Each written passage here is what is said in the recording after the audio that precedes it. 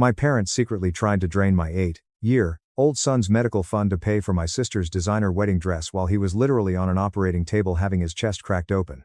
When I caught them red-handed, I permanently revoked their access, cut off their financial supply, and let their fake, House of Cards empire collapse into total foreclosure. I'm David. I am 40 years old, a single father, and a senior financial analyst. Before I tell you about the explosive, life-altering phone call I received from my bank manager that completely shattered my reality, let me know where you're watching from in the comments below. It is always incredible to see how far these stories can reach and how many people have survived similar toxic family dynamics. The phone rang at precisely 9:02 a.m. The sharp, digital trill sliced through the quiet, intense focus of my home office. I recognized the caller ID immediately. It was the main branch of Oak Creek Credit Union, the exact place where I had proudly opened my very first savings account with a crumpled $20 bill from my lawn mowing money when I was just 12 years old. It was a place I heavily associated with my family. My stomach instantly tightened into a cold, hard knot. The name on the screen was Greg Vance. Greg. The name sent an uncomfortable jolt through my nervous system. I remembered him vividly from a disastrous family barbecue a few years ago. He was my father's weekly poker buddy, a guy who laughed a little too loudly at my dad's terrible jokes and always smelled like cheap cigars and expensive cologne. This wasn't a random, automated courtesy call from the bank. This was highly personal. This was a calculated ambush. Greg, good morning. Is everything okay? I said, forcing my voice into a carefully constructed mask of professional calm. I swiveled in my ergonomic chair, physically turning away from the complex financial spreadsheets on my dual monitors that suddenly seemed completely meaningless. Well, David, that's exactly what I'm calling to find out, Greg said. His voice had that practiced, overly smooth, patronizing tone of a man who was used to delivering bad news to people he thought were beneath him. I have your mother, Martha, sitting right here in my office. She is, well, to be perfectly frank with you, she is making quite a public scene in the lobby. I closed my eyes, a massive wave of weary, bone-deep resignation washing over me. Of course she was. Public scenes were my mother's absolute specialty. She weaponized embarrassment to get what she wanted. Let me guess, I said, my voice dropping to a low, tired murmur, pinching the bridge of my nose. She is currently trying to withdraw $6,000. A heavy beat of silence echoed on the other end of the line. That's exactly right, David. From the joint savings account. The problem is, the banking system is showing that her access was completely revoked yesterday evening. The authorization for the removal came directly from your personal online portal. I took a slow, deliberate breath, the recycled air in my office feeling suddenly heavy in my lungs. That's correct, Greg. I revoked her access. It is no longer a joint account. It is solely mine. She's claiming it's family money, David. Greg pressed, his friendly neighborhood banker facade completely slipping to reveal the raw annoyance beneath. He was clearly taking their side. She's saying you are, and I am quoting her directly here, stealing her retirement savings out of pure spite and maliciousness. A bitter, utterly humorless laugh escaped my lips. It wasn't a sound of amusement. It was the sound of a man's last shred of family loyalty snapping in half. Retirement savings? Greg, listen to me very carefully. That account is my son's emergency medical fund. It is his future college fund. Every single cent in there, all $52,000 of it, came directly from my salary, my bonuses, and my late wife's life insurance payout.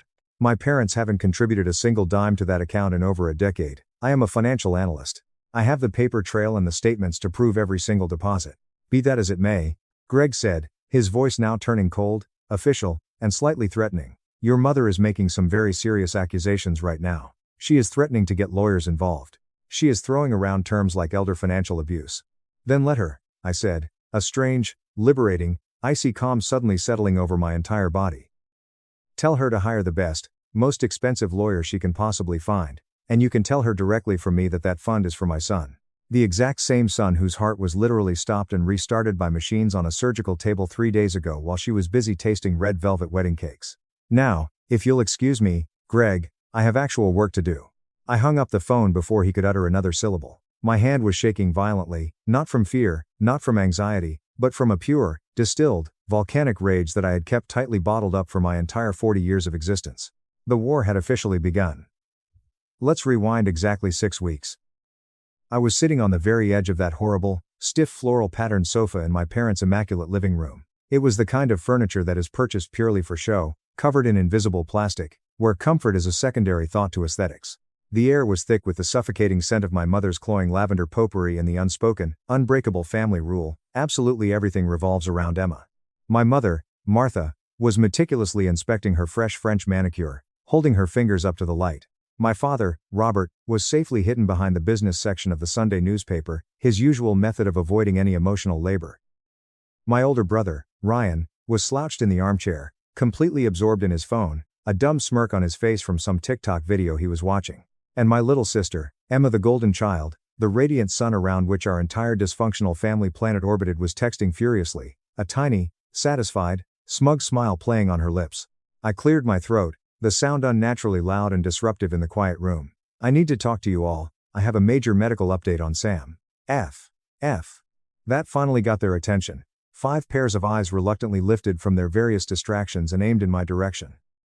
We met with the chief pediatric cardiologist at the Children's Hospital last week. I began, my voice much tighter and shakier than I wanted it to be. I nervously twisted a loose blue thread on the knee of my jeans. The hole in his heart, it isn't closing on its own like they hoped it would. The pressure on his tiny lungs is getting progressively worse. Dr. Aris says we cannot wait any longer. They have officially scheduled his open heart surgery. It's on November 15th. The casual, lazy atmosphere in the room instantly evaporated.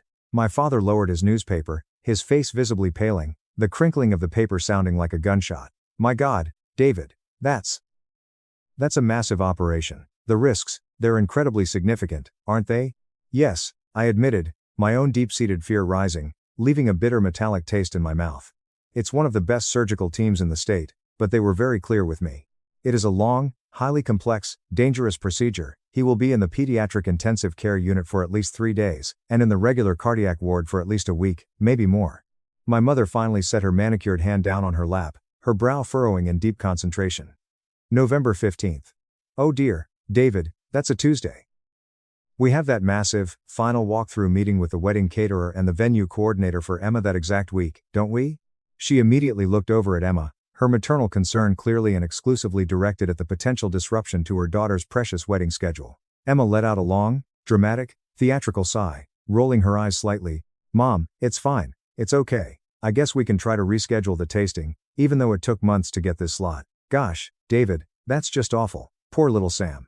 The words she used were technically correct, but her tone was entirely distracted and hollow.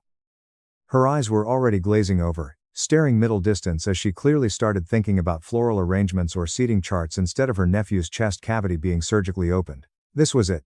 This was the terrifying moment I had to actually ask for help, to make myself completely vulnerable to the people who had always let me down. I am going to need you guys, I said, my voice cracking slightly, the raw emotion bleeding through. I cannot sit in that surgical waiting room by myself for 8 hours. I just can't. And Sam, he's only 8 years old. He is absolutely terrified.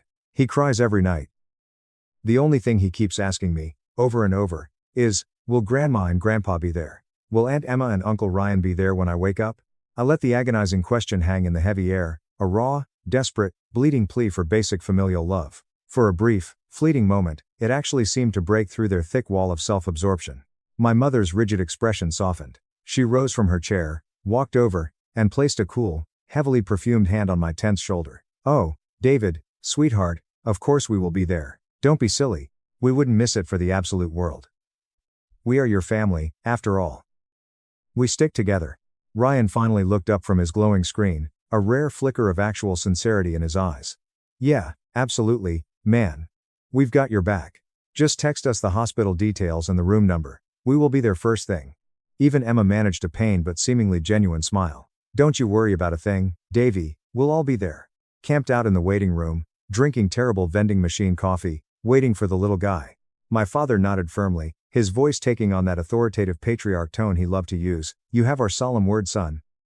We will be there for you. And we will be there for our grandson. The collective reassurance was so powerful, so incredibly unanimous, that it felt like a physical, crushing weight being lifted entirely off my chest. Pure, overwhelming relief washed over me. I looked at their faces, and for the first time in a very, very long time, I actually let myself believe them completely. I thought to myself, this is it. This is the tragic crisis that will finally strip away the nonsense, and make us a real, loving family. I thanked them profusely, my voice thick and choked with emotion. I walked out of that house feeling a fragile, beautiful hope blooming in my chest. I was a massive, gullible fool. I had completely forgotten that in my family, promises were never actual commitments. They were just pretty, convenient words used to quickly end an uncomfortable conversation. The hope I felt leaving my parents' house was a highly dangerous narcotic. It temporarily erased a lifetime of concrete evidence to the contrary. In the quiet solitude of my car on the 30-minute drive home, the ghosts of birthdays past, achievements ignored, and milestones forgotten began to climb into the passenger seat to keep me company. I was always the reliable son. The stable one. The one who got straight A's, never caused any trouble, paid his own way, and consequently, never received an ounce of attention. Ryan was the charming, chaotic screw-up. He was the one who always needed bailing out of some self-inflicted financial or legal jam, which my parents bizarrely mistook for him having an exciting, artistic personality. And Emma was born sparkling. I vividly remembered my 16th birthday. All I wanted in the world was to get my driver's license. I had been practicing parallel parking in empty lots for 6 weeks. The test was scheduled for 9 a.m. However, that exact morning, Emma woke up with a slightly sore throat. It was the day of her middle school drama club's dress rehearsal. My mother immediately declared it a DEFCON 1 medical emergency. My father was frantically dispatched to the 24-hour pharmacy for the most expensive throat sprays. My mother spent the entire morning brewing specialized herbal teas, running humidifiers, and fussing over her. My driving test was completely forgotten. When I finally dared to bring it up around noon, my mother snapped at me. "Oh, honestly, David, can't you see your sister is suffering terribly? Stop being so selfish. You can take a silly driving test another time." I took it a month later. I rode the city bus alone to the DMV. Emma's sore throat, by the way, had miraculously vanished by lunchtime that day. Then there was the first real, massive milestone of my adult life. After years of aggressive saving, working overtime, and eating ramen, I had finally scraped together enough for a down payment on a small, 2-bedroom condo. It wasn't a mansion, but it was mine. I invited my parents over for a proud tour.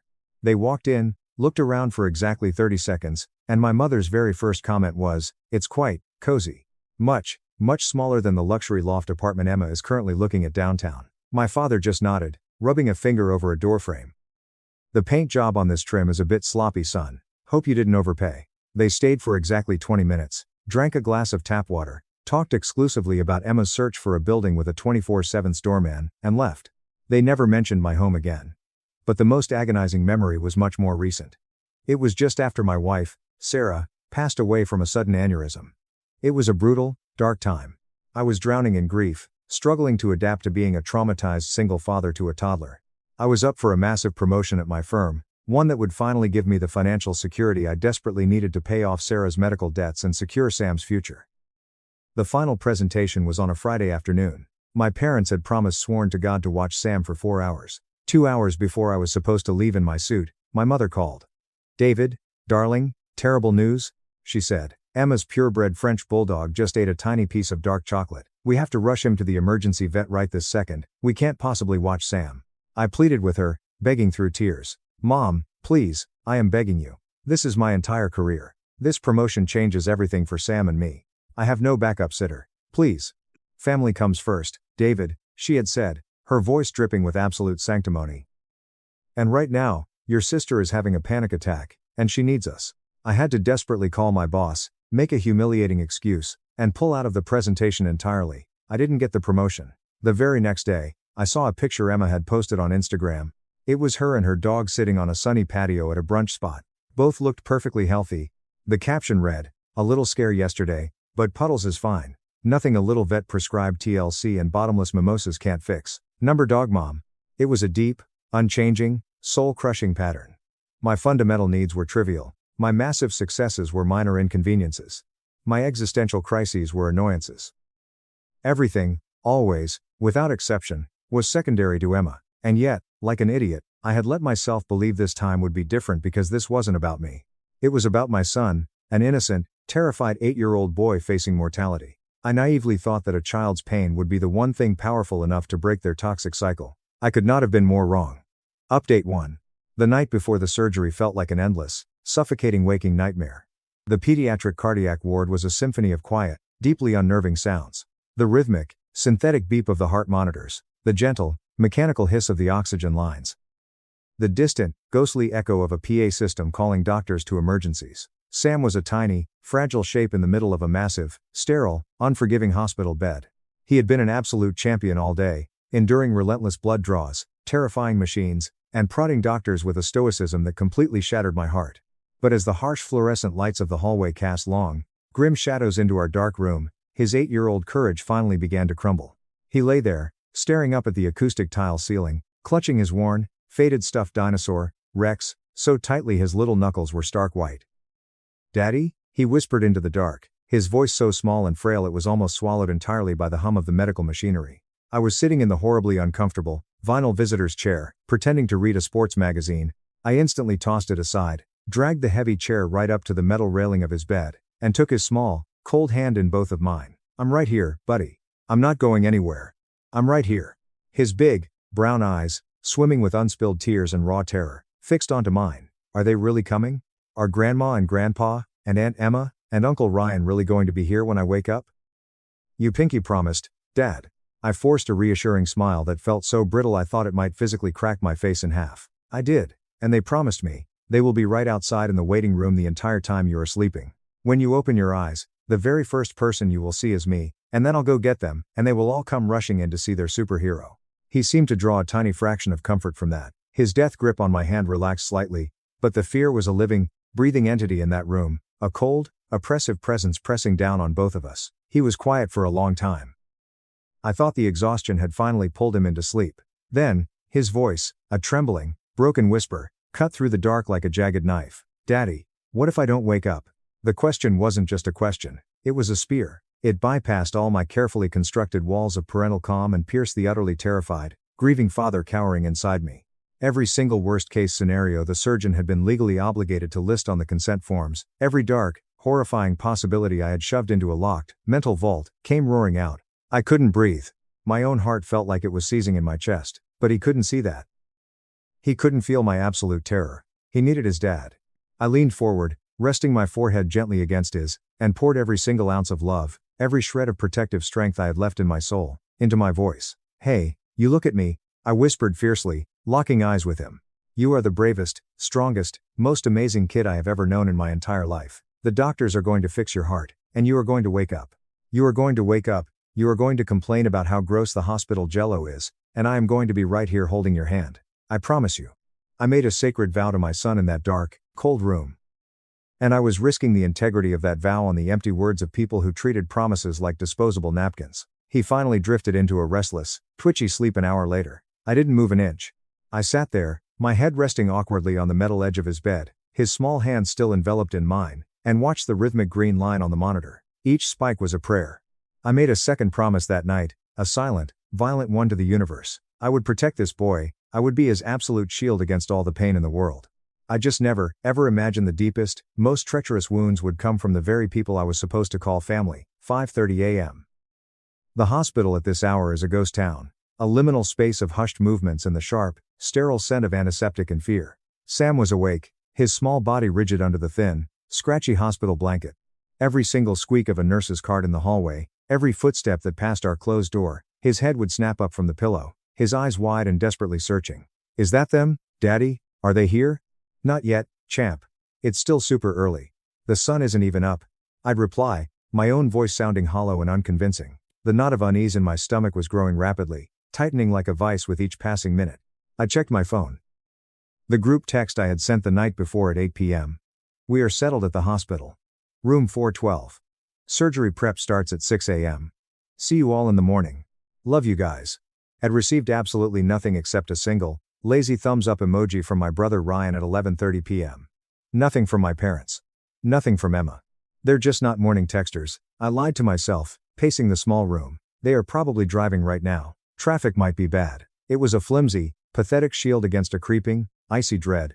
At 6:02 a.m., a kind-faced surgical prep nurse named Brenda entered with a massive metal transport gurney. Her smile was incredibly warm, but her eyes meant serious business. "All right, Sam, it's time to go," she said softly. "Time to get that superhero heart fixed up." Sam's face completely crumpled. A raw, guttural, terrified sob escaped his lips, and he threw his arms around my neck, clinging to me with a desperate, surprising strength. "No, I don't want to. They're not here yet. You promised me, Daddy, you promised." The accusation in his panicked voice was a physical blow to my gut. "I know, buddy, I know," I choked out, fighting back my own tears, my vision blurring. I had to gently, forcefully pry his arms from my neck, my heart breaking into a million pieces with every inch. They must be stuck in that awful highway traffic. You know how slow your grandma drives. They will be here any minute. I promise you, they are coming." It was a desperate, pathetic, necessary lie. And looking into his eyes, I think we both knew it. I helped Brenda move him to the cold gurney. As they started to wheel him away, his eyes wide with a horrifying, unforgettable mix of pure fear and deep betrayal never left my face. I walked alongside the rolling bed down the long, unnaturally bright, endless corridor, past closed doors and quiet nursing stations, all the way to the imposing, heavy double doors of the surgical wing where I was no longer allowed to follow.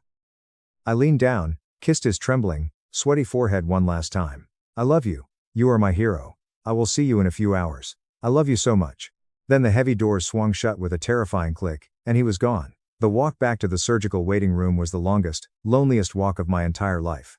It was a large, impersonal, depressing room furnished with uncomfortable vinyl chairs and a low table littered with outdated magazines. A handful of other families were scattered around the room, speaking in low, comforting murmurs, holding hands, drawing strength from each other. They were cohesive units, teams. I was a solitary, vibrating island of pure anxiety. I sat in a far corner and pulled out my phone. It felt like a useless, heavy brick in my hand. 7 a.m. I called my mother. It rang 4 times, then went to voicemail. Hi, you've reached Martha. Please leave a message and have a blessed day. Her voice was cheerful, recorded on a sunny, carefree day. It made me sick. 7:05 a.m. I called my father, straight to voicemail. 7:10 a.m. I called Emma. It rang exactly 1/2 ring, and then the call ended abruptly. A cold, suffocating dread washed over me. She hadn't missed the call. She had actively declined it. She had looked at her screen, saw her brother's name while her nephew was having his chest sawed open, and pressed ignore. 7:15 a.m. I called Ryan. Voicemail. I sat back in the hard plastic chair, the phone clutched in a white-knuckled death grip. An hour passed. Then another. The other families in the room received periodic, reassuring updates from surgical nurses. There were tears of relief, tight family hugs, quiet celebrations. I just sat there, staring blankly at my silent phone, feeling the pitying, uncomfortable glances of the strangers around me. The silence from my family was no longer a mystery. It was a loud, clear message. It was a deliberate, calculated, breathtakingly cruel act of abandonment, and it was happening while my son's life was literally in a surgeon's hands. Just after 8:15 a.m., after over 2 agonizing hours of dead silence, my phone finally buzzed in my hand. The caller ID read, Dad. A massive tidal wave of relief, so powerful it almost buckled my knees, surged through my body. I jumped up, already power walking towards the elevator banks. They're here. They're just lost in the confusing parking garage. They got a flat tire. There's a logical explanation. My mind raced, desperately manufacturing excuses for them. Dad. Where are you? Dad. Are you guys downstairs in the lobby? I asked, the words tumbling out of my mouth in a rush. David? His voice was thin, strained, and I could hear the loud, artificial bustle of a public place in the background. Clinking glasses. Soft jazz music. Not a hospital. Listen, son. There's been a slight change of plans. We're not going to be able to make it up there this morning. The entire world tilted violently on its axis. The background noise of the hospital waiting room faded into a dull, rushing static in my ears. What? What do you mean you can't make it? My voice was a strangled, disbelieving whisper. Dad. Sam is on the operating table right now. They are operating on his heart as we speak. I know that, David. I know, he said, his voice rushed, defensive, and deeply cowardly. It's just, something completely unavoidable came up. It's about the wedding. The wedding. The words landed like a physical, heavy blow from a baseball bat to my stomach. The wedding? I gasped, struggling for air. The wedding isn't for 2.5 months. What in God's name could possibly be more important than your grandson's life right now? It's the venue, he stammered, and I could clearly hear my mother's sharp, demanding, directing voice in the background, aggressively feeding him the lines. Tell him about the deposit, Robert. There was a booking conflict issue. They might have double booked the main ballroom for Emma's weekend. We had to come down here to the country club immediately to sort it out in person. Your mother is completely beside herself. Emma is just devastated. She's in tears. David. Emma. I leaned my burning forehead against the cold glass of the hospital window, the glass doing absolutely nothing to cool the raging inferno building inside my chest. They weren't saving a life. They weren't dealing with a car crash or a medical emergency. They were arguing with a catering manager at a country club. They had literally weighed my son's terrifying open-heart surgery against a potential party inconvenience, and the party had won. It wasn't even a close contest. Are you serious right now? I said, my voice dropping to a dangerously quiet, lethal register. You are telling me, to my face, that protecting the deposit on a reception hall is your family's priority today? Now, don't you dare use that disrespectful tone with me, David? My father snapped, his own guilt manifesting immediately as misplaced anger. A lot of money is at stake here. Thousands of dollars. This is a very important contract. This is Emma's future we are talking about. The Sterling family expects a certain level of elegance. Important. That single, disgusting word severed the very last, frayed, pathetic thread of hope I had ever held for these people. I understand, I said, my voice suddenly devoid of all human emotion. It was dead. He seized on it eagerly, clearly relieved he wasn't going to get yelled at. You do? Oh, good. I knew you'd see reason. We'll try to swing by the hospital tomorrow or the next day when things calm down. No, I corrected him, my voice as cold and sterile as the surgical bone saw being used on my son. I understand exactly what my son and I mean to you. I understand exactly where we rank. Do not worry about calling me for updates. I will handle it from here on out. Have a great tasting. I ended the call. I didn't shout, I didn't throw my phone, I didn't break down sobbing. I just stood there, staring blankly out the window at the parking lot, as a terrible, clarifying, permanent certainty settled deep into my bones. The loving family I thought I had, the family I had been desperately, pathetically clinging to my entire life, didn't actually exist. It was a total illusion, and it had just vanished into thin air. 4.5 agonizing hours later, the lead surgeon, Dr. Eris, appeared through the double doors. She still had her surgical cap on, her face tired but radiating a calm confidence. David, she said, and my heart completely stopped. The surgery went very well. The repair is secure. He is a tough little guy. He's in the recovery unit now. The air I didn't know I was holding rushed out of my lungs in a ragged, ugly sob. I covered my face with my hands and cried. I cried not with sadness, but with a release of tension so profound it felt like every single muscle in my body was uncoiling at once. When I was finally allowed into the pediatric ICU, the sight of him stole my breath. He looked so incredibly small, so pale, adrift in a sea of white hospital blankets, tethered to a massive web of beeping machines and tubes. His eyes fluttered open, glassy, and confused from the heavy anesthesia. His very first slurred words were a jagged dagger plunged directly into my heart. Did they come, Daddy? Looking into his trusting, pain-filled, innocent eyes, and telling him the brutal truth was an act of psychological cruelty I simply wasn't capable of in that moment. So, I lied.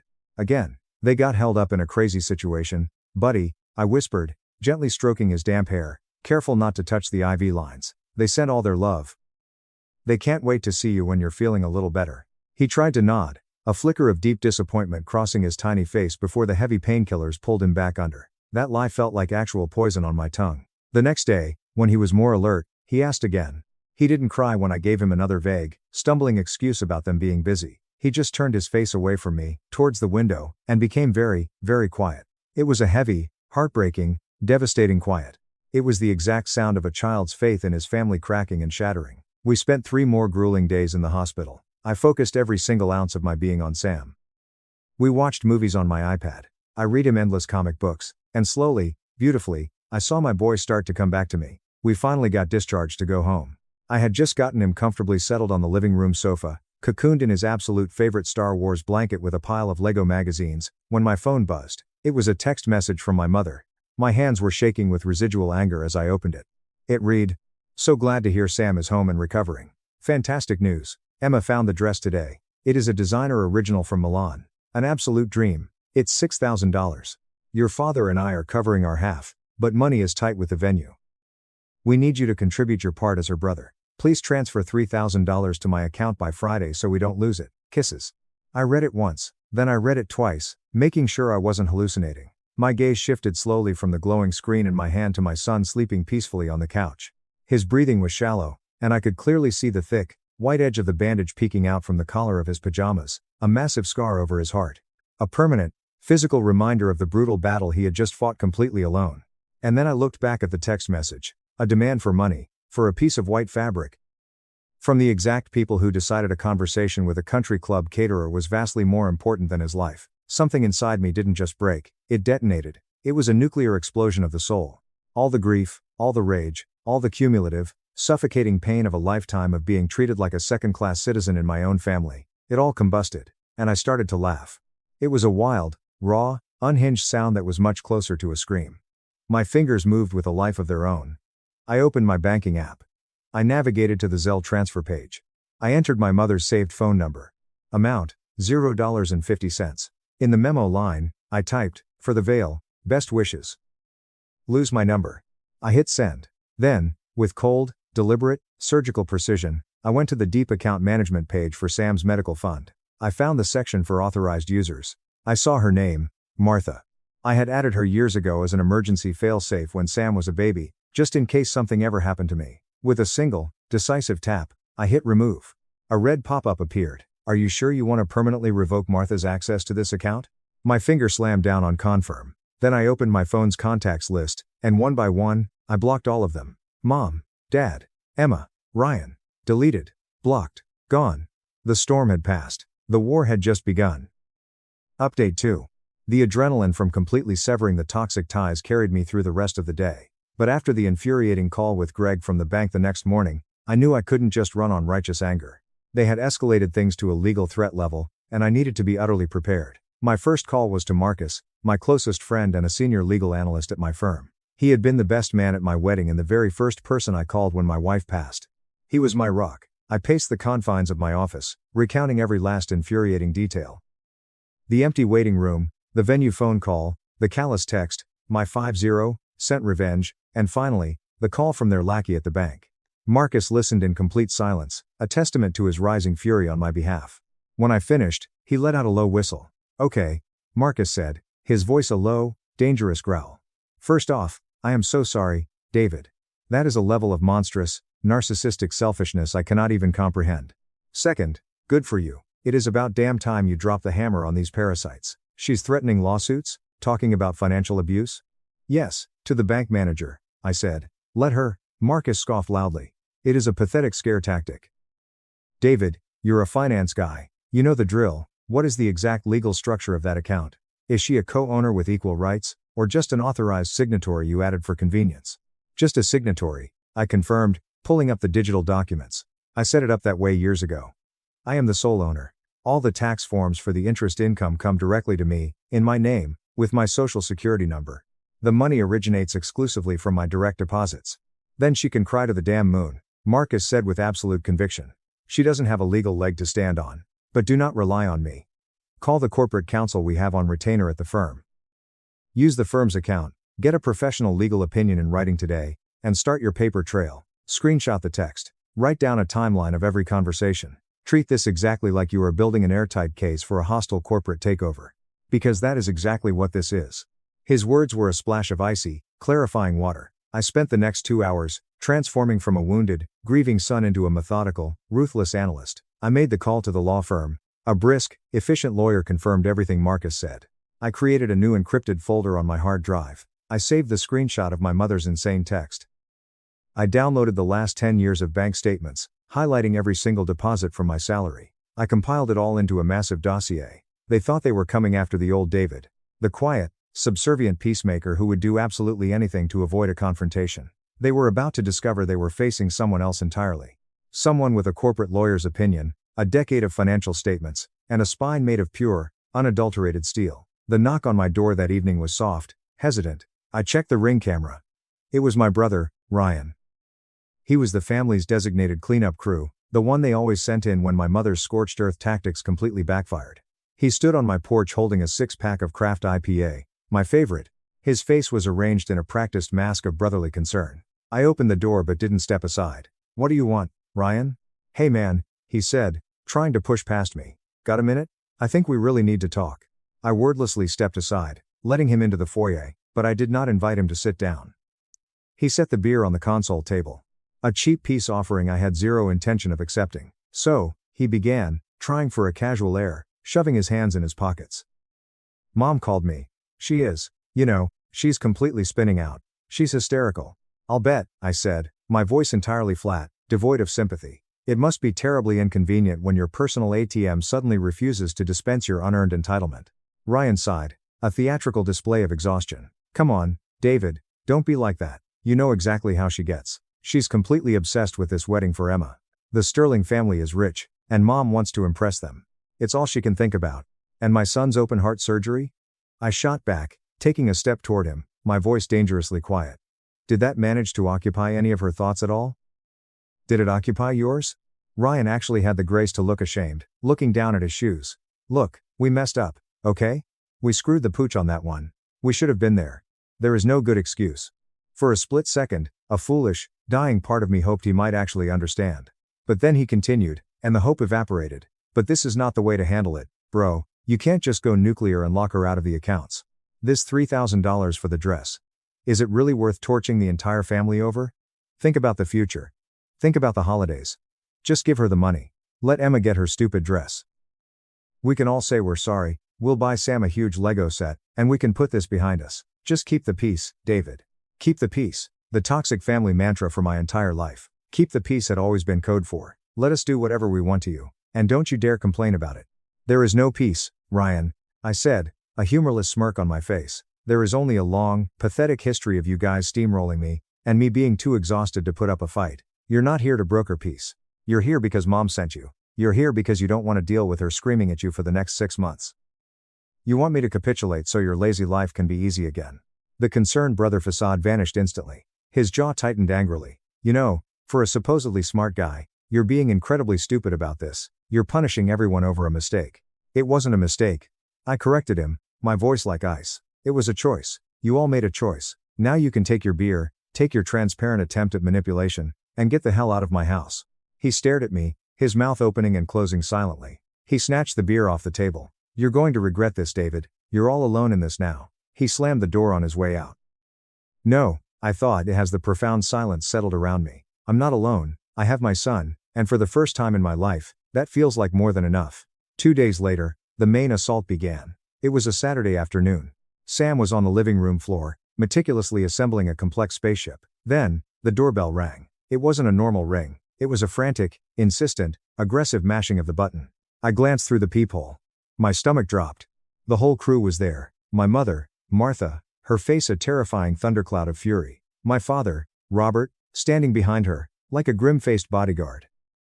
And beside them, her face puffy and tear-streaked, was the princess herself, Emma. Hey buddy, I said to Sam, keeping my voice incredibly light and steady. I need you to take your spaceship and go put on your headphones in your room, okay?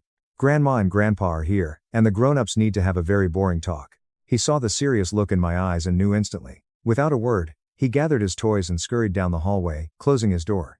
I took a deep, fortifying breath, turned the deadbolt, and opened the door. My mother stormed past me like a hurricane, not waiting for an invitation. David, what on earth do you think you are doing? You block our phone numbers? You humiliate me at the bank? You steal our money? Have you completely lost your mind? Emma swept in right after her, already mid-tantrum. You are ruining my wedding. My one perfect day. Grayson's mother keeps asking about the dress, and I have to tell her my own brother is holding it hostage. My father was the last to enter, shutting the door heavily. Okay, let's get a few things straight, I said, turning to face them in my own living room. My voice was eerily calm, but it possessed a hard, razor-sharp edge they had never heard before. 1. Lower your voices in my house. 2. I didn't steal anything. I secured my son's assets from a group of people who suddenly decided his college fund was their personal slush fund. That money is his, not yours. It is family money. Martha shrieked, her voice climbing to an unbearable pitch. A family is supposed to help each other. Your sister is in a crisis. She needs this dress. The deposit is non-refundable. This is what a good brother is supposed to do. I let out a sharp, incredulous laugh that echoed off the walls. Let me tell you exactly what help looks like, Mom. Help is sitting in a cold, sterile waiting room for 5 hours, praying that your 8-year-old grandson doesn't die on an operating table. Help is showing up. Help is answering the damn phone. You don't know the first thing about help. You only know how to demand and how to take. That is a vicious, hateful thing to say. My mother spat, her face red. Is it the truth, though? I countered, taking a massive step forward, invading her space. I looked directly at Emma, whose performative tears suddenly dried up under my intense glare. You're not devastated about your wedding, Emma, you're mildly inconvenienced. Your nephew, the little boy you claim to love, was having his chest cracked open, and you were worried about a booking conflict. You actively declined my call from the hospital. Did you think I wouldn't notice? Emma flushed deep crimson, stammering. It was a bad time. We were in a meeting and you. I turned my absolute fury onto my father, who was actively avoiding my eyes, staring at the floorboards. And you couldn't even come up with your own lie on the phone. I could hear her in the background feeding you the lines like a puppet. Have you ever had a single, independent thought that she didn't approve of first? He flinched violently, as if I'd physically struck him. You have no idea what we've been going through. Emma finally managed to scream, her voice trembling with intense self-pity. Then for God's sake, enlighten me, I boomed, my control finally, spectacularly snapping. The sheer volume of my voice made all three of them jump back. What crisis, what earth-shattering catastrophe could possibly justify abandoning a child in his moment of absolute terror? My father looked like he desperately wanted the floor to open up and swallow him whole. But it was my mother, pushed into a corner, completely furious at losing control of the narrative, who finally gave me the answer. And in doing so, she detonated a massive bomb in the dead center of my living room. "You think this is about a dress?" My mother screamed, her voice raw, ugly, and filled with a desperation that was terrifying in its intensity. "You think we are this upset over a piece of fabric? You selfish, ignorant little boy. You have no idea what is actually at stake here." I stood my ground, my arms crossed tightly over my chest, a cold calm descending over my rage. "Then, tell me, Mom. I'm listening. What is at stake?" "Everything," she shrieked, her hands waving frantically in the air. "Everything is at stake. We need that money. We need it right now." "You don't need a $6,000 dress," I said, my voice dropping to a low, dangerous whisper. "You want it." And that was the pin that pulled the grenade. Her carefully constructed facade of maternal concern and righteous indignation completely shattered. The raw, ugly, terrifying truth came pouring out like toxic sludge. "It's not for the dress, you idiot," she screamed, the words so incredibly loud they seemed to shake the framed photos on the walls. The silence that followed was absolute, deafening. "The dress is just an excuse," she panted, her chest heaving. "Your father's construction business is going under. It has been failing for over a year. We are 4 months behind on the mortgage. We are going to lose the house, the cars, the country club membership, everything. This wedding, Grayson's family, the Sterlings have money, real, generational money. It is our only way out. We need to look successful. We need this wedding to be absolutely perfect. We need his family to think we are their financial equals, so they will invest and bail out your father's company. So, yes, we need that money." The confession hung in the air between us, incredibly ugly and pulsing with shame. The blood completely drained from my father's face. He looked at my mother with an expression of pure, unadulterated horror, as if he couldn't believe she had actually just said the quiet part out loud. Emma stood frozen, her mouth hanging agape, her eyes wide with a genuine, profound shock that had absolutely nothing to do with her wedding dress. This was clearly news to her. The pampered golden princess had been nothing more than a pawn in her own parents' desperate, pathetic financial endgame, and in that singular moment, I understood everything. It wasn't just narcissism. It wasn't just casual cruelty. It was a calculated, cold-blooded business decision. They had looked at 2 events on a calendar, Sam's open heart surgery, and save ourselves from financial ruin, and they had made their choice. My son's pain, his fear, his life, had been weighed against their financial desperation and their desperate need to keep up appearances, and he hadn't stood a chance. They were entirely willing to sacrifice his emotional well-being, his trust, his sense of safety, all for a chance to secure a fraudulent business deal. The white-hot anger inside me didn't burn out. It turned to absolute, freezing ice. I looked at the 3 of them, my hysterical, scheming mother, my broken, cowardly father, my stunned, useless sister, and I felt nothing. No anger, no sadness. Just a vast, empty, echoing pity. I walked slowly to my front door and pulled it wide open. "Get out," I said. My voice was quiet, almost a whisper, but it carried the absolute finality of a judge's gavel. My mother stared at me, her chest heaving, realizing she had just shown me all her cards. "David, you don't understand." "Oh, I understand perfectly," I said, my voice hardening into steel. "I understand that you were going to use my son's medical fund to finance a massive lie. Get out of my house. Your financial failures are not my son's responsibility." Emma, finally finding her voice, started to stammer an apology, tears streaming down her face. "Davy, I didn't know. I swear I didn't know about the business." I cut her off, looking straight at my father. "Was my son's heart surgery an acceptable collateral loss in your fraudulent business plan, Dad?" He flinched, utterly unable to meet my gaze, and shuffled past me out the door like a condemned man walking to the gallows. Emma followed closely behind him, a lost, devastated look on her face. Her entire reality had just been shattered. My mother was the last one left. She stood in the doorway, the fight finally gone out of her, her face a mask of bitter, ugly defeat. "You have destroyed this family," she whispered venomously. "No," I said, looking her directly in the eye, no longer the terrified boy she could intimidate. "You and Dad destroyed it with your lies, your pride, and your greed. I'm just the one who finally turned on the lights." I slammed the door in her face, shot the deadbolt home, and leaned against the solid wood. The blessed, profound, beautiful silence of my own home washed over me like a baptism. This was the exact moment that changed everything. The moment I finally took back total control of my life. The days after the explosion were defined by a series of desperate aftershocks. The first wave came from the outer rings of the family. Relatives dispatched by my mother to guilt-trip me back into line. I shut them all down immediately, informing them of the truth about the bankruptcy, which quickly silenced them. The second wave was a direct, insane assault. My mother, realizing she was blocked on every front, decided to bring the battle to my turf, my office. I was in a glass conference room discussing quarterly earnings when I saw her stride into the lobby like she owned the building. Before she could reach my desk and start screaming, my boss, Mr. Harrison, the firm's CEO, intercepted her. He was a distinguished man in his late 60s, sharp, perceptive, and absolutely not someone you messed with. "May I help you?" he asked, his voice calm, but radiating immense authority. "I am here to see my son, David," she announced loudly. "It is a private family matter." "This is a private place of business, Mr. Harrison countered smoothly, blocking her path entirely. "Any family matters can be addressed outside of office hours. I am going to have to ask you to leave immediately, or I will have building security escort you out in handcuffs." My mother was completely stunned. She was so used to bulldozing people that being calmly and firmly shut down by a powerful stranger left her paralyzed. She shot me a look of pure venom through the glass, turned on her heel, and stormed out. 10 minutes later, Mr. Harrison called me into his office. I braced for a lecture. Instead, he asked about Sam's recovery. Then, he slid a folder across his desk. "We are restructuring the wealth management division," he said. "The board has approved my recommendation for you to head it. It's a significant promotion with a massive salary increase. You've handled unimaginable personal stress without dropping a single ball. You've earned it." In the total wreckage of my biological family, a stranger was showing me the immense respect and validation I had spent my entire life craving. A few weeks later, my father came to my house alone. He stood on the sidewalk for 5 minutes before ringing the bell. He looked like he had aged 15 years. He handed me a small envelope.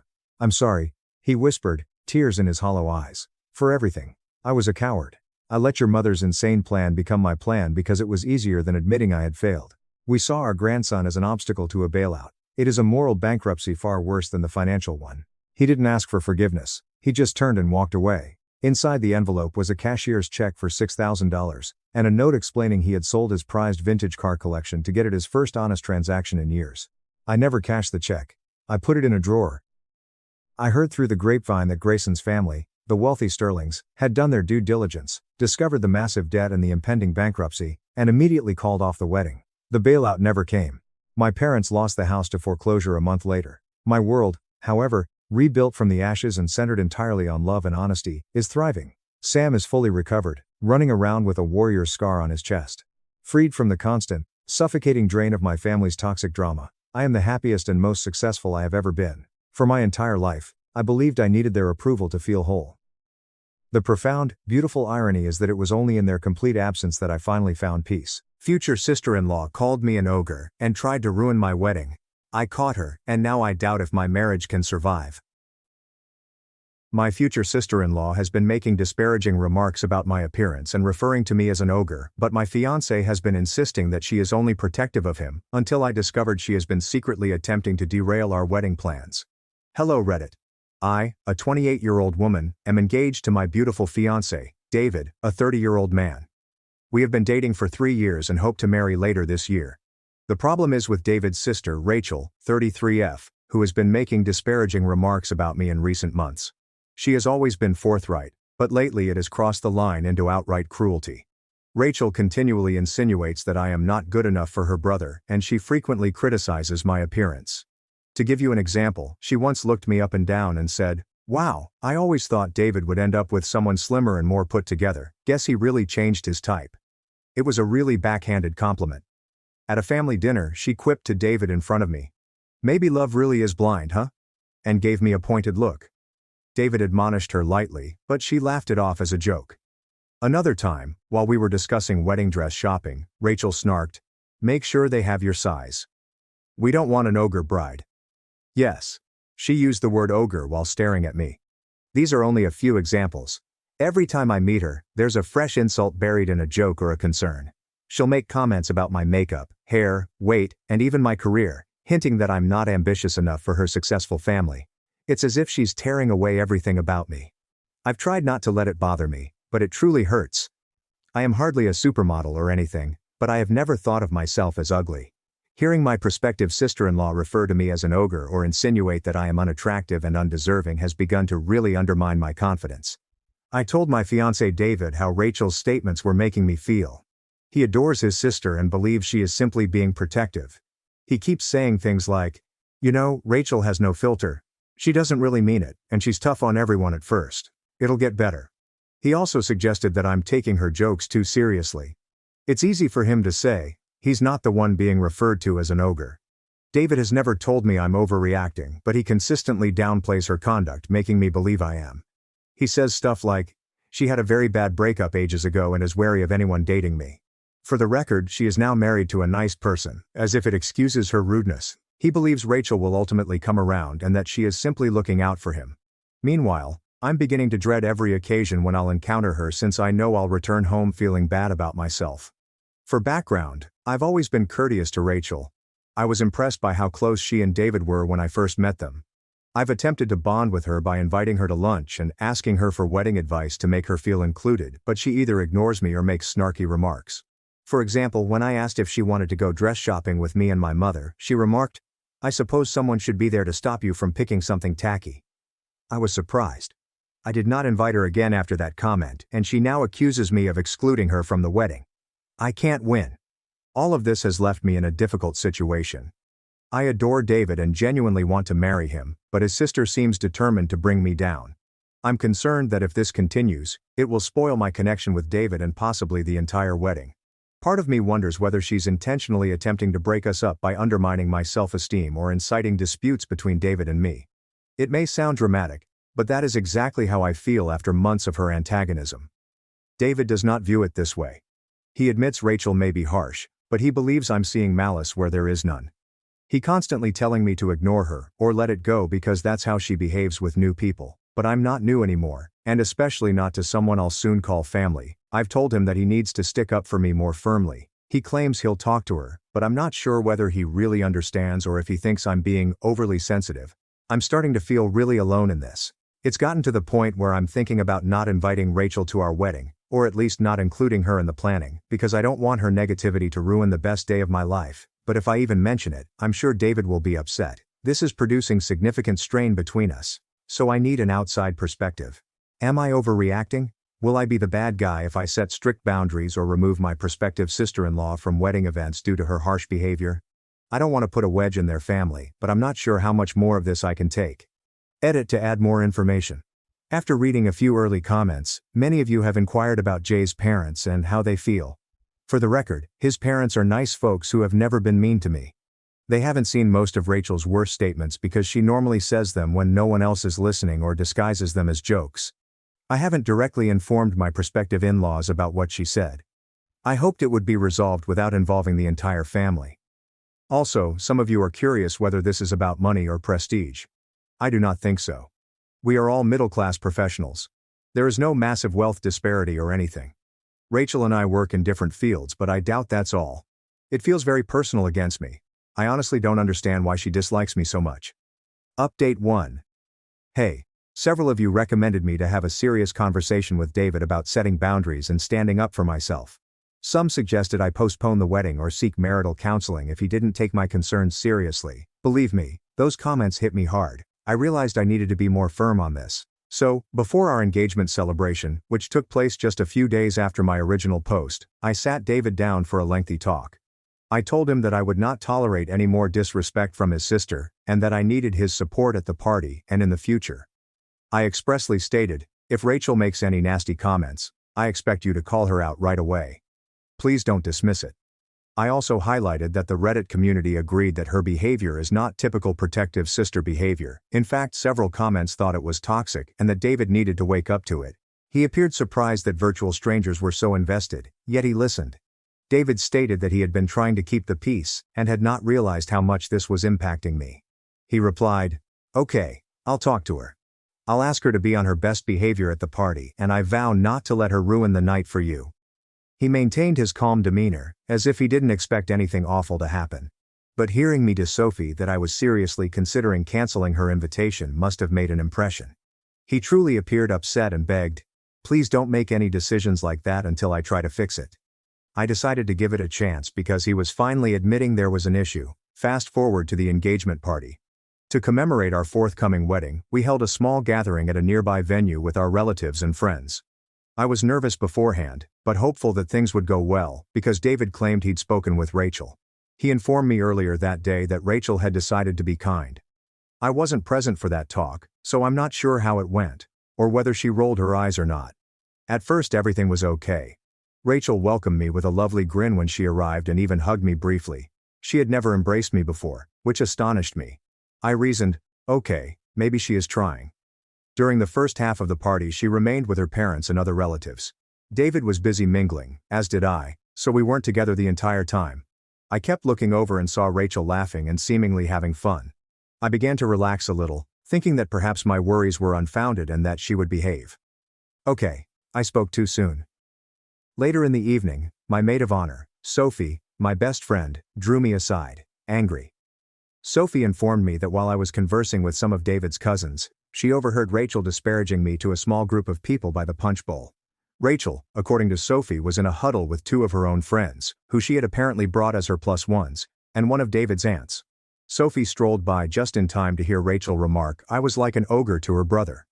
The context: David had allegedly mentioned that I appeared kind, and Rachel answered with something like, "She might be sweet, but let's be honest. My brother is Prince Charming, and he chose Fiona the yogurt." One of Rachel's pals chuckled and added, "Fiona at least turned into a princess eventually." Rachel responded, "I'm not holding my breath." Yes, she did say that at our engagement party, in front of other guests. When Sophie told me this, my stomach plummeted and my face flushed with embarrassment. I almost burst into tears right there. Sophie was furious and ready to yell at Rachel herself, but I asked her to wait until I decided out what to do. I took a minute to take some deep breaths. I didn't want to create a spectacle in front of everyone. It was meant to be a pleasant moment for us. Furthermore, David's old grandmother was present and I did not want a shouting match to bother her. I decided to find David first. I told him we needed to talk right now and drew him into a side hallway. I repeated exactly what Sophie had told me. I was in tears as I explained how Rachel publicly humiliated me at our own celebration. As I told him, I could see David's expression shift from bewildered to shocked to angry, but not clearly directed. He asked, "Are you sure she said that? That is incredible." I said, "I completely trusted Sophie, and it's exactly the type of insult she's been flinging at me in private." To his credit, David did not completely disregard it this time. He truly appeared irritated and stated, "I'm going to go talk to her." I trailed following and watched David draw Rachel apart in the corner of the room. I could not hear the discourse. The music was loud, and they kept their voices low. But I noticed David looking irritated, waving slightly, and Rachel shrugging. Rachel looked over at me from across the room, then mumbled something to David before walking away, grabbing her pocketbook. She left the party early, essentially storming away. David returned to me and stated, "I told her that was completely unacceptable. She said she was joking, but other people misheard what she said. I advised her to leave if she couldn't be respectful." Rachel apparently became angry and said something like, "Fine, if you're going to take her side and accuse me of ruining your party, I'll leave." So she did. David was outraged, but he also appeared to be upset about the outcome. I was ashamed that our engagement party had such drama, but I was also happy that David had finally seen, secondhand, how nasty Rachel could be. He wrapped his arm around me and apologized, adding, "I'm truly sorry. I never expected her to say something that harsh in public." He apologized repeatedly throughout the night. The party carried on, but everything was a blur for me. I managed to keep a grin on for the guests, and most of them had no idea what was wrong, with the exception of those who saw her leave abruptly. Sophie and a handful of my bridesmaids knew, and they were extremely supportive, forming a protective circle around me to keep me distracted with optimism. I am grateful for them. After the party, David and I had a lengthy conversation at home. He promised me that he had reprimanded Rachel and would not tolerate her insulting me again. I asked him exactly what he had said to her. He told me, "I love her, and you need to stop this behavior, or you won't be a part of our lives." Hearing that made me feel better. I've never seen him take such a firm stand with her. However, and this is a significant however, by the next morning, David had already downplayed the situation. He told me again that he had spoken with his parents, who were very furious that Rachel had departed in the middle of the celebration. His parents reportedly had no idea why she departed. Rachel did not inform them about the confrontation. Obviously, David informed them that Rachel made an offensive remark about me and that he called her out. They apologized to him and to me, but also implored him not to make impulsive decisions in the heat of the moment, such as not asking her to the wedding. They didn't know exactly what she said, only that it was an insult. Later that day, Rachel texted David, not me. A half-baked apology. According to what David showed me, it read, "Sorry I made a joke and caused tension at your party. I was simply trying to be amusing. I didn't expect you'd take it so seriously. I'll stay out of your hair for a while. I love you." That did not seem like much of an apology to me, more like gaslighting, calling it a comedy. I told David this. He groaned and admitted, "Yeah, it was a terrible apology. I'll speak with her again later." So that's where things are right now. Rachel is on a timeout of sorts. We have not seen or spoken with her since the party. David is verbally supportive, but I'm concerned that he'll soften with time because I can tell he despises disagreement with his sister. I haven't explicitly barred her from the wedding yet, but I'm really considering implementing your advice if she doesn't sincerely repent and substantially modify her conduct. For the time being, we'll wait and see whether she comes around on her own. David said he'll schedule a meeting with her shortly to clear the air and establish hard boundaries. I am not holding my breath, but we shall see. Update 2. Hello again everyone. I wish I could provide a pleasant report, but things have taken a peculiar and troubling turn. I'm still in disbelief as I write this. Following the engagement party event, I attempted to disconnect from the drama for a few days and concentrate on work and wedding preparations. David and I have been on edge, but he has tried to be normal and helpful. Rachel has maintained radio silence toward me. There was no direct apology to me, and David has yet to have the follow-up conversation with her since we wanted tempers to cool. I was still debating what to do about her and the wedding, while reading more of everyone's advice here. A number of comments on my last update pushed me to keep a watch on my wedding arrangements because several of you believed Rachel would try to sabotage things even more considering how antagonistic she has been. To be honest, I thought it seemed a little far-fetched. Who would go to such efforts to disrupt someone's wedding?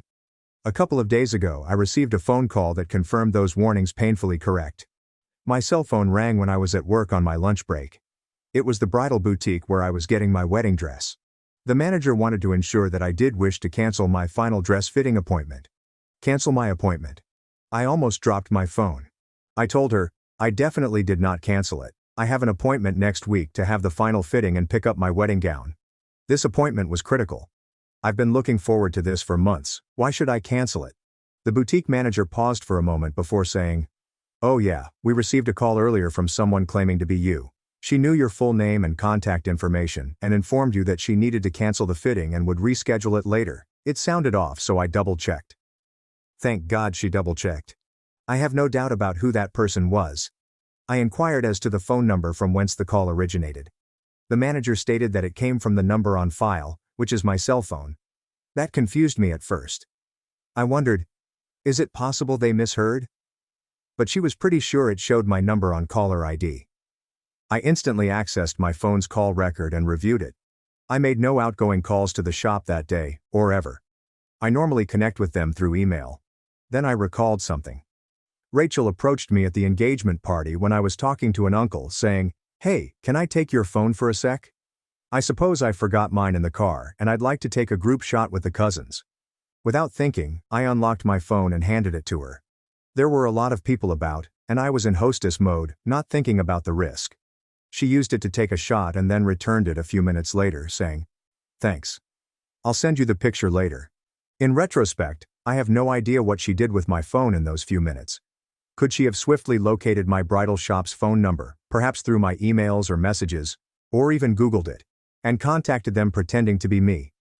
It sounds crazy, but how else would the call appear to come from my number? I started shivering as I realized this. I immediately informed the boutique manager that someone had impersonated me and that if anyone calls to make changes claiming to be me, either require a password or at least double-check via email. The manager was quite understanding. She sounded equally astonished. She informed me that my appointment was still scheduled and even placed a note on their system. Bride suspects scam caller. Do not cancel or amend anything without receiving immediate in-person confirmation. I thanked her warmly for contacting me. After hanging up, I sat in my car. I was on my break in the parking lot, shaking. I felt violated and outraged. Rachel had the audacity to do that. And to think, if the store hadn't noticed something was wrong and called me, I might have arrived next week only to discover my appointment canceled or my dress unavailable. I'm not even sure what her goal was, to delay obtaining my outfit, or to provoke a scene. It's just brutality. I quickly phoned David. He didn't answer, he was in a meeting at work, but I left him a voicemail and text message saying, "We have a serious problem. Call me as soon as possible. It's about Rachel." He called back about 30 minutes later, sounding frantic. I told him everything. David's first reaction was, "What? That is absurd. Why would she do that?" He did not want to believe it. He suspected it was a hoax call or a mistake. I could detect skepticism in his voice, which frustrated me. I told him about the likelihood of Rachel using my phone at the party. He admitted she did borrow his phone that night, allegedly to play a music over Bluetooth. Now that made me worry if she could have used his phone for something else, but that's another story. I could tell David was having trouble wrapping his brain around this. He said, "I know my sister was being cruel, but was she really attempting to mess with your dress? That is severe." I practically yelled, "Exactly, it is excessive, that is why I am so upset." He eventually remarked, "If she really did this, I'm speechless. It's completely unacceptable, but we need proof before accusing her." Proof? I mean, the circumstantial evidence is fairly compelling, but I don't have footage of her making the call. The boutique couldn't really give me with a recording or anything. Even if they did, I wouldn't be able to distinguish her voice over a short phone call. Rachel and I sound rather similar in tone. Ironically, we both have the same regional accent. Maybe this aided her mimicry. David asked if I wanted him to call Rachel and inquire about it. I told him I was hesitant since she'd probably deny it and then realize we were onto her. Some Reddit users suggested not tipping off a saboteur until you'd secured everything, so I encouraged David to hold off confronting her until we took some safeguards. I half expected him to disagree, but instead he agreed. When he heard how distraught I was, I believe he began to realize how serious the situation was. That evening, we sat down together and devised a plan, most of which was inspired by suggestions I received in Reddit comments. So, thank you all. Step 1. Secure all vendors.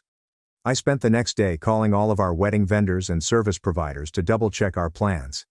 I chatted with our caterer, venue planner, florist, photographer, DJ, and cake baker. I informed each of them that no changes or cancellations would be tolerated unless I or David personally showed there with ID or provided a pre-agreed password over the phone. Everyone was quite understanding. Wedding vendors have witnessed a lot. A couple of vendors did indicate that there were some unusual inquiries on our account. For example, our caterer stated that 2 days previously, they had a contact from me, asking about the penalty for substantially reducing the guest count at the last minute. The person did not truly cancel but was simply inquiring about the contract terms. I never made the call, and neither did David. So, further evidence that Rachel is snooping around. I created fresh passwords and secondary contact information for everything. I used a different moniker that would be difficult to guess for someone who didn't know me well, nothing like my pet's name or birthday. Step 2. Gather evidence about what transpired in the clothes shop. I asked the bridal boutique to send me a written summary of the cancellation call for my records. The manager stated in writing that on day at time, they received a phone call from someone pretending to be me, using my phone number, and requested that the appointment be cancelled. It's not hard evidence of Rachel, but it is documentation of the incident. David was present to assist me with calls, and I believe by the conclusion of this, he was beginning to understand the gravity of what was happening. He appeared both enraged and exhausted. I could tell he didn't want to think his sister could do such things, but there were no other options. He continued to shake his head, saying quietly, "I can't believe she's doing this. This is extremely psycho." To be honest, I had an emotional breakdown at that time. I've just started crying. David held me and apologized for what was occurring. I asked him, "Do you finally see it? What she has been doing to me?" He said that he did, was disgusted, and would deal with it. He seems genuinely shocked into action, which is a significant departure from before. I told him I wasn't ready to confront Rachel yet. I had a feeling that if we revealed what we knew, she would escalate, or deny and twist. I wanted to catch her red-handed if possible, or have undeniable evidence to show. A commenter on my last update suggested installing security cameras or recording a confession. I wasn't sure how to execute it, but having something substantial appealed to me. Update 3. Hello Reddit. I wish I could say that things have settled down, but they haven't. However, this time I bring the moment of truth. As several of you predicted, I eventually caught Rachel red-handed. It was both bizarre and satisfying, but also devastating in its own way. So, approximately a week after the dress shop event, David's family hosted a little celebration for his niece's birthday. This is Rachel's daughter's birthday party. Oh, I forgot to note that Rachel is married with a 5-year-old daughter, which may explain her conduct even more. She's an adult with a family, but she acts like a nasty mean girl. The party was held at my in-laws' place. After everything that had transpired, I didn't want to go. But I adore my little niece-to-be and did not want to disappoint her. Plus, David's parents had asked me, and I didn't want to create suspicion or cause family conflict by not attending a child's birthday party. David was unable to attend the party due to a business situation, a huge project deadline, and extremely awful timing. I was concerned about going without him, but he encouraged me and assured me that my parents and other siblings would be there. I doubt Rachel will try anything with them around. I wasn't so sure, but I went with all of my new safeguards in mind, keeping my phone clenched securely in my hand or zipped in my bag. The first hour or so of the celebration was fine. Rachel and I kept our distance from each other. We simply avoided each other completely. She was busy hosting the kids' games and chatting with her husband and friends. I helped my mother-in-law in the kitchen, played with the kids, and tried to unwind. Rachel would occasionally gaze at me, but she was never nice. I couldn't tell whether she was feeling guilty, angry, or plotting anything. It made me nervous, but I was determined to make it through the celebration calmly for the sake of my family. At one point, I went outside to the backyard where the children were playing on a swing set. I was speaking with David's other sister-in-law, his brother's wife, when I remembered I had left my phone inside on the kitchen counter. I had put it down for a minute to help serve cake, but then became distracted when I followed everyone outdoors. When I remembered, a small alarm bell went off in my thoughts. I excused myself and went back inside the home. There were a few relatives in the living room, but Rachel was not among them. I checked the kitchen. My phone was no longer on the counter, where I knew I'd left it. My heart skips a beat. I inquired as to whether my mother-in-law had seen my phone. She hadn't, but she said, "Oh, I just saw Rachel pass through here a moment ago." I knew instantly. I just knew. I hurried quickly down the hall toward the bedrooms. My in-laws' house has one story. I overheard a low voice. It was Rachel's voice, and she was saying something like, "Yes, that is correct. The caterer for the wedding of my last name, and fiancé's last name." My heart was beating out of my chest. The door was slightly ajar. I pushed it open, and she was there. Rachel was standing near the desk, holding my phone to her ear. She stared at me, shocked, her eyes wide. I must have been a sight. I was shivering from excitement and rage. I walked closer and exclaimed loudly, "Rachel, what the heck are you doing with my phone?" She froze for a second, then had the audacity to raise a finger as if to warn me to wait since she was on the phone.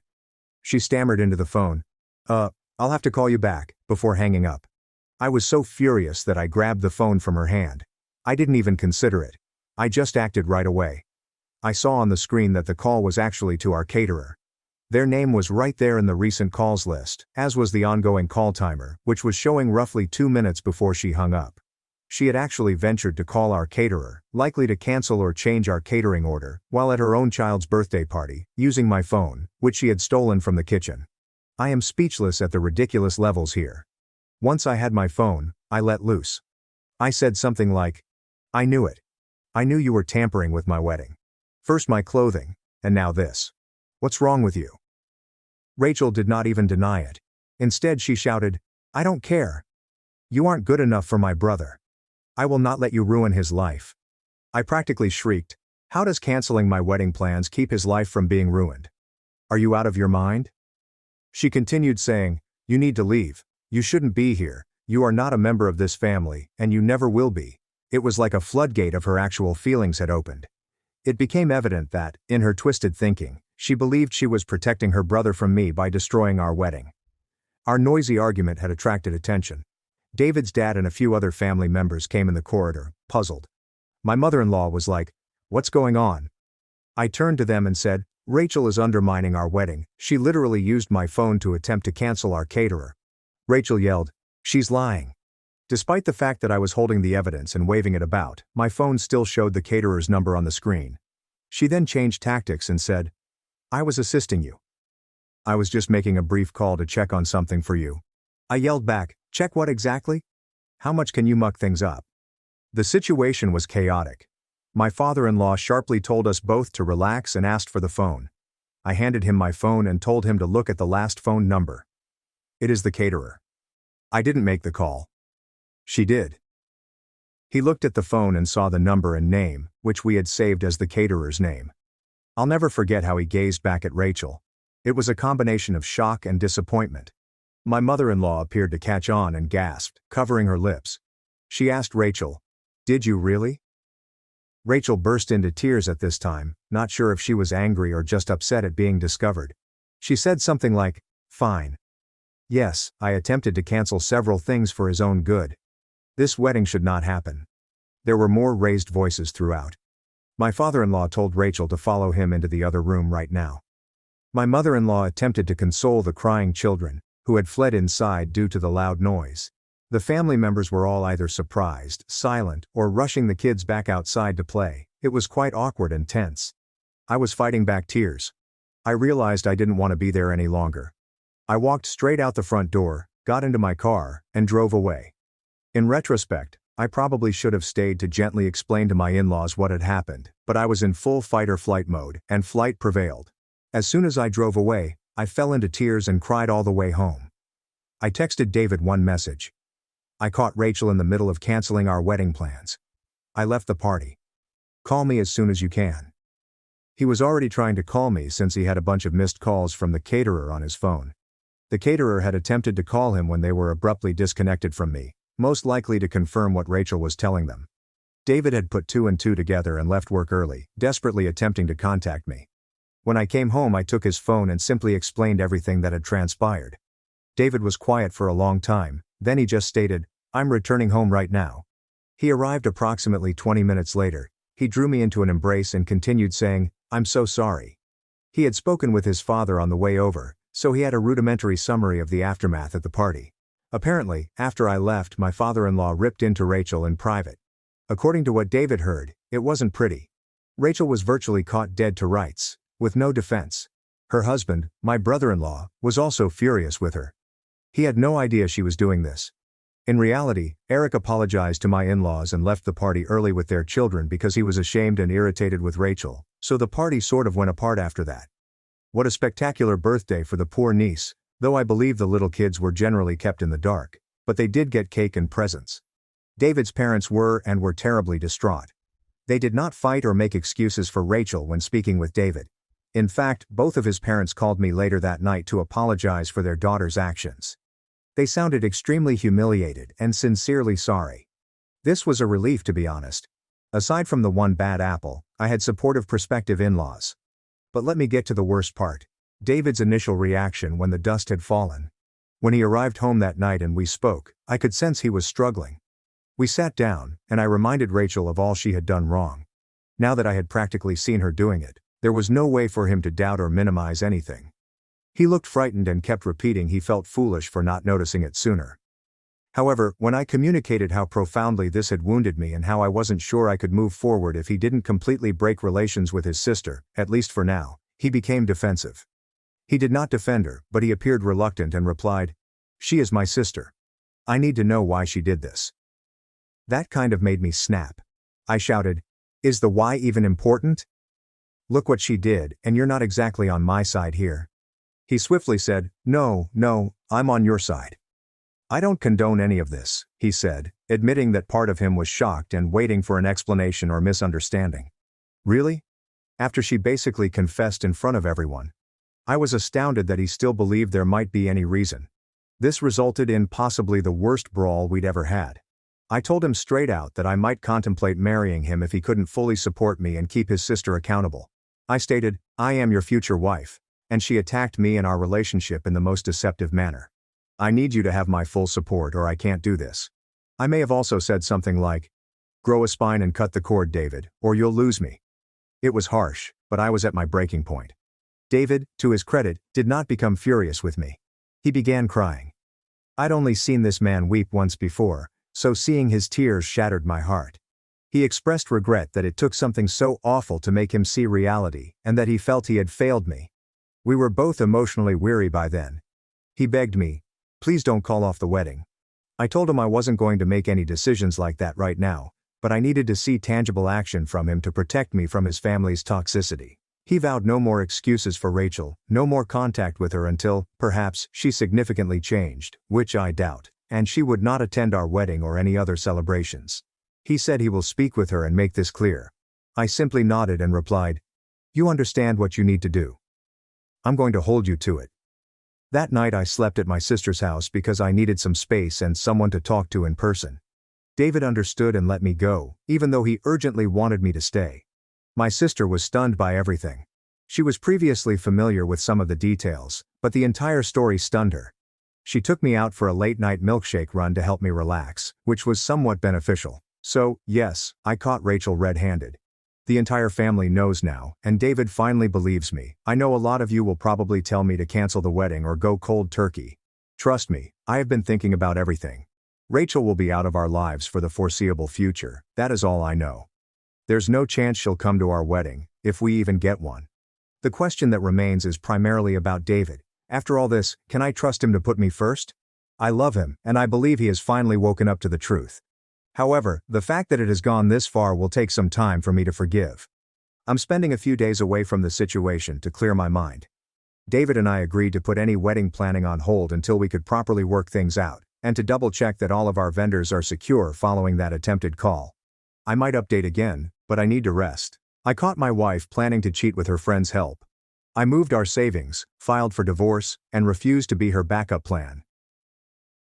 Hello Reddit. Never imagined I'd be posting here, but life has a strange sense of humor. I'm 34 and work in industrial equipment sales. Consider conveyor belts and packaging machines, the exciting equipment that keeps warehouses operating. I've been with my employer for 8 years and worked my way up from inside sales to regional manager. My wife Laura, 32F, is a part-time yoga instructor who occasionally does freelance graphic design. We've been married 3 years and together for 6. We met at a brewery on trivia night. She was on the team that beat mine because, evidently, I am bad at 2000s pop culture trivia questions. Who knew?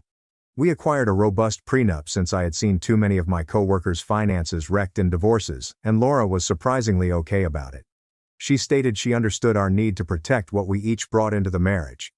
Laura has been driving a 2019 that has been experiencing transmission troubles for months. Not catastrophic failure, but the kind of sporadic issues that make you wonder if this is the day you'll take an Uber to work. She had been hinting that she wanted something newer and more reliable. She started being more explicit about 2 months ago. They showed me listings for a certified pre-owned Subaru Outback. Nothing outrageously costly, roughly $28,000. The problem was that we didn't have that much cash on hand because we'd been aggressively paying off my student loans and mortgage. But I thought she deserved something reliable. I could work some overtime to make it happen. So I started accepting any overtime opportunity, weekends, evening calls, and covering for coworkers. For nearly 2 months, I worked 65 to 70-hour weeks and saved every extra penny in what I termed the car fund. Laura appeared to understand. She stated she admired how hard I worked. Rachel, her best friend, would come over to keep her company when I was working late. I am divorced, work for a healthcare startup, and have always been cool. They'd have wine evenings, watch their shows, and do whatever they wanted. Last Tuesday I completed a site visit early. What should have taken 3 hours took only 20 minutes. I arrived home around 7:30 p.m., rather than my normal 10 p.m. I heard Laura and Rachel's voices in the kitchen. That's when I heard Rachel mention time, and Laura respond that she had to be careful about when she made her move. At first, I assumed they were organizing a surprise or work project. Laura then mentioned that she had been thinking about it a lot lately, especially with me working overtime, and that this would be the perfect moment to see what else was out there. Rachel agreed. Laura deserved to investigate her alternatives, he said. She even volunteered to help with the logistics. Laura was concerned about the financial repercussions, but Rachel told her that she could always return to her current arrangement if the new thing didn't work out. That I'd probably accept her back because I'm too polite for my own good. That's when my blood turned cold. This was not a birthday party plan. It was about my wife preparing to cheat and using our marriage as a backup plan. I discreetly departed, sat in my truck for 10 minutes, and then drove for an hour. I returned home and resumed my normal behavior. Laura hinted throughout the next few days that individuals needed space, that they loved one another but wanted to explore other connections. Subtle, right? She eventually had the talk on Friday night, saying we might have married too early. We were 28 and 31. She loved me but wasn't sure if she was in love. I suggested staying at Rachel's for a while. If we were meant to be, we'd make our way back. I asked whether there was anyone else. She said, "Of course not." She'd never do it to me. She simply needed to be alone and figure herself out. Rachel had offered to let her rest at her house, and perhaps they could take a short vacation somewhere to clear her mind. So I answered, "Okay, if that's what she needed, I understand. I'd keep working, saving money, and giving her all the time she needed to figure things out. What I didn't tell her was that I had already called a divorce attorney Thursday morning. Laura moved out on Sunday, taking her clothing, laptop, books and other necessities for a temporary separation, hugged me at the door, and expressed her hope that we might work things out. That this was not always the end, but rather a stop to gather clarity. Monday morning, I went to the bank and transferred all of our savings, including the $12,000 vehicle fund I had been building, to a new account in my name only. Thanks to our prenup, I was well within my rights. Her name was not on my work accounts, and I left the joint bank account alone save for transferring my direct deposit. Tuesday I had the divorce paperwork prepared, nothing malicious, just a straightforward dissolution based on irreconcilable differences. It's very clean now, thanks to the prenup. We all keep what we brought in. If we sell the house, we will split the proceeds. There is no alimony. Laura texted me on Wednesday, asking if I had any ideas about us and if I was ready to have a serious chat about improving on our relationship. I responded that I had a lot of views and was definitely ready for a chat. Could she come on Thursday evening? She seems excited. She stated that she had also been thinking about our future and was ready to discuss it. Thursday evening, she arrived with takeaway and began discussing how her time away had made her realize how much she missed our life together. Maybe she was overthinking things, and sometimes you just need to take a step back to appreciate what you have. That was when I gave her the divorce papers. I've never seen a face transform so quickly. She moved from nervous and delighted to puzzled and angry and within 15 seconds. I started wondering what this was supposed to mean, if it was a joke, and why I was being so theatrical about her wanting some space. I told her I understood precisely what kind of space she was seeking for, and I had decided to offer her all the space in the world indefinitely. She demanded to know what I was talking about. So I mentioned that I had overheard her chat with Rachel the previous Tuesday. Not everything, because I didn't stay for the entire planning session, but enough to grasp she was preparing to cheat and expected me to be waiting here like a loyal golden retriever once she had exhausted her alternatives. The expression on her face said everything I needed to know. She tried to pretend that I had misunderstood, taken things out of context, and that she had never done anything. I thought that was fantastic since it meant the divorce would be even smoother. There were no issues from infidelity, simply two people who sought different things. Then she spoke about money, specifically whether she could use the savings account to get her own house and possibly purchase a reliable automobile since she'd be starting over. I told her that the savings account had been closed. The money I'd earned working overtime for the preceding 2 months was now in an account she couldn't access since, ironically, I decided not to fund her exploration phase after all. That's when she became quite angry. She claimed I was being controlling and that denying her access to money she relied on was financial abuse.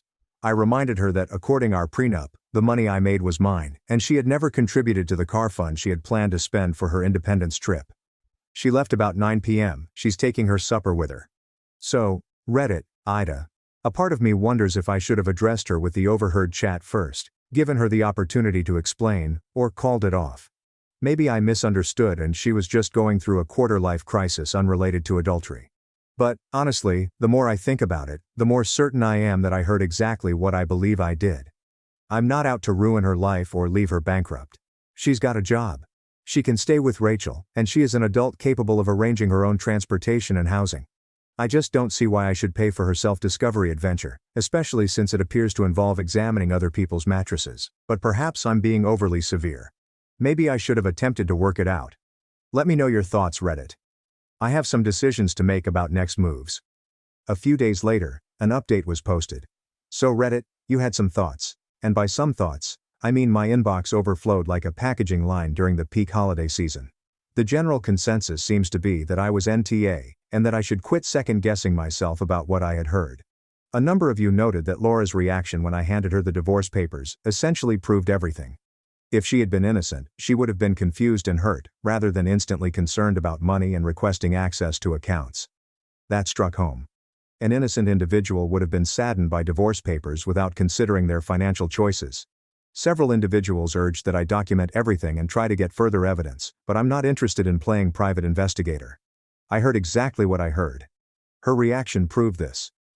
And I am not going to start following her around with a camera or examining her phone records. That is not the type of person I want to be. Some of you cautioned me that Laura would most likely respond with tears and promises once she understood I was serious. It turns out Reddit has prophetic powers, because that is exactly what happened.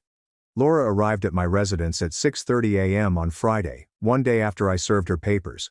I was getting ready for work when I heard someone beating on the door, as if they wanted to wake up the entire neighborhood. She really wanted to talk this time. No games, no drama. She revealed that she had been considering other possibilities, but seeing the divorce papers made her realize she was afraid of commitment and didn't want anybody else, that I was the best thing that ever happened to her, and that she'd been an idiot. I told her I appreciated her honesty, but the ship had departed. If she wanted to improve our marriage, she might have done so before organizing her affair with Rachel. Not with Rachel, but with Rachel's help. That's when things became interesting. She claimed Rachel had been filling her mind with thoughts about how she was settling and deserved to discover what else was available. Rachel was furious about her own divorce and projected it onto Laura's marriage. Laura would never have gone through with anything if I hadn't jumped right into divorce. Was there a specific someone she'd been planning to explore with, or was this more of a general shopping expedition? I inquired. She was quiet for a long time, then confessed there was a guy from her yoga studio who'd been flirting with her for months. Nothing had happened, but she was curious what it would be like. Rachel had been pressing her to find out, telling her that life was too short to spend wondering what if forever. So, there it was. She had a particular goal in mind, rather than just theoretical exploration. I congratulated her for finally being honest, but told her it didn't alter anything. She began crying and asked if we could attempt counseling, maybe work through this together, because tossing away 6 years was insane. But Reddit, here's something numerous of you mentioned that really resonated with me. She was not sorry she had planned to cheat. She was sorry she was caught. If I hadn't caught the chat, she would have gone ahead with her plan and expected me to be here waiting after she finished sampling the items. I told her I'd think about it, partly to persuade her to leave so I could go to work, but I'd already decided. Another issue happened over the weekend, and this is where some of your advice came in handy. Laura attempted to enter our joint checking account and discovered that I had changed my direct deposit. She contacted me Saturday morning and asked about it, and I explained that because we were getting divorced, it made logical to completely separate our funds. She became agitated and stated that she needed money for basic necessities and that she couldn't live just on her yoga revenue. I informed her that, according to the prenup, we were each responsible for our own expenses during the separation process. She might work longer hours, take on additional graphic design clients, or find another alternative. Several of you had advised me to be prepared for her to say she couldn't support herself and required spousal support, so I was prepared for the conversation. This turned out to be good counsel. Rachel contacted me on Monday morning. This was the first time we had spoken since the whole affair began. She wanted me to know that Laura was truly hurting, and that maybe I was being too harsh. Laura had made a mistake, but she didn't deserve to have her entire life ruined because of it.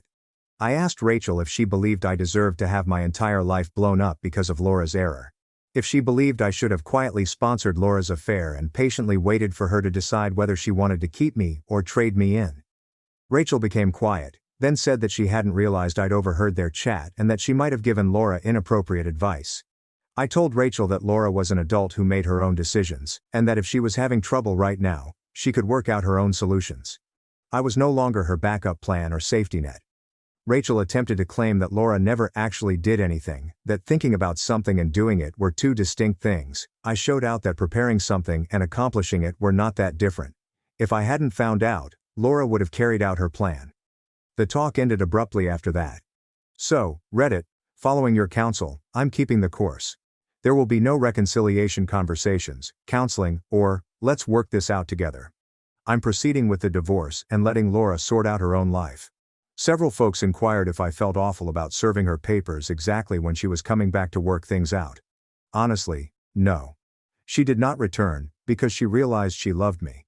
She returned because whatever she thought she wanted didn't work out, and I was the safe alternative. That's not love, it's convenience. My next update will most likely come after I hear back from my lawyer about the timetable and next actions. Thank you for all the reality checks, Reddit. It's been good to have outside viewpoints. Update 2. Reddit. You gorgeous disaster of a community. Your advice remains shockingly accurate. Remember how you predicted Laura's escalation when she realized the polite approach wasn't working? Well, you'll see. Monday started as usual enough. If you can call this a normal circumstance. I was catching up on work that I had neglected amid the domestic drama when I received a call from my HR department. Someone had called them, alleging I was going through a difficult divorce and might be emotionally unstable at work.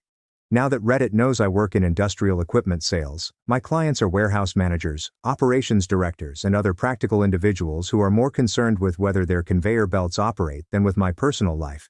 But HR must take these issues seriously. So I had to sit through a somewhat awkward chat regarding my emotional state and whether I needed time off or therapy services.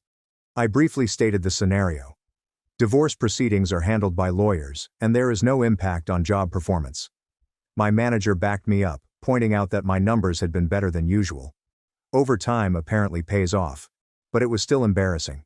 It took me approximately 30 seconds to figure out where the call came from.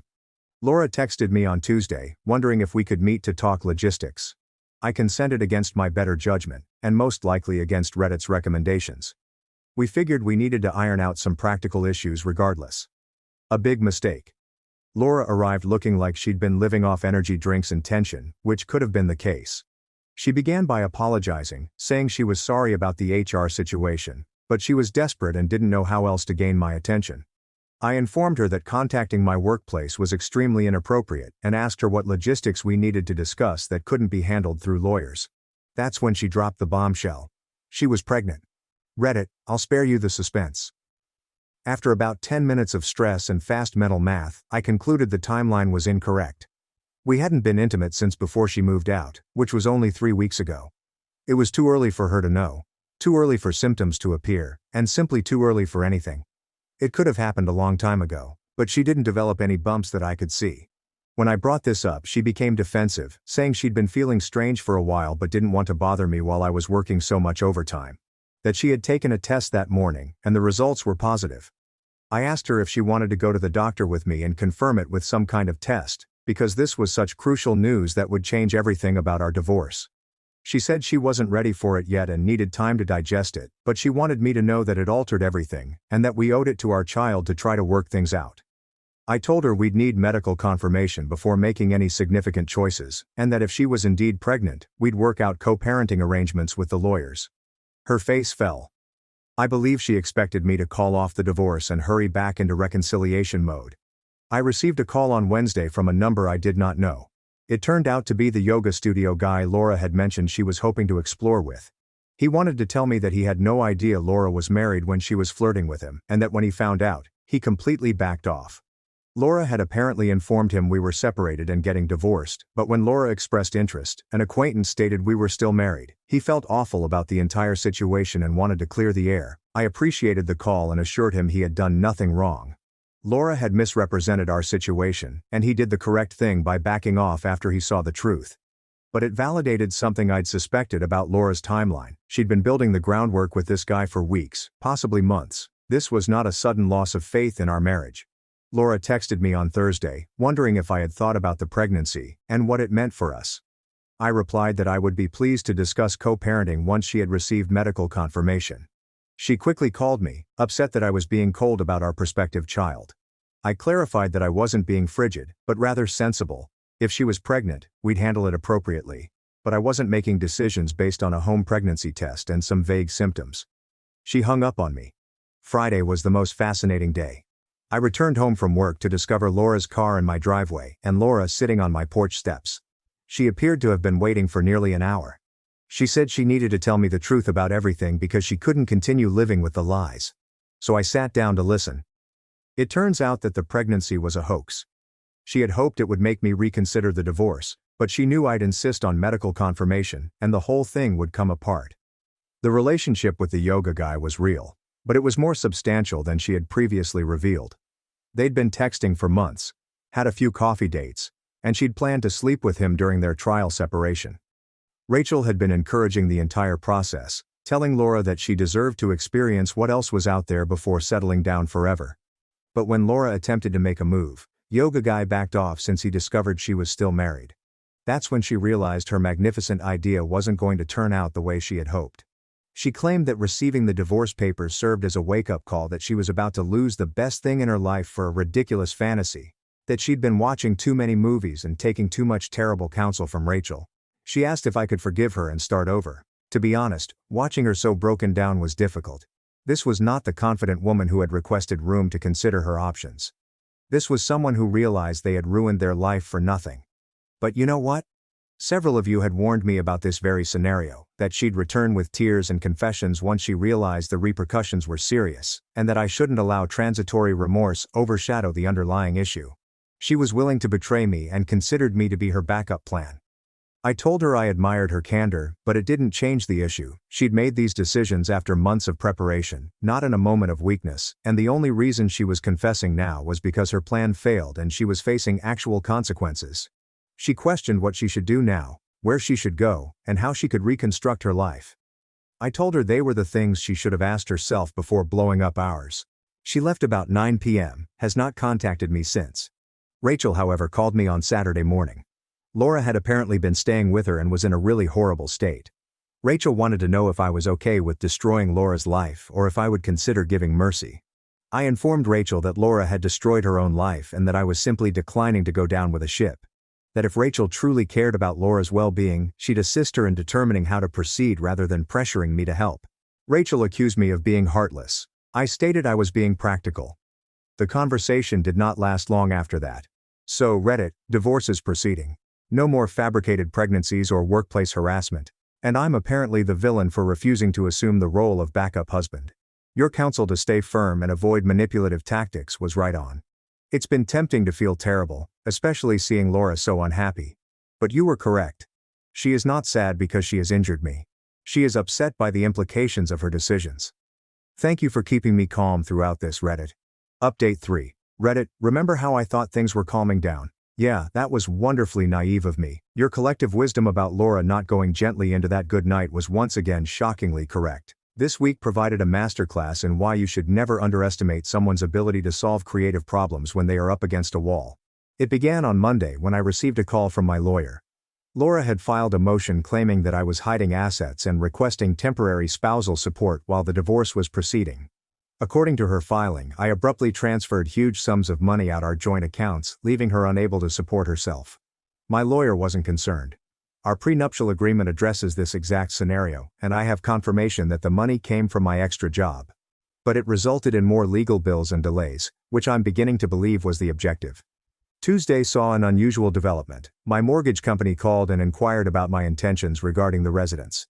Someone phoned them, pretending to be representing both parties in the divorce, and inquiring about options for one spouse to take full responsibility for the mortgage. That person was not my lawyer. Laura had called them directly, introducing herself as Mrs. Thompson, she never took my last name, and inquiring about the procedures for removing a spouse from the mortgage. She had given them our case number, to which she should not have had access, and attempted to obtain information on refinancing alternatives. The mortgage business was unable to provide her with any information without legal authority, but they wanted to clarify with me that her question was authentic. I had to clarify that my wife was not authorized to conduct inquiries on my behalf, and certainly, she was probably attempting to figure out if she could still claim the house despite our prenuptial agreement. On Wednesday, things got extremely imaginative. I arrived home from work to find my neighbor waiting for me in her front yard. She's a retired teacher, probably in her 70s, and has always been cordial in the neighborly sense, where we talk about the weather and yard work but don't know each other's life stories. Our neighbor wanted to inform me that a young woman had stopped by that afternoon to ask inquiries about me. Had I been having loud arguments recently? Has she ever seen other women come and go? Was I the type of person that appeared controlling or aggressive? The young woman described herself as a social worker making a routine check on a domestic issue. She'd been quite nice and professional, but the neighbor thought the whole situation strange because she'd never noticed any signs of domestic trouble. Our neighbor appears to be sharper than she looks. She'd asked the social worker for identification and business cards, but the woman became evasive and swiftly fled. The neighbor described the woman, and it sounded exactly like Rachel. I thanked the neighbor for the heads up and promptly contacted my lawyer. He stated that while this was technically harassment, and that we could file a complaint, it might be more useful to capture everything and use it to explain Laura's actions if she tried to say I was unreasonable. On Thursday, I made the decision to be proactive. I called Rachel personally. Rachel attempted to act innocent at first, claiming she had no idea what I was talking about. When I mentioned the neighbor's description and the social worker's story, Rachel became defensive and said she was only trying to help her buddy. I informed Rachel that impersonating a social worker was potentially unlawful and that contacting my workplace, mortgage company and neighbors was considered harassment, that if she wanted to help Laura, she should encourage her to focus on moving forward rather than attempting to sabotage the divorce. Rachel claimed I was being paranoid and that she had done nothing illegal, and that Laura was struggling and only trying to grasp her legal alternatives. I informed him that Laura had hired a lawyer to help her understand her legal choices, and that asking neighbors about domestic abuse was not a legal tactic, it was desperation. Rachel hung up on me. Friday marked the weekend's grand finish. This time, I was working late and legally. We had a packaging line emergency at a food processing factory and returned home at 10 p.m. to find my front door slightly open. Reddit. I've seen enough real crime shows to know you don't just stroll into a house and open the door. I contacted the cops from my truck and waited for their arrival. Officers arrived and conducted a walkthrough of the house. There were no traces of forced entry or missing items that they could see, but I discovered something interesting. A pair of keys is on my kitchen counter. It turned out they were Laura's house keys. She had obviously let herself in, glanced about, and then left the keys behind. There is no comment or explanation. Only the keys. The cops inquired whether I wanted to submit a report. I replied, no, not this time. But I wanted it documented that Laura had been in the house without permission and had returned her keys. One of the police inquired whether this was a domestic incident. I gave her a brief version. The officer stated that divorces often cause people to behave in ways that surprise everyone, even themselves. She suggested that I change my locks and consider installing a security camera to protect myself if things progressed further. On Saturday morning, I changed the locks. I spent the afternoon installing a rudimentary doorbell camera system, which will record who comes and goes. Monday morning, I received a call from my lawyer with both good and bad news. Laura's spousal support motion was refused, which is good news. The prenuptial agreement stood up exactly as expected, and the judge was unimpressed with her argument that I was concealing assets. This is bad news. Laura's lawyer had requested an extension, arguing that they needed more time to analyze financial documents, which would result in further delays and legal bills, but probably not enough to influence the final verdict. My lawyer stated this was rather common in contested divorces. Laura was probably buying time, expecting I would become tired of the legal bills and agree to a settlement. He inquired whether I wanted to pursue mediation or if I preferred to see it through to the conclusion. Your advice has been especially useful on Reddit. A few months ago, I might have considered mediation just to get it over with. But you've continually pointed out that giving in to manipulation only fosters more of it. I instructed my lawyer to see it through to the end, so that is where we stand.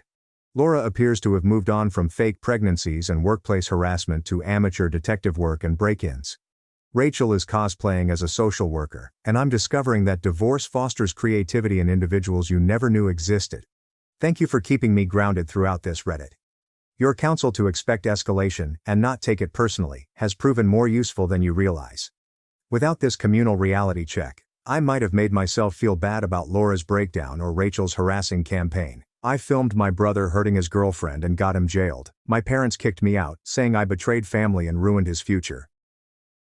My name is Eric and I'm 18. This happened 3 months ago, yet I'm still struggling with the aftermath. I need guidance on whether I did the right thing, because everyone says I ruined my family. My 21-year-old brother Liam has always been the center of attention in our family. He plays college baseball and has a partial scholarship at State University.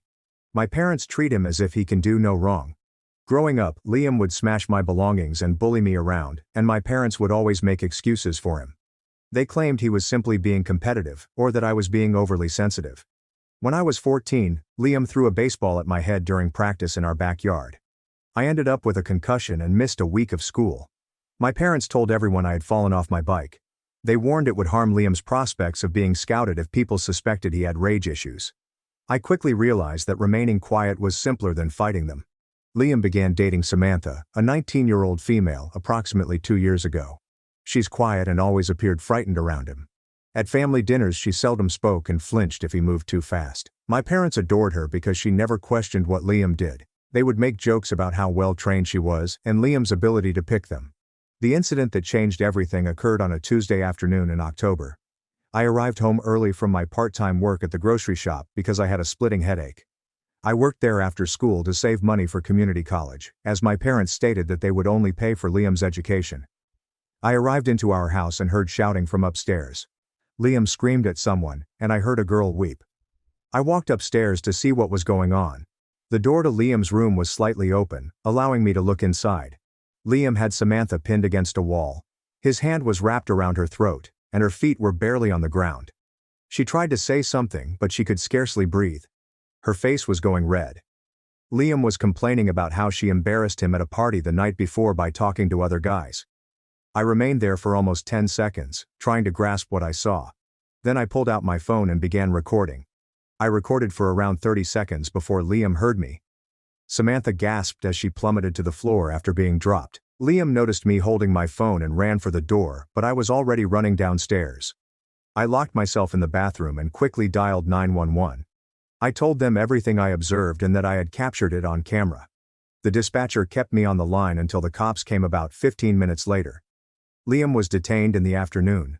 Samantha was transported to the hospital to be examined. My parents arrived home while the cops were still present, and they immediately began defending Liam. They informed the authorities that Samantha was emotional and Liam would never harm anyone. They offered that perhaps I misread what I saw. The cops confiscated my phone and copied the footage. Liam was charged with domestic assault and released on bail the next morning. My parents paid the $5,000 bail with little hesitation. The morning after Liam left, I awoke to discover all of my possessions in garbage bags on the front porch. My mother was standing there, arms crossed. She informed me that I had betrayed my family and damaged Liam's future. She told me I was no longer welcome at their place. My father came out and told him I was dead.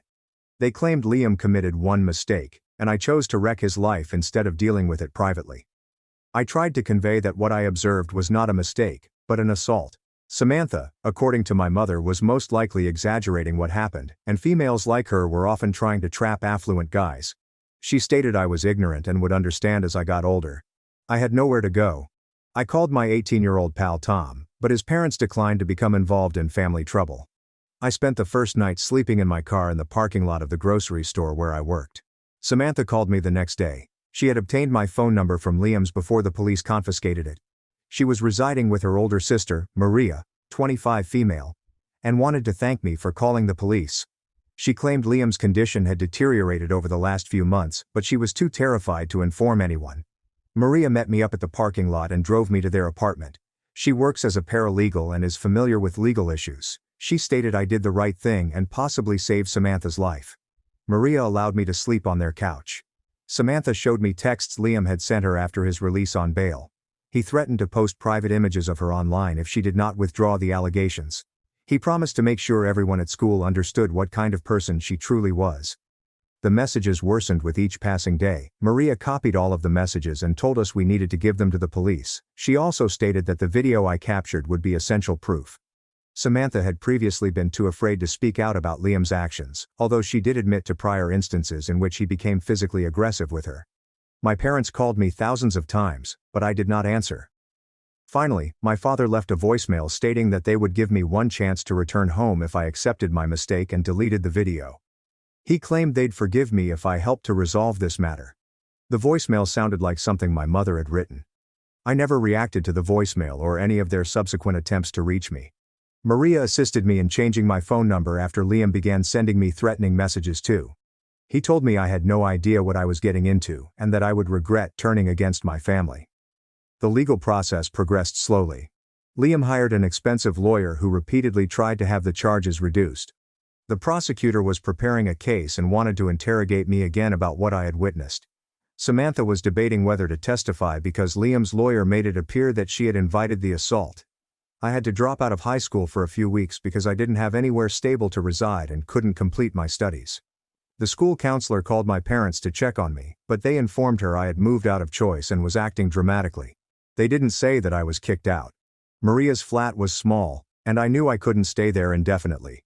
Samantha was having nightmares and panic attacks, and my presence was a continual reminder of what had transpired. I began looking into other choices, but I had no money saved and no family support.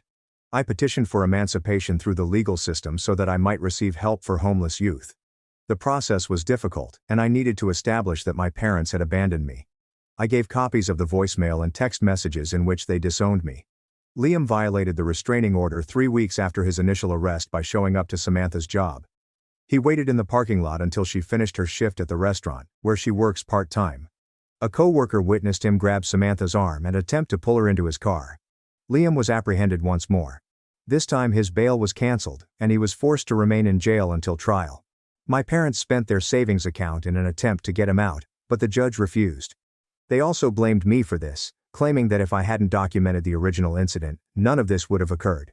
The prosecutor phoned me and stated that Liam's case had become significantly stronger as a result of the bail violation. They wanted me to testify about what I saw in the initial assault. I volunteered to testify because I knew Samantha needed someone to verify her account. My parents hired a private investigator to follow me around and record where I was staying. They were attempting to claim I was living in unstable conditions so that they could use it against me in court. The PI photographed me on my way to Maria's apartment and then to work. I haven't spoken to my parents or Liam since the day I was kicked out. My younger sister, Emma, 16 female, attempted to contact me once through a friend, but when I phoned her back, she cried and hung up. I later discovered that my parents had told her that I was a traitor who preferred strangers above family. The hardest part was recognizing that my parents would never back me if it meant going up against Liam. They taught me throughout my youth that family loyalty entailed always looking out for one another. However, when I asked them to choose between right and wrong, they selected Liam without hesitation. I'm currently enrolled in a temporary housing program for young adults. It isn't ideal, but it's secure and reliable. I'm working on earning my GED after missing so much school. Samantha and Maria have become like family to me, which is surprising given how little I knew them before all of this happened. The trial is scheduled to begin next month. The prosecutor claims they have a solid case due to the video evidence and bail breach. Samantha has opted to testify, and numerous other females have come forward with accounts of Liam's actions. Apparently this was not his first violent encounter with a lover. I know I did the right thing by calling the police, but I had no idea it would cost me my entire family. My parents claim I ruined their lives, but I simply reported a crime I witnessed.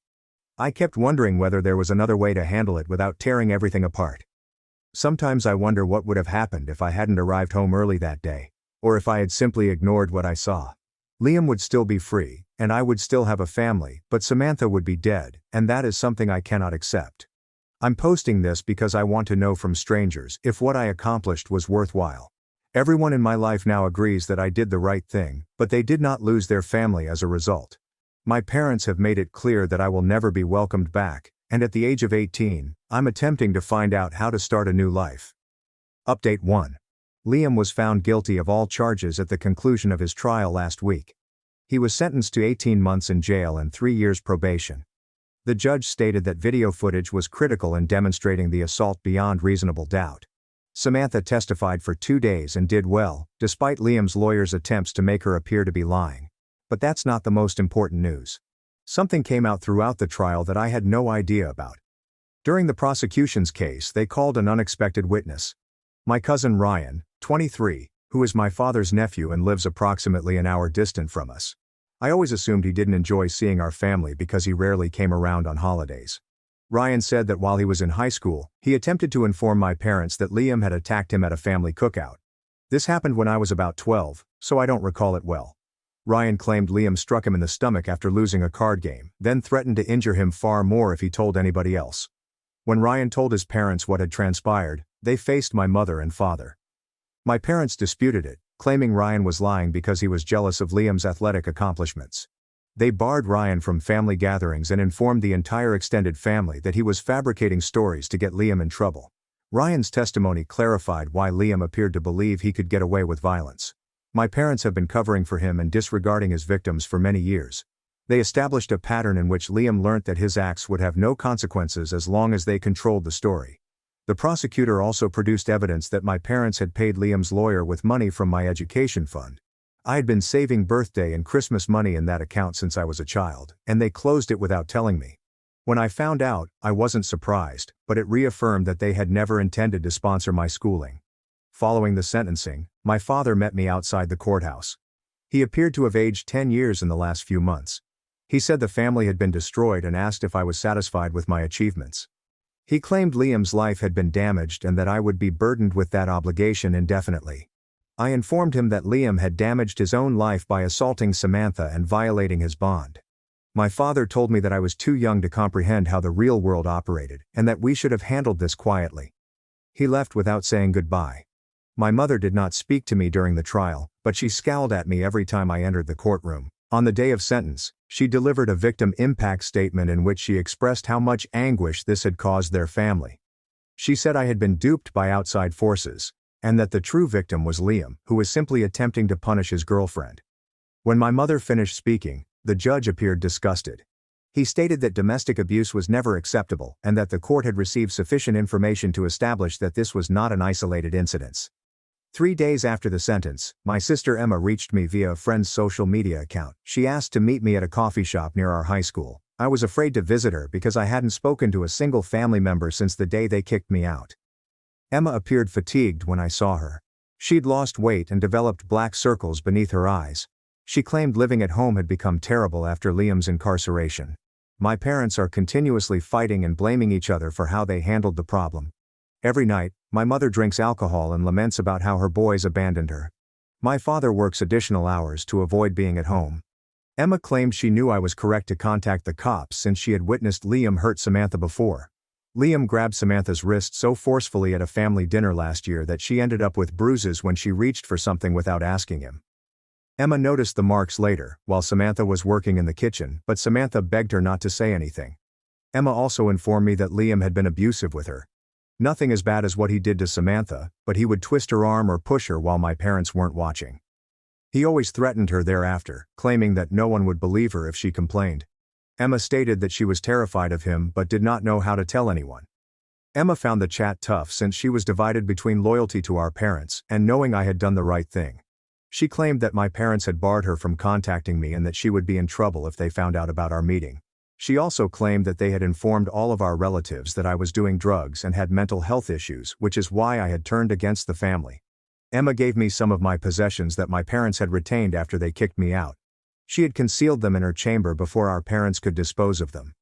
There were some photographs, books, and a watch that my grandfather had given me before his death. Seeing such things made me understand how much my parents had tried to exclude me from their lives. Emma mentioned before she left that she was counting down the days until she could graduate and leave home. She stated living with our parents alone was suffocating, and they watched everything she did because they were afraid of losing another kid. She wasn't permitted to invite people over or travel away without a lengthy explanation of where she would be. After meeting Emma, I recognized that my parents' concept of family devotion was a kind of control and cruelty. They had taught all of us to remain silent about Liam's actions. When I finally broke the quiet, they interpreted it as the ultimate betrayal. Samantha also told me that more girls from Liam's high school and college contacted the prosecutor after hearing about the trial. Liam had a reputation for being harsh with girlfriends, but no one had ever reported him because his family was well known in the neighborhood. The prosecution informed me that if I hadn't documented the assault and alerted the cops, Liam would have likely progressed to more severe violence. Samantha stated she had planned to end her relationship with him the week after I witnessed the assault, and she believes he would have hurt her seriously if she had tried to leave. I'm still living in transitional housing and studying for my GED. The program I'm in assists young adults who have been booted out or abandoned by their parents. I've met other people with similar situations, which has helped me realize that my position is not unique. Maria assisted me in applying for college financial aid as an independent student, as my parents are plainly not going to fund my education. The procedure is difficult, but if all goes well, I should be able to join community college next September. Samantha is feeling better now that Liam is in jail. She began counseling through a victim services program and is considering transferring to another school next year to seek a fresh start. She and Maria both stated I could contact them once I moved out of temporary housing. The strangest aspect of this is that I feel more stable today than I did when I lived with my parents. Even though I lost my family and had to start over from scratch, I don't have to tiptoe on eggshells or pretend Liam's behavior was typical. I do not have to cover up abuse or justify violence. My parents chose to protect Liam above his victims. I made my decision when I realized that doing the right thing was more essential than keeping my family together. Despite the fact that I lost everything I thought I knew about my family, I still believe I made the correct decision. Update 2. Liam was released from jail 2 weeks ago on work release, which means he can work during the day, but must return to spend the remainder of his term at night. His probation officer contacted me to inform me of his release date and to see if I felt comfortable. I told them I wasn't concerned because Liam had shown no interest in contacting me after the trial. I was mistaken about that. Liam showed up last Tuesday at the grocery shop where I work. I was stocking shelves in the produce section when I noticed him stroll in about 3 p.m. He was dressed for the construction job he had gotten as part of his release program. I immediately proceeded to see my manager and informed him of the restraining order. My manager contacted the cops, but Liam reached me before they came. He stood around 10 feet away, which was theoretically outside the restraining order distance, and began talking.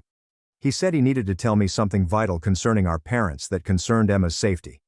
Liam claimed our parents had lied to everyone about why they kicked me out. According to him, they informed relatives and family acquaintances that I had stolen money from them and that I was doing drugs. They claimed they tried to help me but had to remove me from the house to protect Emma from my negative influence. He also claimed that our father had been drinking heavily since the trial and had gone into debt attempting to pay legal bills. Our mother was working 2 jobs to pay the mortgage, and they were thinking about selling the home. Liam stated that they blamed me for damaging the family's reputation in the neighborhood. The police arrived as Liam was speaking. They examined his work release documents and established that he was supposed to be at his working site, not my workplace. The officer informed Liam that his presence violated the terms of his release and that he must leave immediately. Liam mentioned something else before the police escorted him out that I'm still thinking about. He claimed Emma had been questioning our parents about what truly happened with Samantha and the assault. According to Liam, Emma had been defending me and expressing her want to contact me again. Our parents had threatened to send her to live with our aunt in another state if she continued to bring up my name. After Liam left, I called Maria to tell her what had happened. She advised me to report the contact to both the police and Liam's probation officer, as showing up at my workplace may be deemed harassment. She also urged that I find a method to contact Emma and make sure she was okay. The following day, Liam's probation officer called to inform me that his work release had been terminated due to the incident at my job. Liam was back in jail, serving the balance of his sentence. According to the officer, Liam stated he was delivering an important family message, but any communication with me was prohibited for any reason. 2 days later, Emma called me. She was using a friend's phone because her parents had confiscated her cell phone as punishment for something. She sounded worried and stated that she needed to see me straight away. We decided to meet at the same coffee shop where we had met previously. Emma appeared worse than the previous time I saw her. Her long sleeves helped to conceal a bruise on her upper arm. When I asked her about it, she explained that our father had grabbed her during an argument about me. She stated that the atmosphere at home had deteriorated significantly since Liam returned to jail. Emma informed me that our parents had been asking her about whether she had been in contact with me. They accused her of sneaking around and deceiving them. When she admitted to seeing me once, our father lost his cool and grabbed her arm, ranting about family devotion and betrayal. Our mother had supported our father's actions by stating that Emma needed to understand that her decisions had repercussions. Emma claimed they were treating her like she was a potential traitor who needed to be continuously monitored. They had also canceled her intentions to attend a summer program at a community college because they did not trust her to be away from them. The worst part was what Emma told me about the night Liam broke his bond and attempted to grab Samantha in the parking lot. Emma explained that our parents knew Liam was going to approach Samantha since he called them from jail for advice. They instructed him to try to reason with her and persuade her to dismiss the charges. Emma overheard our mother tell our father that if Liam could just talk to Samantha quietly, he would be able to straighten things out. They knew he wasn't supposed to contact her, but they assumed the restraining order was a formality that could be bypassed if Liam was careful. This meant that our parents had practically encouraged Liam to breach his bail conditions, resulting in him being detained again and losing his chance to remain out of jail during the trial. They destroyed his own legal case because they refused to acknowledge that he had to follow the rules. Emma also informed me that our parents had been contacting Samantha's family, attempting to persuade them to pressure Samantha into revising her testimony. They left voicemails for Samantha's mother, stating that the trial was hurting 2 families and that Samantha should consider the wider picture. Samantha's family had to change their phone number to avoid harassment. After hearing all of this, I concluded that my parents would never cease attempting to control the situation. Even after Liam was convicted and jailed, they continued to try to control the narrative and blame others for the repercussions of his conduct. I told Emma that she needs to document the bruise on her arm and any other instances where our parents got physical with her. I also gave her my new phone number and told her she may call me if she felt unsafe. Emma expressed concern that contacting me might exacerbate the situation at home, but she also stated that she couldn't continue to pretend that our parents were wonderful people. Emma asked whether I thought she should report what our father had done to her arm. I told her that was her decision, but she deserved to feel comfortable in her own house. I also told her that what our father did was unacceptable, even if our parents attempted to rationalize it as discipline. Emma handed me a letter that had been mailed to our house and was addressed to me. It came from our grandmother on our mother's side. She lives in Florida and rarely communicates with our family, but she had seen information about Liam's trial online. In the letter, she stated that she was proud of me for doing the right thing, but that she had never trusted Liam because he reminded her of our grandfather, who had abused our grandmother when our mother was younger. Our grandmother's letter revealed a lot about why our mother was so determined to safeguard Liam. Apparently, our mother grew up hearing our grandma justify our grandfather's aggressive behavior.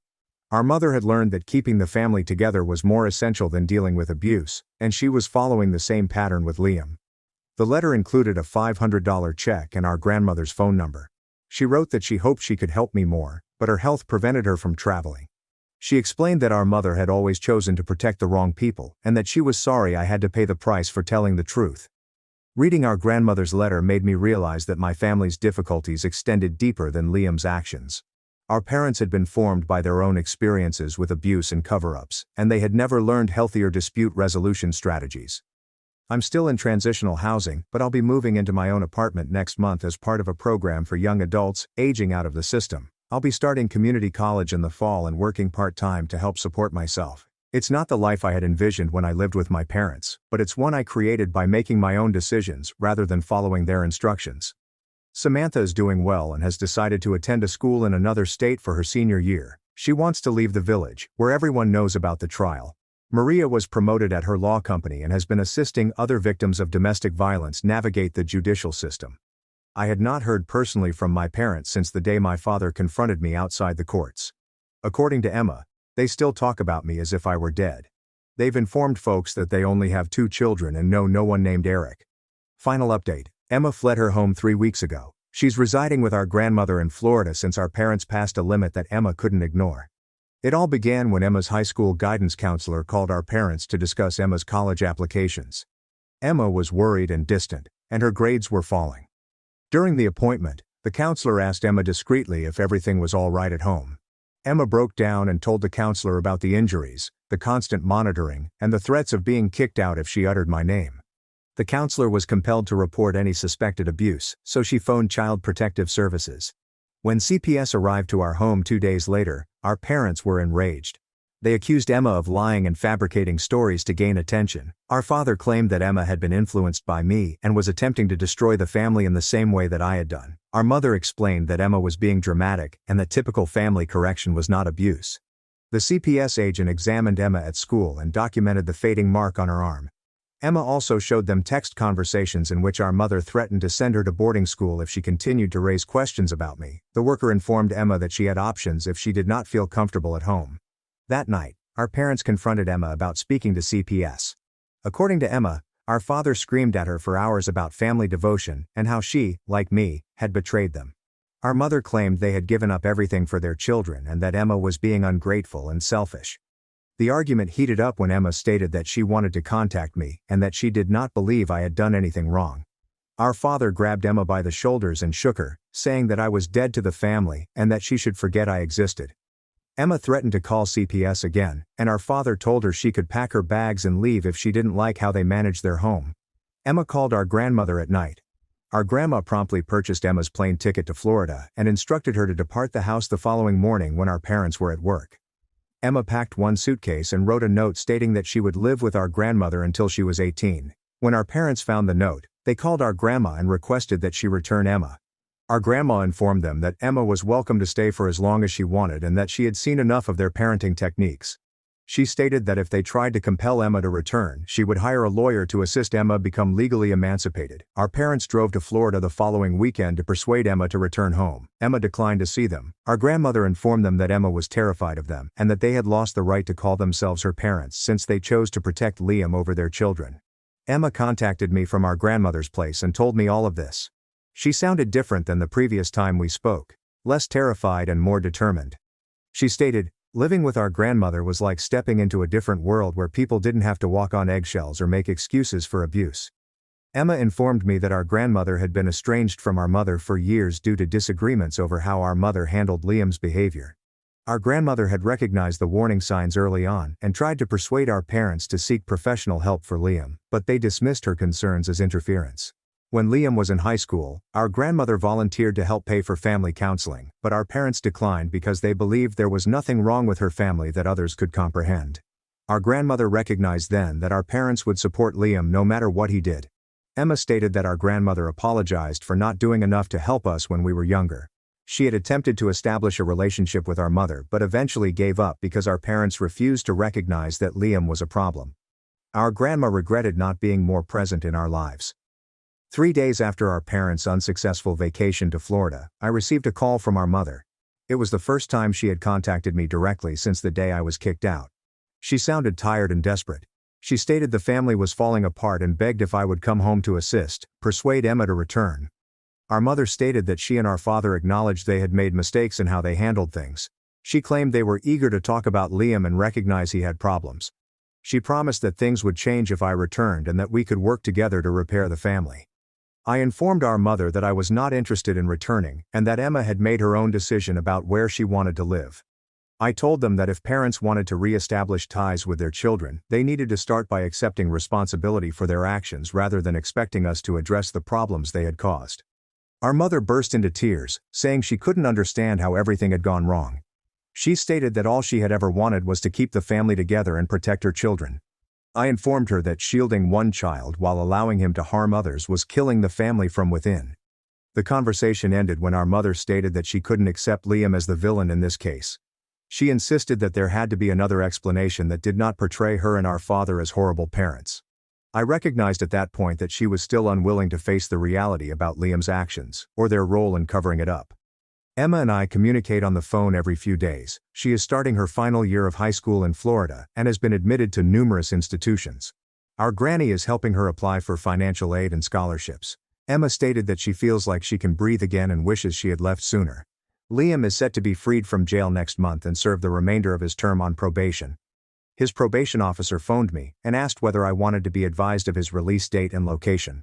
I stated that I was not concerned about Liam, but I did want to know if he violated his probation again. Samantha graduated from college last month and was accepted into graduate school in another state. She's leaving this summer to start over somewhere Liam and my family cannot find her. She claimed that the trial and everything that followed taught her that she was stronger than she realized and that she deserved better than Liam was providing her. I moved to my own apartment 6 weeks ago. It's little and the neighborhood isn't particularly appealing, but it's mine, and no one can kick me out for doing the right thing. I work full-time at a warehouse and attend school part-time at a community college. My plan is to transfer to a 4-year institution next year and study social work. The most shocking aspect of starting a life away from my family is how tranquil it is. I don't have to be concerned about Liam's moods or my parents' justifications. I don't have to help cover up abuse or pretend that violence is acceptable. I can make judgments based on what I believe are right, rather than what keeps the family together. My parents have made it obvious that they regard both Emma and myself as traitors who abandoned the family. They've told relatives that they created ungrateful children who turned on them when they needed it the most. They refuse to admit that their choices had caused the predicament. Some people believe I should try to reconcile with my parents, or give them another chance to make things right. However, I've discovered that some people are so determined to their interpretation of reality, that they refuse to change, even if it means losing their children. My parents selected Liam over the rest of the family, and they continue to do so. Emma and I are developing a bond with our grandma, which our parents sought to prevent. We are learning about aspects of our family history that our parents have kept concealed. We are also learning that family connections can be built on respect and honesty rather than fear and control. I still wonder what would have happened if I hadn't called the cops that day. Liam would likely still be free to harm Samantha and other women. Emma would probably still be stuck in that house, afraid to speak out against mistreatment. I might still be part of a system that protects perpetrators while silencing victims. I lost the family I thought I had when I called the cops on Liam. But it helped me find the family I really wanted. Emma is safe now. Samantha is creating a new life, and I'm learning to trust my own instincts rather than following someone else's rules about devotion and silence. I have no regrets about the decision I took. I would make the same decision again if I had to. Because some things are more essential than keeping a dysfunctional family intact. Doing the right thing sometimes entails admitting that you will have to start over, but that new life can be better than the one you abandoned. Now, let us go to the following narrative. Story 2. My cousin's daughter pretended to be in need of housing assistance in order to gain access to my son, then attempted to take his inheritance and my business. Now, my entire family thinks I'm wrong for filing accusations. I, 45, have been raising my 20-year-old son Richard by myself since my spouse died in a car accident 15 years ago. We've lived a quite average existence. I own a bakery that my husband and I established when we were 25, and Richard has grown up working there. The bakery is nothing special, just a modest store in a shopping mall, but it does well enough to support us and save some money for Richard's education. My husband left us some life insurance money, which I put in Richard's future. We've never been affluent, but we've always been comfortable. Richard is a good child. He studies hard and works at the bakery on weekends, and we've always been close. After his father died, we began the custom of Sunday movie nights. Richard would make time for such movie nights, even as he approached his adolescence. My Aunt Helen was a great assistance after my husband died. Helen is my mother's younger sister, and because my mother resides in another state, she has served as Richard's grandma figure. She would watch him after school when I had to work late at the bakery, and she even gave me a loan once when our oven broke down and needed to be replaced. Monica, her 25-year-old daughter, was 10 when I first started babysitting her on occasion. Helen was also a single mom, so we helped each other out over the years. Monica was always a little different from other youngsters. She was extremely intelligent, but also manipulative. I recall when she was 12, she persuaded one of her classmates to exchange her new bike for Monica's old video game console. The girl's parents were furious when they found out, but Monica had gotten the girl to write a note claiming it was a fair trade, so they couldn't do much about it. Helen often shrugged it off, claiming Monica was simply clever with people. We didn't see much of Monica as a teenager. She went to college in another state and only attended family gatherings on occasion. She last spent any substantial time with us during Helen's 60th birthday party 5 years ago. Richard was 15 at the time, and Monica, who was 20, spent a lot of time with him discussing college and his future plans. I thought it was good that she was showing interest in her younger relative. Monica called 3 months ago to tell me she had acquired a marketing position with a firm in our city. She needed a place to stay while looking for an apartment, and as we had a spare room, I invited her to stay with us. I believed it was a way to repay Helen's generosity throughout the years. The first month was excellent. Monica helped around the house, expressed interest in the bakery, and would frequently stay late to assist me with paperwork and inventory. She explained that her profession allowed her to work flexible hours, so she would sometimes be home throughout the day. I did not question it because many organizations now have remote work practices. In retrospect, there were warning indications. Monica was always present whenever Richard was home. If he was studying in the living room, she would also work there. If he was at the bakery assisting me, she would arrive with coffee or snacks. She began volunteering to assist him study for his business classes, claiming that her marketing knowledge would be beneficial. Richard began acting differently approximately 2 months after Monica moved in. He started keeping his phone face down and leaving the room to text. He skipped 2 consecutive Sunday movie nights, citing a lack of time due to studies. That was not like him at all. Even during finals week, he'd make time for movie nights.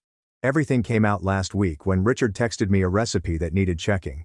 I checked his messages and saw dozens of texts between him and Monica. They had been covertly dating for nearly 2 months. The messages indicate that Monica had planned the entire incident.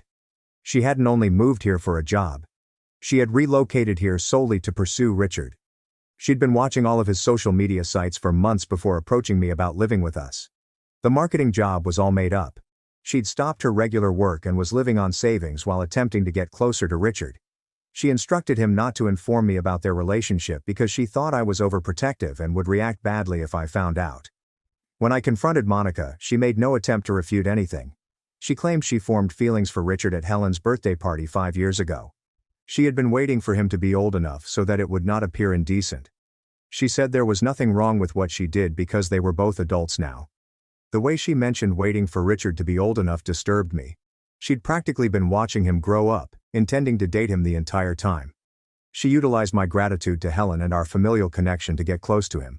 The entire situation felt intentional and wrong. Richard was perplexed when I showed him how long Monica had been planning this. She had convinced him that their relationship had grown organically as a result of their time together. He had no idea she had been stalking him online or that she had moved here just for him. He felt keeping their connection private was only temporary until they worked out how to tell me without making things awkward. I told Monica that she needed to leave my house. That's when she became angry and revealed her true personality. She claimed she had acquired residency, and I could not legally evict her without appropriate notice. She threatened to inform Helen that I was sending her out on the street after everything Helen had done for us. She also indicated that I was jealous because Richard was focused on someone else rather than me. I issued her a written 30-day notice to quit, but by then she had already called Helen. Now, my entire family is involved. Helen calls me every day, weeping about how I am being unkind to her daughter. She claims Monica has always struggled to connect with people her own age, but she has now found someone who understands her. She constantly bringing up how she supported us when my husband died, suggesting I owe her family more consideration. Other relatives have also taken sides. My cousin Mark believes I'm overreacting because Richard and Monica aren't blood related. My sister believes I'm being overprotective about the age gap. My uncle Bill says I should be delighted Richard found someone from our family rather than a stranger. Richard is receiving letters from family members encouraging him to stand up for himself and his relationship with Sarah. Some of them bring up Helen's role in raising him, implying that we both owe her family more allegiance. Some relatives even said that my reaction indicates that I have pathological attachment issues with Richard and should let him grow up. I will not back down on this. Monica tricked her way into our home and attempted to surreptitiously date my son. She lied about having a job, about why she relocated here, and even encouraged Richard to lie to me. That is not the type of person I want him to be engaged with, regardless of family connections. Update 1. Things have become significantly worse since my last update. Monica moved out yesterday, but the last 2 weeks have been dreadful. She began telling family people that she and Richard had been sleeping together since she moved in, saying that I was attempting to separate them because I couldn't tolerate Richard having another woman in his life. When Helen reiterated these accusations to me, Richard became enraged and showed me all of their communications to verify that nothing physical had ever occurred. Their connection had primarily consisted of messaging and a few discreet rendezvous for coffee or lunch. The communications showed Monica consistently pressing for more, while Richard was hesitant to go too quickly and hide secrets from me. After Monica moved out, I discovered proof that made everything much more serious. I discovered a notebook in the guest room that included extensive financial information. She had jotted down our bank account numbers, information on the bakery's earnings, and, most worrying, exact facts regarding Richard's inheritance from his father. When she stayed late to help with paperwork, the bakery's surveillance camera captured her looking through my office files. She had been photographing documents and logging into our computer system with my password, which she had apparently remembered while watching me work. She had copied information on our suppliers, costs, and daily sales numbers. I also discovered a spreadsheet on the laptop she forgot to take with her when she moved out. It had a planned plan to persuade Richard to use his inheritance money to build a competitive bakery. She had researched nearby locations, calculated startup costs using information from my suppliers, and even created company financing applications based on our financial data. When I investigated her laptop's internet history, I discovered she had been investigating how inheritance money is handled in marriages and dividing assets after divorce. She had also looked into moving business ownership among family members and forced buyouts of family enterprises. Looking through Richard's phone indicated that she had been working on his psychology. She would casually imply that his business lessons had made him more competent to run a bakery than me. She remarked that working for his mother indefinitely was not ambitious enough for someone with his talent. She had been attempting to divide us by making comments about how I was using the bakery to exert control over his life. When I told Helen what we had discovered, she continued to defend Monica. She said that Monica was simply being thorough in planning a future with Richard, and that inquiring into family money was fair if they were getting married. She accused me of invading Monica's privacy by peeking at her laptop, and she said that I was painting Monica as a criminal in order to prevent Richard from becoming independent. The family is currently divided into 3 parts. Some people are appalled by Monica's conduct and have apologized for doubting me. Others believe I'm exaggerating things to damage Monica's reputation because I don't want Richard to grow up. Several people, including Helen, continue to defend Monica and claim she did nothing wrong. My sister, who first backed Monica, now recognizes that the situation appears predatory, but believes I should handle it quietly to prevent harming Monica's reputation. She claims Monica is young and has made errors, but she does not deserve to have her life ruined because of this. She continues bringing up how this could influence Helen's status within the family. Update 2. The matter has escalated beyond ordinary family drama. Richard received a call yesterday from our bank regarding a business loan application completed in his name. Monica had forged his signature on loan applications using the personal information she had obtained while living with us. She made a false email address purporting to be Richard and had been communicating with the bank about the loan for weeks. We filed a police report, which revealed much more truth. This wasn't Monica's first effort at fraud. At her prior job, she was fired for attempting to open credit cards using her co-workers' personal information. Her prior employer agreed not to press charges as long as she went quietly, so we never found out about it.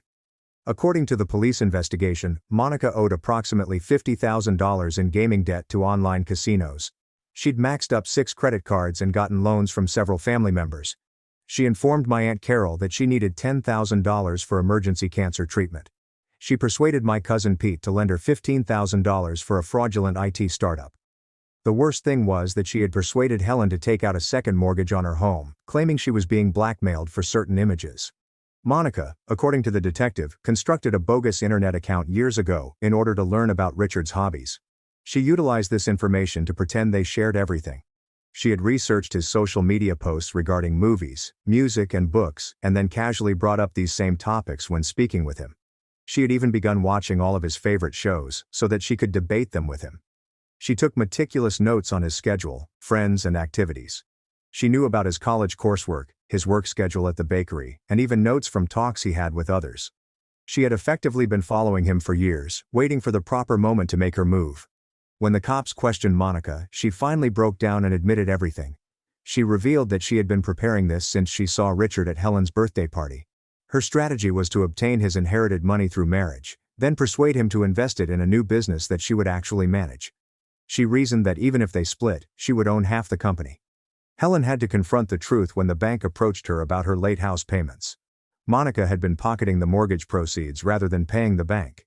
Helen investigated her accounts and discovered that Monica had been stealing from her for years, taking little amounts that Helen had overlooked. She took nearly $30,000 from her mother. Update 3. Monica accepted a plea agreement to avoid jail time. She is on probation for 3 years and has to repay everyone she stole from. She moved back in with Helen, who had to sell her home to pay off her second mortgage. They relocated to a small apartment in another city, primarily because Helen was unable to face her family after what had transpired. Richard transferred to a business school in another state. He still intends to take over the bakery someday, but he needed a break from all the family drama. He told me he felt stupid for not seeing through Monica's deception, but I kept assuring him she duped everyone, not just him. She'd been practicing this maneuver for years. Most of our family have apologized for questioning me, but I'm keeping my distance from everyone except those who have always backed us. Helen occasionally sends messages about missing our friendship, but I can't get over how swiftly she turned on me. My sister says I should forgive Helen because she also lost everything. But I don't think that excuses the way she treated us. I made many adjustments in the bakery. All of our accounts have been moved to a new bank, and I've installed stronger security cameras. I now have a lawyer who handles all of our business paperwork. Richard and I rarely attend family gatherings anymore. When we go, we keep our conversations short and avoid discussing Monica or what occurred. Some relatives believe I am being too hard on the family by remaining away. But this experience taught me who I can truly trust. Monica didn't simply attempt to take money, she attempted to damage my relationship with my son and turn my entire family against me. Some things you simply cannot forgive, even if it means losing connections that have lasted decades. The bakery is performing better than ever. Richard calls me every Sunday for our movie night. Now we're watching the same movie while video chatting. It is different than previously, but we are making it work. Sometimes losing family members is the cost of protecting yourself and those who genuinely matter. Brother destroyed my Chinese books, faked migraines to control me, then begged for my help to land a gaming job with my girlfriend's father. My brother Brian was always a cheerful kid with a low IQ. He'd chuckle about spelling his name incorrectly and mock himself for still taking Algebra 1 in senior year. But then he failed to graduate. He suddenly realized that intelligence was his enemy, and that everybody who learned something was mocking him. Our grandma used to play these brain-training games on our computer, and Brian switched it off just as she reached her highest score. He even discarded our 7-year-old cousin's Scrabble set, which she had received for Christmas after losing to her. When I began learning Chinese to impress my crush, I became his next target. I tried to be understanding at first. I avoided practicing in front of him and watched the videos with headphones on, but it wasn't enough. He'd throw a fit when he saw my Duolingo alerts, accusing me of bragging to make him feel foolish. I tried to explain that it was for a girl, but he claimed that foreign languages were my attempt to rub my working brain in his face. Soon, he began segregating areas of the house. The living and dining rooms became a Chinese-free zone since he needed to unwind after his stint as Kroger's door opener. I was rather annoyed. But I simply transferred everything to my bedroom. Close the door and put on your headphones. Surely everything was good now, and I could practice my Chinese in peace, right? Wrong. Before I knew it, Brian had started recording my study sessions in a headache notebook, alleging that the Chinese coming through the walls was causing migraines. He'd text Mom photographs of himself holding his head as I was practicing. I informed him I was using headphones and only writing, not conversing. But he claimed simply knowing that I was insulting his disability was upsetting. Brian was my parents' special little boy, so they took his side. Dad grabbed me aside and said, "Your brother has challenges you'll never understand. Is impressing some girl really worth making him feel worthless?" Mom was much worse. She pretended I was abusing him on purpose and suggested I learn Chinese at the library since family comes first. And will knowing a few sentences make the difference between being rejected and her saying yes? I tried to hold my position, but before I knew it, I was sitting in our back garden learning Chinese because it was the only way Brian felt involved, but I really enjoyed the garden. It was springtime, so it got warmer, and the sound of the wind helped me focus. But then Brian was sacked from his work as a door opener. He had only ever had one job. On the day of, he stormed into the back garden and began tearing up my printouts. I attempted to shove him away, but he was 6 inches taller and 5 years older, and he knocked me to the ground. He destroyed all of my materials right there on the spot. I was still crying outside when I heard him in the house arguing with Mom. "It's his fault I lost the job, Mom." The joke I made at the Chinese customer was because of the Chinese he's learning. I watched Mom hesitate, but she came out minutes later. "Brian is correct, honey. Your crush isn't worth destroying your brother's livelihood." I stared at her in surprise as she crouched down and assisted me in gathering what remained of my material. All sorts of Chinese study were now prohibited in our living space during Brian's waking hours. "It's okay," Mom said. "You can practice from 5 a.m. to 6 a.m. before school." I remember waking up at 4:45 a.m. For the next 3 days, I'll be sitting at the table, learning through my applications. I was sleep deprived, and my head hurt from staring at the television in complete darkness. Brian was alerted when lights were turned on any place in the home before waking time. On day 4, Brian had a full meltdown at breakfast. Apparently, even knowing I was learning Chinese while he slept gave him nightmares about being too stupid to exist. He demanded that I leave the house completely if I wanted to practice. "Go to that 24-hour diner if Chinese matters so much," he told me. My parents scarcely looked up from their plates. I could tell they were content to be onlookers. "Starting tomorrow, you'll be—" Brian spoke as if it was already decided that I'd spend my nights in a diner. I cut him off in mid-sentence. "Shut up, I'm not going." He looked at me as if I had extra heads. "What did you just— Do you have any idea why I'm learning Chinese?" I cut him off again. "Yeah. It's for that little crush of yours." "Not just that," was my reply. However, I could tell he was skeptical. I raised my voice. "This was never about making you feel stupid, Brian." "Yes, it was. Would you listen for once in your life?" I interrupted for the 3rd time. "Clara's dad owns a gaming company," I said. My voice shook. "He literally exclusively hires family friends because he believes they are more trustworthy than random applicants. You sit here every night saying you'd kill for a gaming career, bragging about knowing every game, developer, and piece of industry news." Brian's expression changed.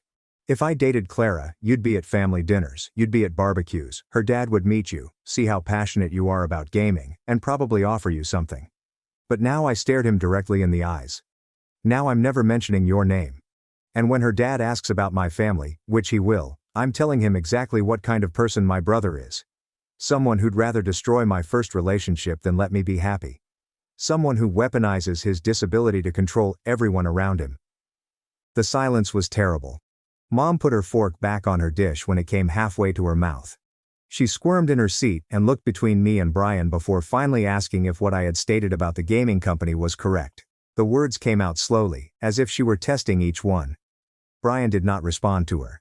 He simply took out his phone and began browsing through one of favorite games, the one where you match colored blocks that he played for hours every night.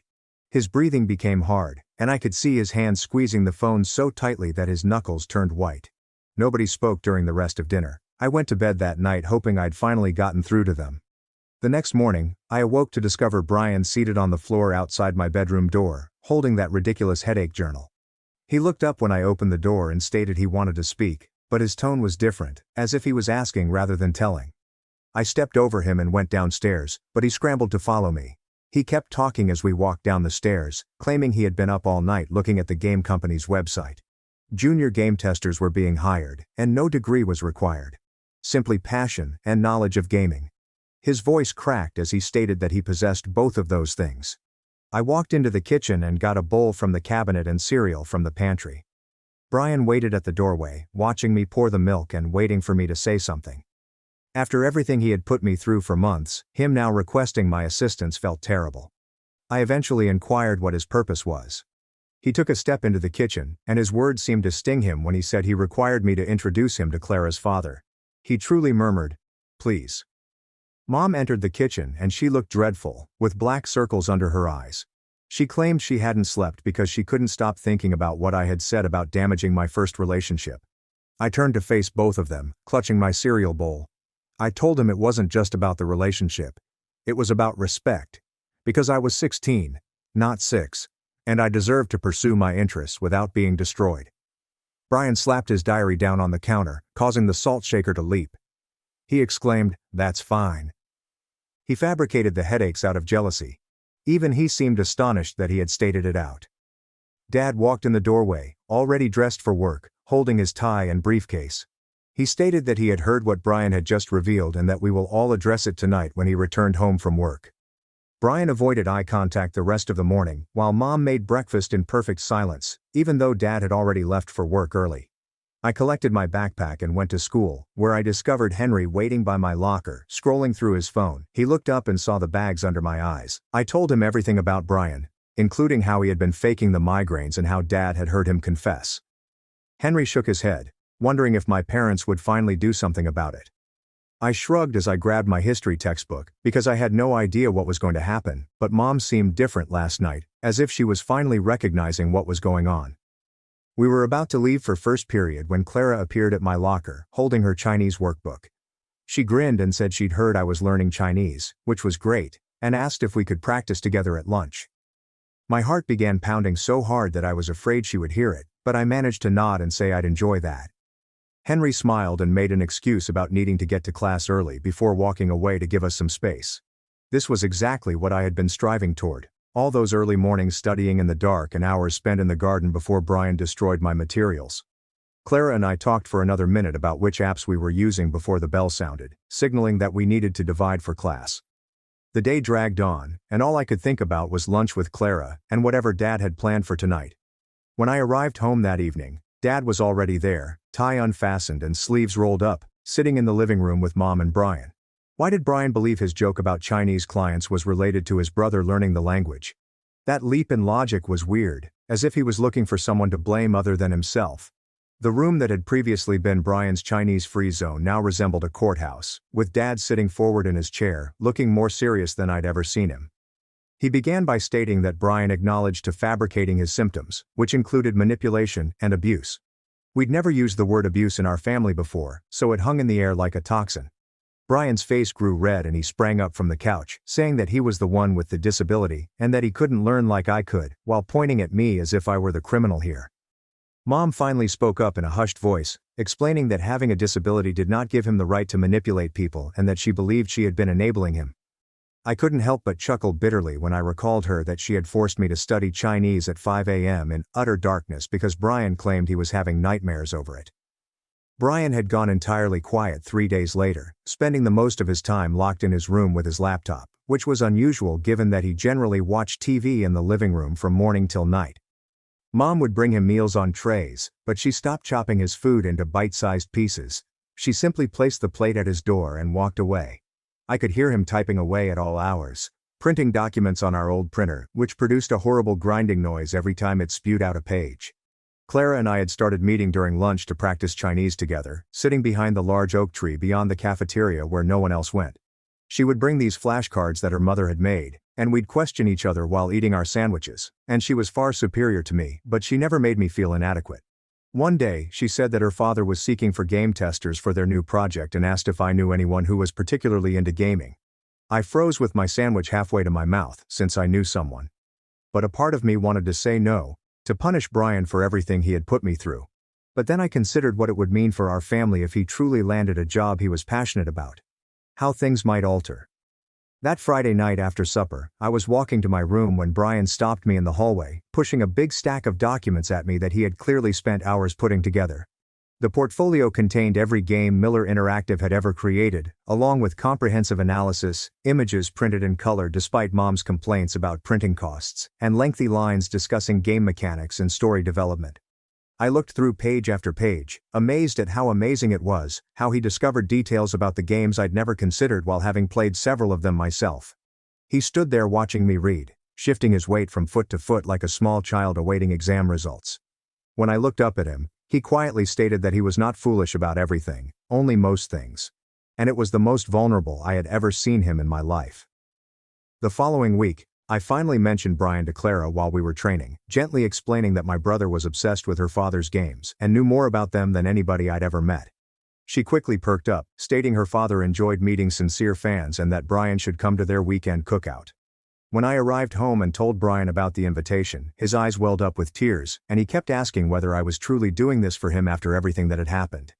I told him I was doing it because it was the right thing to do, but I made it clear that if he embarrassed me or made any comments against Chinese people, we would be done for good.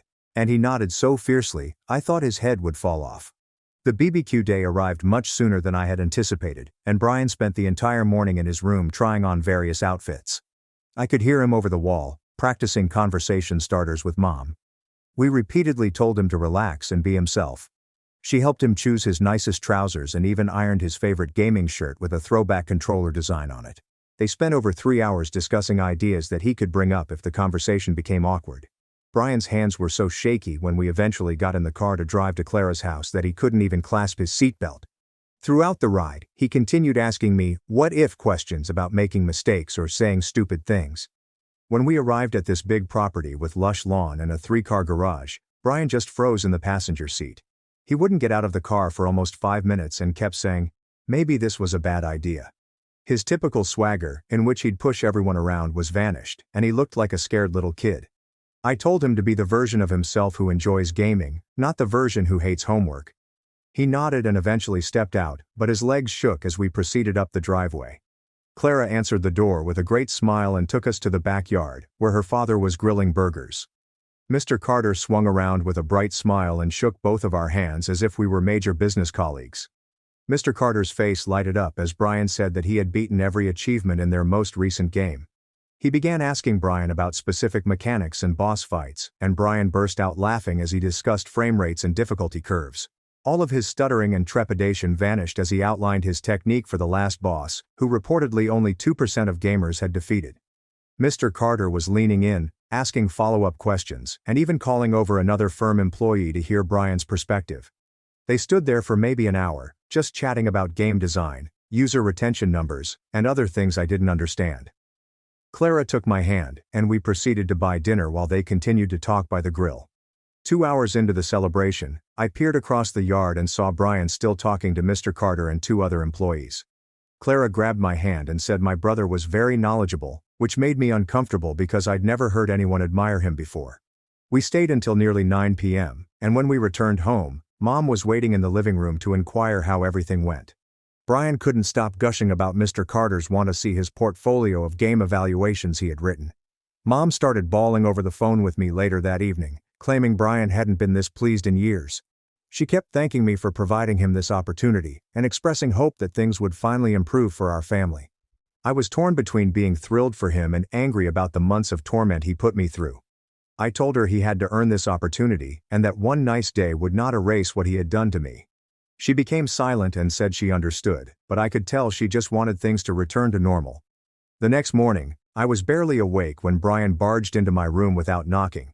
He was holding his phone and nearly leaping up and down, claiming that Mr. Carter had emailed him about taking a real exam. Not simply a talk, but a gaming knowledge test that may lead to an internship with the company. His excitement was so tremendous that I worried he'd pass out from not breathing properly in between words. I told him that was fantastic, but I made sure to remind him that it all originated from my friendship with Clara. He tried to damage my relationship by ripping up my Chinese homework and forbidding me from studying at home. His expression changed from pure joy to something I'd never seen on him before. It was as if he was experiencing true shame for the first time. He sat down on the couch and rested his head in his hands.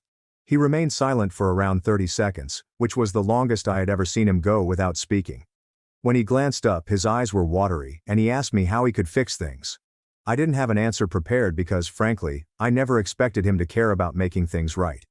Over the next week, something strange happened in our home. Brian began studying for the test as if his life depended on it. But not in his normal manner, in which everyone had to suffer alongside him. He wore headphones, worked normal hours, and did not require us all to be silent while he was working. He'd set up at the kitchen table with his laptop and notebooks, jotting down everything he knew about various game firms and their history. Mom kept giving him snacks and drinks, but he'd merely nod and continue working, making no fuss about needing special treatment. Dad spotted it first, and called me away one evening while Brian was in his room revising his notes. He said it was like having a different son, and that he should have intervened years ago instead of allowing things to become so terrible. The apology felt strange coming from him after all this time, but I could tell he meant it. Brian became concerned 3 days before the test, pacing around the house and asking me what Mr. Carter would ask him. He vomited twice before breakfast on the day of the test. He couldn't keep anything down, and his hands were shaking so badly that his mother had to button his shirt for him. He kept wondering what would happen if he failed, if he was too foolish even for this opportunity. I told him he wasn't stupid about games, that Mr. Carter had already seen it, and that he should just believe what he knew. The words were weird to say after everything he'd put me through, but I meant them. He left for the test, appearing as if he was about to pass out, yet determined. The next 2 weeks spent waiting for results were the craziest our family had ever experienced. Brian was nervous, but not rude about it. I did not take it out on anyone. Just continued refreshing his email every 10 minutes. Brian and Mom spent 3 hours practicing conversation topics before the cookout. That's a lot of careful planning for someone who normally just demands. How did his brain transition from memorizing game details to recalling social rules? Mom backed him without babying him, reminding him that no matter what occurred, they were proud of him for trying. Instead of hiding in his office, Dad joined us for supper and inquired about everyone's day. Things were going well at school too. Clara and I were officially together, and everyone knew about it. Henry kept joking that I had turned familial turmoil into a relationship strategy, and he wasn't entirely wrong. Clara thought Brian's situation was bizarre, but she was delighted something good may come out of it. Mrs. Patel approached me between classes one day, saying my instructors had observed I seemed happier lately and wanted to make sure everything was fine at home. She'd been concerned about me since sophomore year, when I arrived at school fatigued from my early morning study sessions. I told her things were actually improving, and she looked relieved. 2 weeks and 3 days after the exam, we were all eating dinner when Brian's phone rang. He grabbed it so quickly that he knocked over his water glass, and his hands shook worse than on exam day. He tried but couldn't access the email, so he thrust the phone at Mom and asked her to read it. She opened it and began reading aloud about how happy they were to offer him a position in their game testing department. Brian totally lost it. He began sobbing harder than I had seen since he was perhaps 8 years old. He kept repeating he understood, that someone wanted him for his brain, not despite it. Mom was also crying. Dad jumped up and hugged him, something I hadn't seen in years. Even I felt something in my chest when he realized he was valuable to someone other than his family. Dad walked straight to the kitchen and returned with a bottle of champagne we'd been saving since New Year's, which he popped right there in the living room while Mom wiped tears from her face and pulled Brian into tight hugs every few minutes. Brian sat on the couch, reading the offer letter repeatedly, his finger tracing each line as if he was afraid the words might change if he looked away.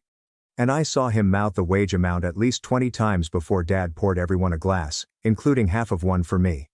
The entire experience felt like seeing a foreign family, as if aliens had replaced the people I'd known for years. Because Dad was discussing Brian's future, and Mom was planning his first day rather than merely worried about his emotions. We sat up until almost midnight talking about work, games and everything but Chinese, disabilities, and other issues that had pulled us apart for months. I had already gone to bed at 11 p.m. when I heard the knock on my door. Soft at first, then slightly louder. When I opened it, Brian was standing there, more uncomfortable than I'd ever seen him, shifting his weight and staring at the floor. He began speaking quickly, saying he had been envious of everything about me. Not just the Chinese, but how I learned things without trying, made friends without thinking about it, and accomplished things that seemed impossible to him. His voice cracked as he revealed he wanted to punish me for being everything he couldn't be, for having a functioning brain, and for making him feel shattered simply by existing. I told him I knew, that I'd worked it out months before, but knowing why didn't make it better. That he'd made my life horrible, ruined my belongings, and gotten me tossed out of my own house at 5 o'clock in the morning. He agreed and took out his phone, showing me a shopping cart full of Chinese language books and applications he'd been looking into, stating he planned to use his first salary to replace everything he'd wrecked. And given the possibility of Chinese clientele, I could teach him some fundamental work words. Brian spent the next 2 weeks in a strange adjustment phase, practicing saying hello and thank you in Chinese while getting ready for work, and wearing his new Miller Interactive t-shirt around the home like it was made of gold. For the first time in my memory, Mom started telling him no. For example, she pushed him attend his first team meeting despite his desire to skip it. Dad stayed in the room throughout family dinners rather than disappearing to his office. Everything felt new but fragile, as if we were all learning how to be a family again. And when Henry returned 3 weeks later, he paused at the doorway and looked around, as if he had entered the wrong house. He kept emphasizing that the place seemed different, lighter, as if everyone could finally breathe without fear of setting off a bomb. And he even mentioned that I was doing my Chinese homework at the kitchen table rather than hiding. Things were going well until about a month into the job, when Brian came home early one Tuesday, looking like someone had died, his face white and his hands quivering as he informed us he'd made a significant error in testing that may land him in trouble. He'd overlooked a significant bug because he was bragging to his team leader about knowing some arcane gaming mechanic, became distracted, and accepted something that broke the entire system, costing them hours of labor. But instead of throwing things, yelling, or blaming me, he sat down at the table and asked what he should do, how he could fix it, and how he could demonstrate to them that he could learn from mistakes, rather than just being the stupid kid who destroyed everything. I grabbed my laptop and sat next to him at the kitchen table, which would have been unimaginable just months before. We spent the next hour drafting and retyping his email to his boss, with me advising him how to take responsibility without seeming weak and how to provide solutions rather than simply apologizing. His hands shook as he typed, but he persisted, asking me to verify his spelling, tone, and whether he sounded stupid. When he finally pushed submit, he gazed at the screen, as if he expected the world to end. The next morning, his boss called while I was eating breakfast, and Brian put it on speaker without asking, his face as pale as paper. Mr. Harris's voice filled our kitchen, and I saw Brian's jaw drop when, rather than firing him, the guy said he was impressed that Brian admitted his error and came up with remedies. That most individuals simply create excuses, and that this demonstrated genuine improvement. After the call, Brian just sat there startled, and I realized something had changed between us. He wasn't the brother who destroyed my belongings anymore, but someone who needed my assistance, and could take it without making it about his disability. 2 months passed in that manner. He asked for help with work emails, I taught him basic professional stuff, and neither of us mentioned how strange this reversal was. At Sunday supper, Mom was serving dessert. Brian cleared his throat and explained that he had been saving money to move out. Mom's fork clattered on her plate, while Dad's coffee mug stalled halfway to his mouth. Brian continued to talk, adding that he had found a studio apartment near work with 2 roommates who also worked in gaming. Guys who didn't care about his IQ or the fact that he had never graduated, as long as he knew every game ever created. Mom started crying, but not the angry cries I was expecting. It was as if she were seeing her young bird leave the nest 20 years later. Over the next few weeks we packed his belongings together, looking through boxes of old games and toys and discovering items we'd forgotten existed. He pulled up our old Dark Souls disc and asked whether I recalled helping him fight that one boss before everything went wrong, when we were just brothers playing video games together. I remembered. We both did. The invitation to Clara's family's annual company party was sent to each of us. But this time, Brian would be there as an employee, not as my brother following along. The night before the party, I watched him practice his presentation about game testing in front of the bathroom mirror, fumbling over words but determined to finish. At the actual party, he stood in front of 50 people, including Mr. Carter, and began discussing bug detection. His voice shook at first, but then settled into a cadence as he recounted how his unique style of thinking allowed him to spot things that other testers missed. Mr. Carter was grinning, like a pleased father. Mr. Reynolds, the head of testing, then contacted me and told me that my brother had unique insights, and that his perspective was an asset because he approached games differently than everyone else. Brian spent the entire way home talking about the various problems he'd discovered in games over the years, and how he could perhaps be excellent at something. And for the first time in ages, Mom and Dad listened to him as if he were an adult rather than a damaged child. 3 weeks later, we were standing in Brian's room on moving day, wrapping his gaming posters in bubble wrap and sorting through old controllers and headphones he had accumulated over the years. The apartment he selected was only 20 minutes away, but it felt like he was going to another country, and Mom kept stopping to wipe her eyes as she picked up another box. She finally broke down fully while we were loading the vehicle, sobbing into Dad's shoulder and telling him she had babied him for too long and felt she was protecting him. But truly, she had been holding him back for years. Brian's new housemates showed up in a beat-up Honda. When they learned he was seeking for a place, Two guys from the gaming company offered to share it. And they quickly began laughing with him about which console was better while grabbing boxes, as if they had known him forever. I watched them treat him like he was just another 20-something guy moving in with his friends. Not a person with a disability or special needs. Just Brian, who happens to be really skilled at spotting bugs in games. As we finished loading everything and Brian was about to get into the car, he took me aside and pushed an envelope into my hand, staring down at his shoes and instructing me not to open it until he left. Brian's journey from trashing Chinese books to purchasing replacements with his first salary demonstrated a total 180-degree shift in his perception of his sibling. The house felt strange that night at supper, with his vacant chair remaining at the table, like if someone had died, yet we could still text him. Mom continued calling him for dinner before catching herself. After they went to bed, I opened the envelope in my room and discovered $300 in cash, as well as a statement scribbled in his untidy handwriting that stated he was the disabled one, but he also disabled me. And he apologized, and asked if I might teach him some Chinese after he got situated. My hands shook as I read it 3 times, carefully folded it, and stored it in my desk drawer with my old Chinese papers. A week later he called as I was completing my schoolwork, virtually shrieking over the phone about how he made spaghetti for the first time. It was bad and stuck to the saucepan, but it was his terrible spaghetti, which he made himself without any assistance. Clara and I went to see him the following weekend, and he walked us around the apartment like it was a palace, pointing off his gaming setup, the kitchen where he'd burned the spaghetti, and his bedroom, which was already a disaster of clothes and game boxes. His roommates were playing a new release, and one of them glanced up and said, "I was the brother who got him the connection, and thanks," because Brian was actually cool, and had already found 3 major bugs they'd missed during testing. We ended up spending hours playing together, passing controllers and talking over strategies. Brian wasn't attempting to control everything or prove he was wiser, he was simply sharing what he knew, and actively listening when Clara offered an alternative approach to a boss fight.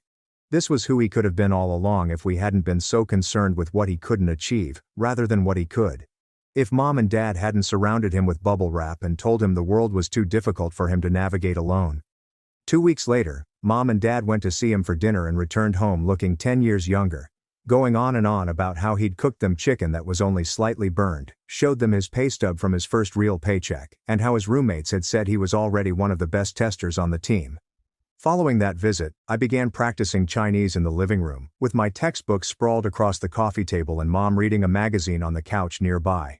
No one moaned, made faces, or claimed migraines anymore.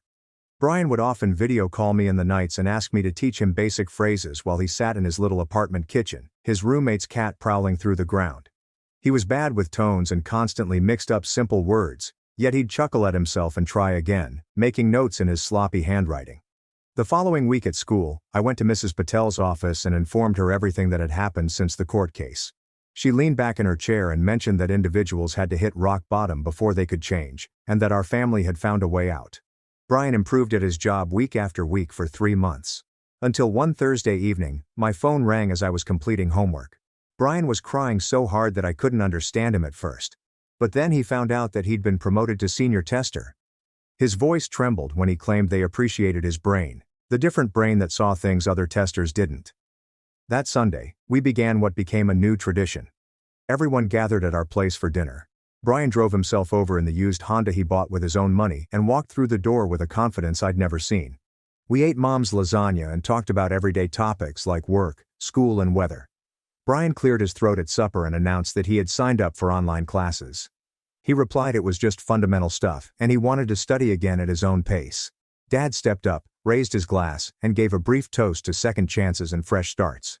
We all raised our glasses, including Brian, who preferred apple juice over champagne or any other type of alcohol.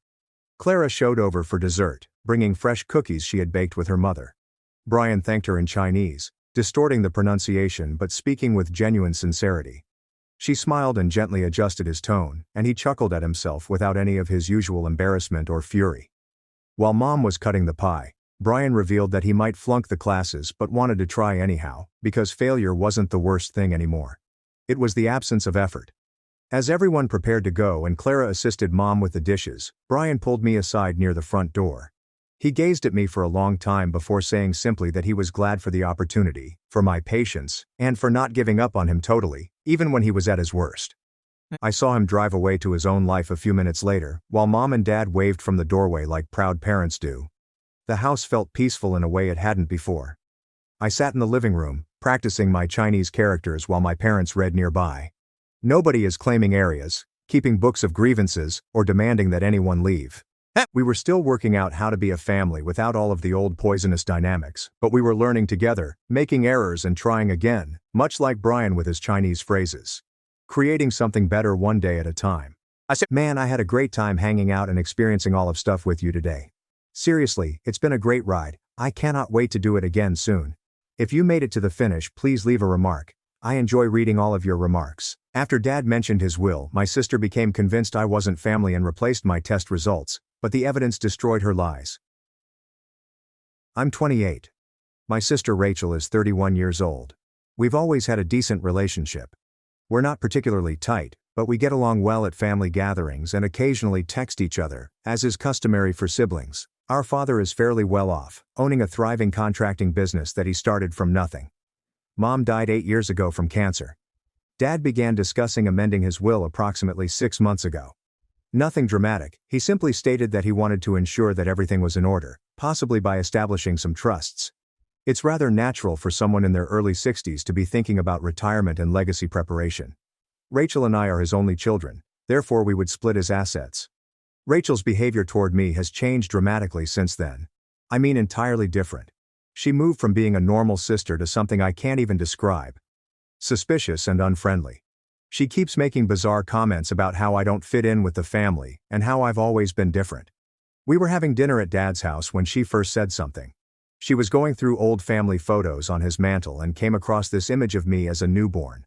She stared at it for far too long before saying, "You know, you really don't look like either Mom or Dad in this picture." I shrugged it off because really newborn images are very useless for assessing family resemblance. All babies resemble wrinkly potatoes, but she kept going. "No, seriously. Look at your nose. Look at your eyes. Where did those features even come from?"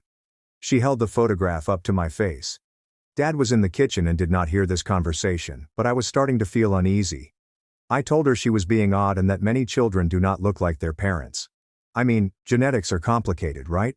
Sometimes you inherit your great-grandmother's chin, your uncle's eye form, or whatever. But Rachel just gave me that look, as if I was lying about something. What really bothers me is how she started talking about me being false among other family members.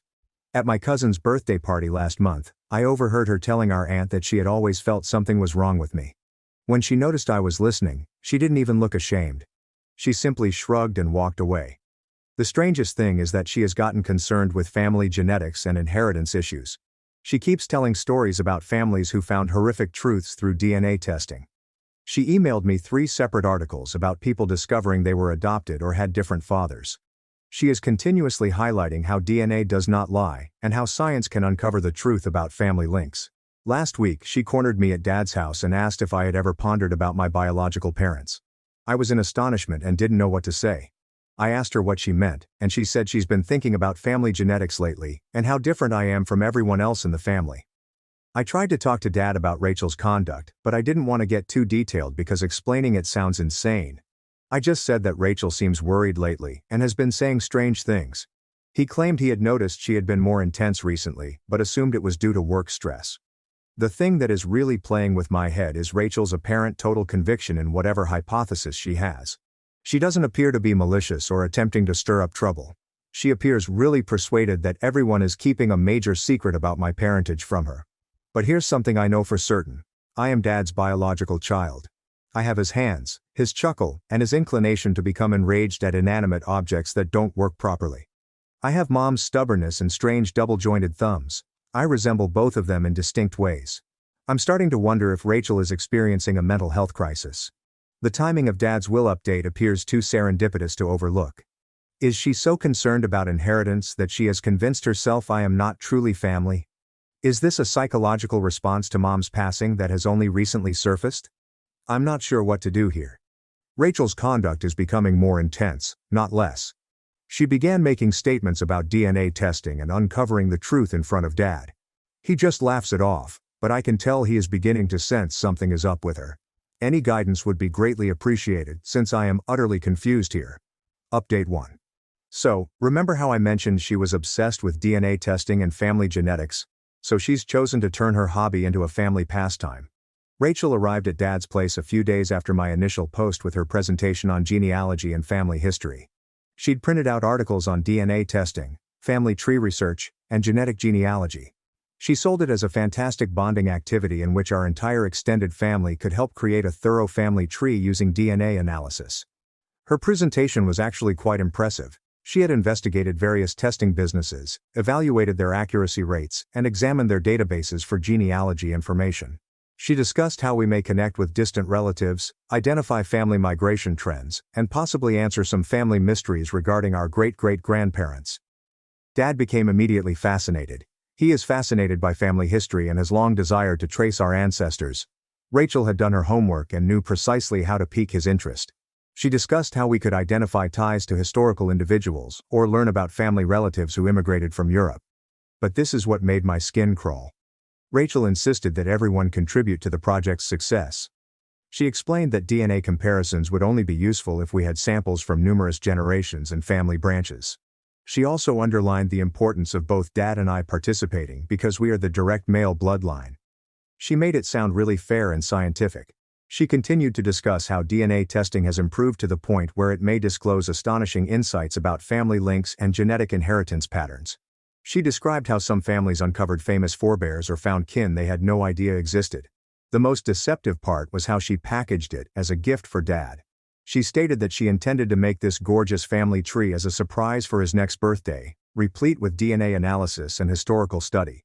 She presented it as a thoughtful, kind gesture from a daughter who wished to honor her father's interest in family history. Dad ate it thoroughly. He began talking about how much Mom would have enjoyed this endeavor and how wonderful it would be to finally have answers to some of the gaps in our family knowledge. He quickly agreed to participate and began contacting other relatives to get them engaged. Rachel handled it very smoothly. She oversaw all logistics, ordered all of the test kits, and worked with family members. She appointed herself project manager and insisted on personally collecting all samples to ensure appropriate handling and delivery to the lab. Within a week, Mom had secured pledges from Dad, me, our 2 aunts, 3 cousins, and Dad's elderly uncle. Everyone was enthusiastic about the initiative. Our aunt even began going through old photo albums and paperwork to help with the study. But I understand what this is all about. Rachel is not interested in genealogy or family history. She is attempting to establish that I am not Dad's biological child. She is confident that when all of the DNA results are returned, mine will reveal that I am not genetically linked to the rest of the family. Instead of making straightforward allegations or confronting me privately, she devised this plot to make her look like the thoughtful, organized daughter while putting me in a situation where I can't refuse to participate without appearing suspicious. If I object to the DNA test, it will appear like I have something to hide. If I point out that Rachel's true purpose is to prove I'm adopted, I'll appear paranoid and defensive. She has driven me into a hole, and my only alternative is to go ahead with her plan and hope that the DNA findings definitively disprove her adoption claim. The worst part is seeing Dad become passionate about this idea. He has been calling me every few days to offer new information Rachel has discovered about genealogy research, or to discuss prospective familial links we may find. He has no idea that his daughter is using his interest in family history to try to prove that his son is not his biological son. I keep reminding myself that this will backfire spectacularly when the DNA results show that I am clearly Dad's child. Rachel will have to admit that her adoption notion is absolutely incorrect, and hopefully she will cease this preoccupation. Update 2. Rachel was in charge of coordinating everything, so the DNA test kits came at her apartment. She texted our family group chat that she had received all of the test kits and will distribute them so that everyone could submit samples. She explained that she wanted to gather them all at once and send them to the lab as a batch to ensure that they were processed together. I was scheduled to see her yesterday to pick up my kit, but I had to reschedule due to a business situation. I texted her that I'd come by today instead and get it. She said that was all right, and she'd leave it with her roommate if she wasn't home. I drove over to Rachel's apartment this afternoon. Her roommate allowed me in, and explained that Rachel was running errands but had left my test kit on the kitchen counter. There were 2 test kits on the kitchen countertop. So I took one and was about to go when I realized the box had already been opened. That looked strange because these kits are supposed to remain sealed until you're ready to utilize them. I opened the box to ensure everything was inside. And that's when I noticed that someone had already spit in the saliva collection tube.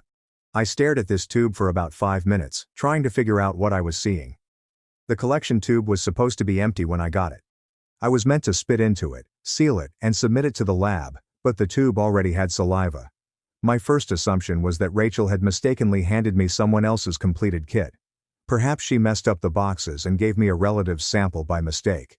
But then I glanced through the documentation in the box, and it was evident that my name was on every form. That's when it struck me. Rachel planned to submit someone else's DNA sample under my name.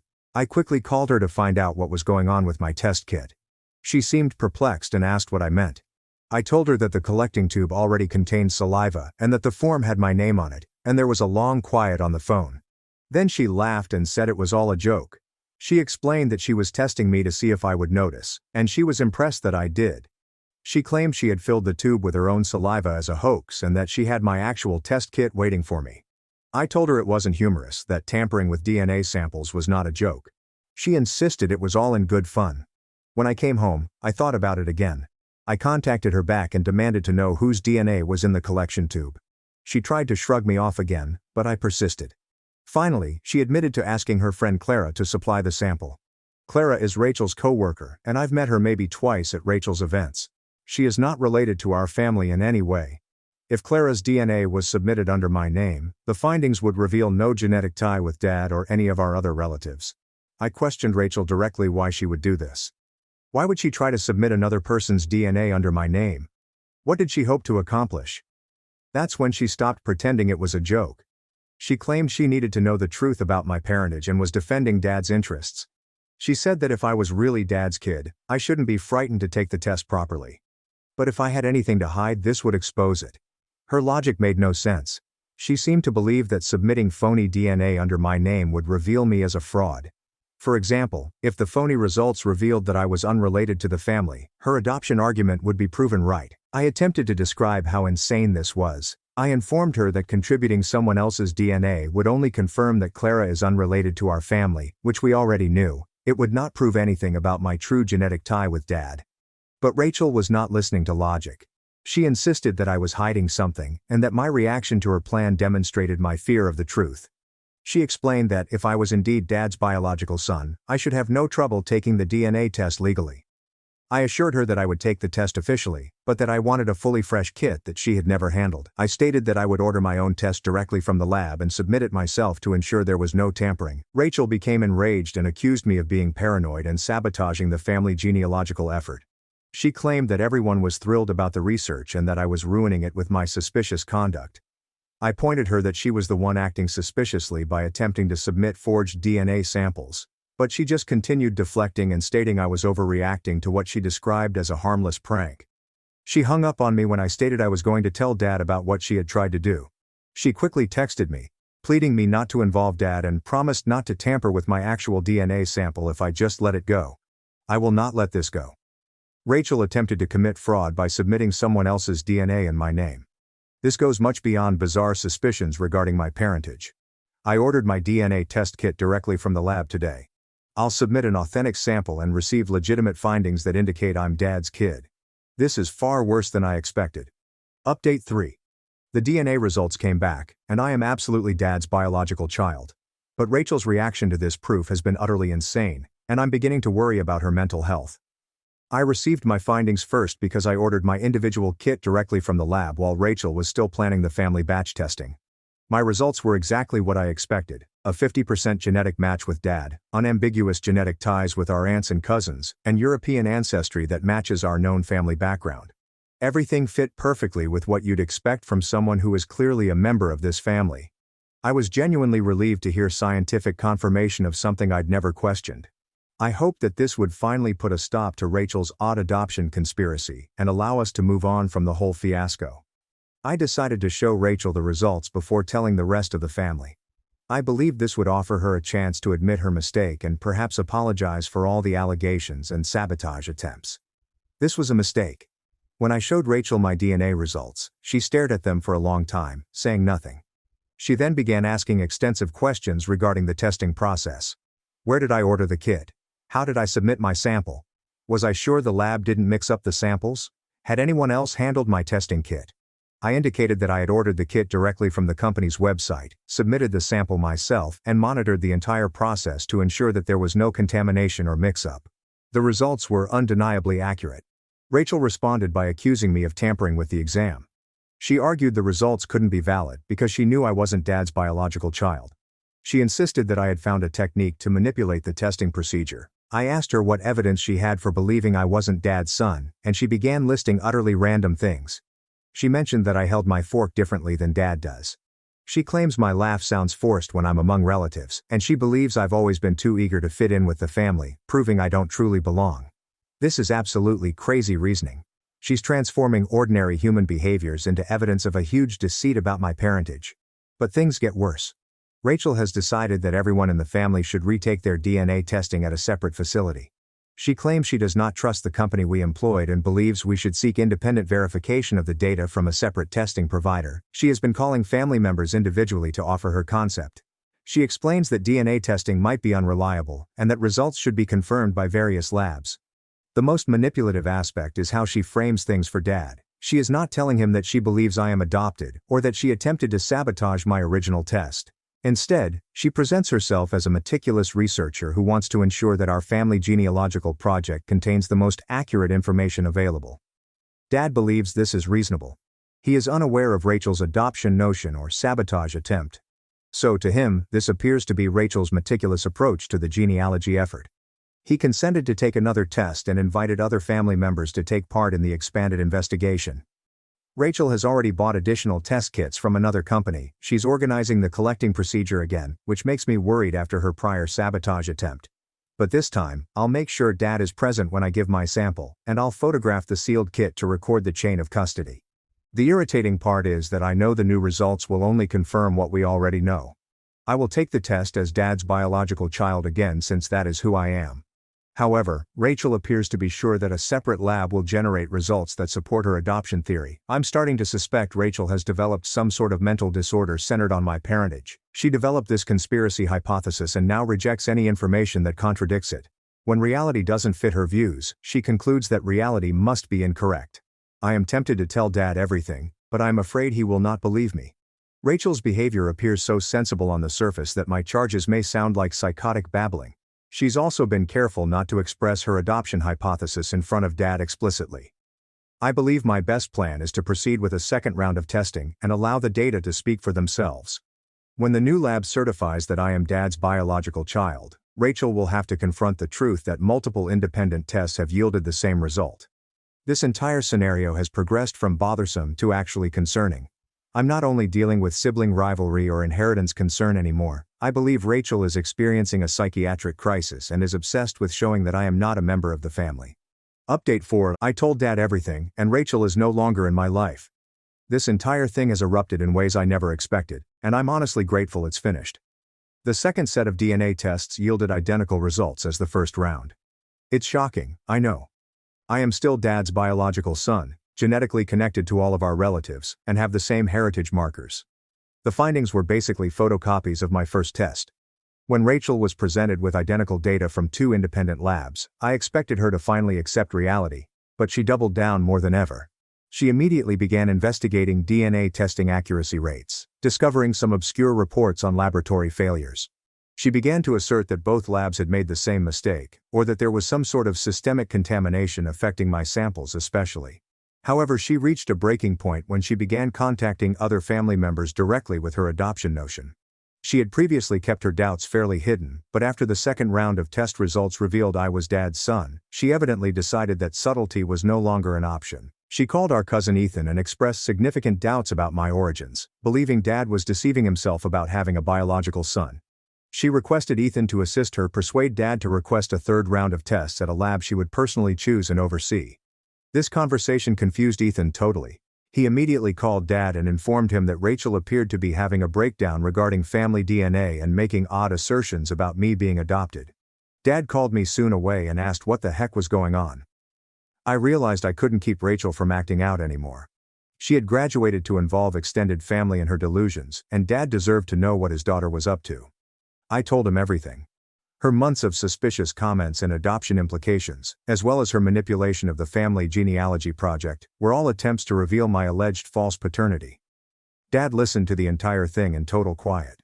When I continued, there was a lengthy pause, and then he replied, "She's been trying to prove you're not my son." "Why would she do that?" I told him it was related to his will update, and Rachel appeared to be attempting to remove me from his inheritance. Dad became very silent and stated that he needed to speak with Rachel immediately. The confrontation with Rachel did not go well.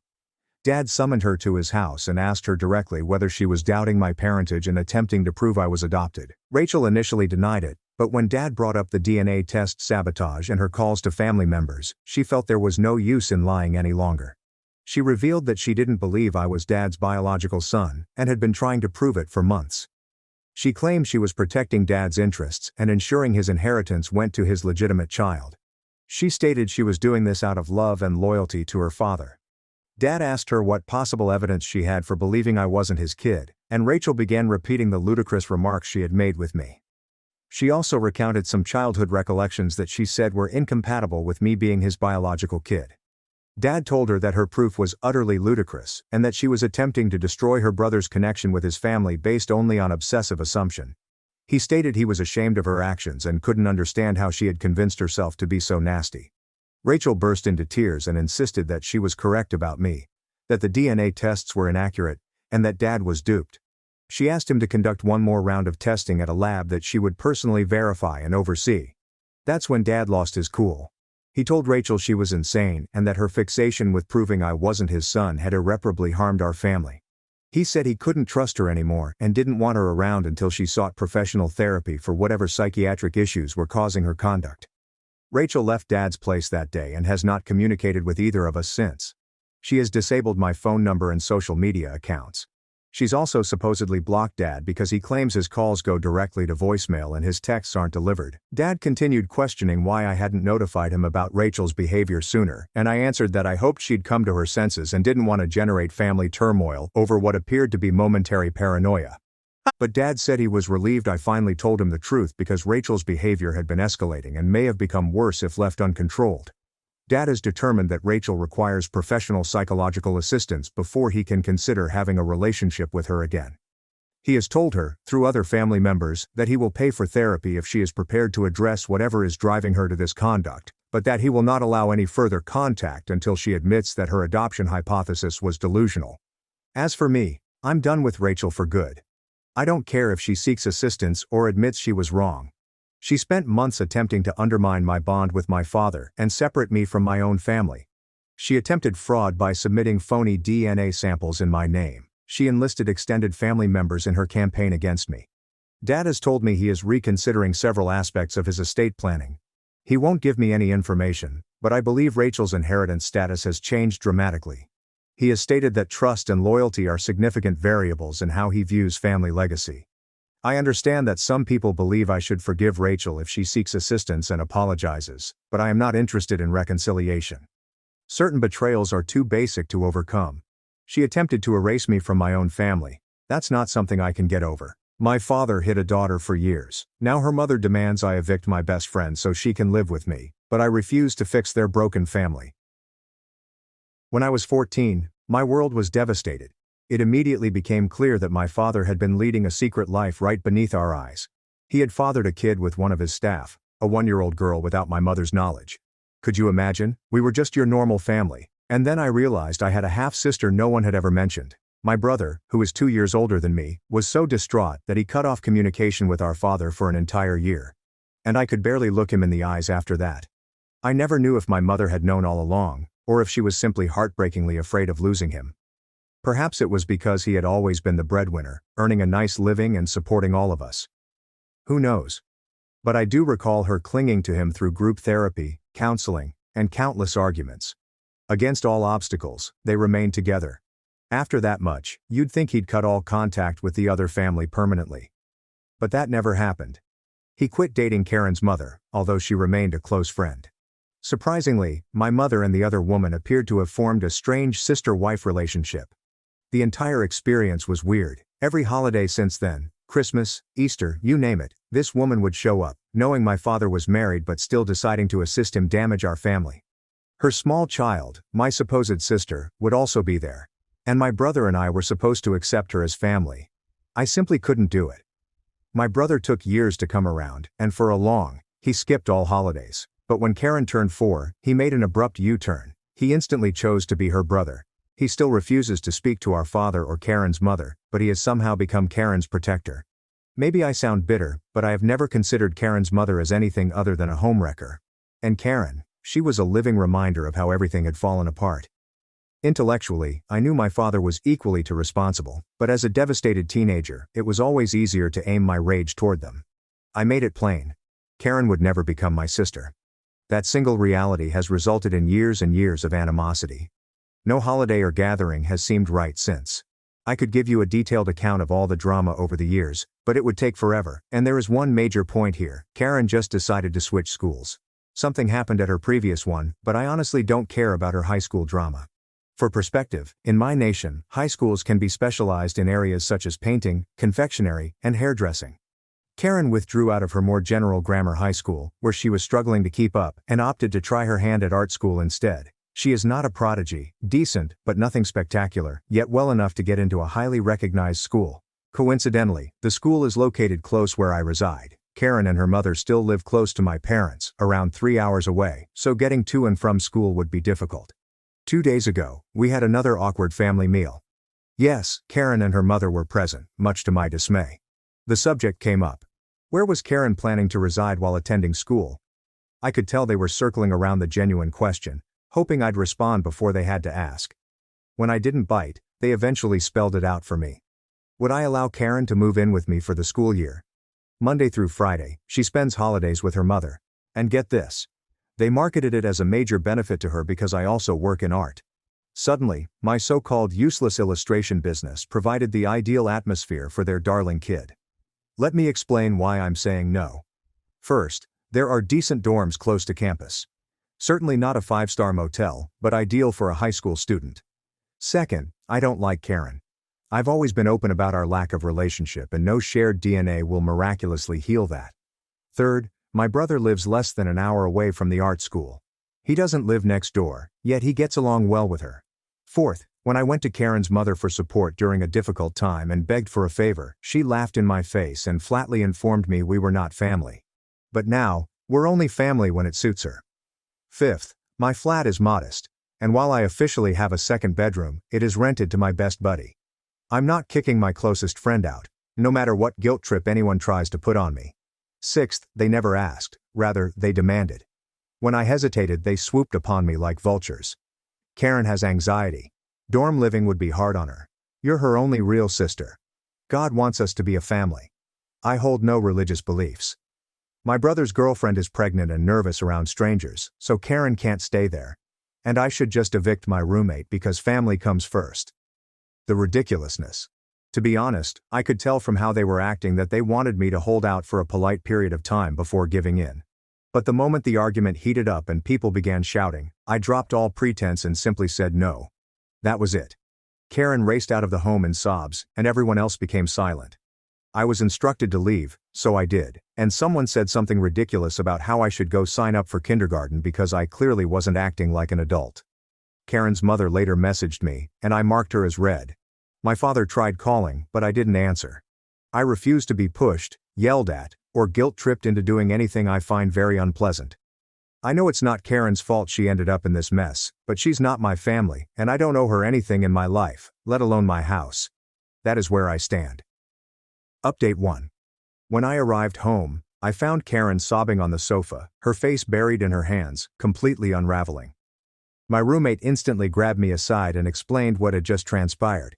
Karen apparently arrived expecting to meet me and was surprised to find my roommate instead. She instantly inquired whether my roommate was visiting or about to leave, to which my roommate responded calmly that she was neither. That created a one-sided dispute, with Karen getting louder and louder as my roommate tried to calm her down and de-escalate the situation. Karen soon appeared to be experiencing a breakdown. My roommate described it as a panic attack, and I have no reason to dispute her at all. But as soon as Karen noticed me, her meltdown changed course. She began yelling at me, calling me a terrible sister, a liar, and a leech, and hurled more accusations my way. I could understand the nasty sister aspect, but being a liar and a leech ached. I tried not to snap back, kept my cool, and eventually calmed her down enough to discuss without revealing our family crisis to the entire building. That's when the truth started to emerge. Molly and my father had been using the prospect of Karen living with me and attending that prestigious art high school as leverage for at least 6 months. Since Karen opted to quit her stepping stone high school, they have thrown it at her repeatedly. You will not be able to live with your sister unless you maintain decent marks. Clean your room or turn in your phone. Even worse, they requested that she drop her friends and delete her social media accounts. Essentially, the prospect of living with me had been dangled in front of her for years. I felt terrible when I realized that. To be honest, I didn't disbelieve her story for 1 second. It was classic Dad. Growing up, he used to promise us enormous things and make us cry in the hopes that he would eventually deliver. Perhaps not. Molly apparently went so far as to tell Karen that I had consented to a 1-week trial run and that she would then spend the rest of the summer at her father's house to prepare for the actual relocation. I had no clue they'd promised her that, especially since I'd made it clear from the start that I opposed the notion. Looking back, perhaps they assumed that if Karen came up at my house, I'd simply yield, having stepped back so many times in the past to keep the peace. Perhaps having Karen there in my home would make it impossible for me to refuse. And I would have let myself to get steamrolled again so as not to ruin her fantasy. The whole thing sucked. But for the first time, Karen and I genuinely spoke, really chatted. We spent 40% of the time trash-talking our shared parent. 40% were ranting about Molly. And the rest was entirely about art. Oddly enough, I discovered a silver lining in that catastrophe. I'm not saying I'm suddenly ready to be the doting big sister or take her home, but for once, there was some genuine connection behind the anguish. She eventually flopped on my bed and fell asleep before her parents arrived to fetch her up. I waited there, emotionally tired. My father finally arrived at 11 p.m., furious that Karen had fallen asleep and perplexed that I hadn't simply let her spend the night. But I became even furious. After piecing together Karen's story, I was itching to hear his side as well. At the very least, he listened. I let off a 5-minute rant so quickly that I could hardly breathe. And by the time he managed to say something, I doubt he remembered half of what I had said. I hardly gave him a chance. He only told me that he'd call me later to adequately address it. Now I'm waiting for that call. Feeling emptier than ever. I'm so emotionally spent that I can barely think straight at work. I ended up staying at a friend's apartment for the night. Nothing romantic. Just the comfort of platonic connection. Which we have had since we were children. I know I have a lot to figure out, so I've started building a list of everything I need to accomplish when I get the motivation to try again. Right now, all I want is some clarity and tranquility, if I can find it. Update 2. I apologize for the silence. Life has been so hectic that finding time or energy to update seemed impossible. But I have to explain what happened. I really enjoyed all of the advice and knowing that I wasn't insane, even if this update will probably disappoint anyone expecting for a good conclusion. Karen, my half-sister, appeared at my door not long after everything had gone wrong, as if the universe was playing a cruel little joke on me. The timing could not have been more absurd. I did not squander a second. I contacted my father and informed him that unless he picked her up right away, I would contact the police. He arrived, claiming that he would explain everything. But predictably, it took some serious cornering before he said anything. Perhaps he thought that if he told me just enough, I would stop bothering him. But I needed answers, so I met with him face-to-face last week. He had no way out at that point. What I discovered was every bit as wild as I had expected. Karen's mother, Molly, as I've dubbed her, was in grave financial problems. Part of me wanted to blame it on her being too young to have a child, but Molly's overall sense of maturity seems stunted. Perhaps there was a traumatic childhood. Perhaps not. I don't care at this moment since whatever happened, Karen is the one who is suffering the price. Molly had created a pile of debt for herself by taking out too many loans with no practical possibility of repaying them. She is currently losing everything as a result of the debt reduction process. Even her pay is being reduced by the state, leaving her with barely enough to exist. To make ends meet, she decided to sell her flat and move into something so little that I literally cringed when I saw it. She wanted to stay at my father's house, but fortunately my mother had already established tough boundaries. Molly and Karen were not allowed to stay at the house for more than a week. Only on special occasions, such as when Molly's building was being constructed. What's her plan? Purchase this pretentious chicken coop of a studio apartment and squeeze herself and Karen into the cramped area. The rationale must have been, perhaps someone else will step in to help, because I was suddenly receiving guilt-tripping indications that I should take Karen in, as if that would solve everything. Despite my instincts, I let Karen to stay with me for a while. It was disastrous. Living with her was impossible. I never recognized how distressed she was because I never spent enough time with her to fully understand it. She was troubled by night terrors, leaving my best friend, a true light sleeper who has a physically demanding job, weary every day. Furthermore, Karen appeared to be allergic to cleaning and snatched my watch. After that, I called my father and told him I wasn't going to put up with this longer. My father begged me, virtually groveling, to let her stay. He promised she'd get better. But, even if it were true, I wasn't going to be the one going through it. I drew a line in the sand. I would only consider bringing Karen in provided she attended therapy.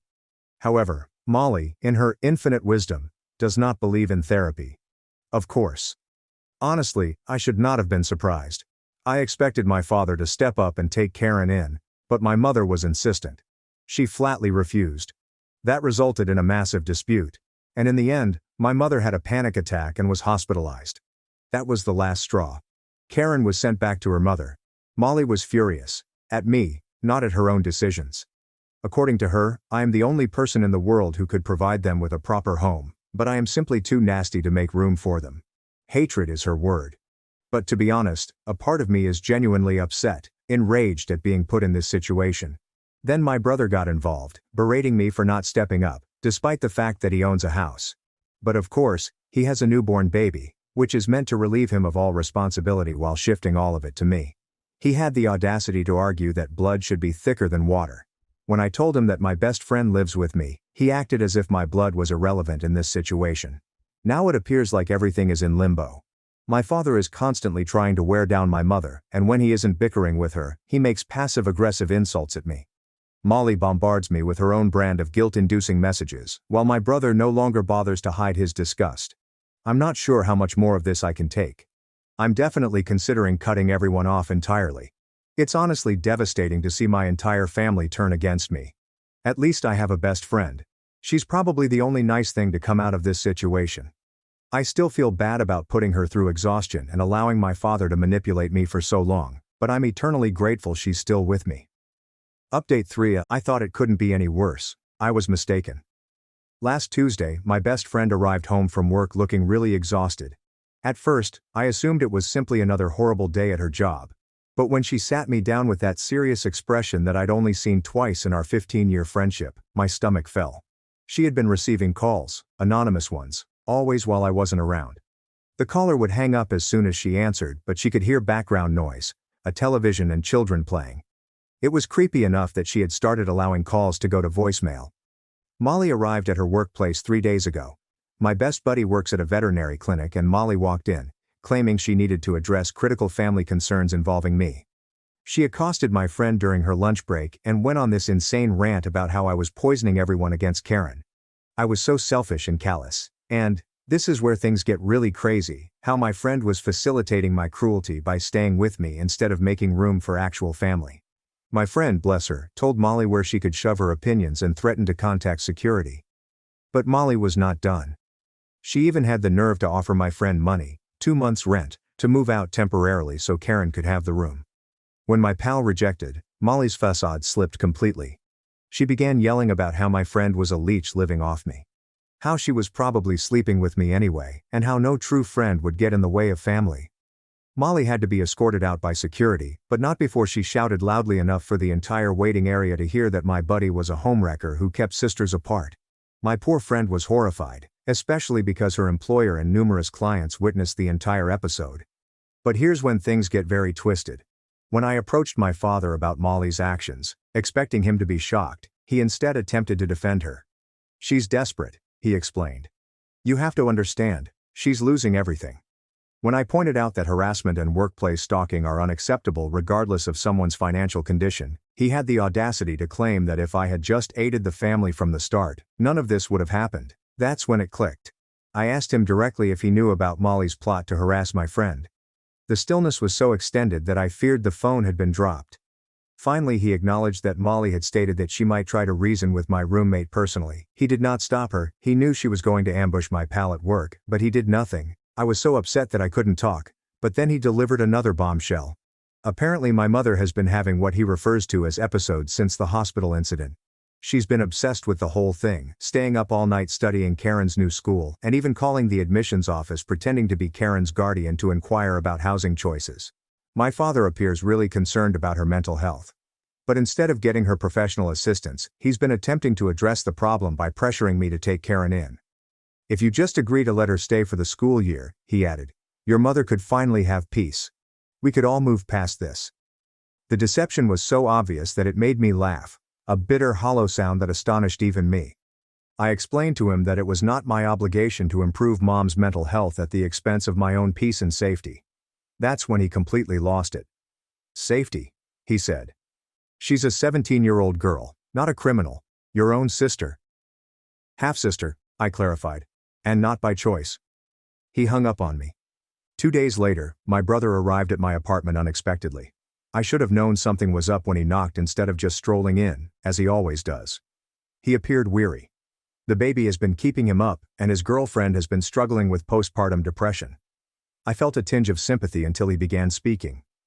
Dad contacted him with a new solution. My brother's house has more space, and he's allegedly on better terms with Karen, so perhaps she should move in with him. But here's the kicker. His girlfriend flatly refused. She's already struggling enough without adding a difficult adolescent, especially one who has night terrors and behavioral issues. Naturally, my brother decided it was all my fault. If I had taken Karen in from the start, none of them would be experiencing this stress. His lover would not be weeping herself to sleep due to Dad's pressure. Mom would not be experiencing breakdowns. Everyone's troubles would be solved if I simply did the right thing. I mentioned that he might have offered to take Karen himself months ago, but he shook his head. I never wanted her living with us, he told me. But you live alone with just a friend. You have the space, you work from home. It makes sense. The arrogance was astonishing. When I informed him that I'd already tried living with Karen and it had been a disaster, he remarked that perhaps I hadn't tried hard enough. Maybe if I'd been more patient, understanding and sisterly, I'd have had enough. I told him that if he was worried about family duties, he could move his pregnant girlfriend and newborn baby in with Dad and Mom, freeing up his home for Karen and Molly. The expression on his face was priceless, complete terror at the concept. That's completely different, he exclaimed. I have a family to think about. So do I said. My chosen family. My friend who's been with me through everything while you all demand I throw her out for someone who stole from me. He departed after that, but not before informing me that I was being selfish and would later regret pushing everyone away. Maybe he is right. Maybe I'm selfish. But I'm tired of being the family's scapegoat, the one everyone expects to give up her happiness and stability to keep the peace. I'm tired of being guilt-tripped, manipulated, and having my boundaries violated. My companion and I have begun looking at flats in a different section of the city, somewhere my family is unaware of. I haven't informed them yet, but I believe I'm done with everything. With each of them. The saddest part? I really feel horrible for Karen. Nothing is actually her fault. She's merely a child caught in the midst of adult chaos. But I can't save her without destroying myself, and I've finally accepted that it's not my responsibility to try. Update 4. I never imagined I'd be back here writing another update. But life has a terrible sense of humor. The apartment hunting did not go as planned. It turns out that finding a suitable home that welcomes pets within our budget, my friend has a cat, I failed to mention, is more difficult than imagined. But it is the least of our current issues. 3 weeks ago, my buddy Anna returned home, looking as if she had seen a ghost. I was in the middle of a client call when she rushed through the door, so I had to finish up fast before she could tell me what occurred. She was at the grocery store when she ran into Maris, my brother's girlfriend. Maris apparently looked horrible. Dark circles and disheveled. The works. Maris burst into tears right in the cereal aisle after what should have been a courteous hello. Between sobs, Maris told Anna everything. My brother has been putting intense pressure on her to reconsider taking Karen in. He comes home every day with new arguments. Karen's grades are dropping. Living in that small studio with Molly has made her depressed. It's only temporary till they figure something else out. But Maris is struggling to keep her head above water with the baby and her postpartum depression. The thought of adding a wild teenager to the mix made her fear. Here's where things get twisted.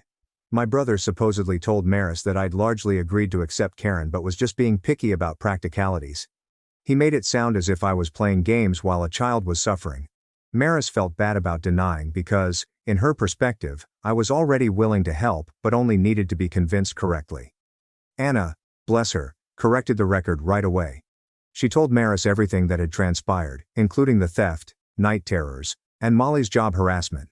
Maris became pale and inquired why no one had told her about this. That's when Anna learned my brother was lying to everyone, weaving different versions of the narrative to make them feel bad. But wait, things get worse. Maris apologized to Anna before saying something that made my blood run cold. I just wish I understood why he's so desperate to help her now when he completely ignored her for years. When Anna asked what she meant, Maris said that my brother had been having secret phone chats with someone while constantly stepping outdoors or going to the garage. She assumed it was work-related, until she overheard a portion of a chat last week.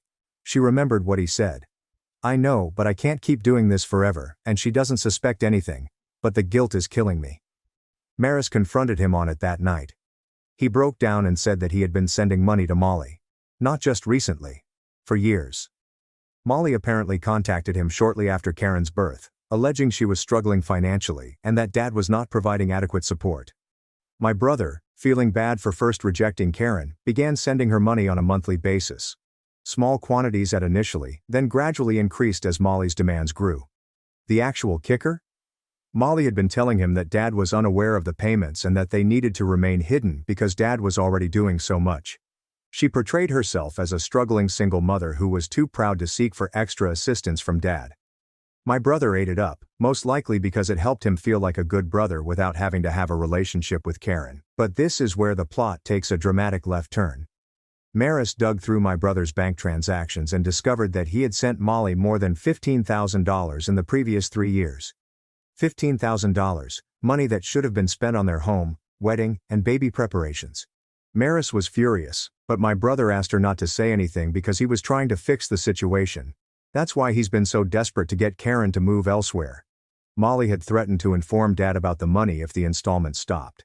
She said she'd tell Dad that my brother had been privately supporting his daughter for years while publicly rejecting her, making him look like a huge hypocrite. My brother got caught up in this blackmail scheme, and his answer was to get me to accept Karen so that the pressure would be lifted off him. Anna came home with all of this knowledge, and I honestly had no idea what to do with it. Part of me felt vindicated. I sensed something was wrong with my brother's abrupt change of heart. But largely I felt sick. For years the entire family has lied to and manipulated one another. I chose to call Maris directly. She was afraid to speak at first, but eventually everything came out. She's considered leaving my brother over this. Not just the money, though that was horrible enough, but the lies, the manipulation, and the way he has made her feel guilty for preserving her mental health. She said she didn't even remember who she married anymore. That conversation altered everything for me. I saw my brother wasn't simply being manipulative with Karen. He had been lying for years, just like his father. The apple doesn't fall far from its tree. I told Maris she deserved more and that nothing was her fault.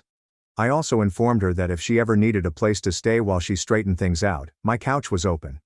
Not for Karen or my brother, but for her and the baby if they required an escape. She burst into tears and said how she had felt alienated, as if everyone in the family was against her for not bringing Karen in. Knowing the reality about why my brother was so persistent made her feel less insane, but also more hurt. What is the strangest part? She asked if I thought she should inform Dad about the money. I told her it was her decision, but Dad was probably already aware.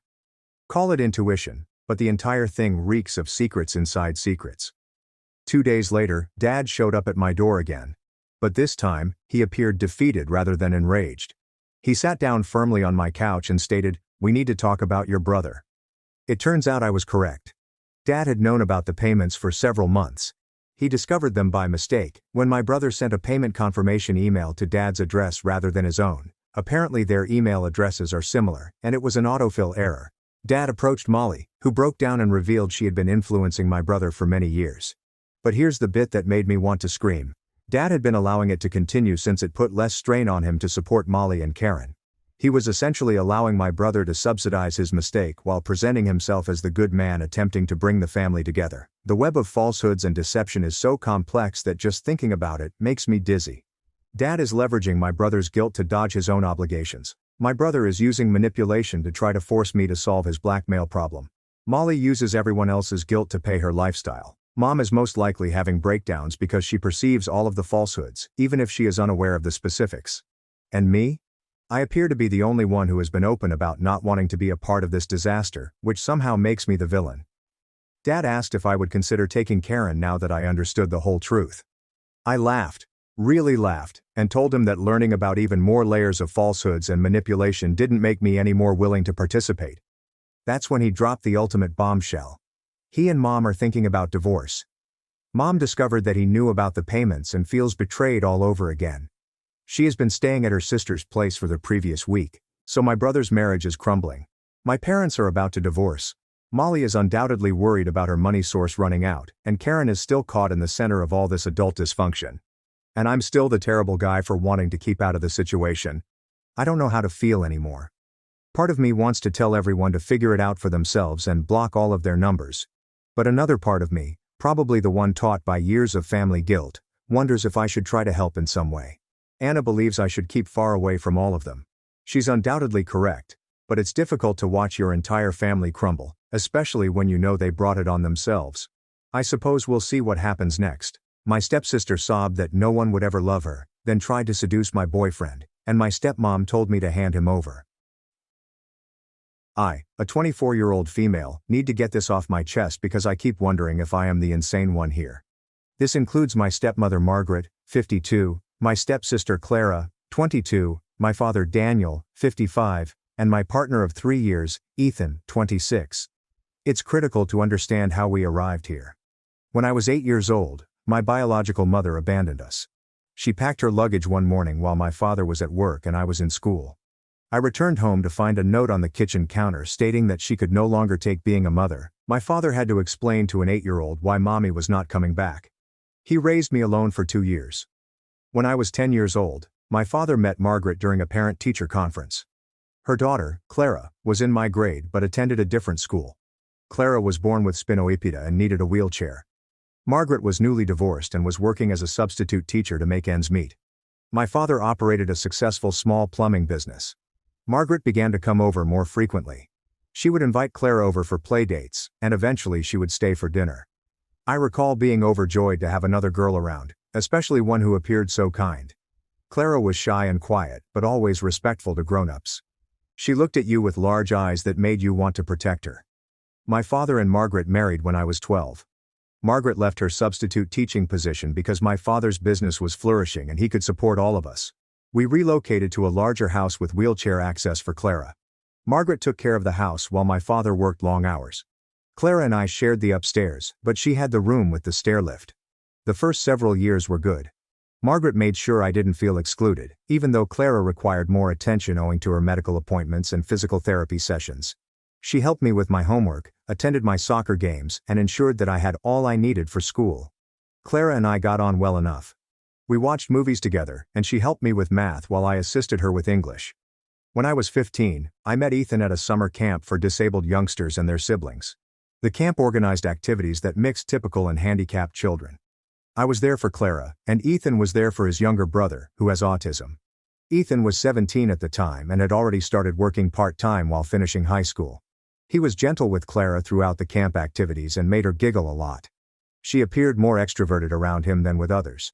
After camp concluded, Ethan began visiting our house. He made friends with Clara first. Actually, she enjoyed talking to him about books and movies. He treated her like any other teenager, not as someone to be pitied. My father liked him since he was respectable and had a job. Margaret seems happy that Clara had gained a friend. Over the next 2 years, Ethan became a regular visitor to our house. He would visit after school and on weekends. Clara always looked up when he arrived. She began inquiring when he was coming over and became unhappy if he canceled plans. I didn't think much of it at the moment. I was preoccupied with my own high school activities and a part-time work in a clothing store. During my senior year, something changed. Ethan started asking me to hang out without Clara on occasion. We began talking more while she was not present. He helped me prepare for my SATs and drove me to job interviews. One evening in the spring, while we were sitting on the back porch after Clara had gone inside, he told me he had liked me for a while but didn't want to make things awkward because we were all friends. We began dating the summer before I left for college. Clara's demeanor altered instantly. She got grumpy and abrupt with me. Whether Ethan came over, she monopolized his attention and became irritated whether he wanted to spend time with both of us or just me. Margaret observed the shift and questioned me about it. I told her I suspected Clara had formed a crush on Ethan. Margaret nodded and said she would speak with her about it. I attended college 3 hours away while Ethan remained local and began working full-time at an auto repair shop. Clara began her senior year in high school. During my travels home, I observed Clara was still cool toward me, but Margaret said that she was simply adjusting to my absence at college. Ethan and I maintained a long-distance romance for 2 years. He paid me visits at school whenever he could, and I returned home on holidays and weekends. We got along well, despite the fact that the distance was difficult at times. Clara gradually warmed up to me again, but she continued to act weirdly while Ethan was present. After graduating from college, I briefly returned home to look for work. Ethan and I discussed moving in together after I found steady job. That's when things became odd again. Clara had recently started community college and was taking online classes because it was more convenient for mobility. She spent most of her time at home, and Margaret had started working part-time at the library. Clara kept inquiring about Ethan. When was he coming over? Could she phone him and inquire about something? Did I imagine he'd want to watch a specific movie with her? Ethan stopped over one afternoon while I was attending a job interview. When I arrived home, Dad grabbed me aside and said Clara was acting strangely. She had recommended they watch a romantic movie and was attempting to persuade him to sit closer to her on the couch.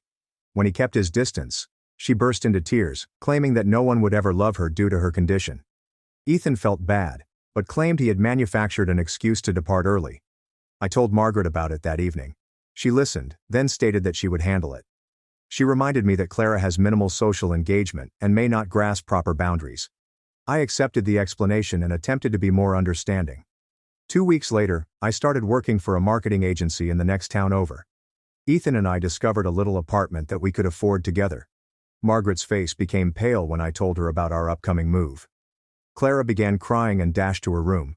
My father seemed pleased for us, but Margaret barely talked the remainder of the evening. Margaret's attitude cooled during the next month as Ethan and I prepared to move. She mentioned how I was departing my family and how Clara would miss me. Clara alternated between absolutely ignoring me and being excessively clingy. She began to attend more medical appointments and complain about pain more regularly. Clara had what Margaret described as a panic attack a week before we were planned to relocate. She hyperventilated and stated she couldn't take my departure. Margaret insisted on postponing the relocation until Clara felt more stable. My father supported Margaret's proposal. Ethan was frustrated, but he decided to wait a few more weeks. Clara's bouts increased in frequency throughout the course of those weeks. When relocation plans came up, she would have breathing problems or complain of extreme pain. Margaret booked further doctor appointments and stated that the physicians were concerned about Clara's stress levels. My father asked me to be patient and understanding. This pattern maintained for 2 months. Every time Ethan and I tried to schedule a move, Clara had a medical emergency. Margaret would add that the physicians advised against making any big changes in Clara's environment. I began to assume the incidents were not wholly medical, but I felt bad for believing so. Margaret approached me last month and requested a private conversation. She expressed concern about Clara's mental health and mentioned that doctors had indicated Clara would benefit from having Ethan around more often because he tended to calm her down. Margaret requested if Ethan might spend more time at home, possibly even moving into our extra room temporarily, to assist Clara acclimate to the changes. I told Margaret that Ethan was my boyfriend, not Clara's babysitter, and that we had separate plans. Margaret's expression changed. She expressed disappointment with my selfishness and that I did not comprehend how much Clara had been through in her life. She claimed Clara deserved to be happy as well, and that keeping Ethan away from her was cruel. That talk troubled me for several days. When I informed Ethan about it, he was stunned. He stated that he had never indicated to Clara that he was romantically interested in her, and Margaret's proposal made him uncomfortable. Yesterday, things came to a head. Margaret invited me to meet her in a coffee shop to talk. She appeared nervous, which is rare for her. She began by describing how much she had done for me over the years. How she had treated me like her own daughter, and how she had always prioritized my needs. Then she uttered something that made my blood turn cold. She told me Clara was madly in love with Ethan and that her medical episodes were genuine, but were caused by seeing Ethan with me. She explained that Clara had told her that she thought Ethan liked her as well, but was only with me out of responsibility because we had been friends before. Margaret then asked me to break up with Ethan. She explained that it would be a temporary sacrifice that would allow Clara to determine whether she and Ethan were compatible. She promised that if their relationship didn't work out, I could have Ethan back. She said this was my chance to repay her for all the years she had treated me like a mother. I stared at her for a long time, attempting to comprehend what she was asking. I informed her that Ethan was not a toy to be handed around, and that he had never expressed romantic interest in Clara. Margaret claimed that men didn't always know what they wanted, and that Ethan might surprise himself if he gave Clara a chance. Margaret burst into tears as I declined. She said I was selfish and didn't comprehend what it was like to see your child suffer. She said Clara might never find love because of her disabilities, but Ethan was gracious enough to look past it. She begged me to think about what was best for our family. I left the coffee shop without answering her. I drove directly to Ethan's job and told him everything. His reaction was fast and powerful. He described Margaret's request as inappropriate and manipulative. He told me that he had no love feelings for Clara and would never have them.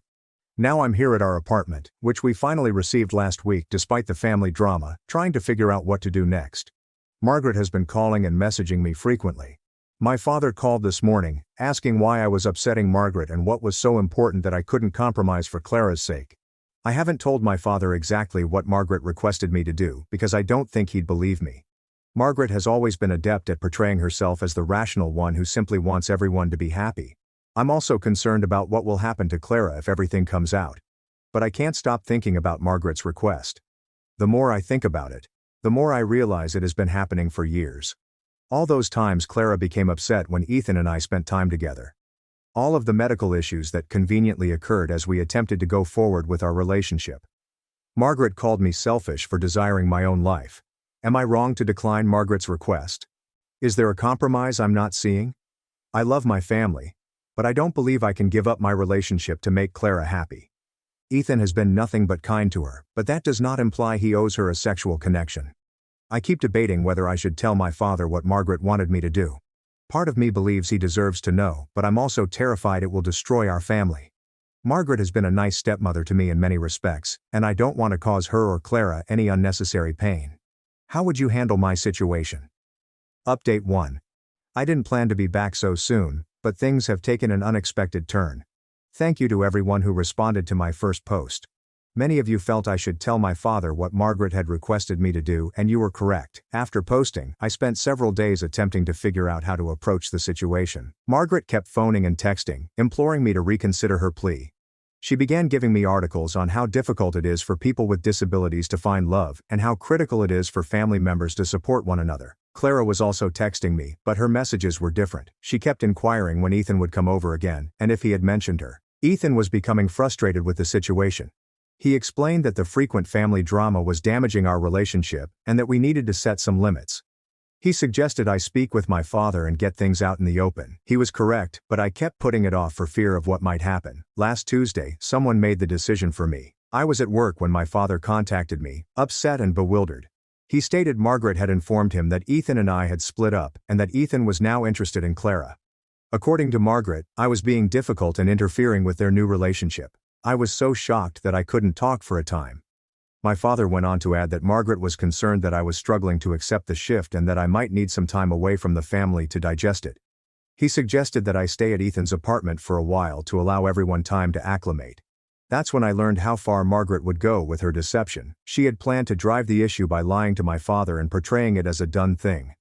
I informed my father that Margaret had lied to him and that Ethan and I were still very much together. He appeared perplexed and stated that he would need to talk to Margaret about the misunderstanding. I left work early and drove directly home. Margaret and Clara were in the kitchen, and as I entered they both fell quiet. I asked Margaret why she had informed my father that Ethan and I had broken up. She became uneasy and stated that there had been a misunderstanding. She claimed she was talking hypothetically about what might happen if I opted to prioritize Clara's needs. Clara sat at the kitchen table, glancing back and forth with us. I could tell she was aware of what was going on, but I was unsure how much Margaret had informed her about her plans. I asked Clara directly if Margaret had informed her that Ethan and I had split up. Clara nodded, saying Margaret had told her that Ethan would be spending more time with her and less time with me. That's when I discovered Clara was involved, at least partially. Margaret had been preparing her for the desired conclusion, most likely raising her hopes. I questioned Clara if she truly believed Ethan had romantic feelings for her. She became defensive, claiming that Ethan was always kind to her and had told her she was beautiful and intelligent. I asked when Ethan had said such things. Clara described interactions that seemed friendly and supportive, rather than amorous. Ethan had never said anything untoward to her, but Margaret had obviously misinterpreted his generosity as romantic desire and shared her thoughts with Clara. When my father returned home from work, I wanted to speak with him quietly. I told him everything, from Margaret's request at the coffee shop to her lies about Ethan and I's breakup. My father listened without interrupting. and his look became more serious as I spoke. After I finished, my father remained silent for a long time. He then stated that he needed to hear Margaret's side of the story before making any judgments. He summoned Margaret into the room and asked her to explain what was happening. Margaret's tale was completely different than mine. She claimed I was rude to Clara about her love for Ethan, and that I threatened to keep Ethan away from the family if Clara didn't stop having crushes on him. She clarified that she had just suggested that I consider Clara's sentiments when making relationship decisions, not that I break up with Ethan. She said I misunderstood and exaggerated her request. Clara corroborated Margaret's version of events. She claimed I had been rude to her about Ethan, and Margaret was only trying to protect her. She claimed she never requested Ethan and me to break up, but it upset her when I acted as if she wasn't allowed to have feelings. My father stared between us, evidently trying to figure out who was telling the truth. He explained that this was a complicated scenario in which we all needed to calm down and find a way to work together. He recommended family counseling to help us communicate better. At that point, I understood Margaret had planned this confrontation. She had prepped Clara with a story that portrayed me as the villain and herself as a protecting mother. She'd undoubtedly been working on this story for weeks, knowing I'd ultimately tell my father about our talk. I informed my father that I would not be engaging in family counseling because Margaret had already demonstrated that she would lie to manipulate the situation. I explained that I needed some time apart from the family to consider whether I wanted to continue a connection with individuals who treated me this way. My father became enraged and accused me of being overly dramatic. He stated that families go through difficult times, and that walking away was not the solution. He accused me of being difficult and selfish, as my biological mother had been. That comment hit me hard. I'd spent my entire youth trying not to be like my original mother, who had abandoned us when things became tough. But I recognized that remaining in a position in which I was being misled and lied to was not loyalty. It was simply tolerating abuse. I packed my stuff and went to stay with Ethan. That was 2 weeks ago, and I have not returned to the house since. My father has called multiple times, wanting me to come home and talk things out. Margaret has sent messages apologizing for the misunderstanding and stating that she only wants the best for everyone. Clara texted to ask why I am being so harsh to the family. But this is what really upsets me. None of them have admitted what truly occurred. Margaret has not revealed that she asked me to break up with Ethan. Clara has not admitted that she hoped I would. My father has not admitted that Margaret lied to him about Ethan and my breakup. Instead, they're all acting as if this is just a family feud that got out of control. They want me to return and pretend nothing happened, to resume normalcy. But I can't do it now that I know Margaret's capabilities and how far she's willing to go to accomplish what she wants for Clara. Ethan has been absolutely supportive throughout this.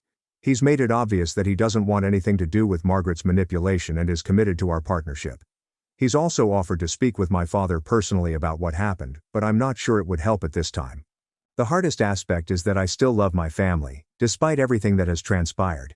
Margaret cared for me for many years and was not always manipulative. Clara is my sister, even if she isn't dealing with this situation well. My father reared me and worked hard to provide for our family. However, I am beginning to see that love does not imply condoning hurtful treatment. Margaret crossed a line when she asked me to give up my relationship for Clara's pleasure. She broke another line when she lied to my father and attempted to manipulate the situation to achieve her goals. I don't know what will happen next. My father has stated that if I do not return home and straighten things out with the family, he will discontinue financial assistance for me. Margaret and Clara are acting as if I was the one who started this whole issue by being selfish and unforgiving. Part of me wonders whether I should just return and attempt to make peace. It would be easier than dealing with all of the strife and uncertainty. But every time I think about it, I recall Margaret sitting across from me in that coffee shop, asking me to break up with my boyfriend so that her daughter might have him. I recall the look in her eyes as she lied to my father about what had transpired.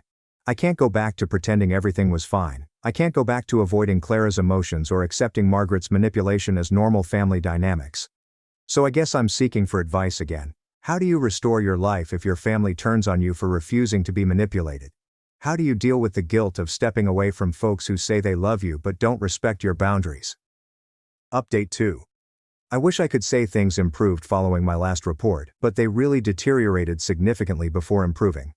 I'm writing from my new apartment, which I share with Ethan, and I finally feel like I can breathe again.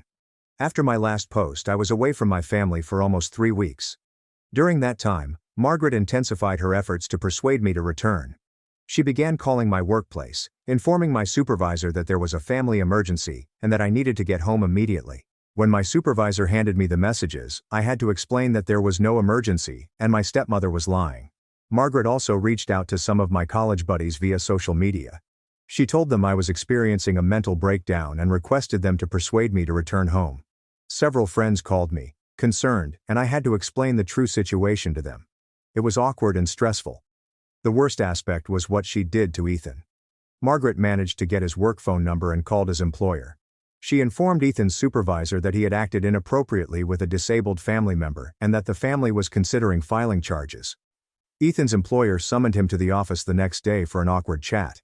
Ethan had to describe the entire issue to his manager, including presenting text exchanges between us proving we were in a committed relationship. Fortunately, his boss trusted him and recognized that this was a family dispute rather than a criminal matter. However, Ethan was shocked by the incident, which made us both realize how far Margaret was willing to go. That experience convinced me that I needed to take more serious measures. I couldn't continue to live in limbo while Margaret tried to destroy my relationship and reputation. I resolved to write a lengthy letter to my father, outlining everything that had happened, including Margaret's initial request, and all of her following lies and manipulations.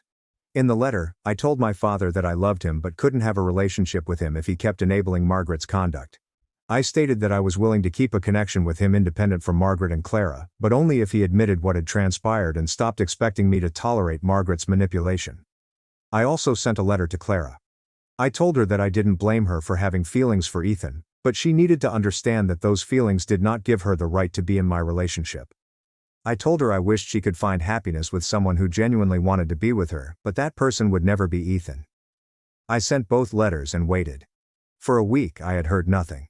Then my father called and requested to meet me for coffee. He sounded exhausted and older than I recall. When we met, my father looked like he hadn't slept well. He claimed he questioned Margaret about what I had stated in my letter. Initially, she denied everything and claimed I was lying to turn him against her. But as he probed her for details about specific conversations, her story began to unravel. My father claimed that the turning point came when he asked Margaret directly if she had ever asked me to break up with Ethan. Margaret eventually revealed that she had advised that I prioritize Clara's happiness, but she argued that it was an acceptable request from one family member to another. When my father asked her why she had lied to him about Ethan and I breaking up, Margaret explained that she had been trying to spare Clara from disappointment and that she believed I would finally see things her way. She claimed she had never planned for things to get that complex.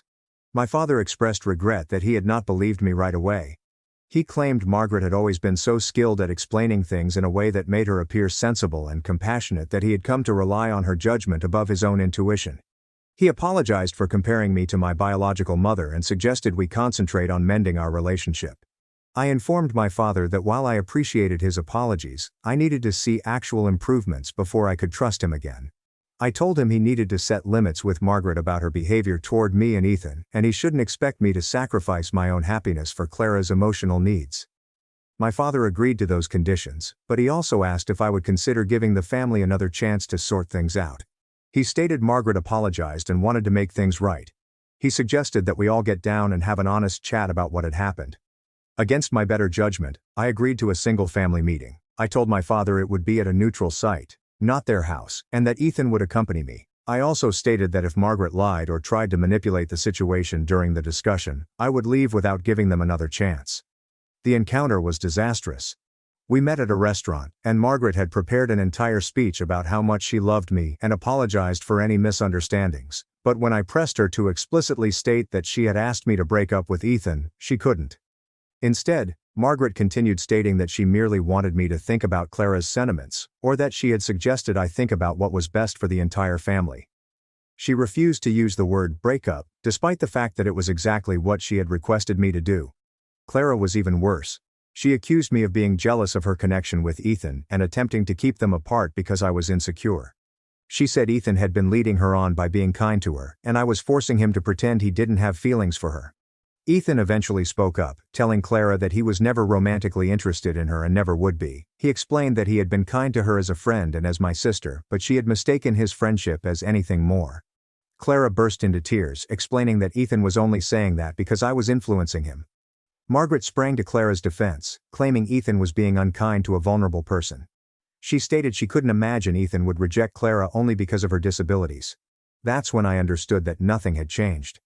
Margaret and Clara were still living a fantasy in which Ethan secretly desired to be with Clara, but was thwarted by mean, selfish me.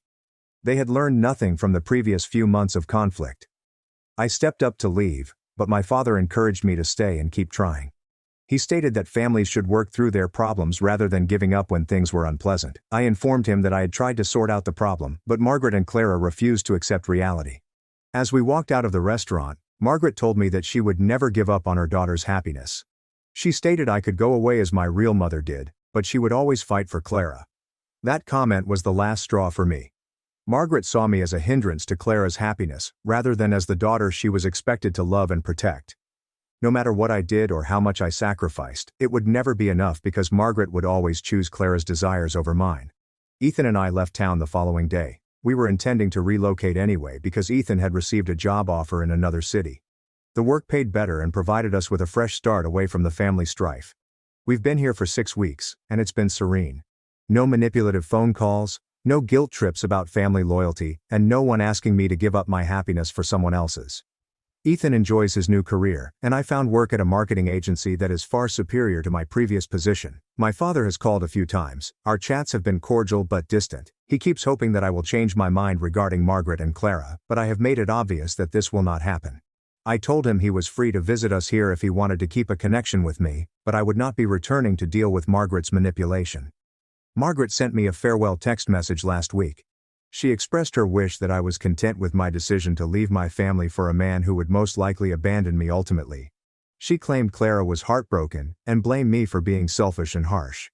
After that, I blocked her number. I also blocked Clara, who had been messaging me about how unjust I was being and how much I was harming the family by remaining away. The point is, I no longer feel guilty. For years I accepted that my position in the family was to be understanding, adaptable, and willing to make sacrifices for Clara's needs. I assumed it was what good sisters did and what appreciative daughters owed their stepmother. But now I understand that Margaret never considered me her daughter. She regarded me as a resource that Clara might profit from. When I ceased being useful in that way, she was willing to spread lies about me, damage my relationship, and attempt to harm my reputation. Clara never thought of me as her sister.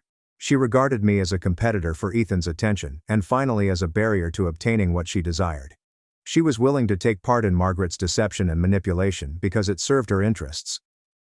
My father was so committed to keeping the harmony in his household that he was willing to compromise my well-being rather than confront Margaret's actions.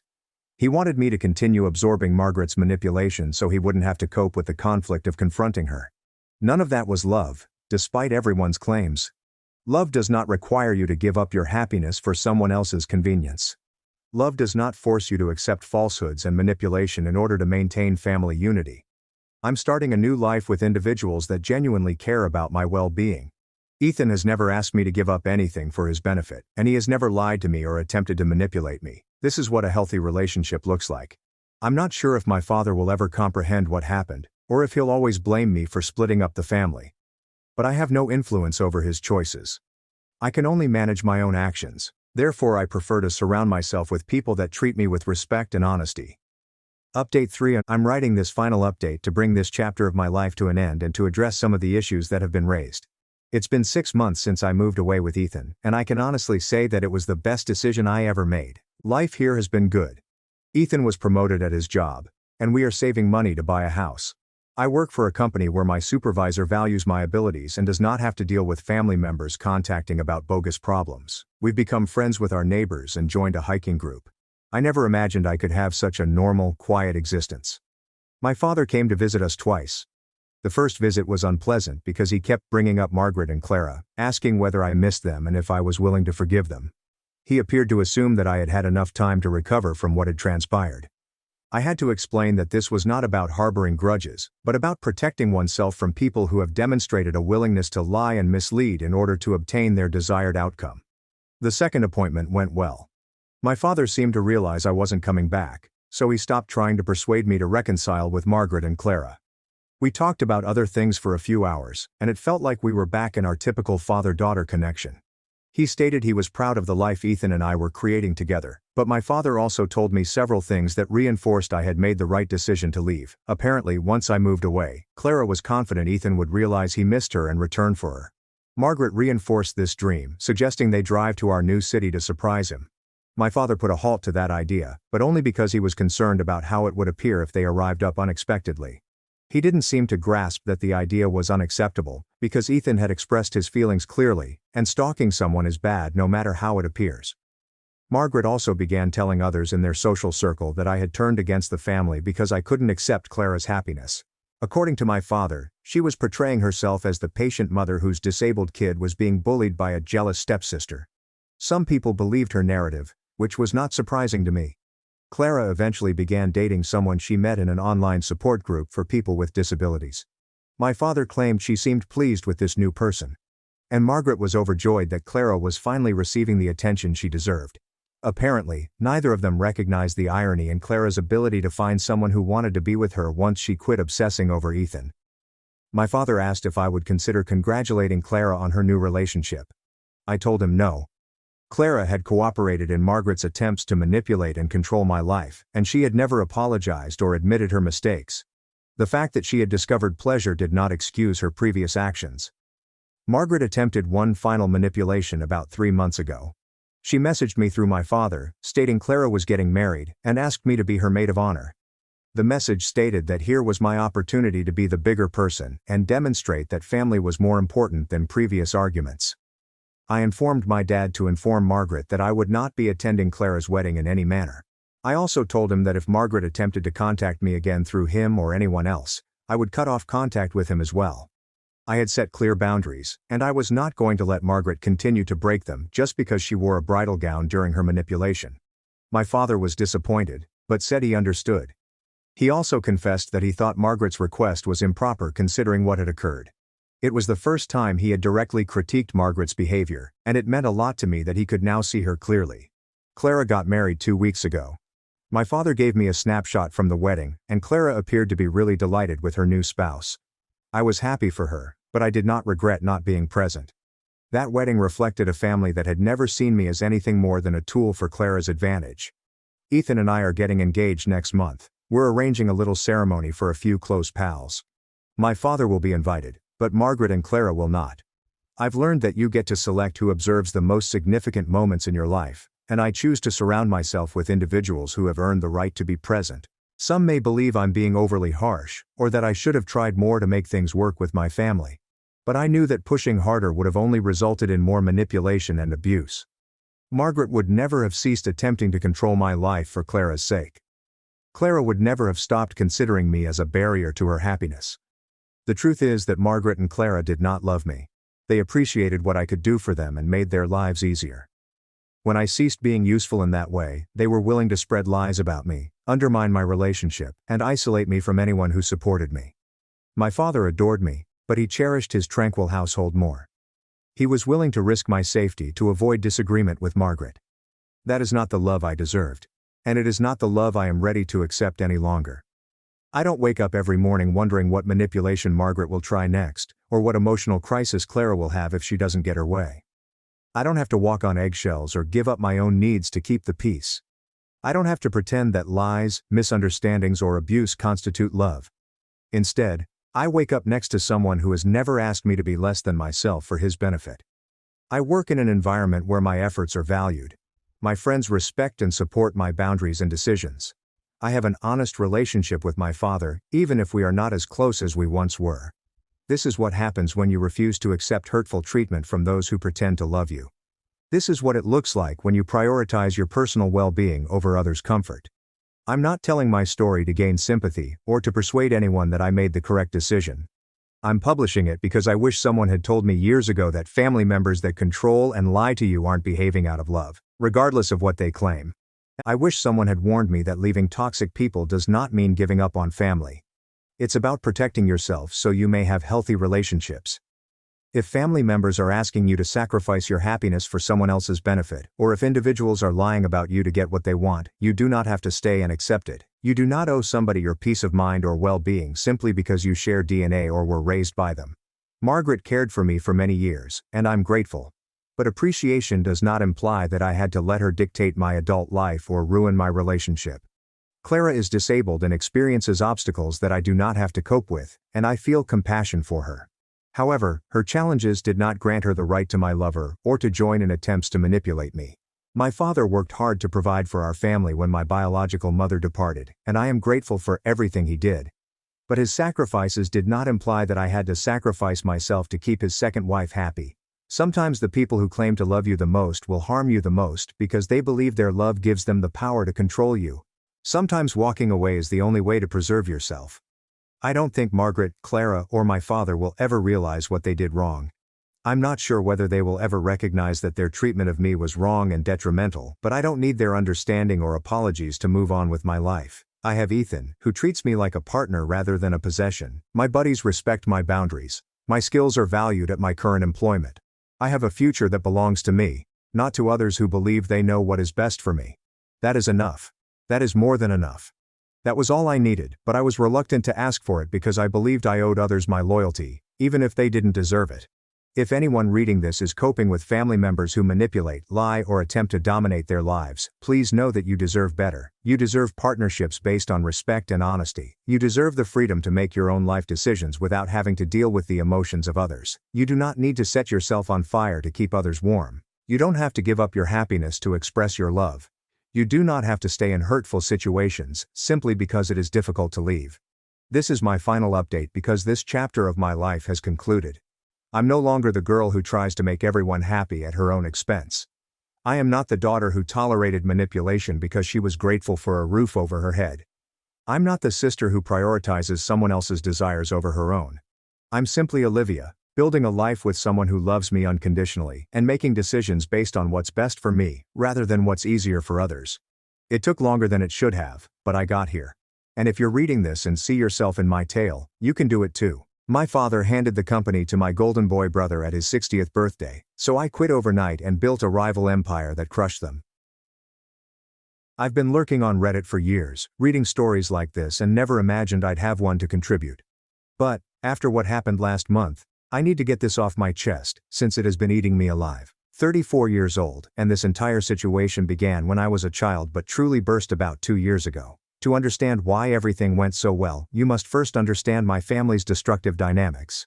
My father Robert is 62 years old and owns Harrington & Sons, a medium-sized construction company. I started it from nothing in the 1980s. It grew to roughly 50 staff, working on commercial and residential projects across 3 counties. Growing up, that corporation was practically our religion. Every dinner conversation revolved around jobs, contracts, which teams were performing, and which suppliers were providing us with the best deals. The and Sons section was supposed to refer to me and my younger brother Ryan, a 29-year-old guy. Dad made this plain from the moment we could walk.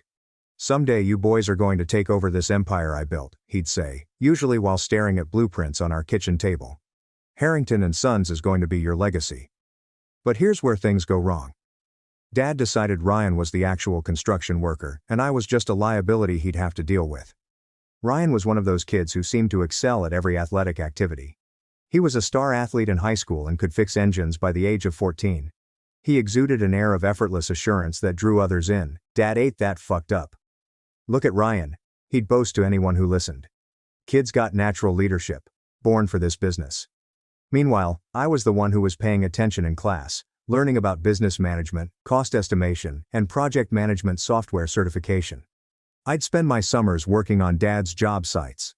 Instead of being applauded for grasping the technical aspect, I was reprimanded for not being hands-on enough.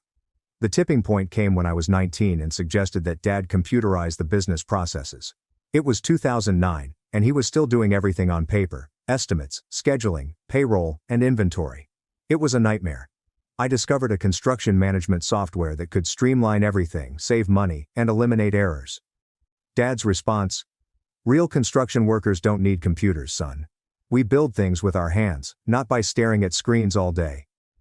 Ryan, who was 14 at the time and hardly knew which end of a hammer to handle, nodded along as if he understood anything about operating a business. "Yeah, Mark, construction is about getting dirty, not playing with gadgets."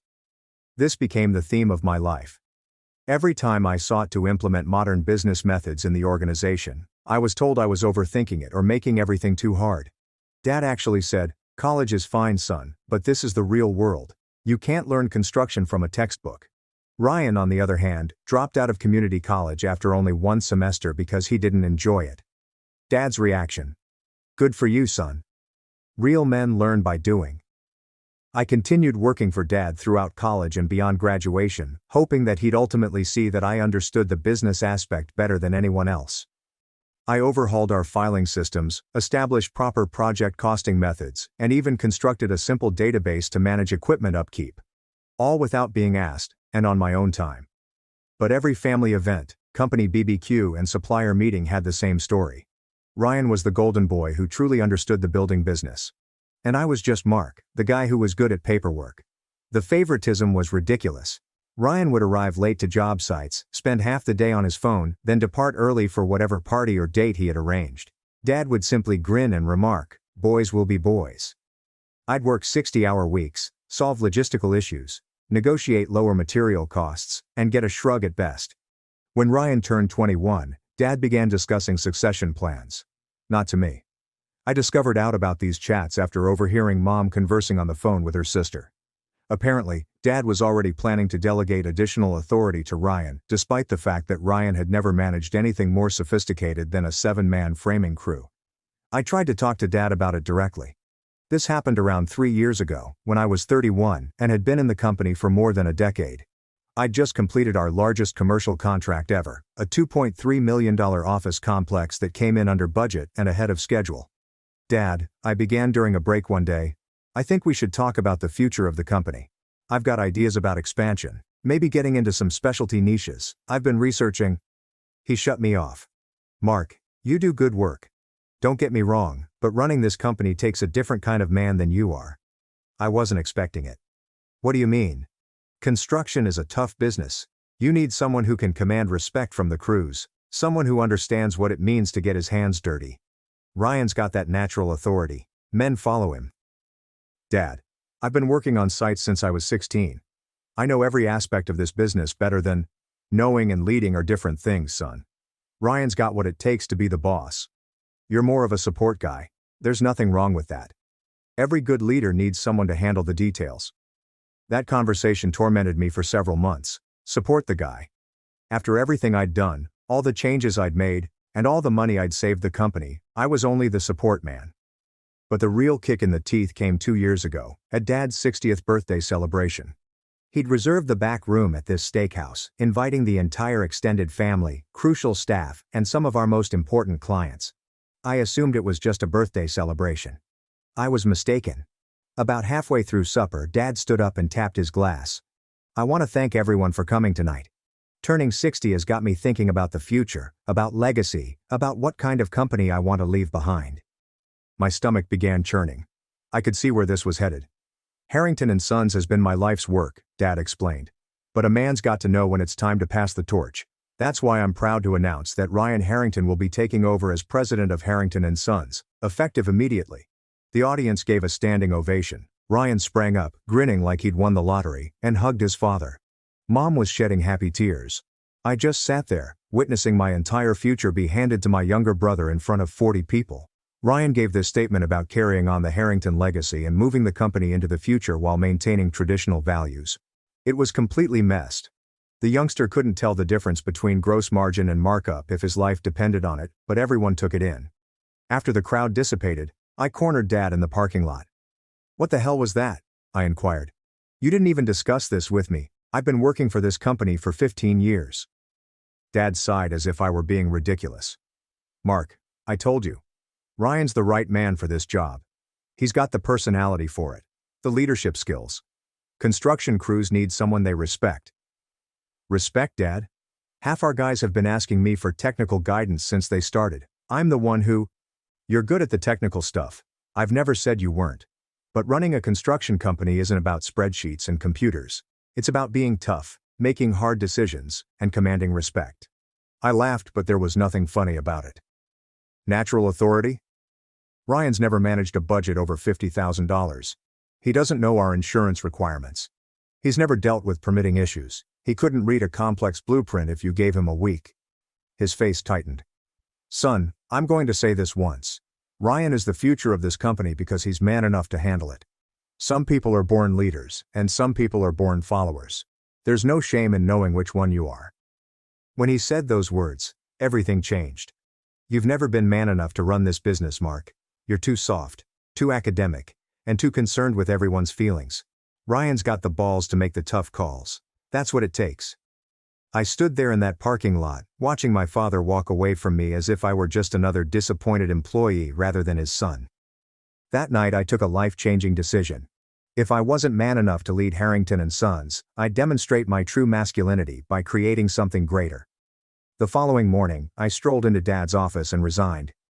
"You're making a mistake, son," he stated without looking up from his paperwork. "Where are you going to go? You've never worked anywhere else." I didn't reply. "Don't worry about me, Dad. I'll figure it out." Dad had no idea, and neither did anyone else in my family, that I had been silently preparing for this possibility for months. Throughout the evenings I worked late at the office, I documented everything: client lists, supplier relationships, pricing strategies, and project procedures. I'd been putting together a comprehensive picture of how Harrington and Sons operated, what our competitive advantages were, and more crucially, where our shortcomings were. I had also been networking.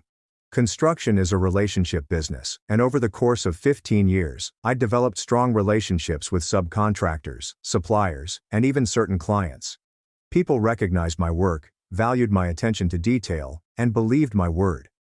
Dad always believed Ryan's backslapping style was important, but the majority of our recurring business came from clients who knew I would personally oversee their projects. Within a week after resigning, I had submitted the paperwork to establish Pinnacle Construction Solutions. I deliberately chose the name Pinnacle, implying that we were the pinnacle of quality and professionalism, and Construction Solutions indicating that we addressed problems rather than simply throwing muscle at them. I started small, using my savings to rent a small office space in a nearby business park, purchasing some basic equipment, and hiring 2 people I'd worked with at Harrington and Sons who were fed up with Ryan's nasty management style. My first contract was for a small house remodeling around $15,000, which I could complete mostly by myself. But I had larger plans. One of Harrington and Sons' most serious flaws was a lack of technological proficiency. Dad's insistence on doing things the old way made them extremely inefficient in comparison to what was achievable.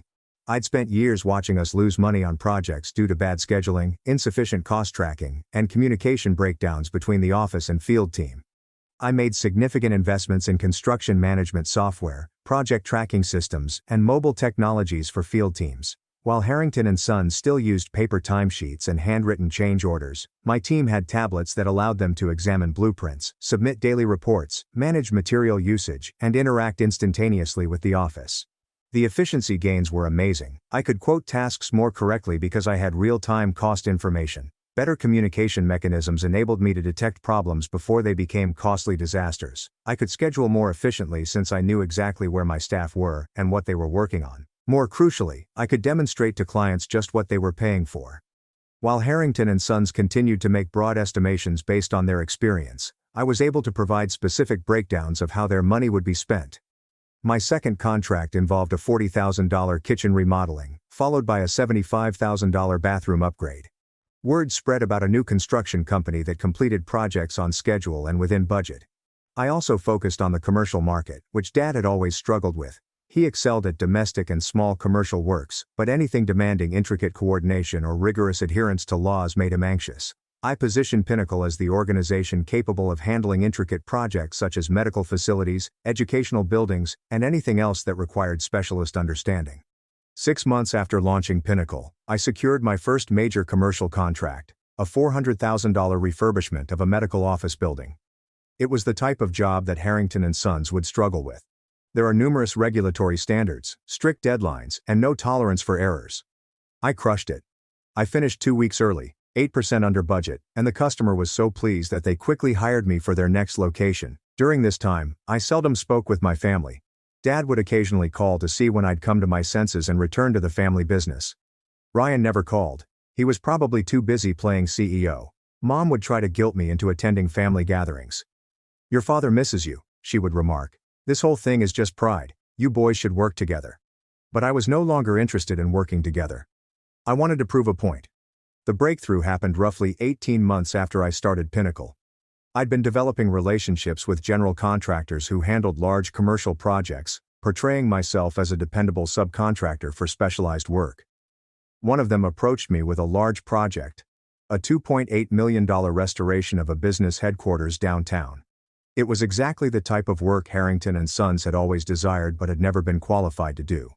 Complex mechanical systems, high-end finishes, unrealistic deadlines, and a perfectionist client.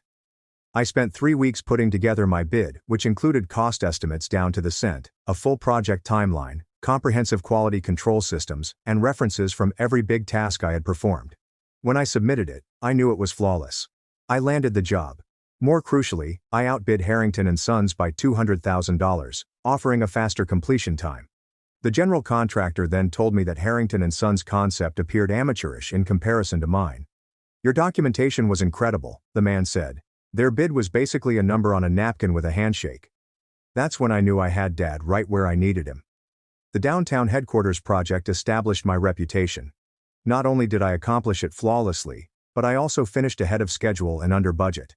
The client was so impressed that he hired me for 2 additional locations. The general contractor began referring me for additional important jobs.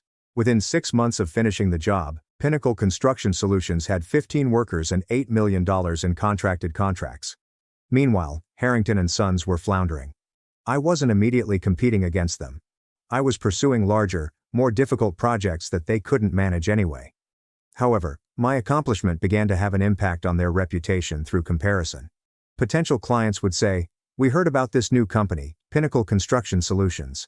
They did that amazing headquarters renovation downtown. We're thinking of going with them instead." Contractors who used to subcontract with Harrington and Sons began to choose my company for specialized work.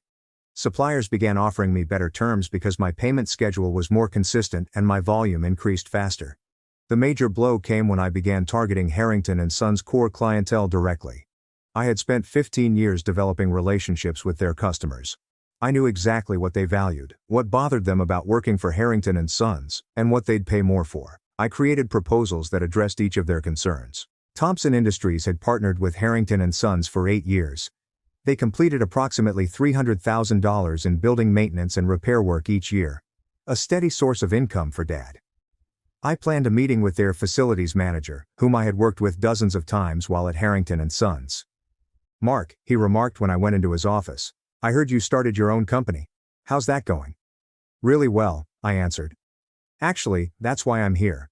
I know you've been happy with Harrington and Sons, but I wanted to show you what we could do differently." I presented a thorough facilities management proposal that was unlike anything Harrington and Sons had ever offered.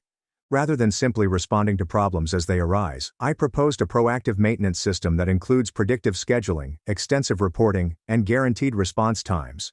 More importantly, I promised to perform it for 15% less than what they were paying Harrington and Sons while delivering superior service. "This is impressive," the facilities manager commented, flipping through my presentation. "Harrington and Sons never offered anything like this level of documentation and planning." "We're not Harrington and Sons," I corrected myself. "We're focused on solving problems, not just throwing labor at them." 2 weeks later, Thompson Industries terminated their contract with Harrington and Sons and signed with Pinnacle. That was only the beginning. Over the next 8 months, I diligently pursued every important Harrington and Sons client. I did not compete based just on pricing. I competed on value, offering services that Harrington and Sons were unable or unwilling to deliver. Advanced project management software allows clients to track progress in real time. Detailed cost reporting that revealed exactly how their money was spent. Guaranteed completion deadlines with penalties if we were late. Quality assurance processes that avoided the costly errors that had plagued some of Harrington and Sons' recent projects. One by one, Harrington and Sons' largest clients switched to Pinnacle Construction Solutions. Riverside Manufacturing, which made $500,000 per year, is no longer around. Central Medical Group, which earned $400,000 each year, has closed. Brookstone Property Management, $600,000 per year, gone. Each time a client transferred, I made sure to send Dad a courteous thank you note, assuring him that I would take excellent care of our mutual associates. The calls from Mom became more frequent. "Your father is worried about the business," she'd tell you. "Some of his oldest clients have left, and he believes there is someone spreading rumors about the company." I never informed him it was me. I assumed he would figure it out eventually. He did. The confrontation took place on a Tuesday afternoon in March. I was in my workplace, a proper office now, 3,000 square feet with a conference room and capacity for 20 staff. When my receptionist called, "Mark, there's a Robert Harrington here to see you. He says he's your father." I grinned. "Send him back." Dad stepped into my office, appearing as if he'd aged 5 years in the 2 years since I left Harrington and Sons. His face was flushed, his hands shook slightly, and he had that expression he used to have when a task went horribly wrong. "You son of a bitch," he yelled before he even got through the door. "Nice to see you too, Dad, please take a seat." He did not sit down. Instead, he stood in front of my desk, staring around my office as if he couldn't believe what he saw. "Thompson Industries, Riverside Manufacturing, Central Medical. You've been stealing my clients." "I haven't stolen anyone," I replied without arguing. "I've been offering better service at competitive prices. Last I checked, that's called business." "Business? This is sabotage. You're trying to destroy everything I built." I took a seat and studied him. "I'm not trying to destroy anything, Dad. I'm just showing the market what real construction management looks like." His expression changed. "Real construction management? Do you think you know something about construction that I don't?" "I do. I know how to leverage technology to improve efficiency, how to provide full information and transparency to clients, and how to regularly deliver projects on time and within budget." "And I assume Ryan doesn't know any of that," I smiled. "How is Ryan doing, by the way?" "I heard Harrington and Sons lost the Riverside manufacturing contract. That's got to hurt." Dad clenched his jaw. "We're fine." "Are you? Because from what I hear, you've lost about $2 million in annual revenue over the last 8 months, which must be putting some strain on cash flow." The truth was, I knew exactly how Harrington and Sons was doing financially. Construction is a small sector in our area, so word spreads. Dad was struggling to meet payroll, had laid off 6 employees, and was behind on payments to numerous suppliers. "You planned this," Dad continued, his voice softer now. "This whole thing, you plan to destroy my company." "I plan to build a better company," I countered. "If that happens to put pressure on Harrington and Sons, well, that's the free market at work." Dad sank on the chair opposite from my desk. For the first time since walking in, he appeared defeated rather than enraged. "Why?" he inquired. "I gave you a job, taught you the business, treated you like family." "Treated me like family?" I cracked up. "Dad, you told me I wasn't man enough to run the business. You gave everything to Ryan without even considering what I'd contributed. You made it clear that in your eyes, I'd never be anything more than a support guy." "I was trying to be realistic about your strengths and weaknesses." "No," I answered, standing up and strolling around my desk. "You were playing favorites, just like you always did. Ryan was the golden boy who could do no wrong, and I was the disappointing son who didn't measure up to your idea of what a man should be." I motioned around my workplace. "Well, this is what your not man enough son built. Pinnacle Construction Solutions did $12 million in revenue last year. We're on track for $18 million this year. We employ 28 people, and every single one of them makes more money than they would at Harrington and Sons." Dad glanced at me as if he was seeing me for the first time. "How?" he inquired. "By doing everything you said couldn't be done. By using technology instead of fighting it. By providing clients with transparency instead of asking them to trust us blindly. By treating our employees like professionals instead of treating them like laborers who should be grateful for whatever we give them." I reclined my chair. "You know what the funny thing is, Dad? I learned all of this working for you. Every mistake Harrington and Sons made, every inefficiency, every client complaint. I was paying attention. I was learning what not to do." Dad was silent for a while, then he asked, "What do you want?" "I want you to admit you were wrong. I want you to acknowledge that I was man enough to run the family business, and that your precious golden boy Ryan isn't." "Mark, how is Ryan doing as president, by the way? Is he commanding all that respect you were so worried about?" Dad's lack of response told me everything I needed to know. "Let me guess," I added. "Half the crew thinks he's an idiot. The other half doesn't respect him because they know he only got the job because he's your son. Suppliers don't trust him to make decisions because he doesn't understand the numbers. Clients are frustrated because he overpromises and underdelivers."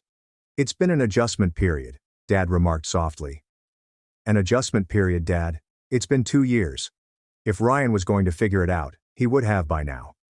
I opened my laptop and turned it toward him. "Want to see something interesting? This is a financial analysis I had my accountant run, comparing Harrington and Sons' performance over the past 2 years versus the 2 years before that. The spreadsheet displayed everything. Revenue fell 35%. Profit margins dropped from 12% to 3%. Client retention rate decreased from 85% to 60%. The average project completion time increased by 20%. These aren't just bad numbers, Dad, they're catastrophic. Ryan isn't just failing to grow the business. He's actively destroying it. Dad gazed at the screen, as if it were displaying his death certificate. Meanwhile, I said, opening a different spreadsheet, Pinnacle's numbers look like this. Revenue growth of 400% year over year. Profit margins of 18%. Client retention rate of 95%. Average project completion time 15% faster than industry standard. I'm not just man enough to run a construction business, Dad, I'm better at it than you ever were. That broke him. Dad buried his head in his hands and began crying. I had never seen him cry before, even when his own father died. I'm sorry, he muttered. I was wrong about you. I was wrong about everything. I felt a mixture of joy and sadness as I watched him break down. This was what I was looking for. Acknowledgement, vindication, and proof that I had been correct all along. But watching my father cry in my workplace didn't feel as fantastic as I expected. It's too late for apologies, Dad. The damage has been done. He glanced up at me, tears still in his eyes. What can I do? How can I fix this? You can't. Harrington and Sons is finished. Even if you fired Ryan tomorrow and begged your old clients to come back, they're not going to trust you again. You had your chance to do things right, and you chose favoritism over competence. Father wiped his eyes with the back of his hand. What's going to happen to the company? To Ryan? I honestly don't care what happens to Ryan. He made his bed when he went along with your plan to push me out. As for the company, I imagine you'll have to sell whatever assets you can and pay off your debts. If you're lucky, you might avoid personal bankruptcy. And then what? I'm 62 years old, Mark, and this is all I know. I briefly contemplated hiring him. Despite being a lousy businessman, he was nevertheless a decent construction supervisor. But then I remembered all the years I'd been told I wasn't man enough. All the adulation bestowed on Ryan while my accomplishments were ignored. All the hurt and fury that had brought me here. I guess you'll figure it out, I told you. You're a smart guy. You'll adapt. Dad rose up slowly as if everything hurt. I guess I deserve this. You do, I replied. But for what it's worth, I didn't do this to hurt you. I did it to show you wrong. He nodded and proceeded toward the door. He then came to a halt and reversed his direction. For what it's worth, son. I'm proud of what you've built here. I should have seen it sooner. Yeah, was my response. You should have. After he departed, I sat in my office for a long time, reflecting on all that had occurred. I'd gained everything I wanted, confirmation that I was better than Ryan, Dad's admission that he was wrong, and the satisfaction of watching Harrington and Sons fail. But I also felt empty, as if I'd won a fight that no longer matters. That happened 3 months ago. Harrington and Sons filed for bankruptcy last month. Dad had to liquidate the company's assets to repay creditors. Ryan is now working for one of our competitors, earning approximately half of what he used to, and most likely receiving the respect he deserves. Dad occasionally calls me to see if there is any employment available at Pinnacle. I have not hired him yet, but I am thinking about it. He's a good supervisor when he's not attempting to choose favorites, and we're growing quickly enough to require experienced employees. The irony is that Ryan contacted me last week, the first time we'd spoken since I quit Harrington and Sons. Mark, he commented, I want to apologize. I should have stood up for you with Dad. I knew you were better at the business side than me, but I was selfish and let him play favorites. Little late for that, don't you think? Yeah, probably. But I wanted you to know that you were right. I wasn't ready to run that company. I'm not sure I'll ever be ready to run a company. So what are you going to do now? I don't know. Maybe go back to school, try to learn some of the stuff you tried to teach me. Maybe see if you'd be willing to hire me at Pinnacle. I was chuckling. You want to work for me? I want to learn how to do things right, and you're the only person I know who actually knows how to run a construction business. I have not determined what to tell him yet. Part of me believes it would be satisfying to have my golden boy brother working for me and possibly learning some humility. But a part of me believes it is best to leave the past behind. Right now my primary focus is on growing Pinnacle Construction Solutions. We'll be bidding on a $15 million hospital rehabilitation project next month, the kind of job that Harrington and Sons would never have been qualified for, and the type of challenge that makes me want to get out of bed in the morning. Mom still invites me to family meals. However, the situation has changed dramatically. Instead of discussing Ryan's latest accomplishments, everyone asks me about my firm, my expansion plans, and my thoughts into the construction sector. It feels strange to be the successful son after being the disappointment for so long, but I'll take it. The funniest aspect is that Dad's colleagues and business acquaintances suddenly refer to me as the one who truly understands construction, as if they had always known I was the smart one rather than the guy who was not masculine enough to operate a construction company. I suppose the moral of the story is that sometimes you have to burn everything down to prove that you were correct all along. It isn't the most mature approach, but it certainly is pleasant. Update. Dad began working for me as a project supervisor 3 weeks ago. He called me aside on the first day of work and said, "I want you to know that you're the boss here, no special treatment because I'm your father. If I screw up, fire me." So far he's been fantastic. When he's not attempting to pick favorites with his boys, he's actually a good manager. Who knew? Ryan is still considering if he wants to work with Pinnacle. I advised him that if he was serious, he should start at the bottom, general laborer. Perhaps he can work his way up to crew chief if he proves himself.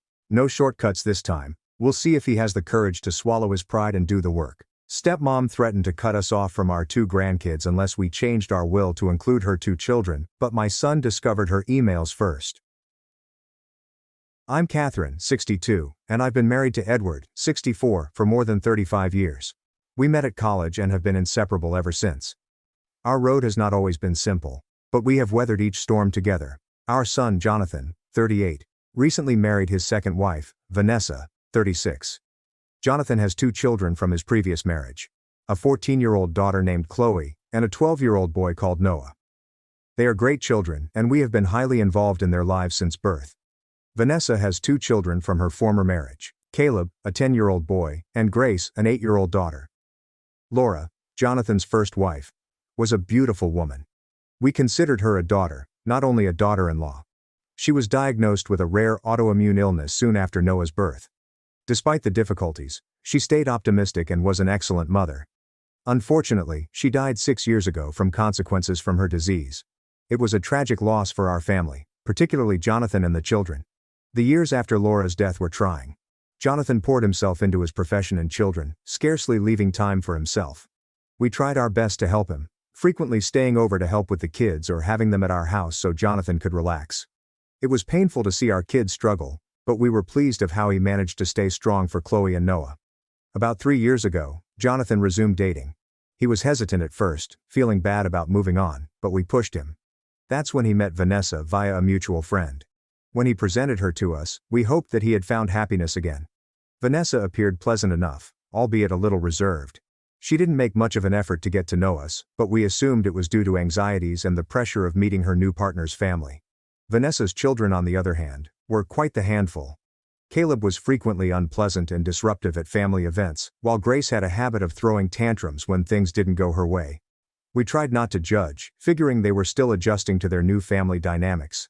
However, as time passed and their behavior did not change, we were unable to ignore the glaring contrast between them and our well-behaved grandchildren.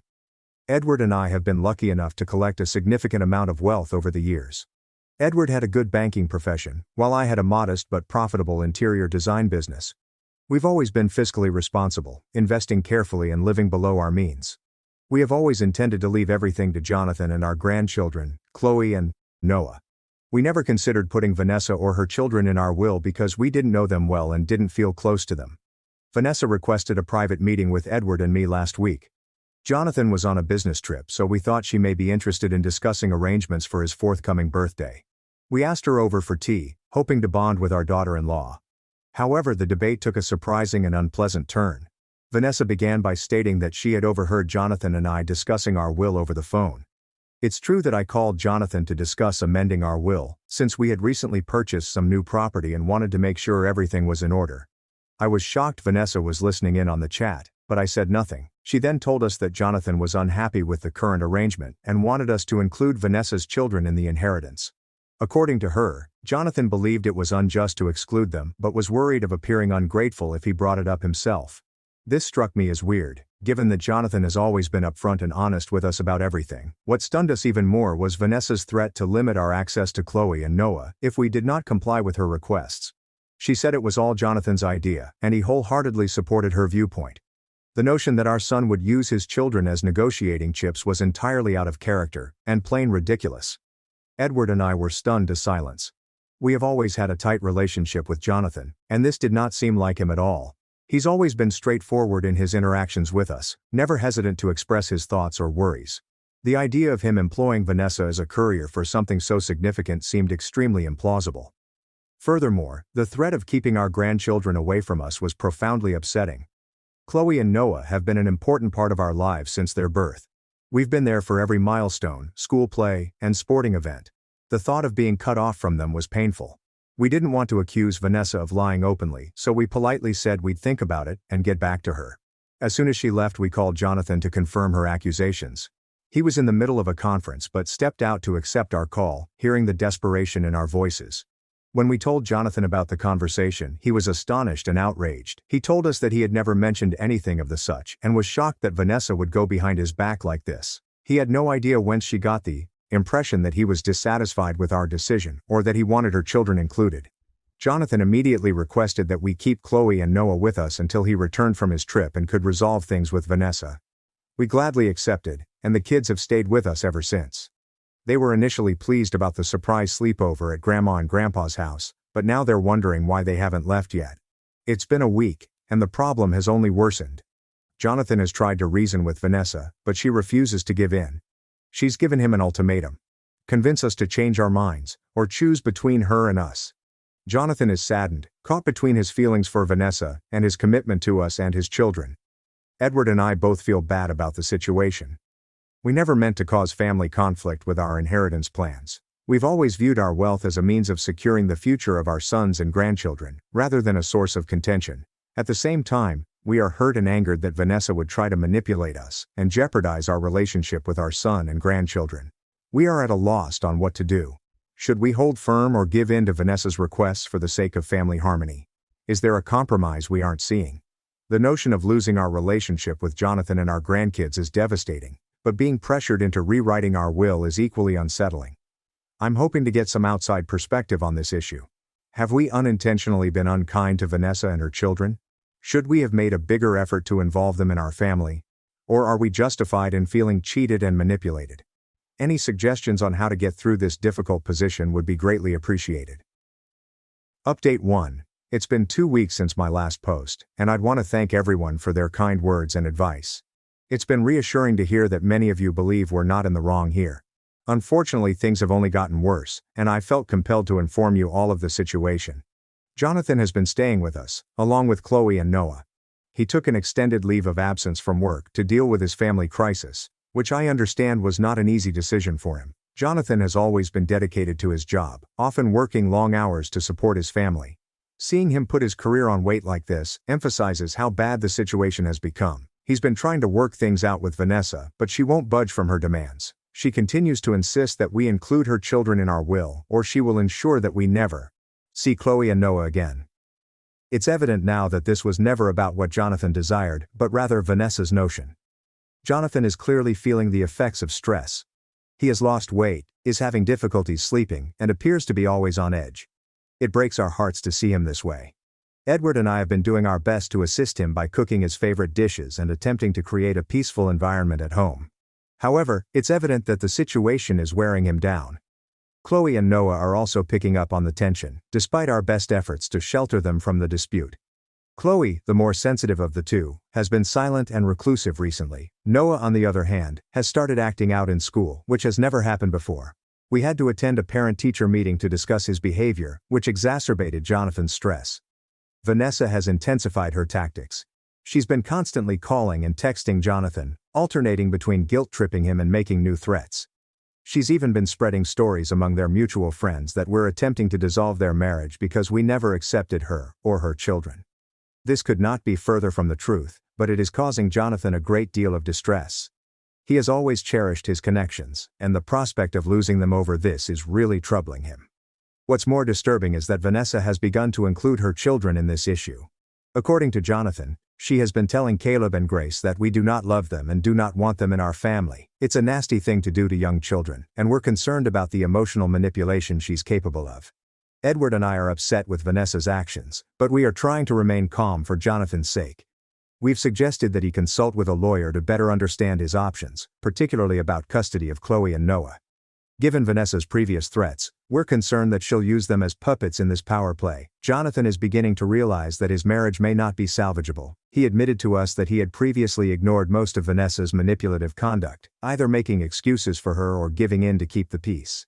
This event has made him realize her actual nature. He told a story from early in their relationship that now appears like a red sign. Vanessa reportedly pressed him into purchasing an expensive car that they couldn't afford, arguing that it was vital to maintain appearances in their area.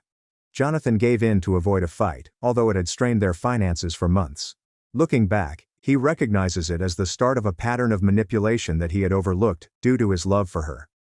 We're doing our best to help Jonathan and the kids get through this terrible period. We've made it obvious that our home is always open to them, regardless of what happens.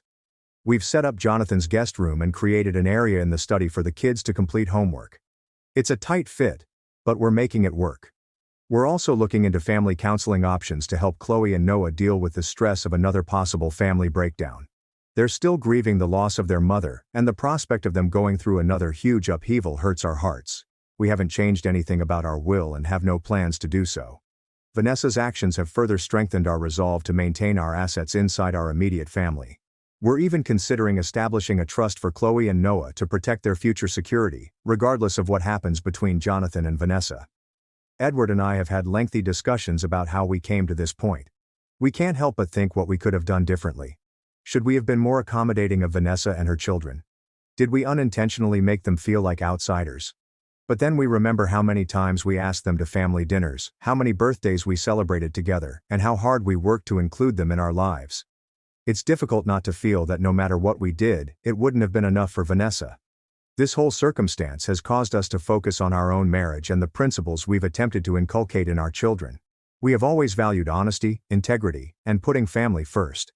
Seeing Vanessa's acts has further increased our desire to uphold these beliefs. I'll keep you all updated as the issue progresses. Thank you again for your help and advice. It means more than you realize at this tough time. Update 2. It has been another week, and things have finally gotten to a head. Jonathan has chosen to file a divorce from Vanessa. He made this decision after learning that Vanessa had planned this deception for months, even before their wedding. It all began when Jonathan decided to review some old files on their shared home computer. He was searching for some tax paperwork when he came across a folder containing Vanessa's emails. Normally, he would have respected her privacy, but the subject line drew his attention: plan to safeguard the inheritance. Jonathan's world completely changed when he read through the emails. Vanessa had been prying through his personal records and discovered details regarding our family's holdings. She saw an opportunity to provide a stable financial future for her children and began planning how to incorporate them in our will. The emails went back to before their wedding. Vanessa had asked friends for guidance on how to exploit the situation. She had stated her strategy of first establishing herself as a loving wife and stepmother, then gently introducing the concept of include her children in our will. If it didn't work, she had other options, such as emotional manipulation and threats. Vanessa made no attempt to reject the evidence presented to her by Jonathan. Instead, she was upset that he had violated her privacy by reading her correspondence. She then issued him an ultimatum: either he persuades us to alter our minds, or she would make the divorce as ugly and painful as possible. That was the final straw for Jonathan. He packed up his and the kids' essential stuff and relocated them all to our home permanently. He's already spoken with a lawyer and begun the divorce process. We're all still stunned at how rapidly everything has unraveled. Chloe and Noah are understandably upset and puzzled. This is the second time they've experienced serious family turmoil, and it's taking a toll. Chloe has been increasingly introverted, spending hours alone in her room. Noah, on the other hand, has been having nightmares, and has begun to exhibit symptoms of separation anxiety, not wanting Jonathan to leave his sight. We are doing our best to give them with a secure and loving atmosphere, but we understand that it will take time for them to adjust to yet another huge shift in their lives. We've established a pattern to offer them a feeling of normalcy, including family dinners every night, schoolwork assistance, and weekend trips to the park or the cinema. Vanessa has alternated between sending angry messages and appealing for Jonathan to return. She has threatened to battle for custody of Chloe and Noah, even though she has no legal right to them. Jonathan's lawyer told us that her threats were false, but they are still creating a lot of stress. Edward and I are entirely behind Jonathan during this process. We're assisting with the children, offering emotional support, and paying his legal bills. We've made it obvious to him that he and the children can stay with us for as long as they need. Our house is currently full, but we see this as a chance to spend more quality time with our family. The entire process has brought our family closer together. We're all rallying around Jonathan and the kids, determined to face this challenge together. It won't be easy, but we're convinced that we're doing the right thing by standing firm against Vanessa's deceptive techniques. Jonathan has begun to share out more about his connection with Vanessa. He said that there were early indications of her dominating behavior, but he discounted them as her being passionate or particular. He regrets not recognizing these red signs for what they were, but we have convinced him that hindsight is 20/20 and he should not blame himself. We've also had some unpleasant discussions regarding Laura, Jonathan's late first wife. Chloe and Noah have begun asking more questions about their mother, possibly seeking consolation in recollections of happier times. It's heartbreaking, but we've been sharing tales and going through old photo albums together. We want the kids to understand that it is okay to talk about Laura and miss her. I'll provide another update when there are substantial changes in the divorce proceedings. Thank you for your ongoing support and advice. It has been a source of strength for our family throughout this difficult period. Update 3. It's been a month since my last post, so I wanted to discuss the most recent changes in our family situation. The divorce proceedings between Jonathan and Vanessa are well underway, and it has been a difficult time for everyone involved. Vanessa, true to her word, is making the divorce as tough as possible. She is disputing everything, from asset distribution to Chloe and Noah's parenting arrangement. Despite the fact that she has no legal claim to the children, she claims to be a mother figure to them and thus deserves visitation rights. It's a tough situation, but Jonathan remains steadfast in his determination to safeguard his children. Fortunately, Jonathan's attorney is skilled and has handled the case brilliantly. They have gathered extensive proof of Vanessa's deceptive actions, including emails in which she detailed her ambitions to have her children included in our will. This has considerably helped Jonathan's case. Chloe and Noah have struggled with the circumstances, but they have demonstrated tremendous perseverance. We've enrolled them in counseling to assist them deal with their emotions and the changes in their lives. It appears to be helping, as they are gradually opening up more about their emotions. Chloe has started keeping a notebook, which her therapist describes as a beneficial way for her to express herself. Noah joined a juvenile sports team, which has helped him channel his energy and emotions. Jonathan is doing well now that he has taken definite action. The hardship of the divorce proceedings continues to take its toll, but he is no longer divided between his allegiance to us and his misdirected love for Vanessa. He is focused on safeguarding his children and repairing his life. We've caught hints of the old Jonathan returning. He even told a joke the other day, which we hadn't heard in months. Edward and I have done everything we can to help our family through this crisis. We've been caring for the kids while Jonathan attends meetings with his lawyer or court appearances. We've also been assisting Jonathan with looking for a new place to live, as he believes it is critical to establish a new home for himself and his children after the divorce is finalized. One benefit of this scenario is that it has brought our family closer together. Despite the chaos, we're spending more time with Jonathan and our grandchildren, starting new traditions, and making great memories. We began hosting weekly game nights, which have become a favorite among all of us. It's lovely to watch Chloe and Noah laughing and acting like kids again during these times. We've also taken precautions to secure our assets and ensure Chloe and Noah's future safety. Our lawyer has assisted us in establishing a trust for the children, which will protect them even if Vanessa attempts to fight our will in the future. It gives us peace of mind knowing that whatever happens, our grandchildren's futures are secure. Vanessa's children, Caleb and Grace, have been caught in the center of the chaos. We grieve for them because they are innocent in all of this. Jonathan has voiced concern for their well-being, having witnessed firsthand how tough it is for children to go through divorce. He's considering contacting Vanessa's ex-husband to assure the children's well-being during this difficult time.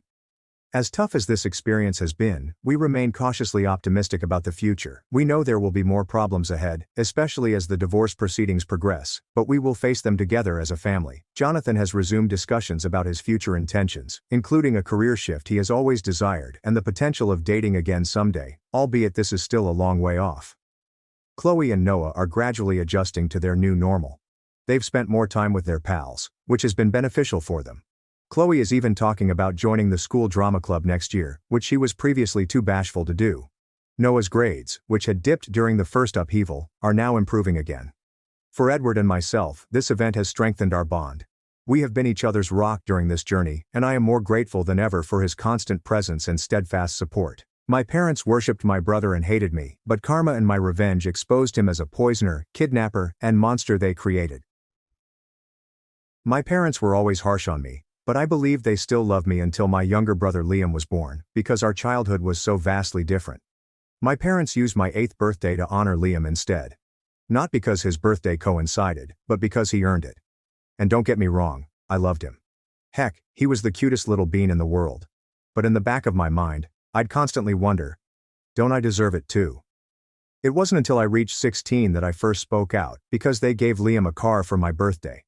He was only 12 years old and had never driven before. When I inquired why they didn't purchase me anything, they replied, Liam's happiness should be enough of a gift for me. I just sighed. And that's when I realized I needed to give up on my dream of having loving parents. And because they didn't give me jack poop my entire childhood, I figured that if I got accepted to college, I could use my lack of parenting to pay 20% of my tuition. Because that alone was enough to keep me from feeling like I was drowning in student debt.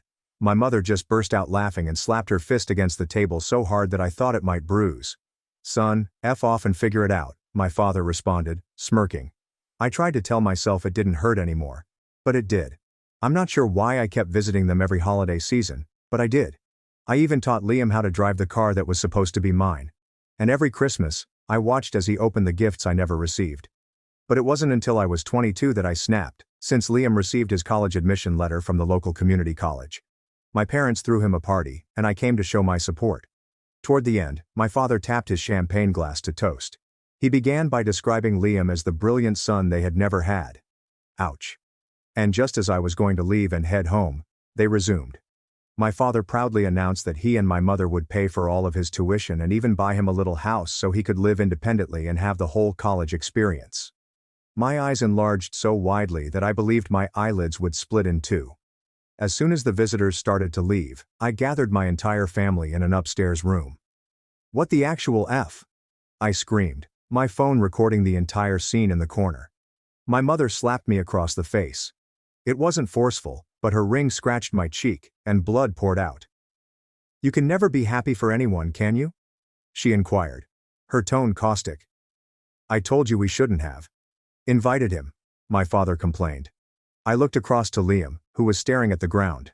When they departed, I shut the door and shared the video on every site I could find. And after 2 hours, when no one had seen it, I tagged my entire family in the Instagram comments section. LOL. And I think all that champagne made me sleepy, because I fell asleep on the restroom floor. I awoke at 3 a.m. I awoke with a searing hangover and my parents banging on the door to let them in. We effing hate you, my parents cried in unison. I feigned to be still sleeping and they soon stopped breathing and gave up. The next morning, the family group chat started up. Some were suggesting that I deserved to be hit. Others called me a shame. It was similar to the comments section of TikTok videos featuring alpha male podcast snippets. In any event, everyone agreed it was best to discuss it in person. So, the next morning, we visited Liam's favorite eatery. It included my parents, Liam, both sets of grandparents, and 3 aunts. Within minutes, the talk had switched from discussing the weather to my parents' parenting methods. I didn't say anything, simply let my grandparents on my father's side defend me.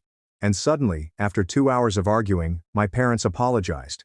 My grandparents had threatened to remove them from the will if they did not treat me like their son. My mother apologized through gritted teeth, then gave a robotic explanation of how she should have handled the matter better as the adult. Meanwhile, my father just shrugged his shoulders and muttered, I agree with your mom. It was all very forced. And I believe my grandparents noticed, since they told me I could see them instead of my parents when I came home for the holidays. I felt my face light up when they said that, and I moved in the same day. After all was said and done, they sat me down on the couch and told me something that still makes me grin today. We're still taking your parents out of the will, we just wanted you to get the apology you deserved. For the first time in years, I smiled heartily, and I knew all the misery was over. I thought it was. The next morning, I drove my Margaret to the hospital at high speeds. It turns out that someone had placed laxative powder into her food the day before. And if we had arrived at the hospital 4 hours later, she would not have survived. And I knew Liam was behind it. I sat in the hospital waiting room, my hands still trembling from the drive. The doctors had whisked Margaret to intensive care, and all I could do was pace back and forth, rehearsing everything in my head. The family meeting at Liam's favorite restaurant, the forced apologies, and the laxative powder that nearly killed my grandmother. My phone was buzzing with messages from the family group chat, but I couldn't force myself to check. Not yet. Instead, I was thinking about Liam's actions at the restaurant. How he barely touched his food, how he kept staring at Margaret's plate, and how he offered to refill her water glass 3 times. The sliding doors opened, and my grandfather hurried in, still dressed in his pajamas. His face was pallid, and I could tell he had been crying. He drew me into a tight hug, and for a moment, neither of us spoke. When the doctor eventually appeared, she explained that Margaret's system had been overwhelmed by an excessive amount of laxatives. They had stabilized her, but she was very dehydrated and had a hazardous electrolyte imbalance. If we had waited much longer, her heart could have given out.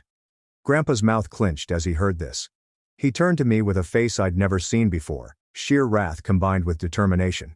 He requested me to describe everything that transpired at the restaurant, in detail. I talked him through everything. How Liam had insisted on sitting next Margaret. He'd been particularly attentive, frequently straightening her napkin and shifting her water glass. He went to the bathroom shortly after the food arrived and returned just as everyone began eating. My grandfather listened quietly, his knuckles white as he held the armrest of his chair. When I finished, he gently stood up and took out his phone. He called 3 people, his lawyer, a private investigator he knew from his business days, and the restaurant, requesting that they retain any security tape from yesterday. Family members gradually arrived at the hospital during the next few hours. My parents arrived with Liam looking concerned and perplexed. My mother raced over to me, asking what had occurred in a phony, anxious tone. I just stared at her, remembering how she had hit me just days before. Liam remained near the door, hands in his pockets. He kept checking his phone and looking towards the exit. When our eyes met, he swiftly averted his gaze and began discussing education with one of our aunts. The doctor let us see Margaret in shifts. When it was my time, I discovered her awake but feeble, hooked up to several IVs. She clasped my hand as I sat down near her bed. She mumbled that she had felt uncomfortable shortly after dining at the restaurant. The cramps began on the journey home and worsened throughout the night. She'd been too embarrassed to wake anyone until the pain was excruciating. I stayed with her until the visiting hours ended, then returned to my grandparents' house. Grandpa was already present, seated at the kitchen table with a laptop and various printed paperwork. The private investigator had been busy. He showed me the restaurant's surveillance footage on his laptop. The image quality was poor, but you could definitely see Liam getting up from the table and headed to the restroom. Instead of going inside, he ducked into the kitchen for about 30 seconds before returning to the table. My grandfather had also asked the eatery to inspect their inventory. They were missing a big container of industrial-strength laxative powder used to clean grease traps, the same type that the hospital had discovered in Margaret's system. We both understood what this meant, but proving it would be another story. Liam had been cautious. No direct footage of him removing anything or putting it in the food, simply circumstantial evidence that would not be accepted in any official setting. The next morning, I resolved to approach things differently. Instead of confronting Liam directly, I began paying greater attention to his actions. I concealed a security camera in the hallway outside Margaret's room at home, behind an old smoke detector. I also began chronicling everything. Every time Liam came by, every bizarre question he asked regarding Margaret's health. Every time he offered to assist her with her meds or meals, the pattern became apparent. Within days, Liam would arrive unannounced, always when he assumed I wasn't home. He'd ask extensive questions regarding Margaret's rehabilitation, her medication regimen, and when she would be alone. He would offer to pick up her prescriptions or bring her special foods to aid in her recovery. My folks, understandably, felt I was paranoid when I highlighted Liam's unusual conduct. My mother actually chuckled, saying I was envious because Liam was such a kind grandchild. My father accused me of attempting to turn the family against Liam due to the college financial crisis. But I wasn't the only person who noticed. Grandpa had also been watching, and he had seen enough. He changed all of the locks on the house and set up a robust security system. He also hired a part-time nurse to be with Margaret during the day, closely monitoring everything she ate and drank. That's when the harassing began. Anonymous notes started appearing beneath Margaret's bedroom door. Crude messages told her she was going to die soon, that she should have minded her own business, and that elderly people like her were better off dead. The handwriting was concealed, but the time was questionable. They only emerged on the days Liam had visited. I collected each note and saved it in a folder with the dates and times it was found. Then Margaret's pills started disappearing. First, 1 or 2 tablets, then whole bottles. The nurse reported that someone had entered the medicine cabinet despite the new locks. Liam was conveniently available when these instances occurred, and he was always the first to offer to assist in the search for the lost medications. I realized I needed more definite evidence, so I upgraded the hidden camera in the hallway to one with higher quality and night vision. I also put one in Margaret's room, cleverly disguised in a bookcase so it could view both the door and her bedside table. 3 days later, I had everything I needed. The video captured Liam slipping into the house at 3 a.m., with a key he must have copied before we changed the locks. He walked straight to Margaret's room and stood over her bed for a few minutes, simply watching her sleep. He then took something from his pocket and began mixing it into the water glass on her bedside. I quickly created multiple copies of the footage, one on my laptop, one on an external drive, and one uploaded to a secure cloud service. I was not taking any chances this time. However, when I presented the footage to my parents and other family members, Liam had already planned his defense. He said I deep-faked the video out of envy and was attempting to frame him because I couldn't take him being the favorite child. He was pretty good. He burst out crying, stating he loved Margaret and would never hurt her. He accused me of being mentally ill and needed professional help. He even alleged that I had poisoned Margaret and was now blaming it on him. Some family members trusted him. They pointed out how tech-savvy I was, noting that I'd already made one video attempting to make the family look terrible. My aunt suspected that I was the one who found Margaret unwell and drove her to the hospital. The family was dividing down the middle. Those who had always backed Liam, including my parents, sided with them. Those who saw through the partiality over the years supported me and my grandparents. But Margaret never wavered. Despite her vulnerability, she spoke out at every family meeting, stating that something was wrong with Liam and that she could feel it in her bones. Her voice had weight, yet her weakness led others to disregard her concerns as disorientation caused by her illness. I understood I needed to shift strategies. If confrontation didn't work, perhaps infiltration would. I claimed to have a change of heart. I apologized to Liam privately, explaining that everything had left me nervous and paranoid.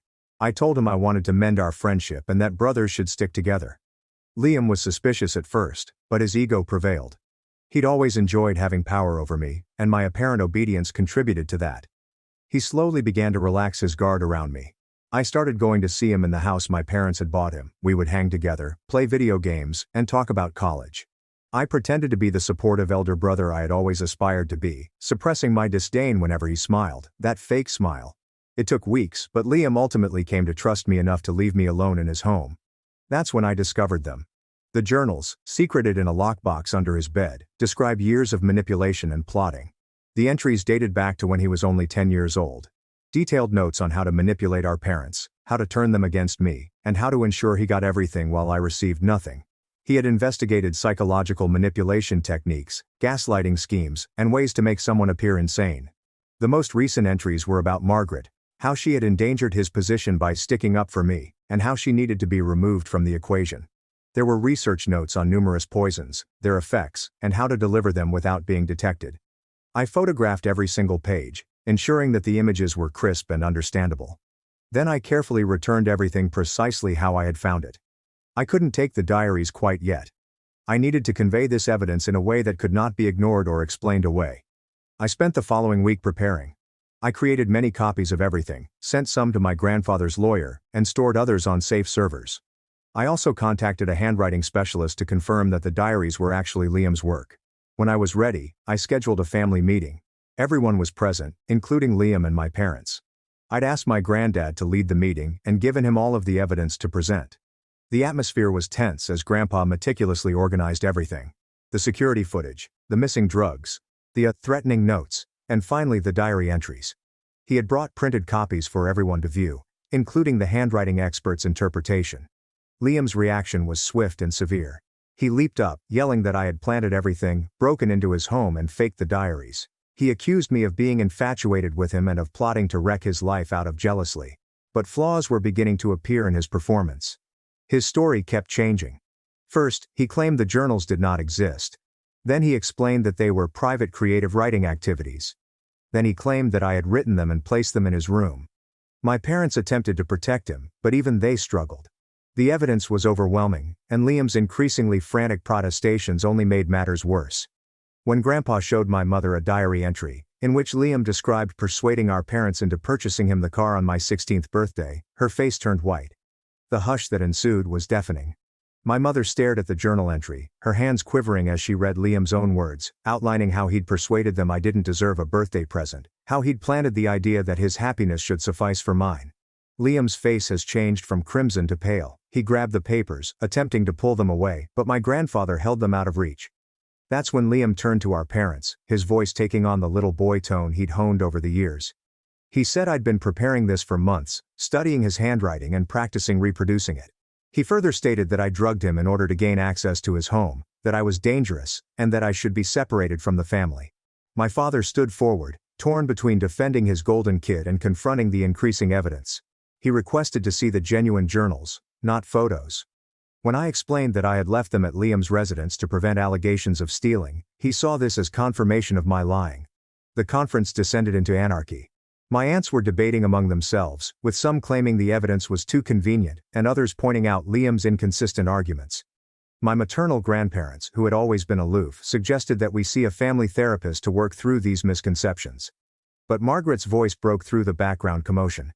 Despite her infirmity, she explained clearly about the terror she felt when she woke up to discover Liam standing over her bed, how her water tasted funny that night, and the cruel notes that appeared under her door, always in Liam's preferred blue ink. Liam's mask slipped for a brief period. A spark of wrath crossed his face before he calmed down and began crying again. He raced to our mother, putting his face in her shoulder and crying about how I had turned everyone against him. The meeting ended without a resolution. My parents left with Liam, and my mother gave me a look of utter hatred. My aunts left in different automobiles, widening the family gap. Only my paternal grandparents remained. Grandpa's jaw was set with resolve. That night, I was unable to sleep. I kept checking the locks, looking out the windows, and leaping at every sound. Around 2 a.m., I overheard something outside. Through the bedroom window, I noticed Liam's car parked down the street, the engine running. I woke up my grandfather, and we watched as Liam sat in his car for over an hour before driving off. The next morning, we discovered our mailbox had been smashed, with the metal twisted and broken. At 3:47 a.m., the security camera showed Liam doing it with a baseball bat. We filed a police report, but the officer appeared suspicious when we explained our family situation. They deemed it a civil matter in the absence of more clear evidence of genuine harm. They would speak with Liam about the mailbox, but that was all they could do. The harassment intensified in the following days. Dead flowers appeared at our door. Our car's tires were slashed while we were at the supermarket. Someone called in a bogus welfare check for my grandparents, claiming elder abuse. Each incident was meticulously organized to avoid leaving evidence that pointed directly to Liam. He always had an alibi, which our parents would generally give. They'd think he was at home, watching movies or studying for his forthcoming college classes. I began sleeping in shifts with my grandfather, with one of us constantly awake to keep watch. We put more cameras, better locks, and even a panic button that connects straight to the police. But Liam was astute. He understood just how far he could go without violating any legal boundaries. Then came the day Margaret's new medication disappeared. Not just a few tablets, but the whole bottle of her heart medication. The nurse claimed she had locked it in the medicine cabinet that morning, but by the afternoon, it had vanished. We searched the entire house. Margaret may experience another cardiac event if she does not take the tablets.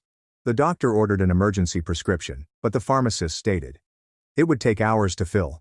That was when I recognized Liam's car in the pharmacy's parking lot. He was just sitting there, observing and waiting.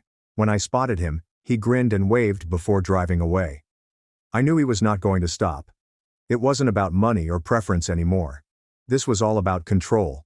Punishing us for daring to challenge him, and he was getting more aggressive. My grandfather and I chose to take matters into our own hands. We recruited a second private investigator, one who specializes in complex family cases. We needed someone who could monitor Liam without being noticed, document his movements, and catch him in the act. Laura, the investigator, was a former police detective who had witnessed numerous family confrontations. She listened to our narrative without passing judgment, considered all of our information, and concluded that Liam was hazardous. She began surveillance immediately. Within a week, Laura had captured Liam following Margaret's nurse home and sitting outside her apartment for hours. She caught him on camera buying massive amounts of over-the-counter drugs that, when combined, might be fatal. She traced him to medical websites, where he looked up chemical interactions under fictitious identities. But the most troubling revelation occurred when she followed him to a meeting with someone she recognized, a well-known drug dealer who specialized in prescription drugs. Liam gave over cash and received a tiny gift in exchange. We wanted to go to the police right away, but Laura recommended caution. We needed to catch him with the chemicals and prove intent to harm. She proposed that we set a trap. The plan was straightforward. We had indicated that Margaret was going in for a normal examination and that she would be alone in the hospital for several hours while tests were performed. In reality, she'd be safe at a friend's house as Laura and another investigator waited in the hospital. Liam took the bait. Laura's cameras captured him entering the hospital with a small bag and headed directly for the room number we had discussed in the family group chat. But when he discovered it was empty, he panicked. He contacted our parents, frantic, and said he had gone to see Margaret but could not find her. My mother called me right away, yelling about how I had endangered Margaret by relocating her without informing anyone. I feigned dumb, claiming she was precisely where we had agreed she would be. The uncertainty saved us time. Laura followed Liam as he searched the hospital, becoming increasingly angry. Finally, he flung the bag into a medical waste can and stormed away. Laura retrieved it right away. Inside were enough narcotics to trigger a lethal overdose. We now have him. Actual proof of intent to injure. Laura had chronicled the full sequence of events, from substance purchase to hospital visit. We took everything to the police. But Liam still had one more card to play. That night, before the cops could arrive, he was at our house with our parents. They requested to be let in, claiming they needed to speak. Despite my better judgment, we opened the door. Liam appeared different. Calm, collected, and almost tranquil. He sat in the living room and declared that he had done a lot of thinking. He wanted to apologize and make things right. He even recommended family counseling. My parents defended him, saying he had come to them in tears, understanding how his actions had broken the family apart. They wanted us to withdraw the police report and address it as a family. My mother actually got on her knees and begged me to give Liam another opportunity. But I saw through it. The way Liam's gaze kept darting to Margaret. The way he positioned himself between her and the door, and the way his hand kept reaching for his pocket. I excused myself to use the restroom and phoned Laura. She was already on her way, having followed Liam's movements. She advised me to keep them talking because cops were on their way. When I returned to the living room, Liam offered to prepare tea for everyone. A peace offering, he explained. He insisted on using Margaret's unique blend, which benefited her heart condition. Red flags went off in my head. I watched him make tea in the kitchen, keeping his body tilted so we couldn't see what he was doing. When he brought out the tray, he made a point of personally handing Margaret her cup, his smile unwavering. Before she could take a sip, I knocked the cup from her grasp. It smashed on the floor, spilling tea everywhere. Liam's mask finally cracked. He lunged at me, yelling that I had wrecked everything. Margaret was meant to pay for inciting our parents against him. That I was supposed to suffer for existing, for being born first, and for forcing him to fight so hard for what should have been his. My father attempted to pull him back, but Liam shoved him away with startling force. He reached into his pocket and brought out a knife, not a large one but sharp enough to cause damage. Laura burst through the door, accompanied by 2 police officers. Liam spun toward them, holding the knife in his hand. Everything froze for a brief moment. Then Liam did something neither of us expected. He chuckled in a chilly, hollow tone that made my skin crawl. He dropped the knife and raised his hands while still laughing. As the policeman cuffed him, he looked straight at me and spoke 5 words that froze me to the bone.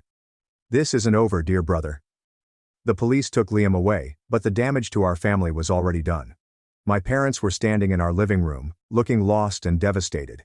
The truth about their golden child became undeniably evident. My mother slumped into a chair and sobbed uncontrollably. Not for me or Margaret, but for Liam. She kept insisting on an explanation, that this was not the son she knew. My father stood there, years passing in minutes.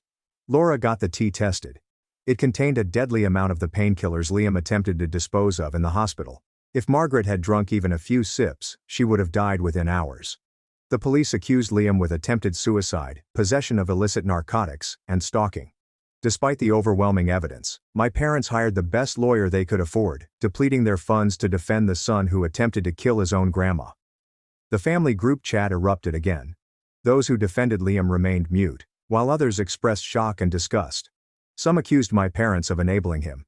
Others accused me of pushing him to this point. The family had been destroyed beyond repair. But there was a peculiar quiet in our house. Margaret was safe. The incessant worry and paranoia could finally subside. We had won, but it felt hollow. I had utterly lost my parents, and despite everything, it still stung. Grandpa hired protection for the home just in case. Liam was on bail and had to stay at our parents' place while wearing an ankle monitor. But we all knew it wasn't over. The trial would be severe. The family turmoil unfolded in public. I spent the following few days helping Margaret recuperate from her stress. Her heart condition had deteriorated as a result of the continual dread, and she required 24-hour care. I moved into her room and slept on a cot next to her bed. One night, she grasped my hand and squeezed it lightly. She told me she was pleased of me for saving her life. She also stated something that surprised me. She felt terrible for Liam, not for what he'd done, but for who he had become. She believed our parents had created a monster by never telling him no, convincing him that he was entitled to everything, and teaching him that I was less than human, merely an impediment to his happiness. They had deprived him of empathy and basic human decency in their attempt to provide him with everything. The truth of her words struck hard. Liam was not born evil, he was molded and encouraged to be this way. And now everyone was paying the price. Laura continued to serve as our security consultant, assisting us in preparing for the trial. She had unearthed additional evidence. Liam had been planning this for months, possibly years. The journal entries were only the top of the iceberg. She discovered internet posts under false names in which he asked for help on inheritance law and how to make deaths appear natural. She realized that he had communicated with others who had effectively eliminated family members for money. He had been studying, learning, and preparing. The prosecutor was putting up a solid case, but Liam's counsel was effective. They portrayed him as a troubled young guy who snapped under pressure and needed treatment, not prison. They had character witnesses lined up, instructors and family members who had only seen his lovely public face. My parents refused to speak with me, but I heard from other members that they were supporting Liam. They came by every day, bringing him home-cooked food and books. They'd convinced themselves that everything was a misunderstanding that would be sorted up before trial. Then, 3 weeks before the trial was scheduled to begin, Liam disappeared. The ankle monitor was discovered cut off in his bedroom, along with a message that simply said, "I'll be seeing you." My parents were frantic, phoning the police and swearing that he had been kidnapped. However, security footage from their residence showed Liam stepping out the front door at 4 a.m., carrying a backpack and appearing completely calm. The police issued a warrant for Liam's arrest, but he had prepared carefully. He'd emptied his bank accounts days earlier, sold his automobile to a private bidder for cash, and obtained a false ID. Laura discovered that he had been researching nations without extradition treaties for several weeks. My parents, unsurprisingly, blamed me. They arrived at our house yelling that I was to blame for Liam's actions and had destroyed their family. My father attempted to push his way inside, but the security guard that Grandpa had hired stopped him. They left and threatened to sue us for emotional anguish. We spent the next few days on high alert. Every slow-moving car, every unexpected knock on the door, and every unusual noise at night made us nervous. Margaret hardly slept, leaping at shadows. The stress was taking a toll on her already frail health. Then the packages started to arrive. Small boxes with no return address contained images of our house taken from various perspectives. Photos of me in the grocery shop. Views of Margaret from her bedroom window. Each one featured Liam's handwritten statement on the back. "Still watching. You can't hide forever. Family comes first." Laura traced the packages to various post offices throughout the state. Liam was moving around, being mobile, but he was also becoming sloppy. One of the images revealed a reflection in a car window, revealing a partial license plate that Laura's connections were able to locate. Melissa, the car's owner, reported it stolen a week earlier. Laura investigated deeper and discovered that Melissa had been in contact with Liam via a dating app. She'd undoubtedly handed him the automobile freely, another person captivated by his actions. We were getting close to locating him when calamity struck. I had gone out to pick up Margaret's medicine, leaving her with the nurse and security guard. I returned an hour later, and the front door was wide open. The security officer lay asleep on the lawn. The nurse was confined in the bathroom, and Margaret was gone. My palms shook as I dialed 911. The house was in disarray with furniture overturned and Margaret's pills thrown across the floor. There were traces of a scuffle in her room, with her emergency alarm buttons crushed to bits. The police arrived quickly, followed by Laura and her squad. They discovered chloroform residue on a cloth in the garden, as well as tire tracks from a vehicle other than the stolen automobile. Liam had assistance this time. My telephone rang. Unknown number. I responded on speaker so that the police could hear. Liam's voice was different now. There will be no more playing or acting like a small boy. Only cold calculation. He assured me that Margaret was secure for the time being, but this could change. He wanted the entire inheritance money that he was entitled to. And he wanted me to publicly acknowledge that I had faked all of the evidence against him. The cops attempted to track the call, but he was using a burner phone. He gave me 24 hours to collect the money and record the video confession. Then he hung up. Those were the longest 24 hours of my life. The police established a command center in our living room. The FBI became engaged because it was now a kidnapping case. My parents arrived asking to be invited while swearing Liam would not injure anyone. Laura worked her contacts while the official investigation was ongoing. She had a theory. Liam couldn't do it alone. Someone was assisting him, someone with experience. She began digging into the folks Liam had been talking to online regarding inheritance plans. The breakthrough occurred from an unexpected source. One of my aunts, who had been solidly on Liam's side, called me crying. She had received a call from Liam requesting money and threatening to harm Margaret if she did not cooperate. Her disguise had finally loosened. She had recorded the call. In the background we could hear a woman's voice telling Liam to hurry. Laura improved the audio and processed it with speech recognition. Laura was a well-known con artist who targeted the elderly. With this clue, the FBI investigated their likely whereabouts. Laura possessed a cabin 3 hours north, which she received from one of her victims. It was remote, ideal for hiding someone. The rescue operation was scheduled at morning. I wanted to go but the FBI wouldn't let me. So I waited at home with Grandpa, both of us pacing and unable to eat or relax. The call arrived at 7:23 a.m. They had discovered Margaret. She was dehydrated and afraid, but otherwise okay. Liam and Laura had been apprehended following a brief attempt to escape. The cabin was filled with evidence, more journals, detailed plans for other family members they intended to target, and studies on untraceable poisons. When I watched Margaret being wheeled into the hospital, I broke down in tears. She was pale and wobbly, but she managed a little grin when she spotted me. She told me Liam had complained for hours about how unfair life had been to him, how he deserved everything, and how I had stolen his birthright by being born first. Laura, it turned out, had been mentoring Liam for several months. She discovered him on the forums where he had inquired about inheritance law. She'd identified an easy target, a young man with wealthy grandparents and a strong sense of entitlement. She'd taught him everything and intended to split the money after Margaret was gone.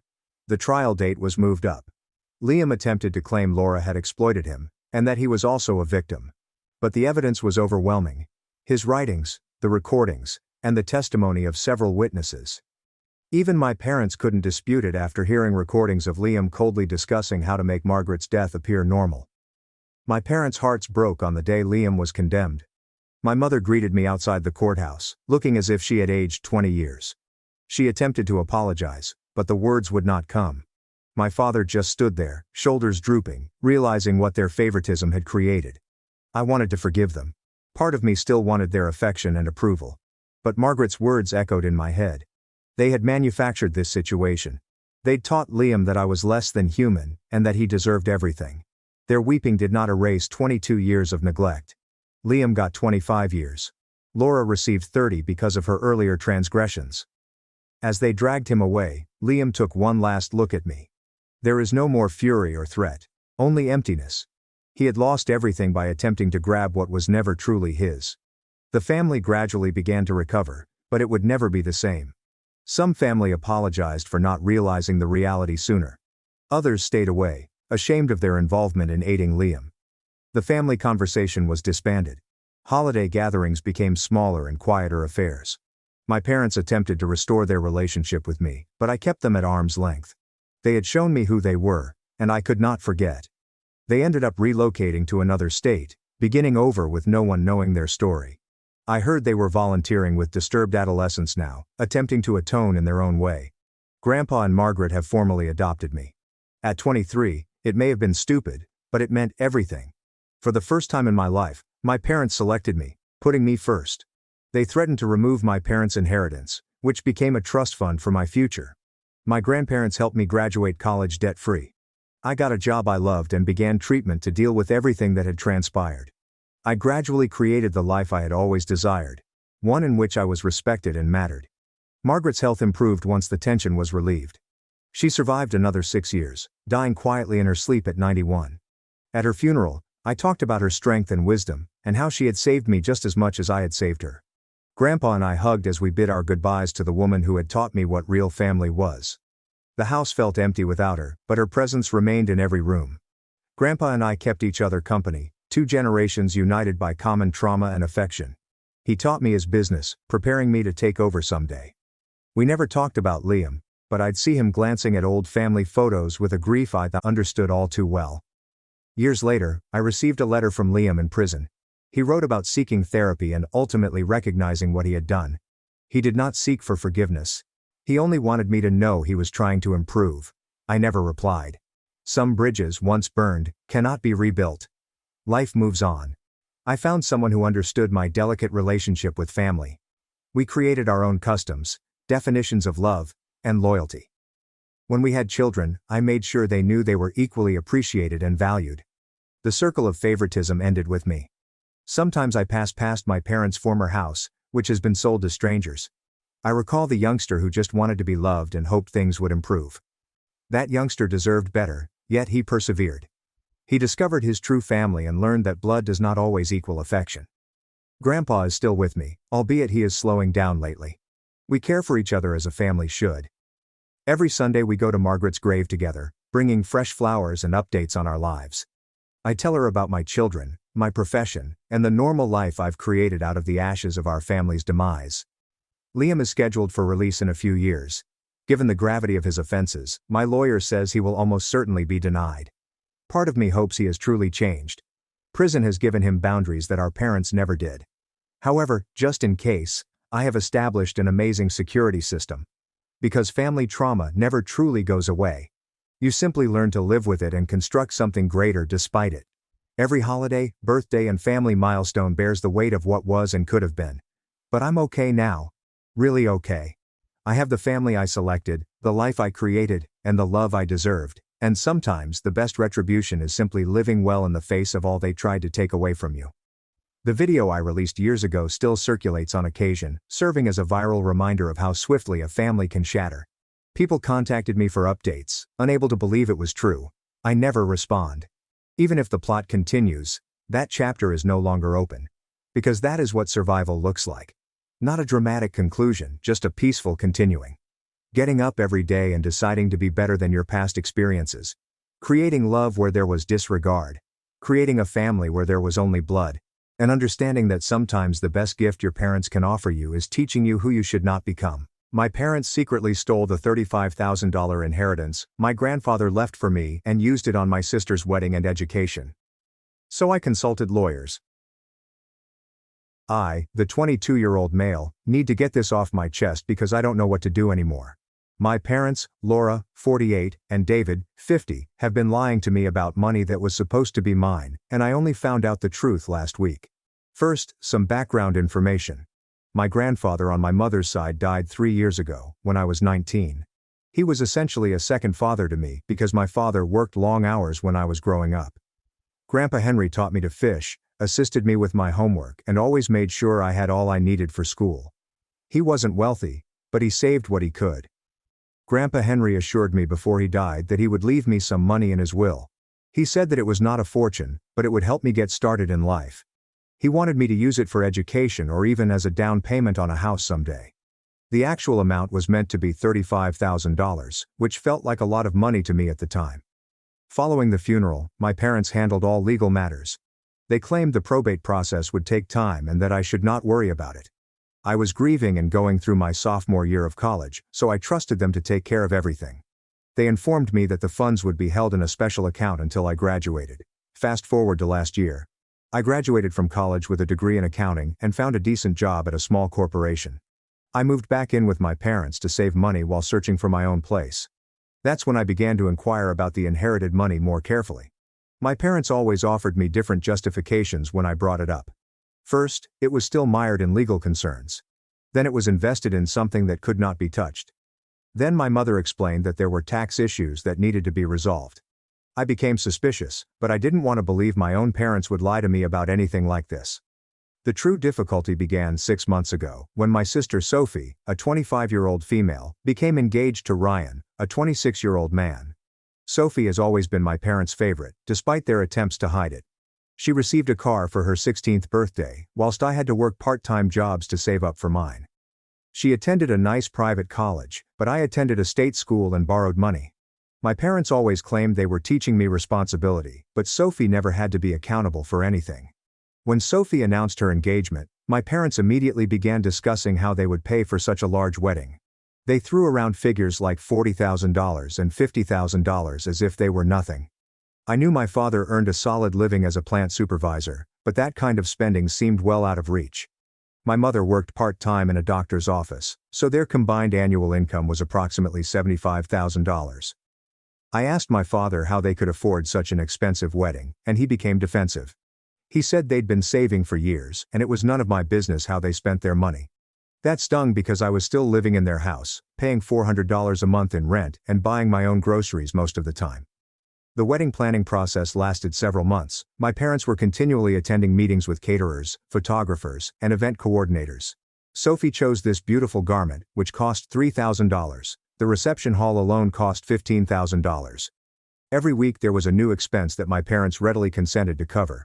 Meanwhile, I kept inquiring about my inheritance money because I wanted to begin looking for an apartment. The rent in our region had skyrocketed, and I needed the money for a security deposit and furniture. Every time I inquired, my parents became more furious with me. My father started accusing me of being greedy and impatient. My mother advised me to focus on developing my profession rather than worrying about money I hadn't earned. That comment concerned me because the money was my grandfather's, not theirs. He worked hard his entire life to ensure that I had it. However, whenever I tried to explain this, my parents acted as if I were being unreasonable. Sophie had her wedding 3 weeks ago. It was exactly the type of extravagant occasion my folks had planned. The site was stunning, the food was costly, and there were more than 150 attendees. Sophie appeared joyful, and I attempted to be supportive despite my frustration with my own predicament. But something my Aunt Diane said at the reception got me thinking. She grabbed me aside and complimented my parents on their generosity in spending Henry's money on such a lovely wedding for Sophie. She stated Grandpa Henry would have enjoyed seeing his granddaughter so joyful on her special day. I wasn't sure what she meant at first.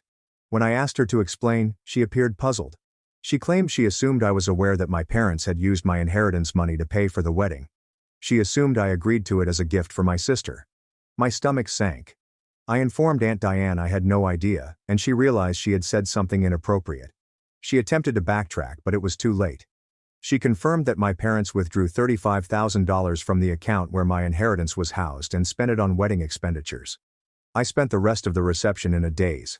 I couldn't believe my parents would do something like this without first asking me. That money was explicitly left to me by my grandfather. They couldn't just spend family money as they wanted. When we arrived home that night, I faced my folks. I asked them directly if they had spent my inheritance money on Sophie's wedding. They initially tried to deny it, but when I mentioned what Aunt Diane had told me, they eventually accepted the reality. My mother burst into tears and explained that they had planned to repay me after Sophie's honeymoon. She stated they needed the money right away for wedding deposits, and they figured I wouldn't mind assisting my sister. My father was less apologetic. He stated that Sophie's wedding was more important than me finding an apartment right away, and that as a family, we should support one another. I inquired how they could make that decision without consulting me first. The money was not theirs to lend or give away.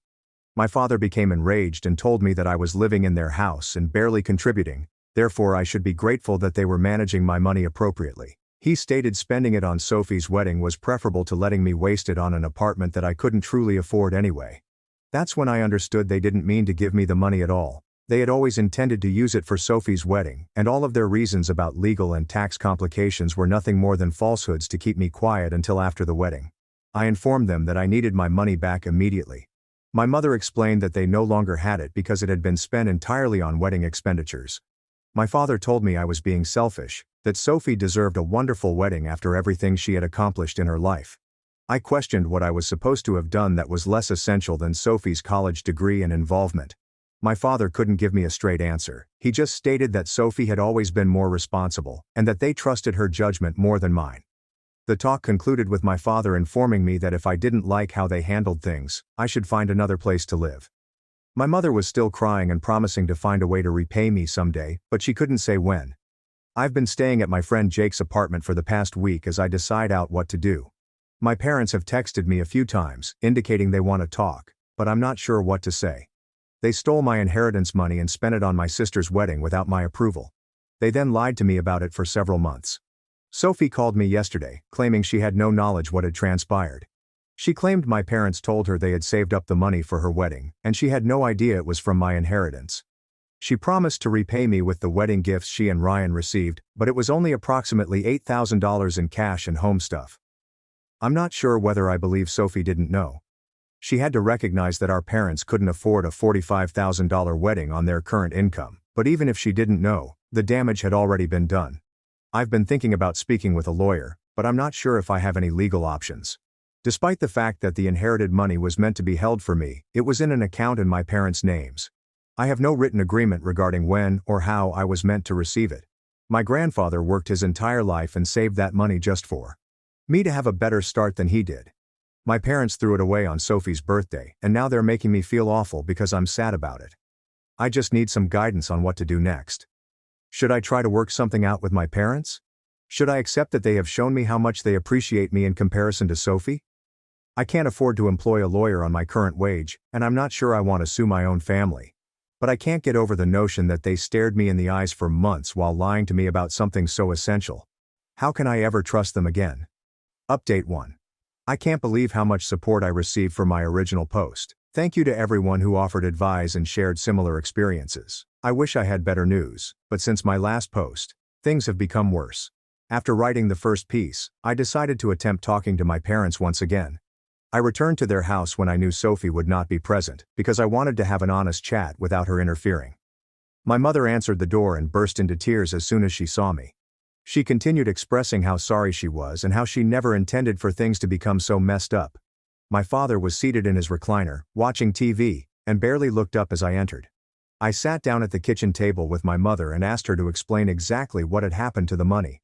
She explained that after my grandfather died, the $35,000 was deposited into a joint account with both my parents and my names on it. The way things were set up, any of us could withdraw money without the other's approval. She stated that around 8 months ago, when Sophie became engaged, they began looking into wedding prices and discovered they couldn't afford what Sophie wanted. Sophie had her heart set on this particular venue and had previously paid a deposit with money she and Ryan had saved. But the remaining debt was far too much for my parents to handle. Sophie was growing anxious about having to cut back on her plans, so my father proposed they draw from my inheritance temporarily. The plan was that they would use the money for wedding deposits and then repay it before I needed it for an apartment. But then the wedding expenses continued rising. The catering bill was more than anticipated. Sophie decided she wanted live music rather than a DJ. The photographer's package was more pricey than they anticipated. My parents always convinced themselves that they would just borrow a bit more and figure out how to repay it later. By the time the wedding occurred, they had spent nearly the entire $35,000. My mother claimed she kept intending to tell me what was going on, but she was scared I'd become furious and want the money back right away. She figured if they could just get through the wedding, they'd have enough time to figure out a repayment plan. I asked her what this payback plan was intended to be, considering that they didn't have an extra $35,000 on hand. She admitted that they had not really thought it through. At that point, my father joined the conversation and stated that they hoped to repay me over time, perhaps $500 per month or so. I pointed out that at $500 per month, it would take them nearly 6 years to repay me, and that was assuming they could afford $500 a month on top of their usual expenses. My father became defensive and stated I should be more understanding of their financial condition. That's when I posed the question that had been bugging me the most. I questioned why Sophie's wedding was more important than the future my grandfather intended for me. My father stated Sophie worked well in college and deserved a great wedding. He stated I was only beginning out in my job and didn't need the money right away. I asked him why he was allowed to make that decision instead of me. That was my inheritance, not his. My grandfather left it to me particularly so that I may have possibilities that he never had. My father said that as parents, they knew what was best for the family as a whole. The conversation deteriorated from there. My mother repeatedly apologized and cried, but my father appeared to believe he had done nothing wrong. He claimed that families are supposed to help each other out, and that I was selfish for not wanting to contribute to Sophie's happiness. I informed them that I needed to view the bank statements for the account where my inheritance was housed. I wanted to know when the money was withdrawn and how it was used. My father declined, stating that it was none of my business because the account was also in their names. That's when I knew that talking to them wouldn't fix anything. They had made their decision, and they were not going to accept responsibility for it. I told them I needed time to think about what to do next and then departed. But the story does not stop there. My Aunt Diane phoned me 2 days following our talk. She stated she felt bad for accidentally revealing the truth at Sophie's wedding, and wanted to make sure I was aware of the entire scenario. It turns out that my grandfather discussed his plans for my inheritance with various family members prior to his death. He had expressly stated to Aunt Diane, my Uncle Frank, and my mother's sister Linda that the money was intended to assist me become established after college. He had even written a letter outlining his wishes, which my parents were intended to deliver to me along with the bequest. I never received a letter. When I asked my parents about it, my mother said she had no idea what I was talking about. Aunt Diane, on the other hand, claimed to have witnessed my grandfather handing over the letter to my parents at the hospital just before his death. Aunt Diane also said something that made my blood boil. Apparently my parents had been telling other family members that I was careless with money, which is why they had held on to my inheritance for so long. They warned me that if they gave it to me too soon, I'd waste it on dumb things. Several relatives had lauded my parents for their responsibility and concern for my best interests. My aunt claimed she never questioned it because my parents appeared to know what they were doing, and she figured they would give me the money when I was ready. She now recognized that my parents had been telling tales to justify holding my money while they planned how to spend it on Sophie. She was enraged, saying she hoped my grandfather was still alive to witness what they had done. The worst thing was that Sophie appeared to know more than she had previously revealed. Aunt Diane told me that at a family BBQ last summer, Sophie indicated to several people that our parents were helping her pay for the wedding using money from Grandpa Henry. She expressed gratitude that he was still able to participate to her special day, despite his absence. Sophie knew the money came from my grandfather, but she either didn't recognize it as my inheritance or didn't care. When I asked her about it, she said that she assumed the money was intended for me but didn't ask questions since she didn't want to make trouble. Sophie stated that she expected our parents to check with me before using the money, and when they did not express any problems, she assumed everything was all right. She stated she never meant to take anything away from me, and that she would go to any length to make things right. I asked her if she and Ryan would be willing to take out a loan to repay me the entire sum. Sophie said that they couldn't afford to take on so much debt right after getting married, especially because Ryan planned to return to school for his master's degree next year. She promised to give me the money from their wedding gifts again, but she stated it would take them years to save the rest. She offered that we work out a payment plan in which she and Ryan pay me back a small amount each month, along with whatever our parents could give. I told Sophie it wasn't good enough. My grandfather did not give me $35,000 with the intention of having me collect tiny payments from various family members over the next 5 years. He left me that money to spend whenever I needed it, which was right now. Sophie burst into tears, saying she never intended for all of this to happen. She stated that she loved me and did not want this circumstance to harm our relationship, but I informed her that the damage had already been done. She had benefited from money that was not hers, and now she was requesting that I take partial payments over several years rather than making it right away. I haven't communicated with my parents since our last conversation at their place. They've texted me multiple times wanting me to call them, but I don't see the point. They've made it obvious that Sophie's happiness comes first, even before my future or my grandfather's wishes. My mother left me a voicemail last week saying they had spoken with a financial consultant about taking out a home equity loan to repay me, but it would take several weeks to process and the interest rate would be quite high. She stated that they were willing to do whatever was necessary to repair our relationship. I'm not certain I believe them. They've already lied to me so many times that I can't believe anything they say. And even if they eventually repay me, it won't change the fact that they stole from me and lied about it for months. I've been staying with Jake and his roommates, but I can't do it indefinitely. I need to locate my own house, but without my inheritance money, I can't pay a security deposit and the first month's rent on anything nice. I'm practically back at square one, but now I don't have a family to rely on. Some individuals on my original post suggested I consult with a lawyer, so I did. The lawyer suggested I could have a case, but it would be expensive to pursue and the outcome was uncertain. Because the account was in both my parents' and my names, they had legal access to the funds, even though they weren't authorized to use it morally. The lawyer advised me that my best option would be to document everything and try to get my parents to admit in writing that they took the money without my authorization. Even so, a lawsuit would likely be more expensive than I could afford, and there is no assurance I would win. So I'm stuck. My parents took my inheritance. My sister benefited from it. And there isn't much I can lawfully do without spending money that I don't have. The saddest part is that they all keep telling me to get over it and go on with my life. But how am I expected to get over the reality that my own family was so unconcerned about my future that they would steal from me to pay for a party? How can I ever trust any of them again? Update 2. I need to update everyone on what's been going on because the situation has gotten even more convoluted. Some of you may recall that my parents mentioned that they were looking into a home equity loan to repay me. That fell through, but not for the reasons I anticipated. About 3 weeks ago, I received a call from my Uncle Frank, my father's brother. He claimed he needed to talk to me about something crucial regarding my grandfather's estate. I hoped he had discovered new facts that could assist me in recouping my losses. We met at a cafe near his workplace, and what he told me dramatically altered what I thought I understood about the situation. It turns out that my grandfather had planned more than just a $35,000 inheritance for me. Uncle Frank revealed that about 5 years before his death, my grandfather began placing money into a separate investment account designated for my schooling and future. This was in addition to the $35,000 he was scheduled to get from his normal savings. My grandfather's investing account had grown to about $60,000 by the time he died. The intention was that the $35,000 from his savings would be accessible to me immediately after graduation to assist me get started, while the investment money would be retained until I was 25 or married, whichever came first. My grandfather had informed Uncle Frank of this arrangement and urged him to ensure that everything was handled appropriately. But this is what made me sick to my stomach. My parents were aware of both accounts. They were meant to tell me about the investing account when I reached 25, which is 3 years away. But according to Uncle Frank, they had also been withdrawing money from that account. Uncle Frank stated that he had been receiving quarterly statements to his address since my grandfather preferred that someone other than my parents manage the investment account.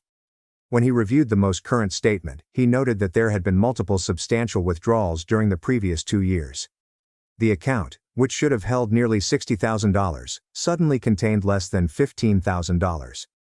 Uncle Frank confronted my parents about the missing money, and they acknowledged to using it to cover a variety of bills, including a portion of Sophie's wedding costs.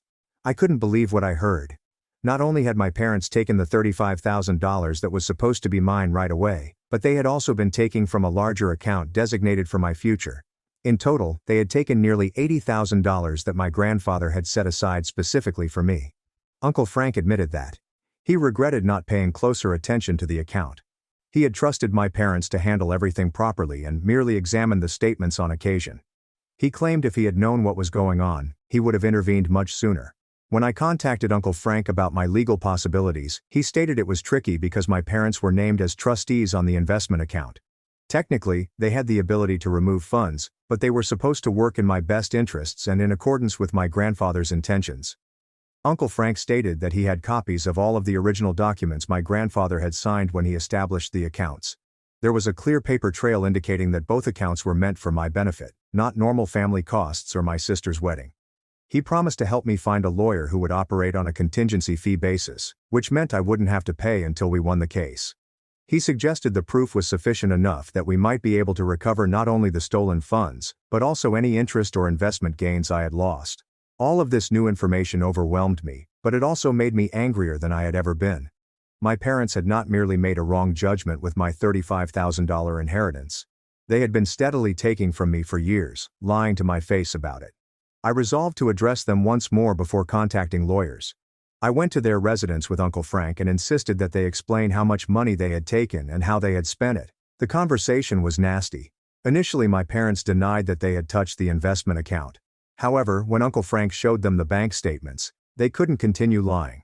My mother broke down and acknowledged that they had been withdrawing money from the investment account for nearly 2 years. She claimed it began when my father's hours were reduced at work, and they were having difficulty paying their mortgage. They promised themselves they'd repay it when things went better financially. However, instead of reducing their expenses or increasing their income, they continued to take more money as needed. They used it to pay for Sophie's senior year of college, a new roof for their home, and other costs. They were already too far into their relationship by the time Sophie proposed. My dad apologized less than my mother. He claimed they had made years of sacrifices to raise me and Sophie, and they deserved to benefit from my grandfather's money as well. He stated my grandfather would have wanted them to spend the money to keep the family secure and Sophie successful in life. That was when I lost it. I informed my father that he was a thief and a liar and that he had no right to make judgments about money that was not his. My grandfather had trusted them to carry out his desires, but they had entirely broken that trust. My father was furious, accusing me of being disrespectful and ungrateful.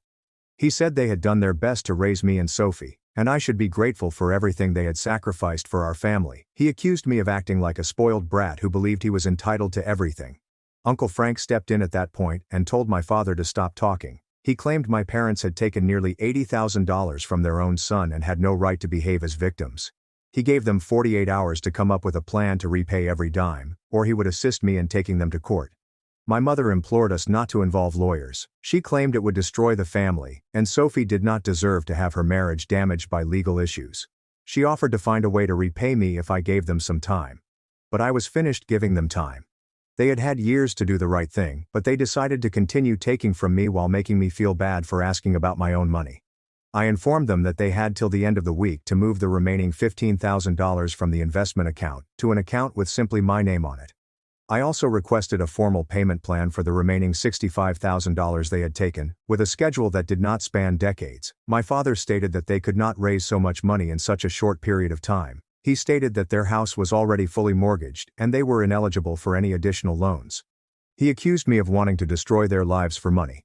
I told him he had already ruined my life by snatching my future. The money my grandfather had saved was supposed to provide me with chances and security, but they had spent it on things that benefited themselves and Sophie instead. My parents finished the talk by claiming they needed time to think out what to do. Uncle Frank and I left, but not before he informed them that he would be monitoring all of my grandfather's remaining accounts to ensure that no more money was taken. That was 1 week ago. Sophie texted me yesterday, saying she and Ryan had decided to sell some of their wedding gifts and use their honeymoon savings to pay me back faster. She estimated that they could raise $15,000 immediately, and another $10,000 over the next 3 to 4 months. It's something, but not nearly enough to cover the total sum my parents took. And I'm not sure why Sophie and Ryan should have to give up their honeymoon and wedding gifts to rectify something my parents did. I haven't decided whether to accept Sophie's offer or insist on my parents figuring out how to repay me themselves. Part of me believes Sophie should accept some responsibility because she profited from the stolen money, but another part of me feels horrible that she's attempting to mend something she didn't cause. Uncle Frank found me a lawyer who will take the case on contingency.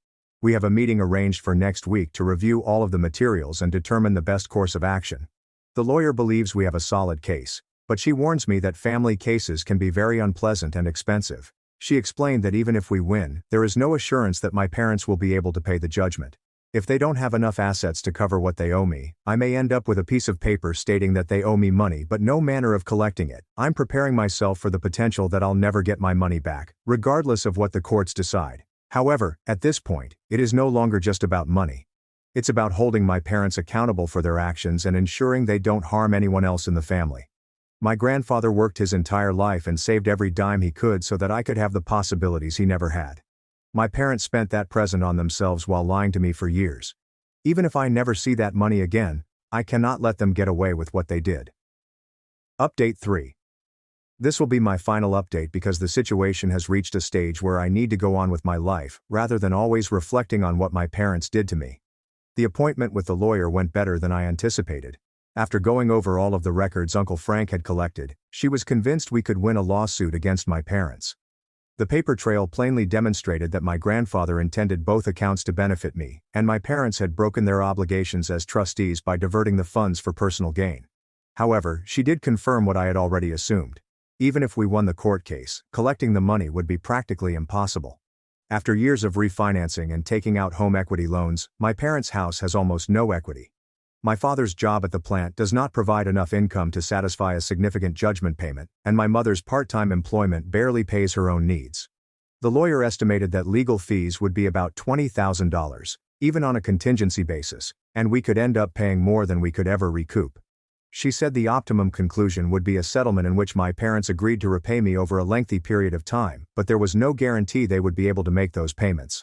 After deliberating for a few days, I decided not to continue the lawsuit.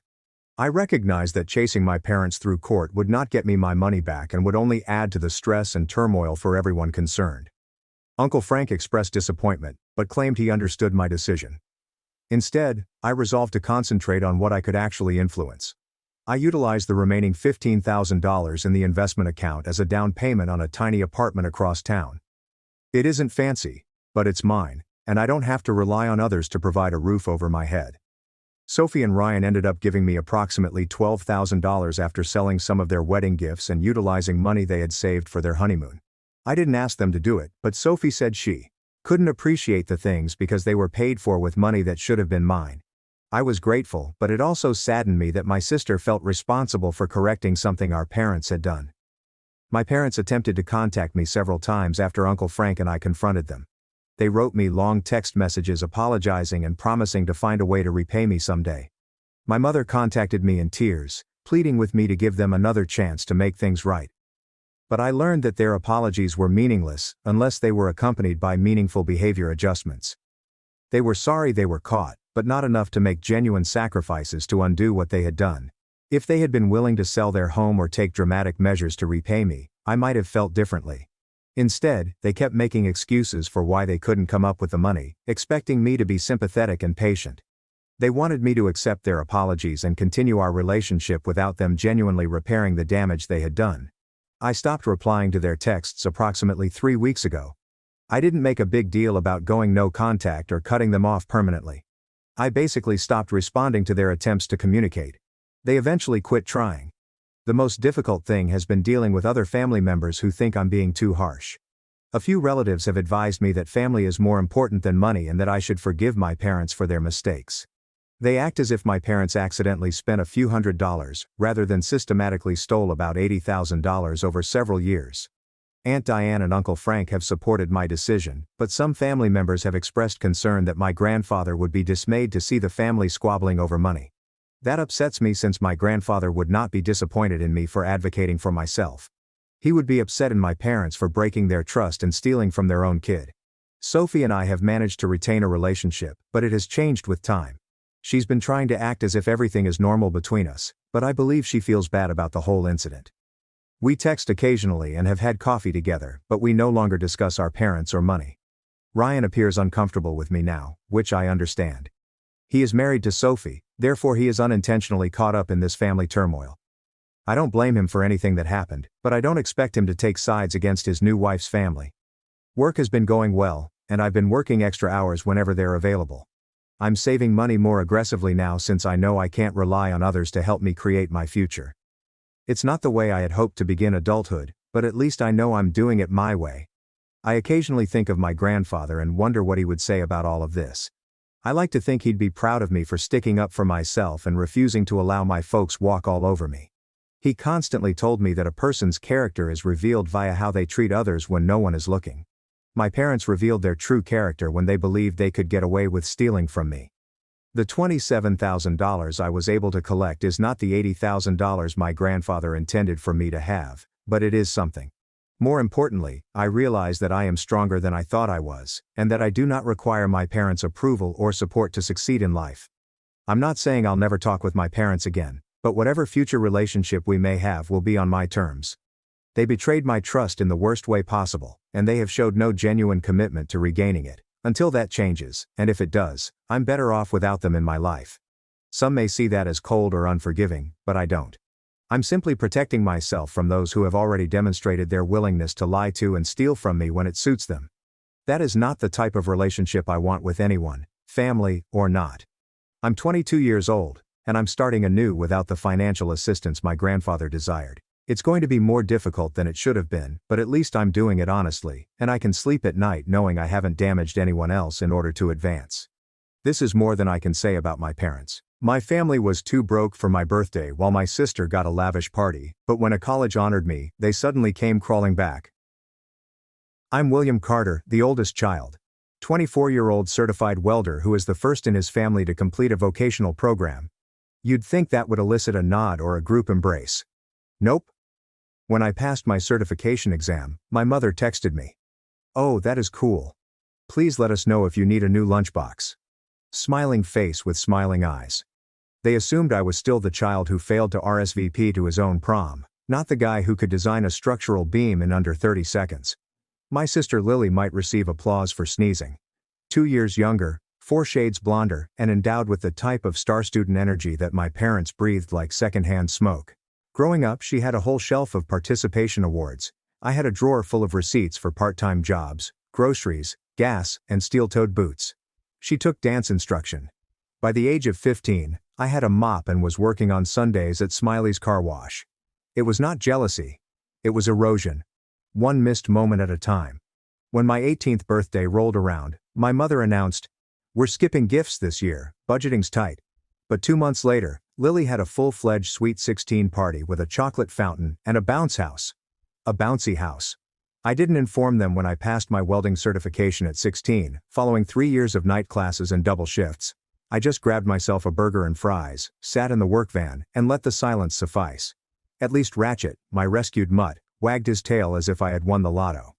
So, when Lily's college graduation rolled around, I didn't anticipate a big deal. I wasn't even expecting a medium bargain. However, what I witnessed was a 5-act play with food.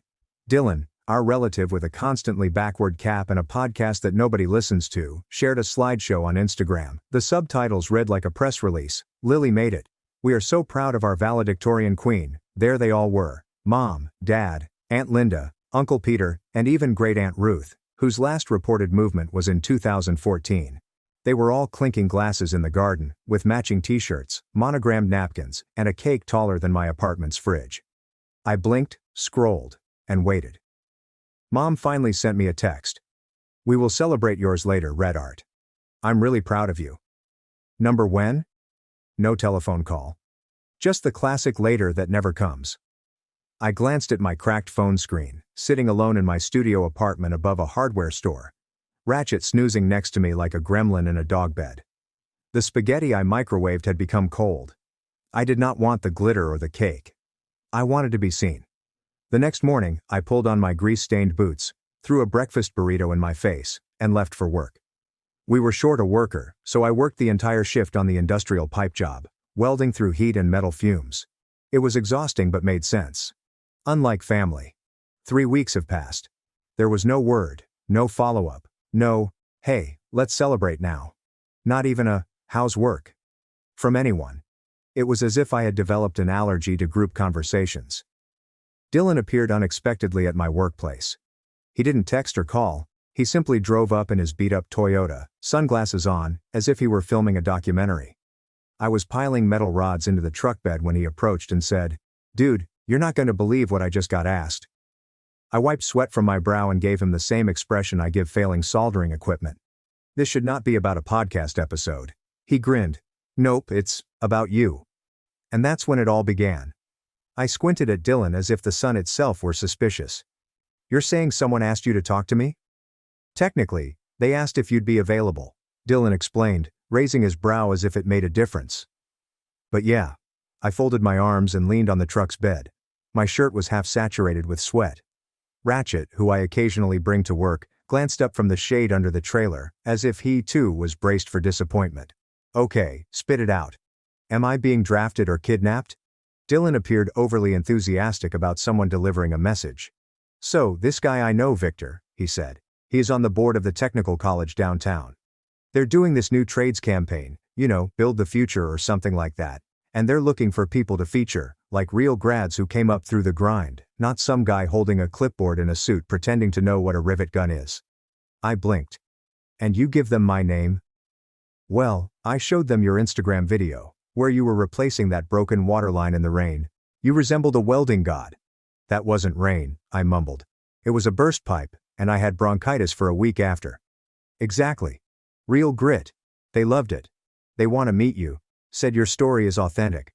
They're tired of showing white collars holding blueprints. They want the guy who actually does it." I stared at him, then slowly looked over my shoulder, as if there was another William behind me. One that mattered more. I said, "Wait." With a dry voice. "Let me guess. They're offering me exposure, right? Maybe a pizza coupon." Dylan cracked a joke. "No, dude. There's a stipend. Like $2,000. Plus, they'll feature you on all the college's ads, posters online, maybe even a billboard if they raise the budget." I hadn't noticed, my inner monologue quickly joined in. They want to put my name out there, literally and publicly, which, ironically, was something my own family never did.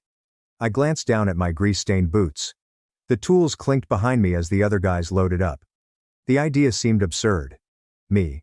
A walking afterthought at every holiday dinner. Being asked to represent something.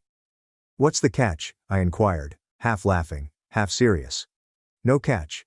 They just want to meet you first. See if you're comfortable on camera. You just share your story. Maybe do some shots of you welding. Talking about your journey. Show people that not every success story wears a tie." I didn't respond promptly. Instead, I reached for my thermos, took a long drink of lukewarm coffee, and reflected about my graduation. I just stood there alone in a half-empty auditorium, holding my rolled-up certificate. No one applauded or cheered my name. And now some strangers want to place me on a billboard. I cleared my throat. Fine, I said. I'll go to the meeting.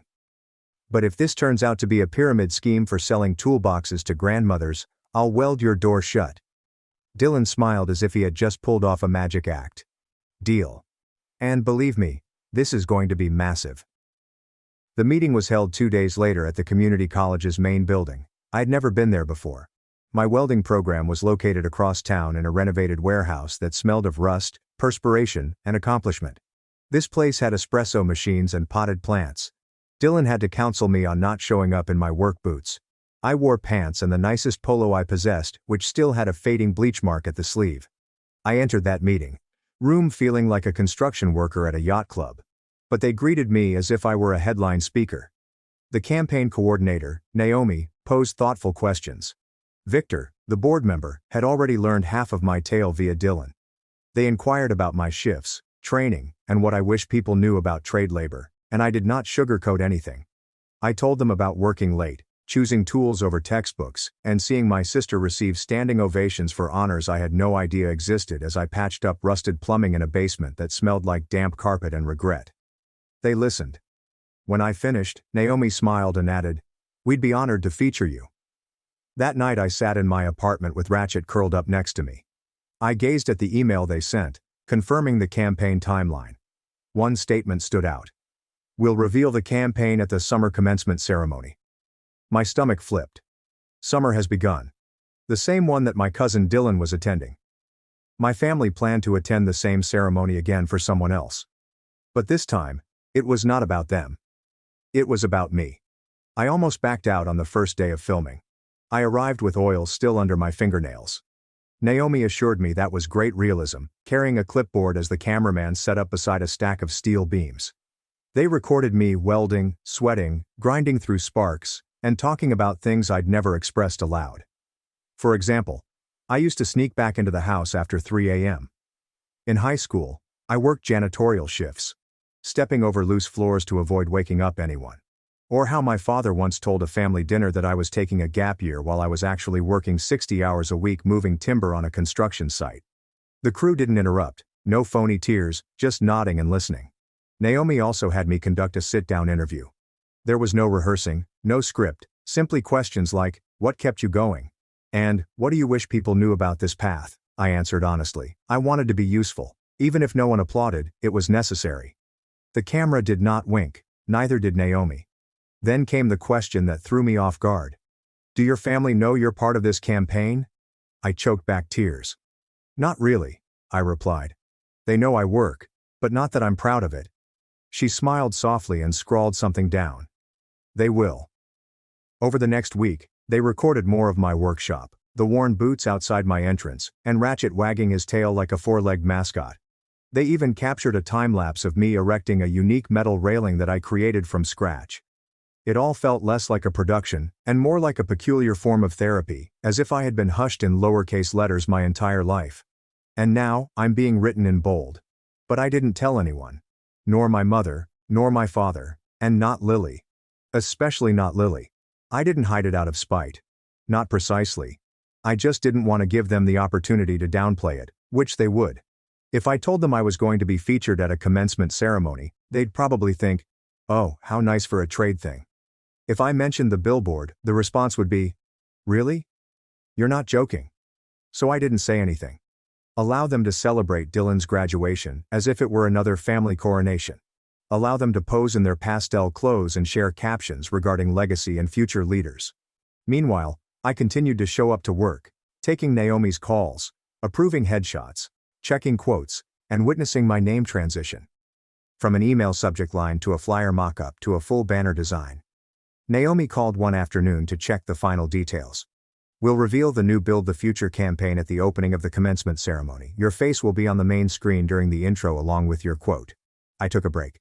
"What quote?" she said, laughing. "The one you gave us. The thing about wanting to be useful, even if nobody clapped. It hit hard in editing. You'll see." Mom sent me a group text the night before the ceremony. I'm excited for Dylan's big day tomorrow. Everyone remembers to wear blue, with a cheerful face and eyes. I stared at it for a time. Blue, the same color I wore when I moved out, when I skipped my own graduation and ate drive-through tacos in the parking lot. I considered simply answering, "See you there," but I didn't. Not yet. I simply smiled, turned off my phone, lay out my cleanest pants, polished my boots, and printed the email Naomi supplied with my official badge and parking pass. This time, I was not sneaking in. This time, I received an invitation. The morning of the event, I arrived early. It's too early. The auditorium lobby smelled like cheap cologne and new diploma covers. Staff were still pasting signs on folding tables, organizing name tags, and testing microphones. Naomi waved at me and handed me a badge with my name on it. Only my name. Not Lily's brother. Not +1. Simply William Carter in bold. "Are you ready?" she said. "Born ready?" I inquired, before panicking and adding, "I mean sure." She laughed and handed me a tiny envelope. "After your feature plays, we'll bring you backstage. The dean wants to give you a quick thank you. They're adding your quote to the college website." I didn't see it. "What? Like permanently?" "Yep," she commented. "With your face next to it." I slid the envelope into my jacket pocket as if it were made of glass. Around 9:45 a.m., people began to arrive, including parents dressed in suits and friends clutching bouquets. Every fourth individual carried balloons. I located a seat at the back. Not concealed, but quiet. Naomi informed me they'd be featuring me after the video anyhow, so I might as well enjoy the show. At 10:02, I spotted them. My family. Mom dressed in her regular modest church glam gown, complete with pearls. Dad wore a blazer that I hadn't seen since his unsuccessful HOA campaign. And Lily, her hair flawlessly curled, held an iced latte as if it were a part of her hand. They did not see me. Not that they were looking. They took seats closer to the front, 2 rows behind the graduates. Dylan stood close, taking selfies as if he were going to perform at Coachella.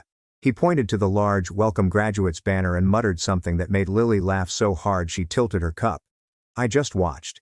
And maybe for a brief minute, I felt the familiar pit in my gut. The one who murmured, "This isn't your crowd. This isn't your day." The lights dimmed, and everything changed. A spotlight illuminated the stage. The announcer, a faculty member with a voice suitable for morning radio, welcomed everyone to the summer commencement ceremony. "As we honor this year's graduates, we'd like to spotlight the stories that don't usually make the front page. The modest accomplishments, the unsung builders, the hands that literally shape our world." My spine straightened. "Today," the narrator continued, "we launch our new campaign, Build the Future, featuring someone who reminds us what determination looks like, even when nobody's watching." The screen flashed, music played, and then my face emerged. Not a selfie. Not a grainy phone photo. A clear cinematic shot of me welding in slow motion, sparks flying, my eyes hidden behind the mask. My quote below: "I just wanted to be useful, even if no one clapped." There was silence in the room. Then more clips. Time-lapse video showing me constructing the railing, mending a burst pipe in the rain, and lifting a welding mask with sweat on my brow. It cut to an interview tape of me talking about working night jobs in high school and how trade school was not a backup plan, but rather the plan. The video concluded with the campaign's tagline, "Build the future in every way that matters." When the lights came back on, there was a moment of silence before applauding. Big, genuine, and loud applause. People began turning.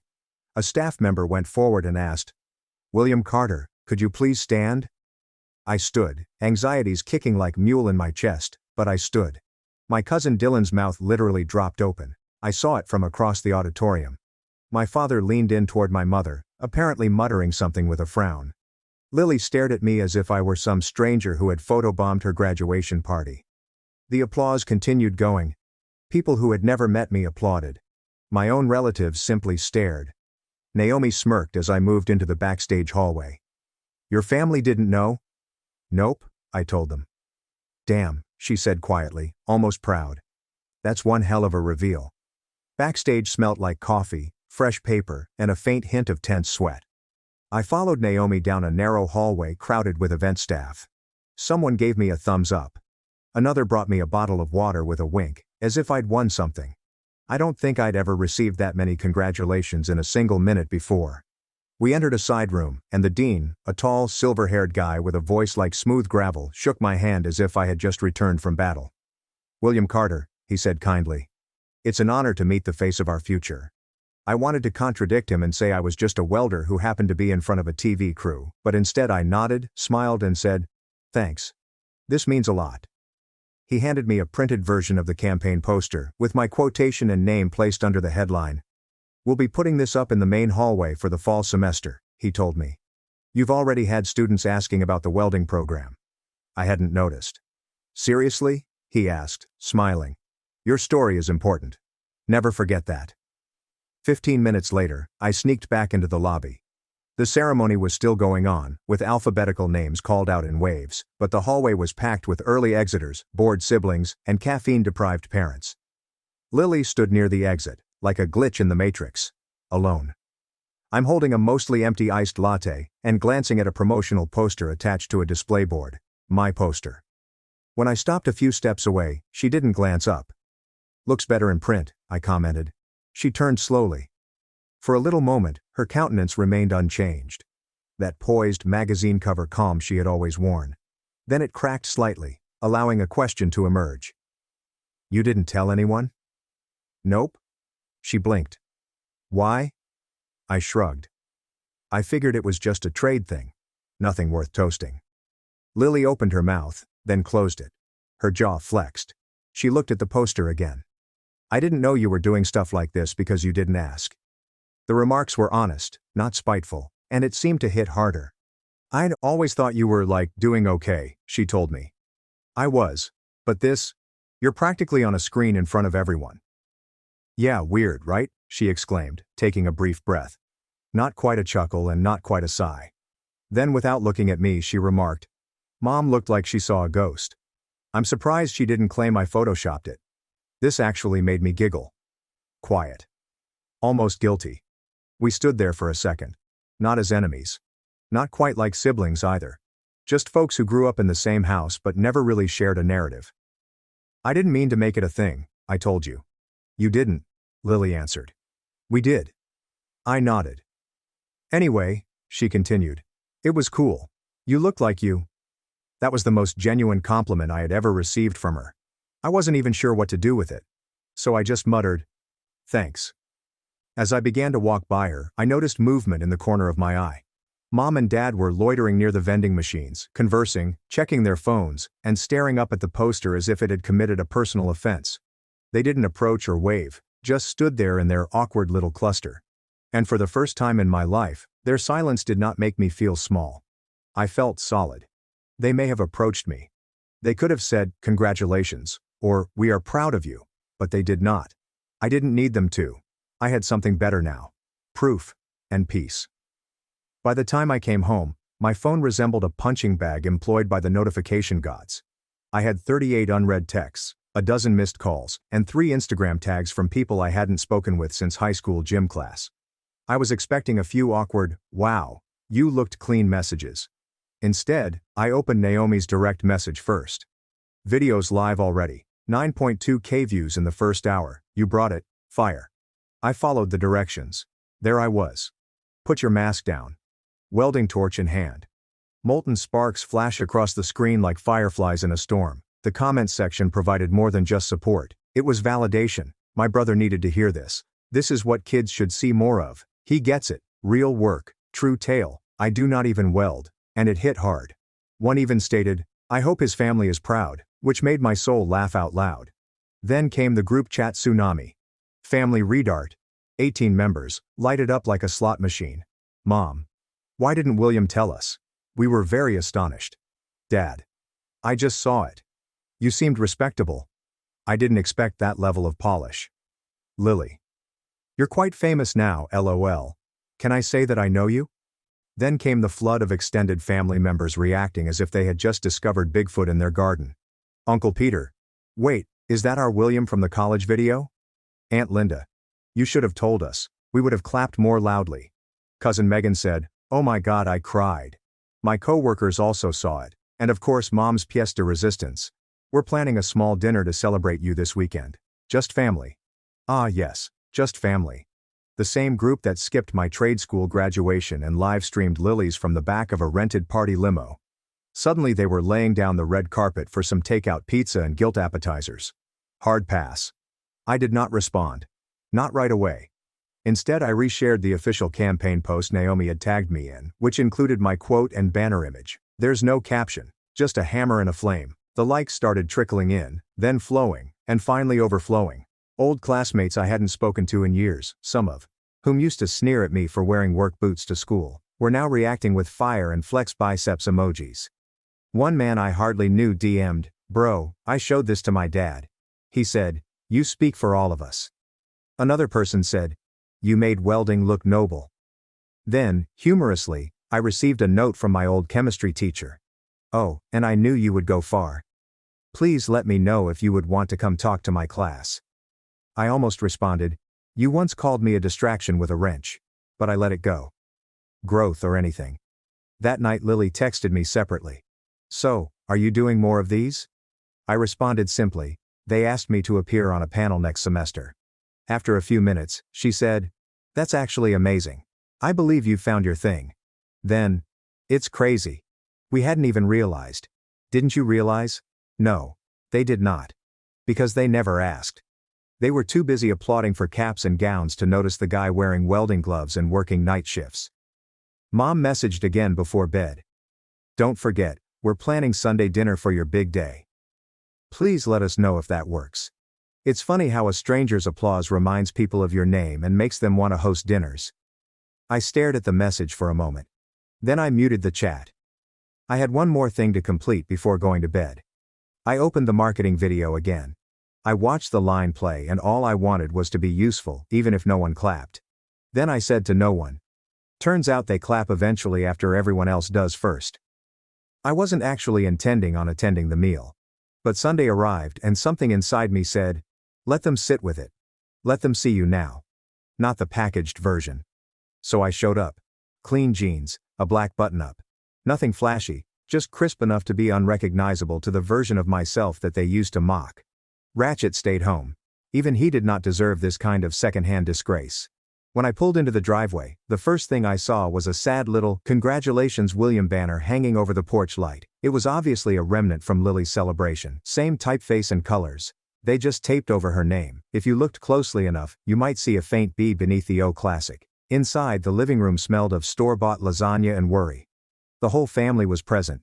Mom, Dad, Lily, Uncle Peter, and even Aunt Linda, who hadn't spoken to me since she discovered me using the garage fridge as a child. They all smiled like performers who had just realized the director was sitting in the front row.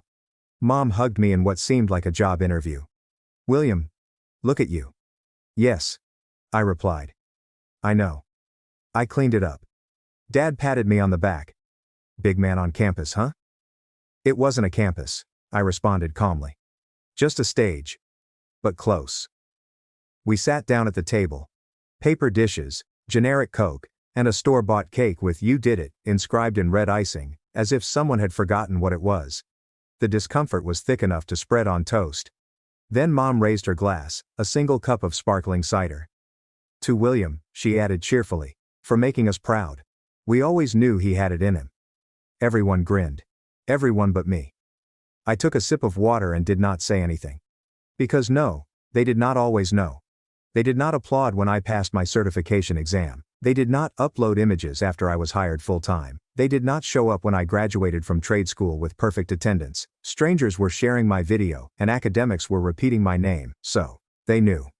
As supper progressed, Linda attempted to strike up a conversation. "So, do you think you'll be on more billboards?" "No idea," I replied. "But I have 2 crews inquiring about contract work." "Wow," she exclaimed, clearly surprised. Lily leaned in, saying, "That's impressive. So, what do you actually do now?" I asked, smiling slowly. "Turns out I can make sparks fly." She rolled her eyes but did not answer. Toward the end of the lunch, Dad finally addressed the question he had plainly been storing for. "So what's next for you, son?"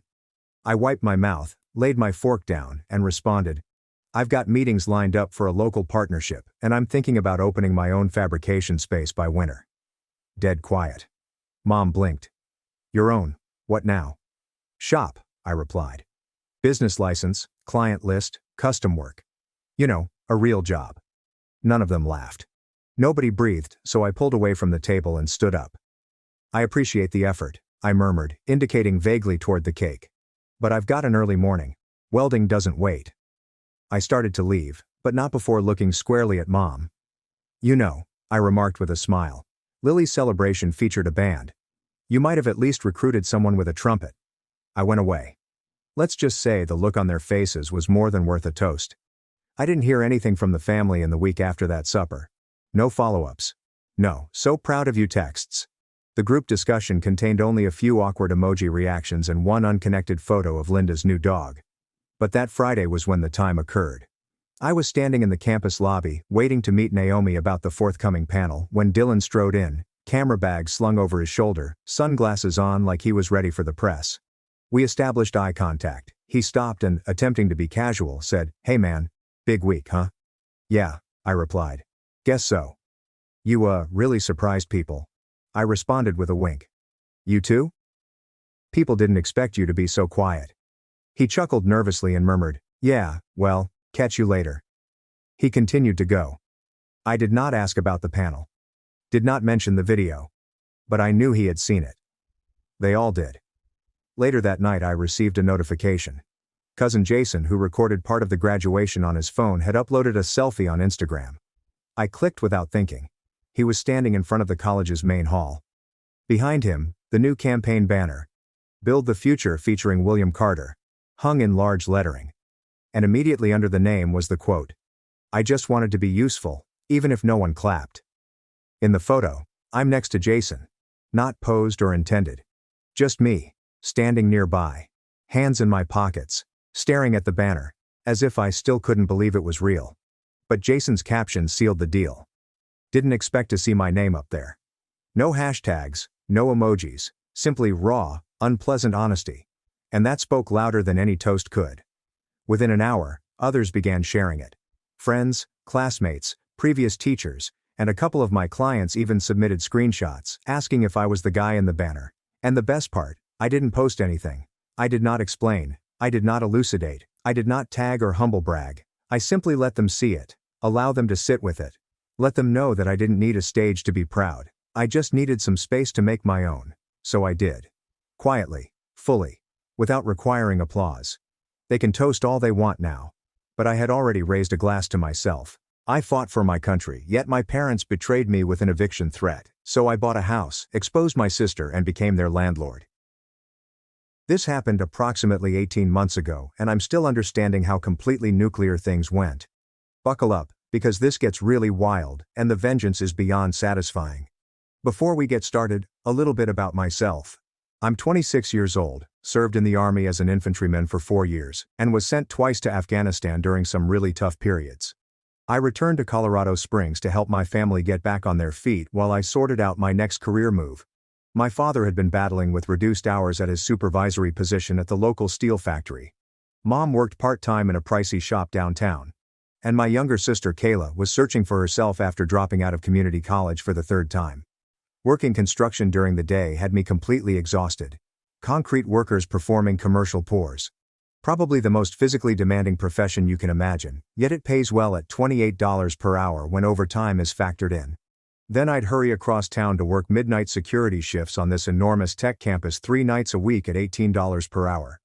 Between both jobs, I was earning around $4,200 per month before taxes, which isn't a lot, but it was good money, especially because I was living at home and was constantly helping with groceries and utilities without being asked. Or so I thought. That's how it worked. It was a Thursday night in March when my entire world turned upside down. I'd just gotten home from what could have been the most difficult 12-hour concrete pour of my whole career, and I was completely buried in dust and cement. My shoulders ached so much that I could barely lift my arms. All I wanted was a hot shower and some leftover pizza from the refrigerator. Instead, there was an official-looking letter laying on my dinner plate, similar to a court summons or eviction notice. Ethan Carter. Typed in full capital letters and properly centered on nice cream-colored paper. There was no return address, no personal handwriting, and no indication that this was from a family member. Dad was sitting opposite from me, looking through his phone and purposely avoiding eye contact. Mom was cleaning dishes with extreme attention and concentration, as if she was attempting to scrub the pattern off the plates. These should have served as big warning flags that something horrible was about to happen. I ripped open the envelope with my unclean hands and nearly choked on my water when I saw what was inside. Monthly housing agreement effective April 1, 2023. Monthly base rent, $1,200. Utilities and internet, $350. Food household contribution, $250. Total monthly payment, $1,800. Payment due date, 1st of each month. Late fee, $100 assessed after 5th day of month. At the very bottom, in bold letters, failure to comply with this agreement will result in 30-day eviction notice being served. I sat there staring at this contract for what felt like 10 minutes, trying to absorb what I was witnessing. My brain couldn't believe that my own parents had drafted an official rental agreement to charge me for residing in my childhood bedroom. What the heck is this supposed to be? I eventually managed to inquire. Dad eventually caught my gaze with a very serious businesslike attitude. It's time you started paying your fair share around here, son. You're 26 years old, with steady employment and regular income. My fair share? I asked, holding up the paper as if it were evidence in court. $1,800 per month for my childhood bedroom that still has Pokemon posters on the walls and a twin bed from middle school. The market rate for a private room in this area averages around $1,200 per month, Mom said, still aggressively scrubbing the same plate she'd been working on for 5 minutes straight, plus utilities, internet, and food contributions. We're actually giving you a significant family discount when you think about it. I gazed around the dining table, disbelieving and angry. So, where exactly is Kayla's official rental agreement? Did that somehow get lost in the mail or something? The room was completely silent. Kayla is going through a very important transitional period in her life right now, Dad responded deliberately, as if he had prepared this statement. She's working extremely hard on building her online business venture and establishing her brand. Her online business venture, right? What he really meant was that she was making insane sums of money on OnlyFans and Instagram, uploading explicit photographs and videos for lonely guys while living rent-free at our parents' property. I had personally witnessed the regular delivery of expensive shopping bags to our front door. She bought a brand new BMW with cash last month. The pricey professional ring lighting and camera equipment that had been permanently installed in her room, taking nearly half of the space. Meanwhile, I spend more than 60 hours every week, performing manual labor that is literally ruining my body joint by joint. And they want to charge me more than most people do for real one-bedroom flats in good complexes with pools and gyms. This is completely insane, I responded, doing my best to keep my voice calm and controlled. I've been helping with groceries, utilities, household expenses, basically everything around here without even being asked to contribute. That was voluntary assistance that you chose to provide, Mom said in a harsh businesslike tone that I had never heard her employ before. This is an official rental arrangement with clear terms and expectations. But Kayla doesn't contribute anything at all. She orders expensive food delivery every single day, uses more electricity than the rest of us combined with all her equipment, and I've never seen her buy groceries or pay for anything. Kayla's situation is completely different, Dad stated firmly. She's investing in her future and building something meaningful. That night, I laid in my twin bed, the same bed I'd been in since 7th grade, staring at the ceiling and trying to understand this complete betrayal by my own family. I had served my country honorably for 4 years. I've worked my tail off every day since returning home. Never requested handouts or preferential treatment. Always donated without being asked. And this is how my own parents chose to honor my loyalty, sacrifice, and dedication to assisting them. I opened my laptop and started a new Excel document called Financial Documentation, Carter Family Exploitation Analysis.xlsx. If they wanted to play hardball business games with their own kid and treat me like a tenant rather than a family member, I'd show them what proper strategic planning and paperwork looked like. The first month of paying that absurd extortion fee nearly broke me financially and emotionally. After taxes, the necessary $1,800 monthly payment, plus basic living expenditures such as petrol and auto insurance, I had about $600 left over for the rest of my life. I immediately began meal prepping nothing but rice and beans as if I were back in basic training, ceased hanging out with my army pals and old acquaintances, and took literally every extra shift available at both jobs. But here's something the military teaches you very well. Always gather comprehensive and accurate intelligence before making any tactical maneuvers against your opponent. So that is exactly what I began doing with fanatical precision. I began meticulously chronicling everything that happened in that house. Every single utility bill I could sneakily snap when no one was looking. Every shopping receipt from when I purchased food for the household. Kayla would purchase $80 worth of quality sushi delivery through DoorDash almost every day. Every Amazon shipment sent to her, sometimes 4 or 5 every day without exaggeration. What I uncovered during this rigorous examination caused my blood pressure to spike. Our house was a rather simple 1,400 square foot ranch-style property in a nice, but certainly not luxurious neighborhood. I spent many hours researching comparable rental homes online. In the same location, entire 2-bedroom apartments with swimming pools, fitness centers, and modern appliances cost between $1,400 and $1,600 per month. My own parents charged me $1,800 for a single bedroom with shared bathroom access, and no privacy at all. However, that was far from the most frustrating aspect of the issue.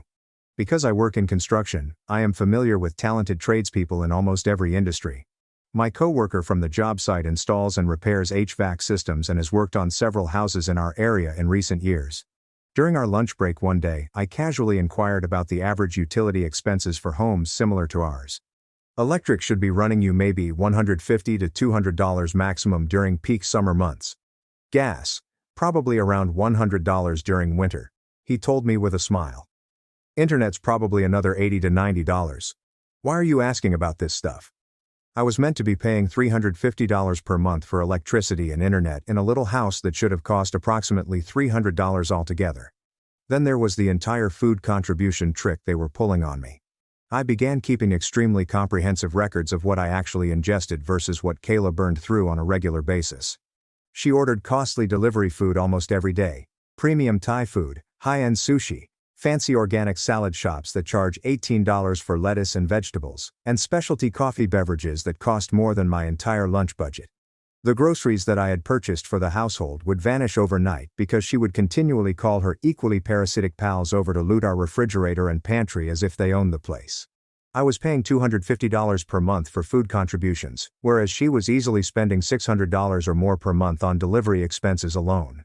Money that clearly wasn't coming from any genuine employment or her mysterious transitional period budget, as my parents kept mentioning. The exact breaking point that pushed me over the line was when I watched her Instagram post showing off a brand new $3,000 Louis Vuitton purse, professionally posed with professional lighting and captioned, "Treating myself. Dr. Blessed, Dr. Entrepreneur, Dr. Boss Babe, Dr. Living my best life." That night I engaged in some serious internet detective work that was perhaps not quite legal. I managed to locate her OnlyFans account. Yes, it was as upsetting and disgusting as you could imagine seeing your own sister like that. I also used some basic arithmetic to estimate her actual monthly earnings. Based on her subscriber numbers, premium content rates, posting frequency, and the tips I saw, this lady was easily earning between $15,000 and $20,000 per month. Let me repeat that statistic so it sinks in. My sister earned more money in 1 month than I did in 5 months of physically demanding construction job that was ruining my body. And I was the family member who was charged rent to live at home. I established a new spreadsheet tab labeled Kayla's Estimated Income versus Actual Household Contributions Analysis. Calculating and thinking about the financial ratio made me physically sick.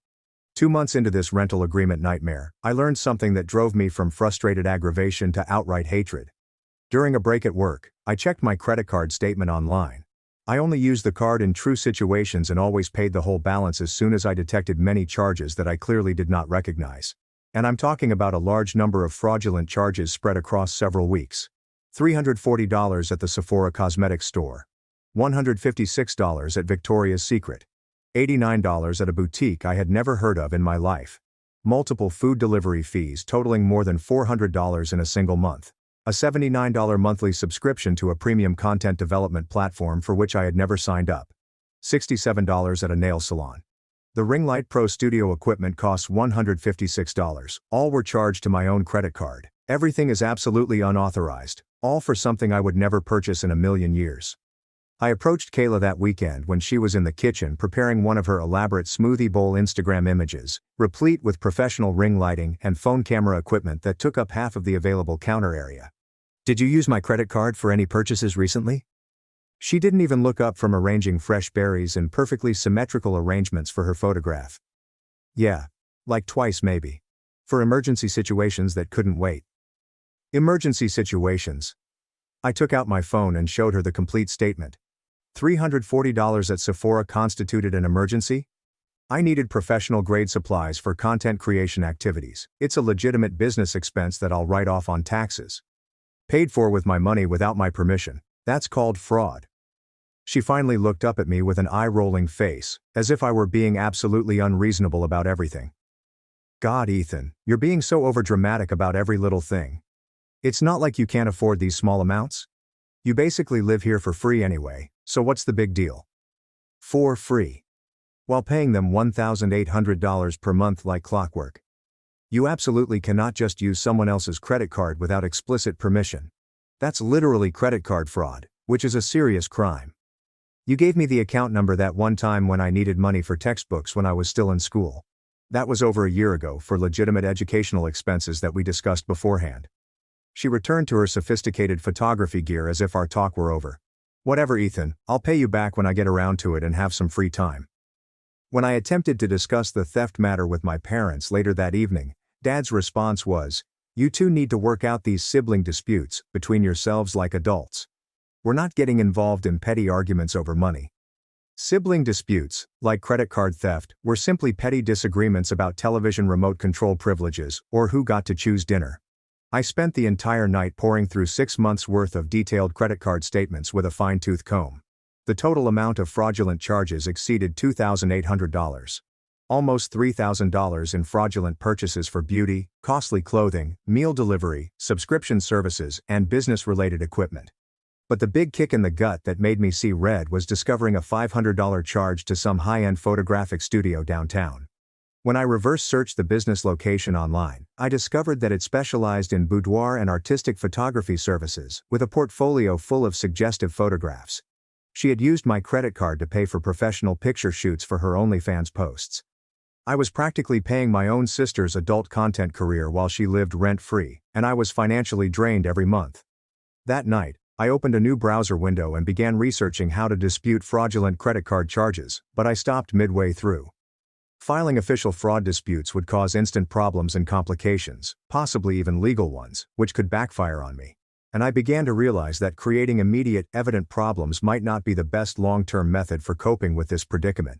Instead, I opened new tabs and searched for asset protection measures, LLC formation criteria in Colorado, and property investment for beginners. If my family insisted on treating me like a business transaction rather than a son, perhaps it was time for me to think and act like a serious businessman who knew how to protect himself. I created the company banking account on a Tuesday during my lunch break at the building site. Drove 30 minutes across town to a credit union in an entirely different neighborhood, nestled between a pawn shop and a used car dealership. The ideal spot for keeping complete privacy and going under the radar of anyone who might know my family. The account representative was an older gentleman who appeared to have encountered every possible financial circumstance in his career and had learnt not to pass judgment. When he inquired about the company's objective and planned activities, I provided a basic explanation. Property investments, financial advisory services, and asset management. I funded the original account with my construction company's quarterly safety bonus of $1,200, which I received for having 0 workplace mishaps in the previous 3 months. It wasn't a lot, but it provided a firm foundation on which I could carefully grow. Any particular reason for choosing a separate financial institution over your current bank? The representative inquired in a professional tone. Just keeping a clear separation between business and personal finances, I explained gently. You know how important proper accounting practices are for tax purposes and legal protection. I incorporated the entire organization into Rodco Holdings, LLC, which was named after my family's surname but generic enough to prevent drawing notice from anyone who was casually investigating business data. All business correspondence was addressed to a PO. Hired a box from a postal facility across town under the company's name. That evening, I fully upgraded and expanded my spreadsheet documentation system. What had begun as simple record-keeping was quickly turning into a complete financial intelligence gathering operation that would make my former Army intelligence colleagues proud. I made detailed tabs for monthly rent payments and fee tracking analysis, household expenses breakdown, actual costs versus amounts charged to me, Kayla's unauthorized spending documentation with dates and amounts, parents' actual income and expense patterns based on observation, local property research and market analysis data, legal precedent research for financial exploitation cases, asset protection strategies, and business formation options. The more I looked into my family's true financial status, the more disturbing the whole image got. I realized Dad had been entirely lying about his employment condition after very careful monitoring and stealthy document photographing when no one was home. He was not actually laid off or working fewer hours, as he had claimed for months. He was still working full-time at the steel factory, but on a new shift schedule and earning around $3,800 per month before taxes. Mom's purported part-time boutique job paid a respectable $2,200 per month. Their total household income was firmly in the middle-class range, so why did they keep claiming to be in financial trouble and unable to pay essential bills?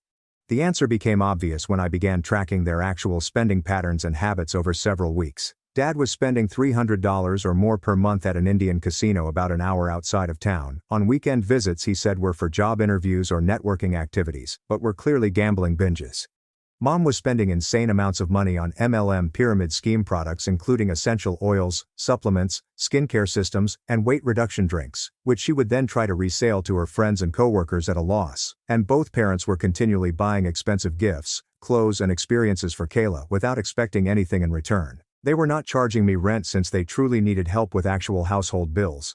They were charging me rent because they were absolutely financially irresponsible and saw me as a simple, dependable source of revenue to cover their poor judgments and fund their daughter's lifestyle.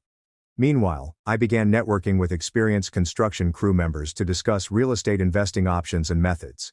Construction job provides access to extremely valuable insider information. Which neighborhoods are receiving large development projects? Which properties have concealed structural issues that are not visible to typical buyers? Where and why do clever investors move their money? My foreman has been flipping houses as a prosperous side business for more than a decade. During our lunch breaks, he began educating me about property investment principles, market analysis methodologies, remodeling cost estimation, and, most crucially, how to structure real estate transactions for maximum privacy and tax benefits. The key to everything in this business, he continued while we ate sandwiches in his vehicle, is having better information than the other party in any transaction. When you know more than they do about the real situation, you control the entire outcome. I took that advice seriously and began applying the same concepts to my family circumstances. 4 months into this rental agreement nightmare, my foreman contacted me with something that may drastically change my destiny. Hey, remember that house where we did the emergency foundation repair work last month? The one over on Maple Street with the cracked basement? I definitely remembered. Very pleasant area with good construction quality throughout. However, the property owners were going through a very unpleasant divorce, and both parties wanted to sell quickly and move on with their lives. It's going to public auction next week. Divorce proceedings got really messy with lawyers involved. Neither spouse wants to keep the property, and the bank is highly motivated to move it quickly to avoid foreclosure costs. He sent me the official auction description over the cell phone. 3-bedroom ranch-style house with 1,800 square feet of living space, a 2-car attached garage, and a nice-sized yard with mature landscaping and established trees. Under typical market conditions, it may be valued $280,000 or more. The auction estimate range was set as $180,000 to $200,000. Cash purchasers receive significant preference and priority positioning. You interested in potentially partnering up on this deal? For months I had been diligently conserving every possible dime. In addition, my military experience provided me with VA loan benefits, but I was still a long way from having that much capital accessible for investment. Then, my foreman revealed the true opportunity hiding in this predicament.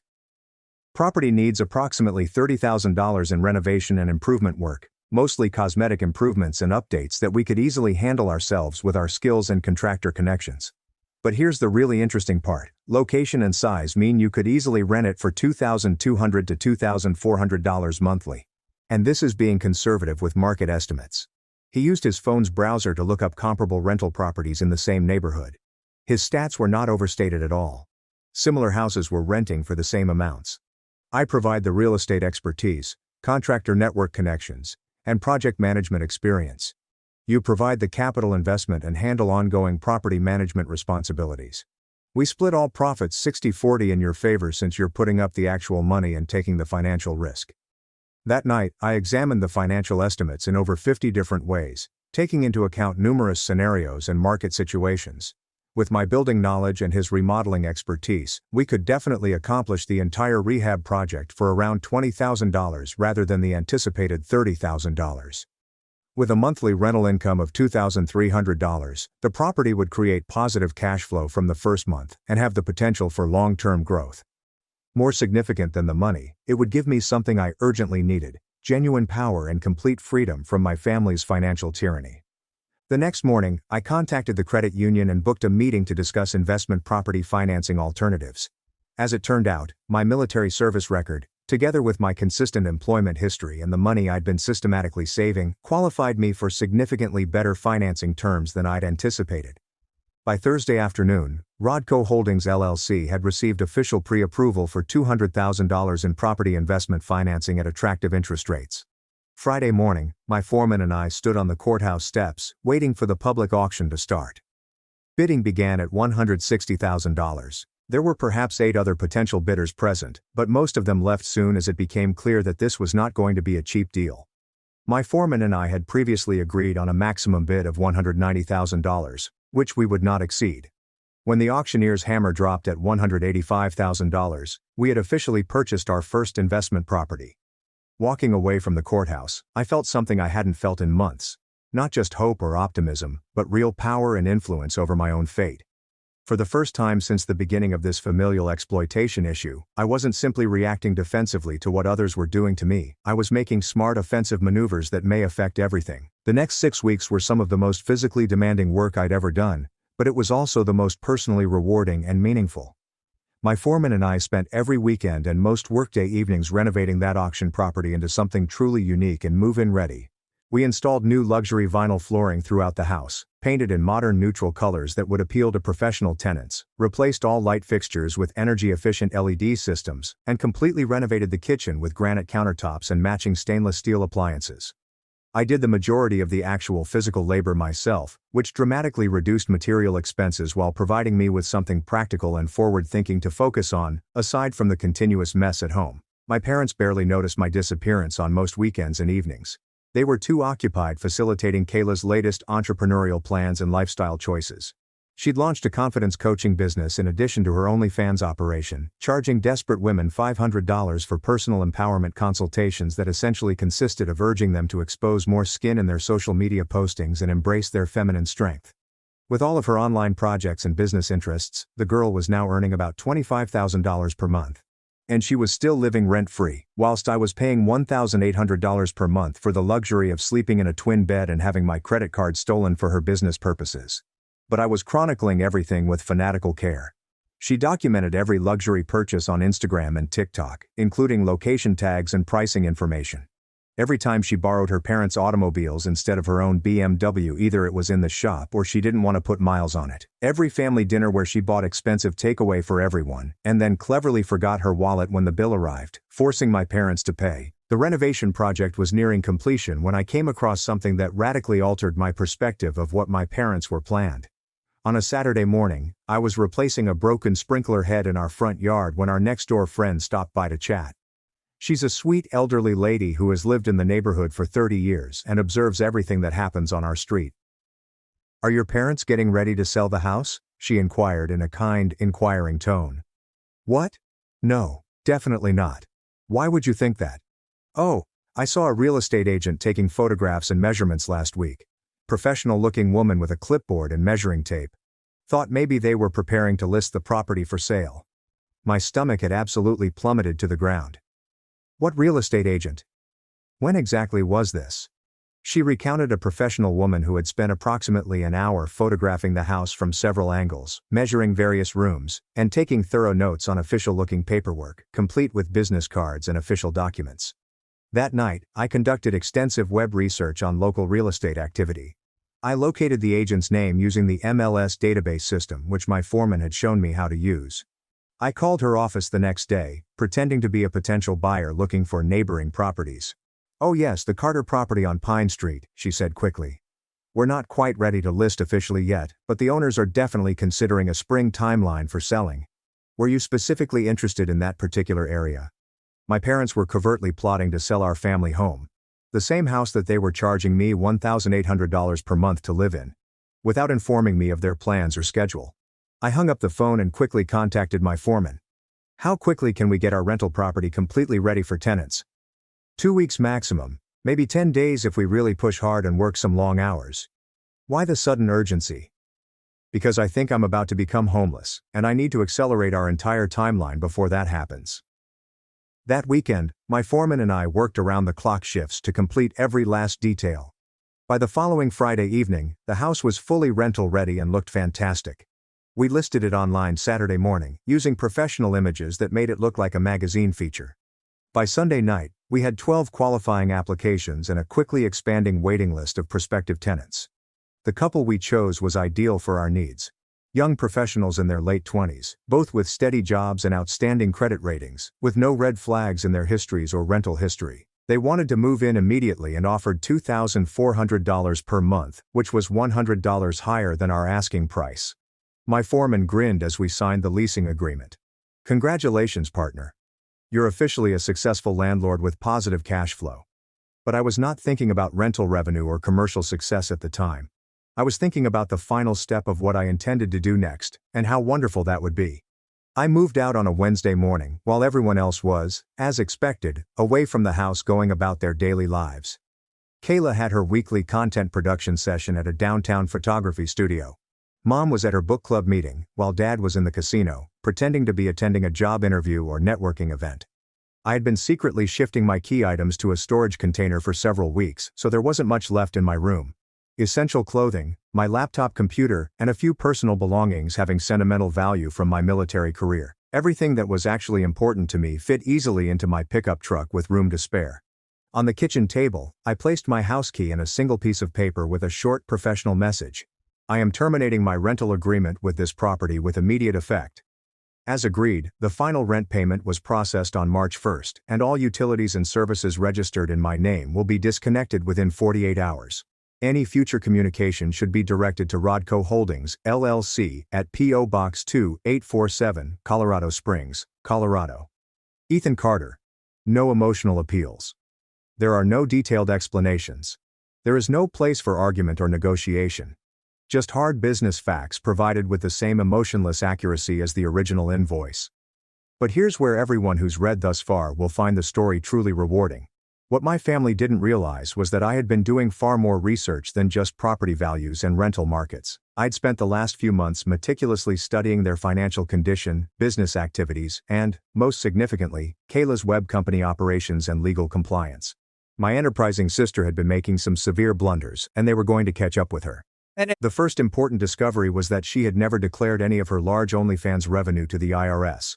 We're talking about more than $200,000 in fully unreported revenue over the last year and a half. That is federal tax evasion area, with substantial legal ramifications, including possible prison time. Second discovery. She'd been using our parents' home address for all of her business correspondence, tax documents, and legal documentation. Which meant that when the IRS came to investigate, which they undoubtedly would, Mom and Dad would be identified as potential tax fraud accessories. The third and most lovely finding was that she had been advertising and filming her OnlyFans content utilizing images and films filmed around our parents' house, including the master bedroom, living room, kitchen, backyard, and pretty much every room. This meant they were technically running a commercial adult entertainment business out of a residential property, which was a blatant violation of around 6 separate city codes and HOA rules. However, I did not immediately submit these violations to the proper authorities on an anonymous basis.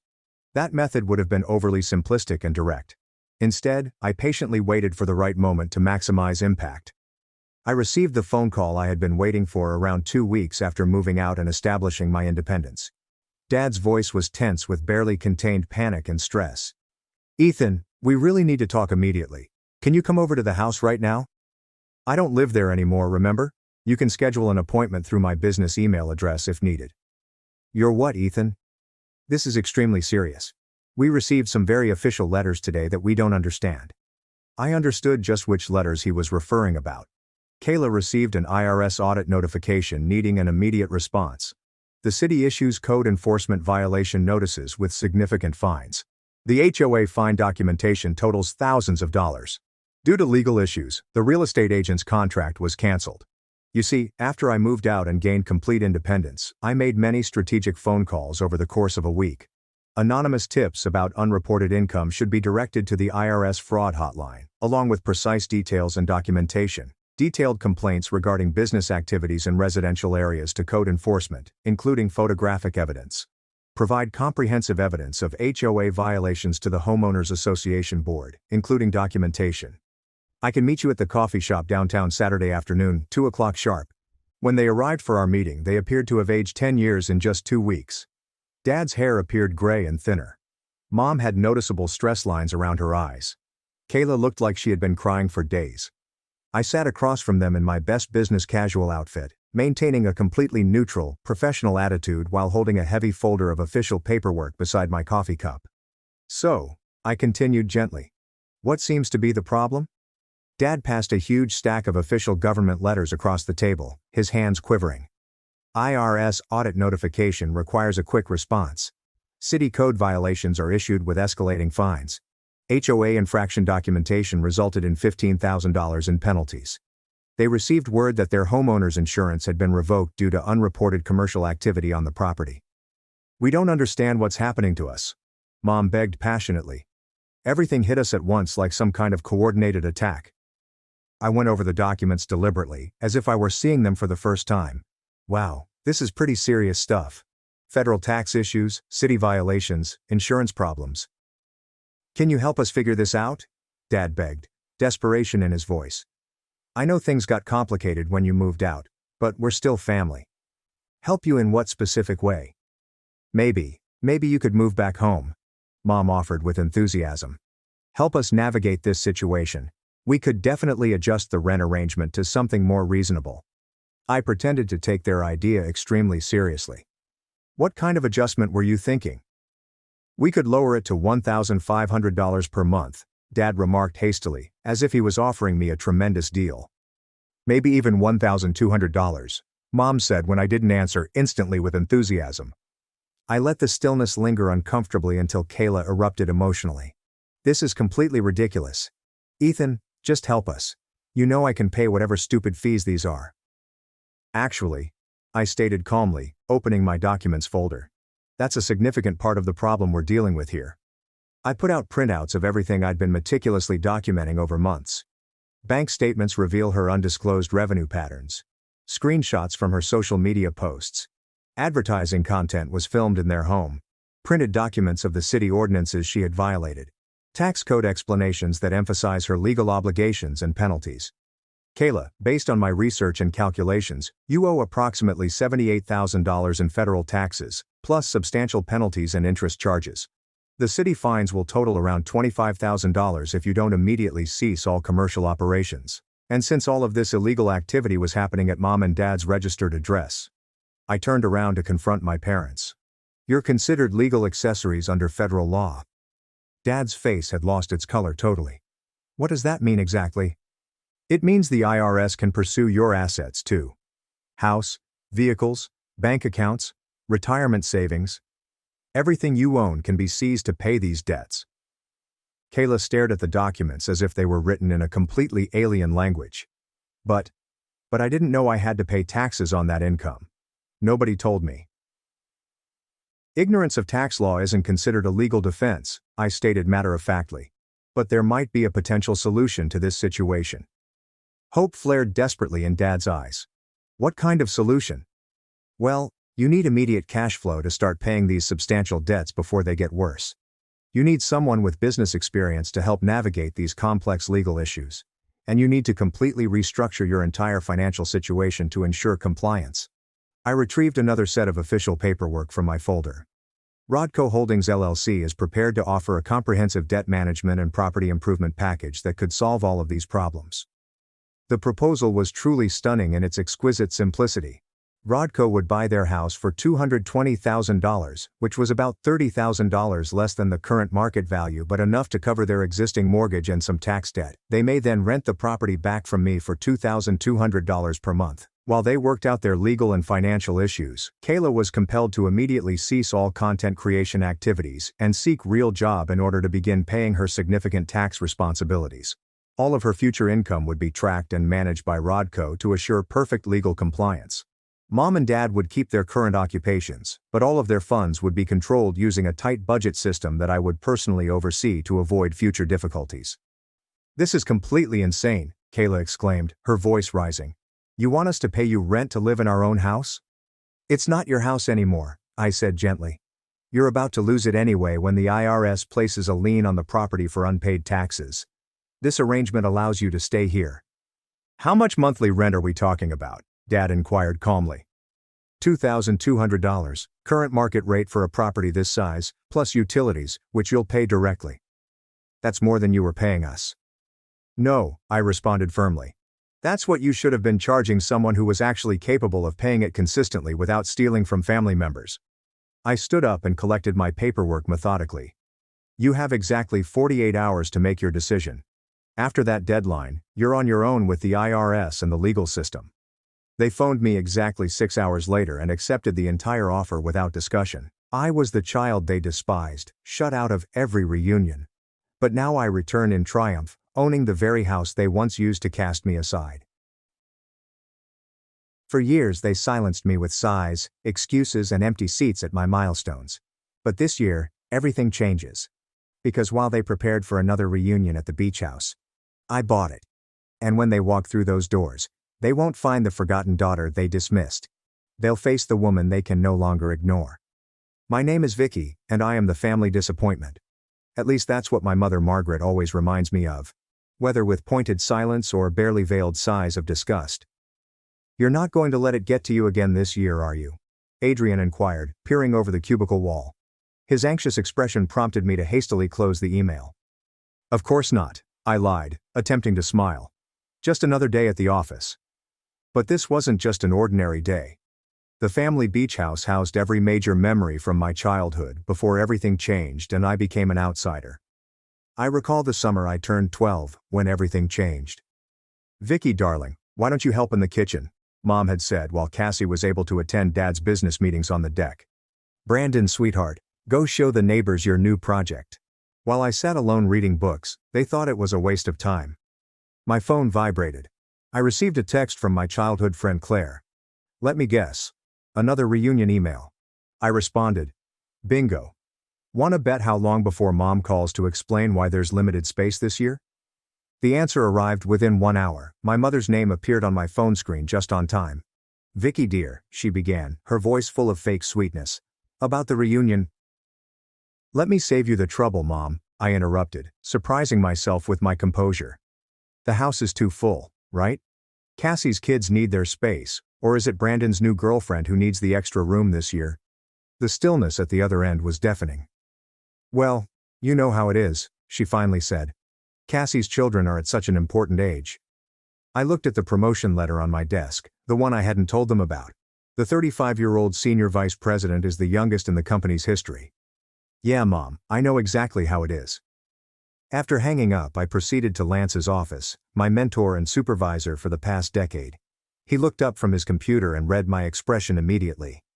"Family?" he inquired, indicating toward the chair opposite from him. I nodded and sank into the seat. "Sometimes I wonder why I still let it affect me." "Because you're human," he replied simply. "But you know what? The best revenge is success," I said with a weak smile. "No." He leaned forward, his eyes sparkling. "The best revenge is becoming so successful they can't ignore you anymore. Speaking of which, have you considered my proposal about the Richardson merger?" I took out my tablet and pushed thoughts of family aside. "Actually, I've been working on some numbers. What if we approached it from a different angle?" For the following hour, we focused on work, which is my true comfort zone. As I explained my idea to Lance, I felt a familiar wave of confidence return. This was where I belonged and excelled. Later that evening, while I was driving home, Claire called. "You know what you need?" she asked, without preface. "A plan." "A plan for what?" "To show them exactly what they've been missing. You're not that scared little girl anymore, Vicky. You're a force to be reckoned with." I came to a stop at a red light, seeing the city lights blur through my windshield. "What's the point? They've made it clear where I stand." "The point is, you deserve better, and maybe it's time they realize that too." After disconnecting up, I sat in my parked car, gazing over my opulent apartment complex. 10 years ago, I began as an intern, determined to prove everyone wrong. I now had everything they claimed I'd never have: success, respect, independence, with the exception of family approval. My phone received another email. Cassie shared images from last year's reunion. Smiling faces, inside jokes, and shared memories I didn't participate in. But instead of the typical pain, I sensed something else stirring within me: determination. I opened my laptop and navigated to the real estate website I had been following. The beach house's market value had decreased dramatically during the recent economic slump. Our parents could no longer afford to maintain the seaside cottage. Time for a different kind of investment, I said to myself, pressing the contact agent button. Maybe Claire was correct. Perhaps it was time for a plan. Not for vengeance, I reminded myself, but for justice. The type that comes with compound interest. Standing in front of the board of directors, I conveyed to them that the Richardson merger is more than merely combining assets. It's about redefining market presence. My laser pointer indicated important projections on the screen behind me. Adrian sat at the far end of the conference table and gave me a discreet thumbs up. We both realized how important this moment was after spending several late nights preparing for it. And you're certain about these numbers? Mr. Harrington leaned closer, his wrinkled face examining the facts. I stake my reputation on them, I said without hesitation. More importantly, I stake the future of both our companies on them. Lance cleared his throat as he sat near Mr. Harrington. Vicky has never steered us wrong before. Her track record speaks for itself. The meeting ended 2 hours later with handshakes and signed tentative agreements. Lance approached me as the board members were leaving. Outstanding work, he said, beaming. Though I have to ask, why didn't you mention the promotion opportunity in Hong Kong? This merger's success practically guarantees you the position. My stomach constricted. The worldwide division head position was a career-defining opportunity that coincided with the impending family reunion dates. I'm still considering my options, I explained cautiously. Back at my desk, Adrian sat on the edge, coffee in hand. Spill it. What's really holding you back? This is everything you've worked for. My phone buzzed before I could answer. Cassie's name appeared over the screen. I let it go to voicemail. That's what's holding her back, Claire said, emerging with lunch bags. Family drama, as usual. I thought we were meeting at the cafe, I explained, thankful for the interruption. Changed my mind. Besides, I wanted to see the aftermath of your big presentation. She distributed sandwiches and gave me a knowing glance. So, Hong Kong. News travels fast, I said. In this case, good news should travel fast, Adrian emphasized. You can't seriously be considering passing this up because of them. My phone vibrated again. A text from Cassie. Mom is inquiring if you received the reunion email. Kindly answer. Claire grabbed my phone. Oh hell no, you know what this is? This is them realizing they can't ignore you anymore. The family gossip vine must have caught wind of your success. Give me my phone back. I reached for it, but she kept it away. Not until you promise to stop letting them dictate your life choices. I'm not. I began to protest, but Adrian interrupted me. Vicky, remember last month's charity gala when you commanded that room full of CEOs? That's who you really are. Not the invisible middle child they made you feel like. My phone vibrated a third time. Brandon this time. Hello sis, long time. Have you got a minute to chat? Suddenly, everyone wants to talk, I said dryly. Because you're becoming impossible to ignore, Claire smiled. Now, about Hong Kong. The timing, Perfect, Adrian concluded. Show them exactly what they're missing while they're playing happy family at their precious beach house. Lance appeared at my office doorway. Vicky, Mr. Harrington wants to discuss implementation strategies over dinner tonight. I stood and straightened my jacket. Text me the details. Claire raised an eyebrow when Lance left. Look at you. Power moves only. It's just dinner, I explained, but I couldn't stop smiling. Just dinner with one of the most influential men in the industry, Adrian clarified. While your family probably thinks you're still pushing papers in some entry-level position. My phone displayed another message. Mom this time. Vicky, please call whenever you can. Important family issues to discuss. Claire read it over my shoulder and snorted. Important family matters. Like how they're running out of excuses to exclude you? I took up my presentation papers, my thoughts immediately turning to the supper ahead. They can keep their excuses, I've got an empire to build. That's my girl, Adrian smiled. Speaking of building things, have you made an offer on the beach house yet? Tomorrow, I murmured, looking at my makeup in my small mirror. The agent says we're the only serious buyers in this market. Perfect timing, Claire sings, right before they announce this year's reunion details. As I packed my belongings for the Richardson dinner, I felt lighter than I had in weeks. My family may have mastered the skill of making me feel little, but in this world, I was anything but. Hey, Adrian said as I walked out. Don't forget who you are in there. Show them what Vicky Unleashed looks like. I grinned as I thought about the beach house listing in my inbox. Oh, I intend to show everyone exactly who I am. Congratulations, Ms. Brooks. The beach house is yours. The real estate agent slid the keys over her desk, the metal surface shimmering in the fluorescent lighting. My hand trembled slightly when I lifted them. These little bits of metal symbolized more than just property ownership. They held the key to my history, and more crucially, my future. I can't believe you actually did it, Claire said, squeezing my arm. The agent smiled professionally. The paperwork will be processed by end of business day. Given the current market conditions, you've made an incredibly shrewd investment. Walking out of the office, I gripped the keys so tightly that they left impressions in my palm. My phone vibrated. Lance is calling. Tell me you closed the deal, he added without elaborating. Just sign the papers.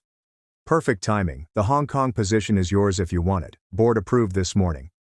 Claire collided with me after I stopped walking. Already? I thought the decision wasn't until next month. Your performance at the Richardson dinner sealed it. Speaking of which, he specifically requested you lead the merger transition team. Claire was virtually jumping from excitement after hearing both sides of the exchange. As I hung up, she grabbed my shoulders. Okay, this is literally perfect. You own their precious beach house, and you're about to become an international executive. Please tell me you're going to milk this for all it's worth. My phone rang with a text from Cassie. This weekend the family is meeting to discuss the reunion. Mom insists that you come. Please. Oh, this is too good, Claire laughed. They have no idea you own their reunion venue. Neither does the agent, I told her. I made sure the purchase went through my corporation name. Sneaky, I love it. As we headed to the car, she linked her arm with mine. So what's the plan? Before I could respond, Adrian called. Lance just told me the news. Both pieces of news. You're going to accept Hong Kong, right? I haven't decided, I said, putting him on speaker as we drove. What's to decide? It's perfect. You can run the merger from Asia, build your international profile, and let your family stew in their regrets. Speaking of stewing, Claire added, Vicky just got summoned to a family meeting about the reunion. No way, Adrian said, laughing. Are you going? I turned into the coastal road, going for the beach home, my beach house. Actually, yes, I think it's time for a visit. The familiar trip seemed odd now. Every curve in the road, every glimpse of ocean between the trees, belonged to me in a manner it had never done before. I stopped in front of the large Victorian house, which had worn blue paint and white trim just as I recalled. Claire whistled softly. I forgot how gorgeous this place is. No wonder they're desperate to keep the reunions going. I walked up the steps and unlocked the door with my new keys. The house smelt like sea salt and memories, summer nights, family dinners, and hushed conversations. But beneath it all was the wonderful perfume of success. My telephone rang. Mom. Vicky, are you coming this weekend? Cassie said she texted you. Actually, Mom, I'm at the beach house right now. Silence. Then, what? How? The realtor said it was sold. Did she? Interesting. I moved across the living room, my fingers tracing the familiar walls. Don't worry about it. I'll see you this weekend. I hung up before she could reply. Claire was recording everything on her phone, scarcely able to suppress her excitement. That was beautiful. Absolutely beautiful. Did you hear her voice crack? Send me that video, Adrian requested across the speaker. I need it for posterity. I opened the French doors to the terrace and breathed in the ocean air. You know what's funny? They always said I didn't understand the value of family tradition. But I'm the one who saved it by buying it out from under them. Claire smirked and said, sometimes the best revenge isn't about destroying something. It's about preserving it on your own terms, I explained, watching the waves crash below. My phone vibrated again. Cassie, Brandon, and Mom appear in quick succession. I disregarded them all. So, Adrian's voice crackled over the speaker. What's the next move, boss? I grinned, thinking of the forthcoming family meeting. Now, we prepare for a reunion they'll never forget. Claire asked. Do you want company this weekend? I make an excellent witness. No, I replied, bringing out my laptop. This is something I need to do alone. But first, I have a Hong Kong acceptance letter to write. Standing on my veranda, overlooking the ocean, I could feel the final parts of my plan fitting into place. The fearful little girl who used to hide in this house's corners was vanished. In her place stood someone they hadn't expected, someone they had to finally admit. The sound of automobile doors slamming startled me from my laptop. I'd been working on merger documents all morning, admiring the seaside view from my new home office, when familiar voices emerged from the driveway. Mom, I'm telling you, Vicky was acting weird on the phone, Cassie said, her voice echoing through the open windows. She's always weird, Brandon said. Remember last Christmas? I closed my laptop carefully, my heart racing. They were early. The family meeting wasn't scheduled to happen until tomorrow. Through the glass, I saw them unloading their cars as if they owned the place, which they no longer did. My phone vibrated. Adrian. Game time. They're here early, I replied back. Wish me luck. Show no mercy, was his immediate response. I heard the rattling of keys at the front door, followed by confused voices. Mom, your key isn't working, Cassie said. That's impossible. I just had it checked last month. I walked downstairs, each step calculated and deliberate in my Louboutin heels. The click of my heels on the floor silenced the noises outside. I grinned as I opened the door, taking in their surprised expressions. Looking for something?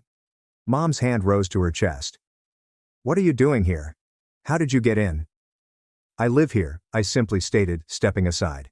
Please come in, my house is your house. Literally. The silence that followed was delightful. Cassie's mouth expanded and closed like a fish. Brandon dropped his duffel bag. What do you mean you live here? Mom eventually said. I strolled into the kitchen, knowing they'd follow. Coffee? I just made a fresh pot. Colombian roast. I know how much you love it, Mom. Vicky. Cassie's voice had that familiar elder sister edge. What's going on? I poured myself a cup and enjoyed their uncertainty. I thought the family meeting was tomorrow. Did I miss a memo? Oh, wait. I smirked over my cup. I guess I'm not usually included in those. Stop playing games, Brandon demanded. How are you even in here? This is our family house. Actually, I brought out my phone and opened the property documentation. It's my house now. Has been for 2 weeks. Would you like to see the deed? Mom slumped onto a kitchen chair. That's impossible. We would have known. Would you? When was the last time any of you asked me what I was doing with my life? I leaned against the counter, taking in their expressions. Coffee? No? Your loss. It's imported. Cassie grabbed my phone and scrolled through the documents. This can't be real. How could you possibly afford? The same way I afford my penthouse apartment, my vacation home in Aspen, and my car collection, my tone was casual. I work. Remember work? That thing you all said I'd never figure out. Your what? Brandon sputtered. A car door banged outside again. Dad's voice echoed through the open door. Why is everyone standing around? Help me with these groceries. In here, Dad, I cried out. Let me help you with those. He appeared in the doorway, baggage in hand, and then paused. Vicky, what's going on? Family meeting came early. I took the luggage from him and unpacked them quickly. Though, I should point out, next time you might want to check with me before buying groceries for my house. Your house? He asked Mom, who was still sitting in stunned silence. Perhaps we should all sit down, I said, nodding toward the dining room. I believe we have some catching up to do. They followed me like bewildered sheep, gathering around the table where we'd shared numerous family dinners, meals from which I was sometimes banished, relegated to the kitchen to assist with dishes. So I sat at the head of the table, where Dad used to sit. About this year's reunion. You can't just buy our family home, Cassie exclaimed. This is our tradition. Funny thing about traditions, I remarked, scrutinizing my manicure. They're only as strong as the people maintaining them. When the bank called about foreclosure proceedings, where was your tradition then? Mom's head snapped up. How did you know about that? I know everything, Mom. I know about the missed payments, the second mortgage, the tax liens. I know because unlike some people, I do my research before making investment decisions. My phone vibrated again. Claire. Need a backup? It's all good. Operation Karma is currently under progress. I responded back and grinned as I looked up at my family's surprised expressions. Now, about those reunion plans. I was thinking we might need to make some changes this year. After all, I indicated to the ocean vista through the windows. New house, new rules. The sight of dawning awareness on their faces was better than any merger transaction I'd ever completed. You could have told us, Cassie murmured, breaking the uneasy calm that had settled in the dining room. About your success, your career, everything. Could I? I asked, raising an eyebrow. When? Between being uninvited to family gatherings or during those holiday calls that never came? Dad cleared his throat. Now Vicky, that's not entirely fair. Fair? I laughed, my voice sharp enough to make Mom cringe. Let's talk about fair. Remember my college graduation when you all skipped it because Brandon had a soccer game? That was different, Mom said softly. Brandon was up for a scholarship. Which he didn't get, I concluded. Meanwhile, I was accepting my MBA with honors. Not that any of you knew, since you never asked. My phone vibrated. Lance. The Hong Kong announcement will be made public tomorrow. Do you want me to delay? Perfect timing. Proceed as planned. I texted back. Brandon leaned forwards. So what now? You're going to hold this over our heads? Make us beg to use our own family house? Your family house? I asked as I walked to the newly refurbished kitchen. Come see what your family house looked like when I bought it. The rotting deckboards, the leaking roof, the outdated wiring that was one storm away from burning this place down. I opened a folder on the counter and laid out the before and after images. 60,000 in repairs just to make it livable. Another 100,000 in renovations. Where was your family pride then? Cassie picked up a photograph, her face pale. We didn't know it was this bad. Because none of you bothered to check. You just assumed everything would magically take care of itself. Like you assumed I'd never amount to anything. Dad stood up abruptly. That's enough. We may have made mistakes, but you're still our daughter. Am I? I turned to face him. Because from where I'm standing, I've been your afterthought for 20 years. My phone flashed up with a news alert. The Hong Kong announcement leaked early. Mom's phone buzzed seconds later, and her eyes widened as she read. Vice President of International Operations, she muttered. Vicky, you're moving to Hong Kong? Among other things. I smiled as I poured myself another cup of coffee. The merger I just closed is worth more than this house and everything in it. Cassie grabbed Mom's phone and read aloud.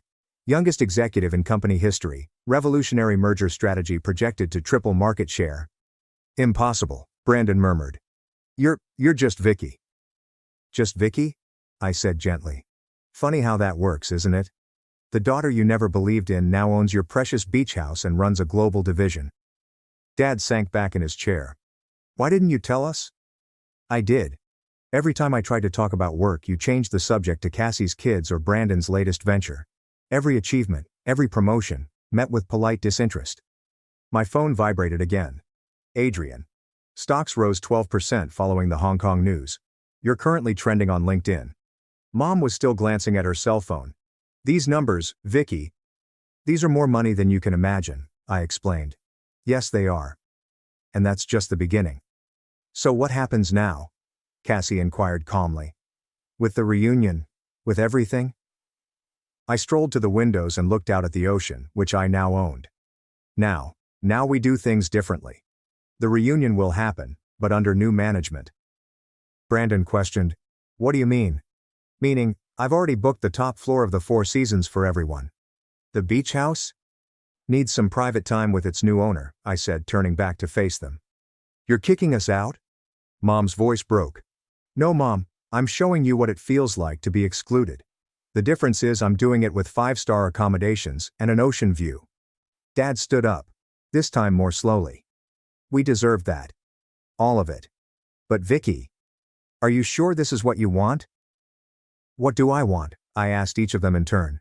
What I want is 20 years of missed birthdays and ignored accomplishments.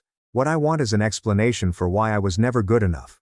But since I can't have those things, I slid a stack of hotel reservations across the table. I'll settle for watching you all realize exactly what you missed out on. Cassie grabbed a reservation, gasping at the room description. This must have cost less than an hour of my new salary, I interrupted her.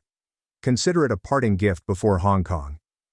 How long? Mom inquired, her voice quiet. How long will you be gone? I grinned, remembering all the family gatherings I'd missed over the years. Long enough for you to understand what absence feels like. Now, shall we discuss those new reunion rules? The silence that followed was filled with 2 decades of regret, none of it mine. As my family checked into their apartments, the Four Seasons lobby was buzzing with activity. I stepped back, watching Cassie's children race about the marble columns as Brandon uncomfortably attempted to impress the concierge with small chat. "Your car is ready, Miss Vicky?" The valet approached with a subtle bow. Mom's head whipped around in response to his tone. I saw her eyes widen as she noticed my Bentley waiting outside. "Vicky," she cried, hurrying over. "We need to talk, properly talk. Actually, I have a meeting." I looked at my watch. The merger doesn't pause for family drama. "Please." She touched my arm.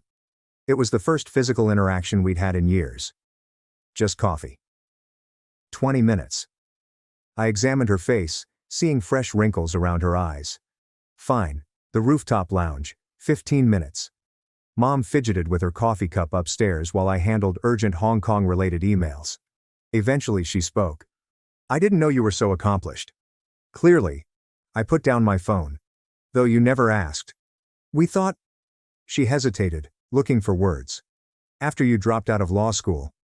"I didn't drop out," I stated firmly. "I got accepted to business school instead. A full scholarship to Harvard. Which you'd know if you'd bothered to read any of my letters. Your father and we just wanted you to have a stable career. Like Cassie's law practice that she never actually started? Or Brandon's string of failed startups that you kept funding?" Claire stepped in, stopping short as she noticed us. "Oh, sorry. I can come back." "No, stay." I motioned her over. "Mom was just explaining why they never believed in me." "Mrs. Brooks," Claire responded coolly. "Long time no see. Though I guess you wouldn't remember me from all those holidays I spent with Vicky while you were at Cassie's house." Mom had the decency to appear embarrassed. "Claire, of course I remember you." "Save it." Claire sat down. "I'm just here to finalize the Hong Kong details with Vicky. You know, for her massive promotion that you all ignored." My phone vibrated. "Cassie." "Mom?" "Okay. She seems upset." I responded back. "She's fine. Learning some harsh realities." "Vicky." Mom's voice was hardly audible. "Were we really that terrible?" Claire snorted, but I raised a hand. "You weren't terrible, Mom. You were indifferent, which was worse." "We can fix this," she begged. "Now that you know I'm successful," I concluded. "Now that I have money and power and influence. That's not fixing things. That's just changing your mind because I proved you wrong." The door opened again. Dad this time. "Your mother's been gone a while." "Oh, join us." I motioned to an empty chair. "We're having a lovely chat about family dynamics." He sat heavily. "Vicky, about the beach house." "Already done," I interrupted him. "The back taxes are paid, the liens are cleared, and the property is fully renovated. You're welcome." "That's not," he began. "Not what you meant," I said with a forced smile. "No, it never is." Claire unlocked her laptop. "Vicky, we need to finalize your Hong Kong housing allowance. They're offering 3 options." "The penthouse at Victoria Harbor," I remarked without looking. "I already decided." Mom's coffee cup rattled. "Penthouse? Did you think international executives lived in studio apartments?" Claire inquired pleasantly. My phone lit up with another text. "Brandon. Tonight we're having a family supper. My reward." "Can't." I responded. "Board supper at Lerna Dan." "Vicky," Dad leaned forward. "We know we messed up, but pushing us away now, buying the beach house, moving to Hong Kong, is this really the answer?" I stood and smoothed my skirt. "The beach house isn't about pushing you away. It's about taking control of something you never thought I deserved. As for Hong Kong," I cracked a joke. "That's just good business." "When will we see you?" Mom's voice broke. "I'll be back for the holidays." I gathered my belongings. "Maybe. If I'm not too busy running my division." Claire stood behind me, her face triumphant. "Don't worry, Mrs. Brooks, I'm sure Cassie will keep you updated on all the family news. She always has before." As we walked out, I heard Mom start crying. A part of me wanted to return and console her like I had always done, but that part was shrinking with each passing day. "Are you okay?" Claire inquired in the elevator. I checked my reflection in the mirrored walls and adjusted my fancy blazer. Never better? Ready for that board dinner? Born ready, she said with a smile. Though I have to ask, are you really going to make them stay at the hotel all reunion week? I smiled when the elevator doors opened. Oh, that's just the beginning. Wait until they see what I have planned for Christmas. The reunion dinner at the Four Seasons Ballroom turned out exactly how I had hoped. Crystal chandeliers gleamed overhead. String quartet melody drifted through the air. And my family sat at the main table, looking awkward in their business casual dress amidst the formal surroundings. Is this really necessary? Brandon asked, tugging on his borrowed tie. When I forgot to specify the dress code, the concierge supplied emergency formal clothing. You mean the 5-star catering? The premium open bar? The private balcony overlooking the ocean? I was sipping on champagne. Consider it making up for all those reunions I missed. Cassie's husband whistled when the waitresses brought the appetizers. This caviar is real beluga, isn't it? Only the best for the family. I grinned. Though I'm sure it's nothing compared to the sandwich platters you usually serve at reunions. Mom had not touched her supper. Vicky, can we talk privately? I brought her to the balcony where the ocean wind conveyed the aroma of salt and money. Behind us I could hear Cassie's children gushing at the chocolate fountain. This is cruel, Mom stated gently. Cruel. I turned to face her. Treating my family to luxury is cruel. You know what I mean, flaunting your success like this, the way you flaunted Cassie's law school graduation or Brandon's engagement party. I leaned on the guardrail. The parties I wasn't invited to. We were wrong, she muttered. Is that what you want to hear? What I want, I replied cautiously, is for you to realize exactly what you missed out on. Every promotion, achievement, every milestone you overlooked lead to this. Being able to book a whole hotel floor without blinking is a goal for me. The balcony door opened. Lance had come. Vicky. He nodded and turned to Mom. Mrs. Brooks, I'm Edward Sterling. I've been mentoring your daughter for the past decade. Mom's eyes widened. You're her boss, the one from the news. Actually, Lance smiled. As of next month, Vicky will be my equal in the corporate hierarchy, possibly even my superior given her trajectory. I watched Mom assimilate this knowledge, allowing the truth of my triumph to sink in. The Hong Kong position, she explained softly. It's really that significant, Mom. I laughed.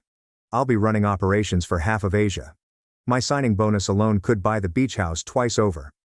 Lance checked his watch. Speaking of which, the Tokyo office is waiting for our call, shall we? I turned to Mom and said, of course. Enjoy the rest of dinner. The dessert course includes gold leaf. Try not to think about the cost. As we walked away, Lance muttered, brutal. I love it. Adrian had returned to the ballroom with a surprise, copies of tomorrow's Wall Street Journal, which included my face in the business section.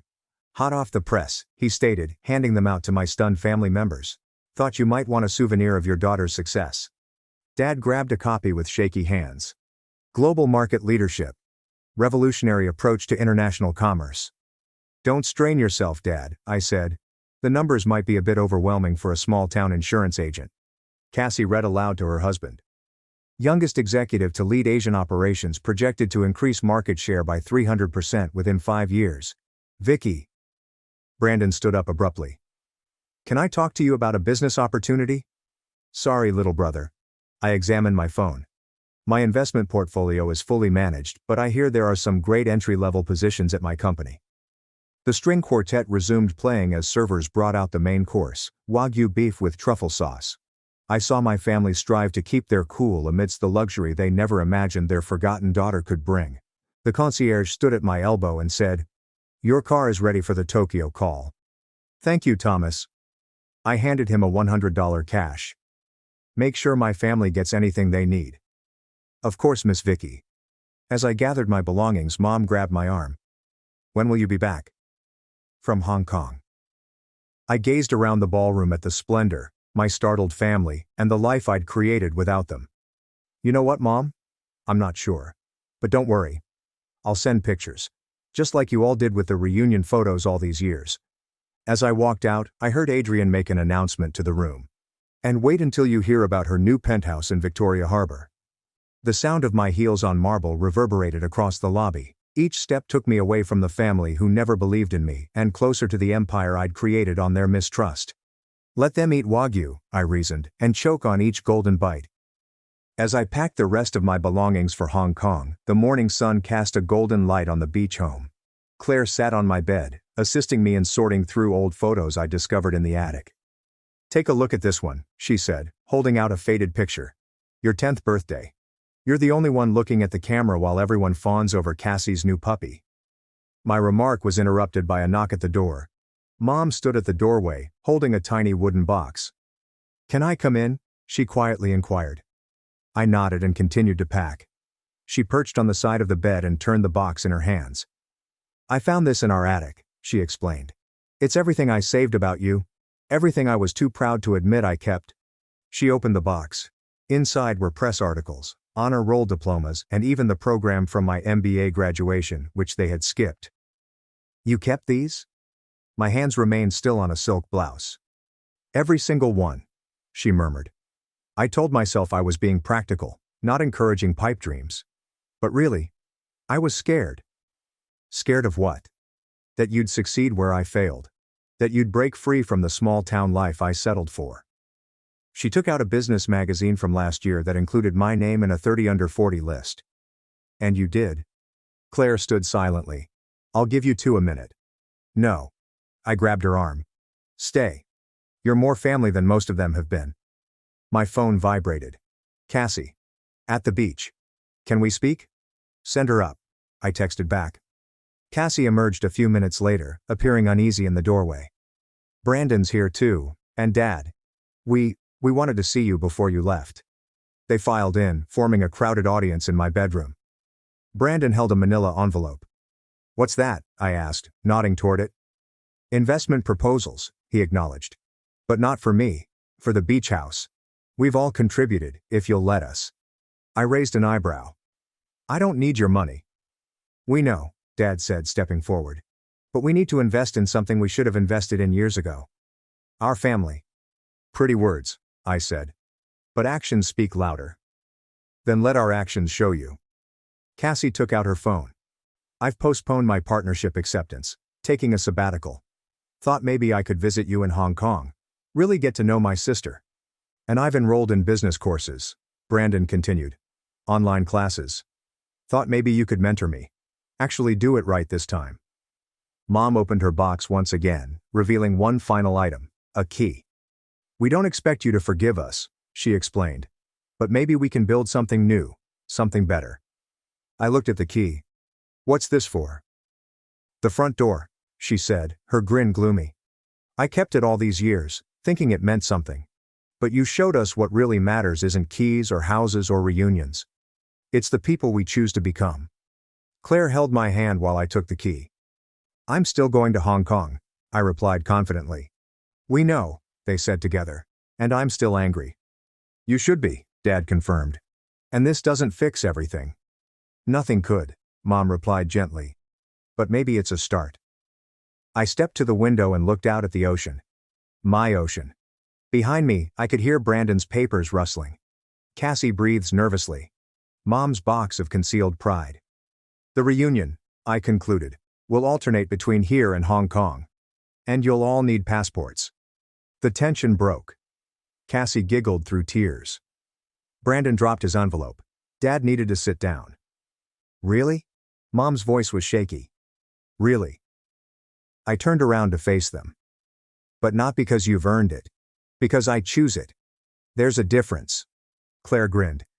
Does this mean I get to plan the Hong Kong reunion? Because I have ideas. You're all going to learn Mandarin, I said. And proper business etiquette. And how to navigate international markets. Whatever it takes, Brandon replied. And for once, I believed him. My phone vibrated. Lance. The car is here for the airport. That's my cue. I took my carry-on. Vicky. Mom stood. Thank you. Not for the forgiveness we don't deserve, but for the chance we didn't earn. I looked at them all. My imperfect, suffering, and finally trying family. Don't waste it. As I walked down to the waiting automobile, I could hear them following. I saw their reflections in the shiny black paint. They're no longer following me, but rather walking with me. Different, but feasible. Hong Kong won't know what hit it, Claire said as she hugged me farewell. I smiled as I reflected on the vista from my new office, the family learning to speak my language, and the future extending like the horizon before us. Neither will they, I answered, and climbed into the automobile. The beach home stood proudly behind us, no longer a symbol of isolation, but a link between who we were and who we may become. Not perfect but possible. I was left to rot at 12, erased for 18 years. At my brother's perfect wedding, I shattered their lies and rose with a voice they couldn't silence. The room fell silent when I raised the microphone. Dozens of eyes fixed on me, confused whispers rippled across the hall. My parents froze mid-sip. Adrian's jaw tightened. I held up a faded photo of a 12-year-old boy abandoned at a gas station and said, "This was me. This is what family looked like when they drove away and never came back." Gasps broke through the silence.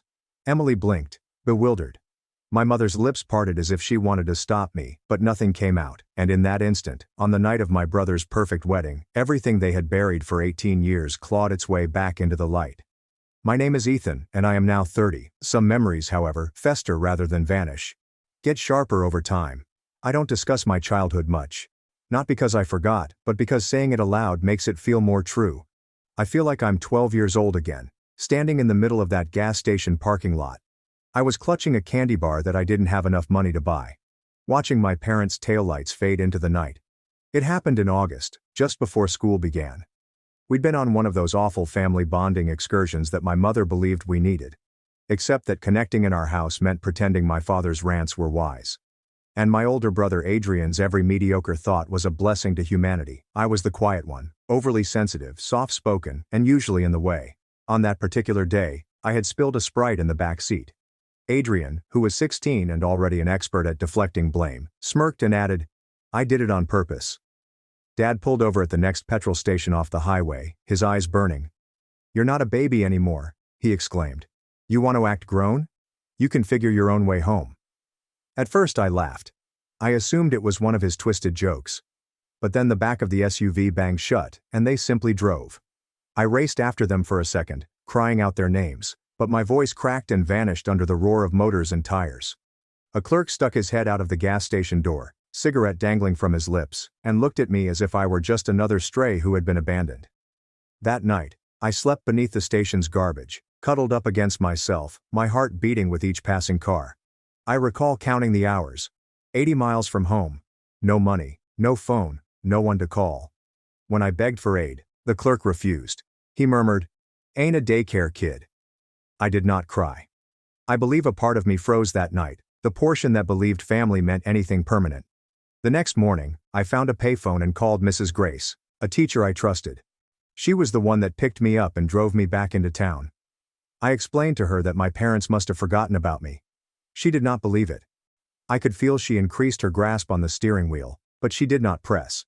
She simply dropped me off, ensured I had food, and assured me I could always call her. Nobody seemed surprised as I walked through our house's front door. No one apologized. Mom looked up from her laptop and remarked, "Took you long enough." Adrian was on the couch, playing video games, and muttered, "Should have walked faster." Dad never acknowledged it happened. The next morning at breakfast, he simply nodded at me as if everything were usual. That was the day I quit trying to fit in. I graduated high school like a ghost in the hall. Ate lunch alone and studied in silence. I left as soon as I reached 18, worked 3 jobs, completed community college, and then moved to a university across the nation without informing anyone.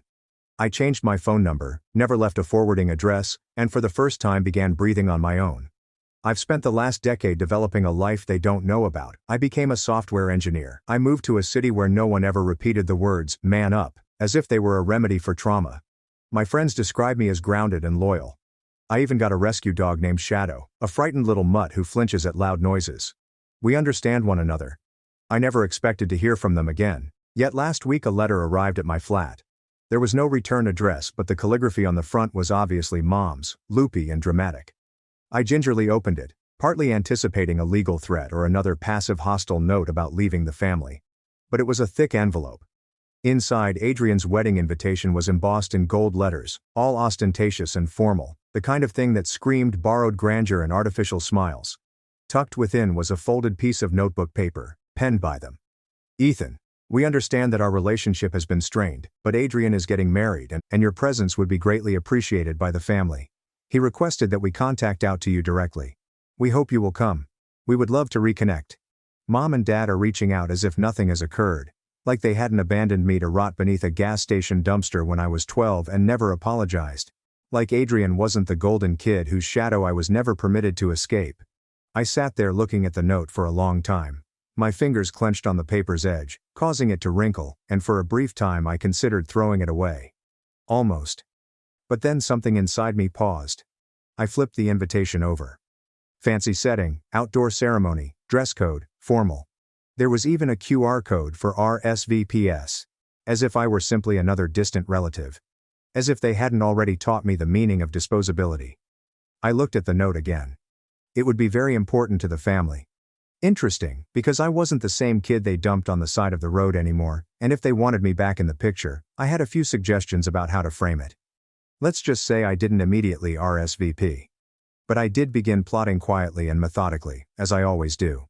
Because certain debts are not paid in words, but in person. Sometimes simply turning there is the loudest thing you can do. The instant I saw Adrian's fiancée's name, Charlotte Kensington, emblazoned in embossed cursive on the invitation, I knew what kind of wedding it would be. Upper middle class perfection, long games, a live quartet, and bespoke cocktail napkins with their initials. The Kensingtons were local nobility in my area, old money, gossip and grudges. Emily was someone I faintly recalled from school, always dressed like she was going to church or a job interview, even at the age of 15. The kind of girl who never had to compete for attention since it was bestowed upon her like an inheritance. So Adrian landed her. Of course he did. The charming oldest son, quarterback smile, parents who surrounded him as if he were their kid. My parents most likely wore their approval like jewelry. I searched her up online the same night. She was everything you expected. Dental school graduate. I curated Instagram with encouraging messages and cappuccino art. Engagement shots taken under a tree that appeared to have come from a wedding magazine. One post's tags contained a link to their wedding webpage. I clicked it. Welcome to Adrian and Emily's special day. The countdown is 3 weeks. Location, Stonebrook Vineyard and Lodge. Bloomingdale's Crate and Barrel and Amazon are among the registry options. Dress code. Black tie is optional. Please arrive 30 minutes before the ceremony starts. Shuttle transportation is offered from the guest hotel. We are very happy to celebrate with friends and family. Family, correct? There was even a section called The Love Story. Adrian wrote it himself, or at least from his perspective, it all read like it was written by a public relations agency. I've always been the type of man who believes in fate. However, nothing prepared me for Emily. Her grace, her kindness, the way she looked at me and saw more than the person I used to be. You've grown into a different person than you were before. I read the line 3 times, and then I remembered him as he once was. A bully wearing khakis. A liar wearing a halo. The same lad who shoved me into a pond at my 12th birthday party and informed our parents that I had slipped. I had to walk home, drenched, while everyone else ate cake. They'd been laughing about it for years. I wasn't planning on attending the wedding. Not until I saw that line. Because Adrian was rewriting his own past, believing there was no collateral damage on his way to adulthood.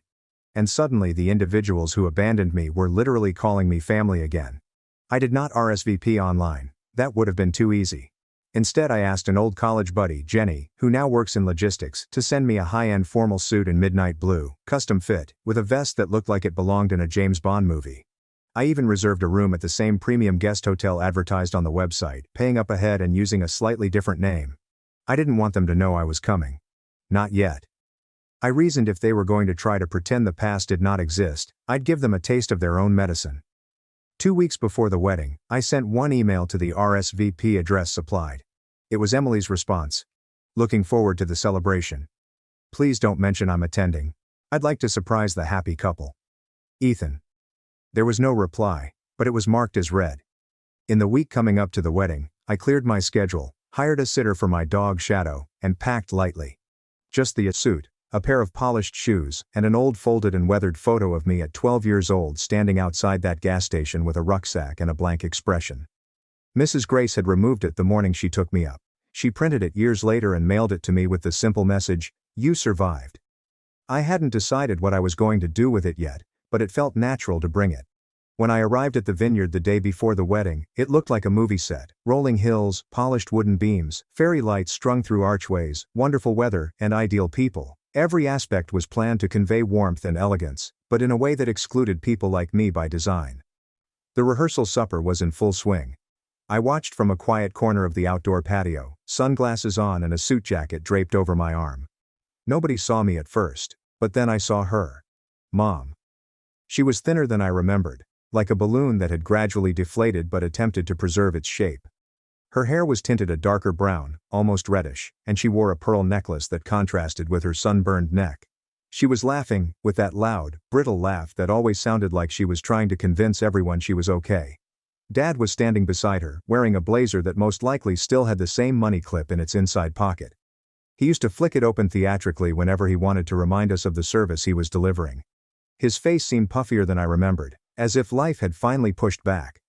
They were talking to Emily's parents, smiling, shaking hands, and complimenting Adrian in the same saccharine tone that used to make my skin crawl. I did not approach them. Not yet. But then Adrian turned, and for the first time in nearly 2 decades we locked eyes, and his expression fell. Not enough to warn anyone else, but I noticed it. The flicker, the unspoken, "What is he doing here?" that passed over his neatly groomed face. He raised a glass to me, hesitated, and then immediately looked away, as if he hadn't noticed me at all. But I knew he did. More significantly, I realized he hadn't informed them that I was on my way.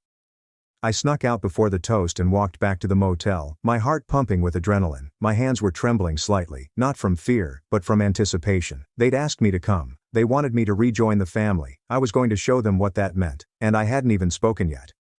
The wedding morning arrived, misty and tense. I stood at my hotel room's floor-length window, watching fog sweep across the wine hills like a scene from a movie. I barely slept. Not from nerves. I wasn't nervous, just remembering. My thoughts replayed everything like a silent movie. Cold pavement behind the gas station. Mrs. Grace's expression when she pulled up. When I arrived home, I found silence. I ironed my shirt carefully and painstakingly, pressing out each crease as if it were a scar that I might flatten. Then I reached for an old photograph. Folded and fading. 12-year-old me stared into the horizon, eyes wide with a mixture of terror and disbelief. I tucked it into my breast pocket, behind a silk square near to my chest. The bus to the vineyard was packed with passengers who did not know me. Distant cousins, former neighbors, and Emily's college classmates. Everyone talked on the venue, the vista, and the attire. Nobody looked my way. I preferred it that way. When I stepped off the shuttle, the surroundings had changed.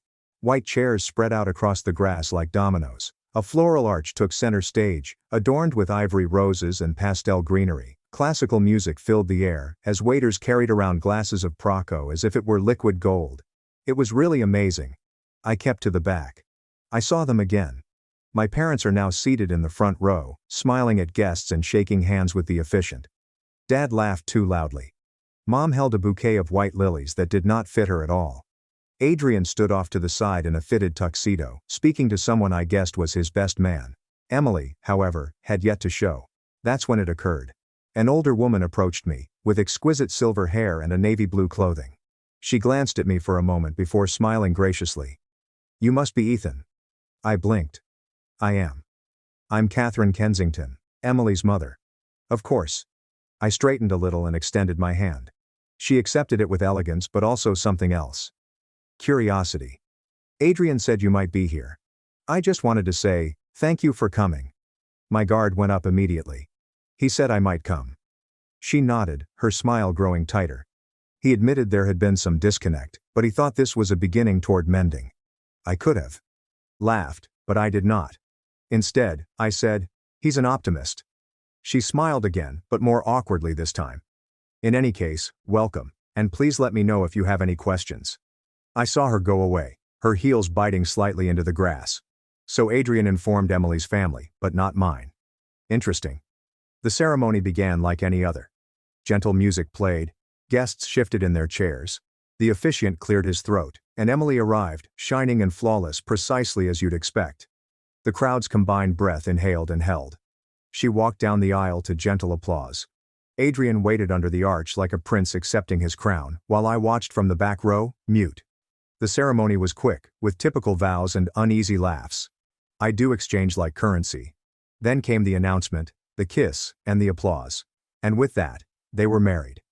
The reception was where everything started to unravel. It was hosted in a vast glass-walled hall that overlooked the vineyard. Chandeliers hang like frozen waterfalls. Every table had a centerpiece of orchids and floating candles. Guests were escorted to their seats using printed calligraphy cards. Mine did not exist. I calmly approached the table where my folks sat. There's an empty chair near them. The name card is designated for the family. I hovered. Mom's gaze fell on me. "Oh, you did it," she murmured, sipping wine and barely even standing. "Apparently," I said. Dad did not speak. He glanced at me with an unreadable expression and leaned back slightly, as if I were a question he didn't want to answer. I answered calmly, "I don't see a seat card for me." Mom shrugged. "It must have been a mistake. Perhaps you are at one of the other tables. We did not handle the seating arrangements." "Sure, you did not." I looked around. Tables were almost filled. Laughter came from all directions. And then I noticed Adrian across the floor, engaged in conversation with Emily and two older gentlemen in tuxedos. He saw me. He did not smile. Instead, he walked straight for me. "Hey," he murmured, his voice low. "Glad you could make it." "No thanks to you," I said. He exhaled. "Listen, I didn't think you'd actually come, but you invited me. I requested Mom and Dad to invite you." "That's different." My jaw clenched. "I assumed you'd see the invitation, dismiss it, and move on as you normally do," he continued. I looked at him, tanned, styled, and confident. A man who had never actually paid for anything in blood or silence. "I came to check if he remembered," I explained quietly. "Remember what?" I didn't respond. I reached into my jacket and took out the photograph. I held it up and let it speak. His expression changed, slight but real. Eyes flew to the photo, then to my face, then back. He swallowed. "That happened years ago." "Yes," I answered. "You never spoke a word. Never instructed them to turn back. Never checked to see whether I got it home safely." He peered around as if someone could listen. "Ethan, that was an awful night. You were dramatic even then. I thought you were past it. I am over it." Something within of me stilled.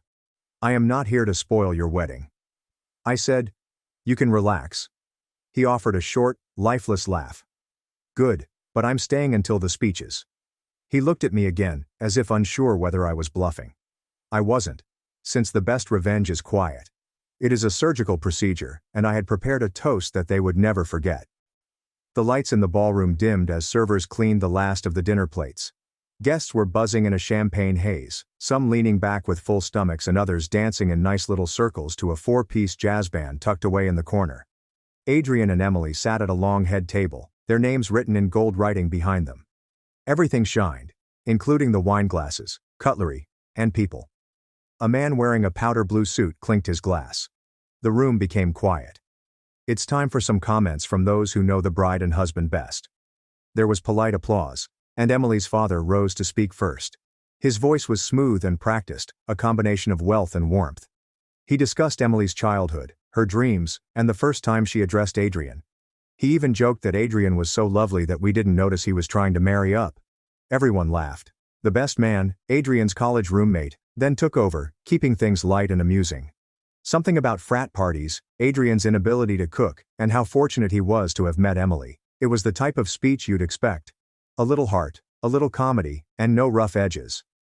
The MC then took the microphone again and looked down at a list. Finally, Ethan proposes a unique toast. The room became quiet. Everything shifted. My folks froze in the middle of their meal. Adrian's jaw stiffened. Emily blinked in uncertainty, so I stood up. I moved slowly to the microphone, ignoring the uneasy shifting around me. Several visitors whispered. Some people appeared puzzled. Others just looked, confused who I was or why I was speaking. I tapped the microphone once. It rang throughout the room. "Good evening," I said with a firm voice. "I'm Ethan, Adrian's younger brother." Several heads turned sharply now. The words landed like a ripple on quiet water. I could practically hear murmurs start to circulate. "He has a brother?" I wasn't sure if I was going to come tonight, I continued. In fact, I'd been debating whether I should for the past few weeks. You see, I haven't spoken with my family in 18 years. Silence. Not the good type. The kind that draws the air out of the room. I received a wedding invitation out of nowhere. There was no phone call or email, just a card and a note saying, "It would mean a lot to the family if you arrived." I let the words rest before pulling the photo from my pocket. This is me at 12 years old. I held it up with 2 fingers, and guests craned their necks to see. This was taken the morning after my parents left me at a gas station 80 meters from home. I had spilled a beverage in the car, and instead of punishing me, they left, telling me to man up and sort it out. The throng shuffled, with uneasy stares and the gentle sound of a wine glass being laid down. They did not return and did not call. I slept beneath a dumpster, and the only reason I got home was because a teacher picked me up the next day. I never received an apology from my parents or Adrian, and until this wedding invitation arrived, I assumed they were all perfectly happy pretending I didn't exist. I looked at my parents. Dad's face was pale and Mom's mouth hung slightly open, as if she was trying to produce a response but couldn't find one quickly enough. "Now, I'm not here to ruin anyone's evening," I remarked. "Emily, you seem nice. Your family has been warm and friendly. Adrian, you've always been able to put on a good face." That remark hit hard, and his expression cracked for a brief moment. But I believe that weddings are about honesty and truth, and it wouldn't be honest if I stood here tonight pretending that we were ever close or that I grew up in a household where family meant protection rather than survival. The room was suddenly very silent, with people hardly breathing. I was invited to this wedding to be a part of a picture-perfect day, a brother-shaped placeholder, and I looked back at Adrian. "So consider this my gift to you." I placed the photograph on the head table in front of him as a reminder of what family looks like when you turn your back on it. Then I carefully turned away from the microphone, leaving startled quiet and a few audible gasps. And as I walked past my parents' table, I heard my mother hiss my name in a barely audible whisper, and my father began to stand, but I didn't stop or glance back. I departed via the side of the hall and walked out into the chilly night, leaving the music behind me. I wasn't angry. I wasn't shaking. I was free. But freedom is a curious thing. It doesn't always bring calm straight away. Sometimes it just leaves a silence, leaving you wondering what comes next. I had made my move, but the consequences were still coming. The trip back to the hotel was quiet. There was no jazz band, no clinking glasses, no theatrical laughing booming off marble walls, just the buzz of tires on gravel and the low whir of my thoughts catching up with me. I didn't immediately return to my room. Instead, I went for a walk along one of the vineyard trails behind the hotel, snaking between rows of dark grapevines beneath a starry sky. With each step I moved away from that wedding hall, the tension in my chest loosened. I could still hear my mother's piercing scream, see Adrian's beautifully prepared face crumble in real time, and sense the puzzled eyes of people attempting to connect that had been purposefully removed from the family photo. For most of my life, I thought I was a ghost in my own family. Nevertheless, tonight, I reminded them that I was flesh and blood and memories. And memory is a hazardous thing, especially when those around you depend on forgetting. I returned to the hotel to find a voicemail from an unknown number. "Ethan, this is Emily." Her voice was low, calm, but harsh. I'm not sure what I expected, but it wasn't it. I wish someone had told me. "I just wanted you to know that I'm not furious at you for saying what you did. You deserved it, and I apologize." She hung up without leaving me a number to call back. That was the first apology I'd had in 18 years, and it wasn't from my family. I departed early the next morning. No breakfast, no lengthy goodbyes, just a quick email to the front desk requesting that they cancel the remainder of my reservation and send me the final payment. I didn't want to wait around to see what occurred since I knew my parents and Adrian would either deny it happened or try to spin it as a misunderstanding, or both. But I knew the photograph was still on the head table when I departed. I kept the suit, threw away the tie, and went home. But once I was truly home, in my modest apartment, where Shadow welcomed me with enthusiastic barks and a wagging tail, something unexpected occurred. People began reaching out. First, my cousin Sophie messaged me on LinkedIn, saying she'd heard about the speech from someone at the wedding and wanted to apologize for never inquiring where I went after I went missing. She said she always felt it was strange that no one ever mentioned me again, but she assumed it was her responsibility not to question. We talked for a while, and she asked if she could come visit. I didn't say yes, but I also didn't say no. Mrs. Grace sent a message, stating that she remembered and still had the photo she had taken. "I always wondered what happened to you," she wrote. "Ethan, I am so proud of you. I hadn't sobbed in years, but I did that night. It was a silent, agonizing relief, like when you've been holding your breath for too long and finally exhale. I started sleeping better and waking up earlier. I discovered a new rhythm. My job felt simpler, my code cleaner. I took Shadow for longer walks, and I started writing again. Short tales, essays, anything to channel the chaos in my head into something coherent. A week later, I received an email from a woman who worked at a nonprofit for troubled adults. The children had been cut off, dropped, or abandoned. She'd learned about the wedding speech from a friend who worked the event, and she felt it was the most quietly powerful thing she'd ever heard. She asked whether I would be willing to speak at one of their private retreats, not as a motivational speaker, but as someone who had experienced it. I said yes, and that one event evolved into 2, then 4, followed by an offer to speak on a panel at a university conference about family estrangement and trauma rehabilitation. I didn't wear the suit to those. Instead, I wore a basic shirt, trousers, and on occasion, a blazer to look more polished. But I always carried the photo and would show it when I spoke, telling the tale precisely as it happened, with no embellishments, just the truth. And every time someone approached me later and said, "That happened to me as well," I was not alone. I'd never been. My voice, which they had previously described as too soft, sensitive and quiet, had finally found its volume. It wasn't vengeance, at least not yet, but rather power. And with each person I assisted, each tale I heard, and each hand I shook, I felt it grow. Not the fury, but the clarity, the confidence. Because although Adrian returned to his new wife and polished reputation, he was unaware of the ripple I had caused or the knowledge that I was far from finished. Because someone from their side would soon arrive asking for answers. Emily sent an email again, but this time it wasn't short, polite, or well-crafted. It was raw. "Ethan, I have a question for you, and I need you to be honest. Did your parents truly abandon you at the age of 12? I asked Adrian, and he didn't deny it. He simply responded, "It's complicated. But when you recounted that story, you sounded clear, as if you'd been carrying something heavy for a long time. If this is accurate, I need to know more. Please."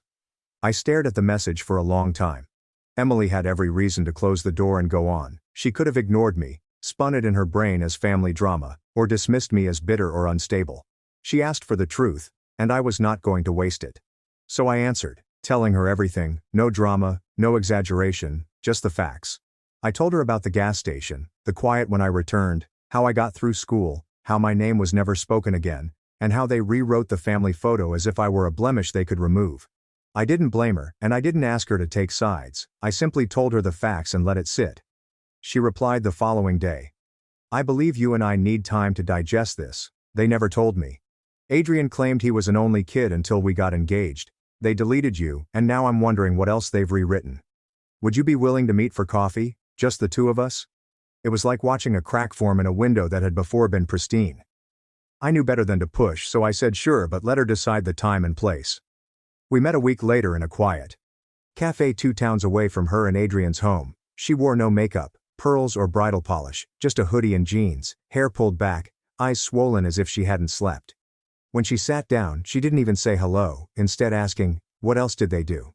So I told her.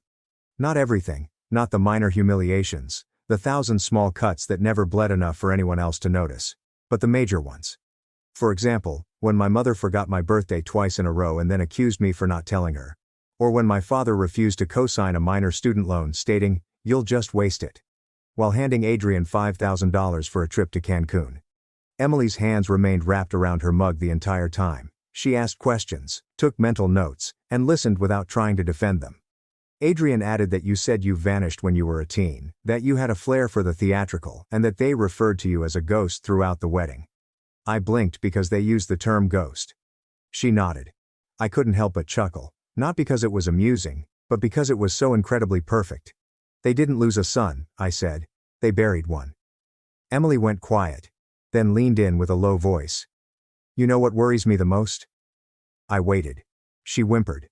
"What if they do that to our children someday?"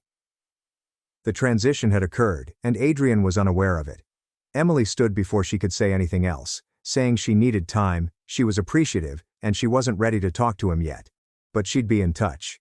That was 3 days before I received a letter in the mail, with no return address as before, but this time the handwriting was my father's, not my mother's. Inside, a note appeared in tight, uneven letters.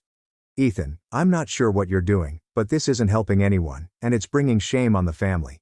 Let it go. If you keep stirring things up, there will be consequences.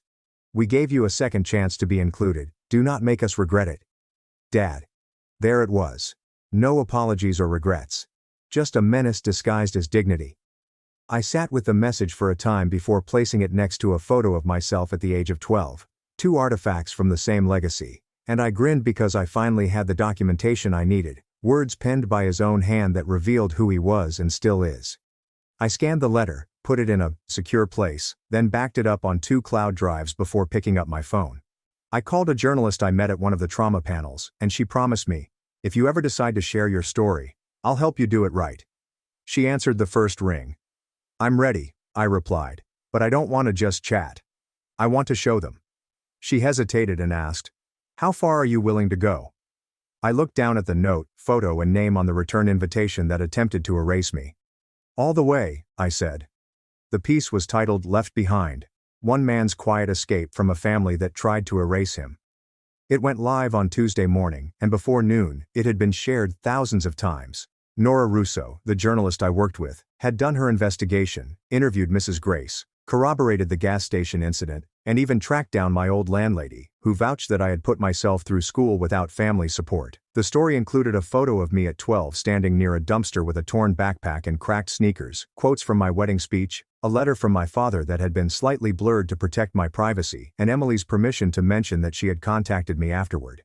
Claire was cautious and exact. This was not a tabloid piece, nor was it a scandal bait hit job.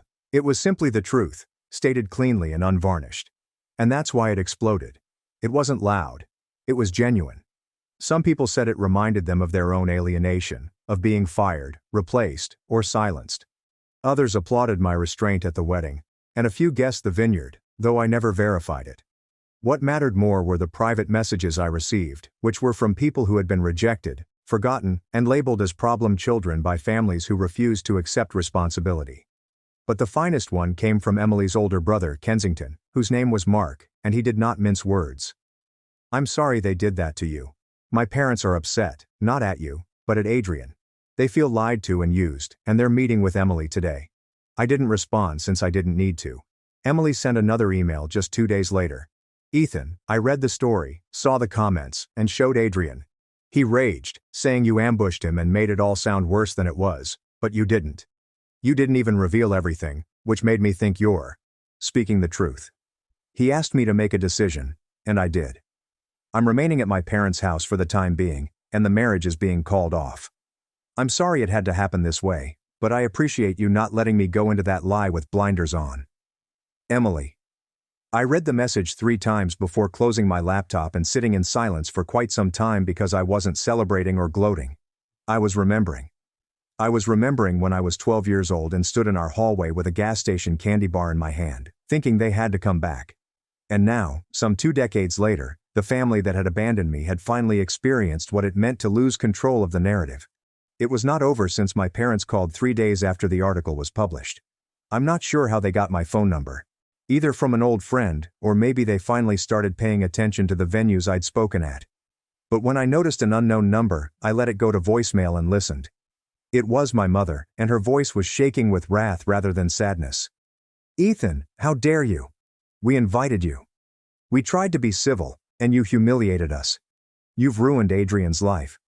Emily's parents are threatening legal action over the gifts, deposits, and reputation. You think this is justice? It's petty, vindictive cruelty. I hope you're happy and proud of yourself." My father then answered the phone, his voice subdued and almost defeated, rather than angry. "You were always too sensitive, and I should have known you'd develop into the type of man who would turn a moment into a weapon. Congratulations, you've destroyed your family, and don't ever call us again." Then he hung up.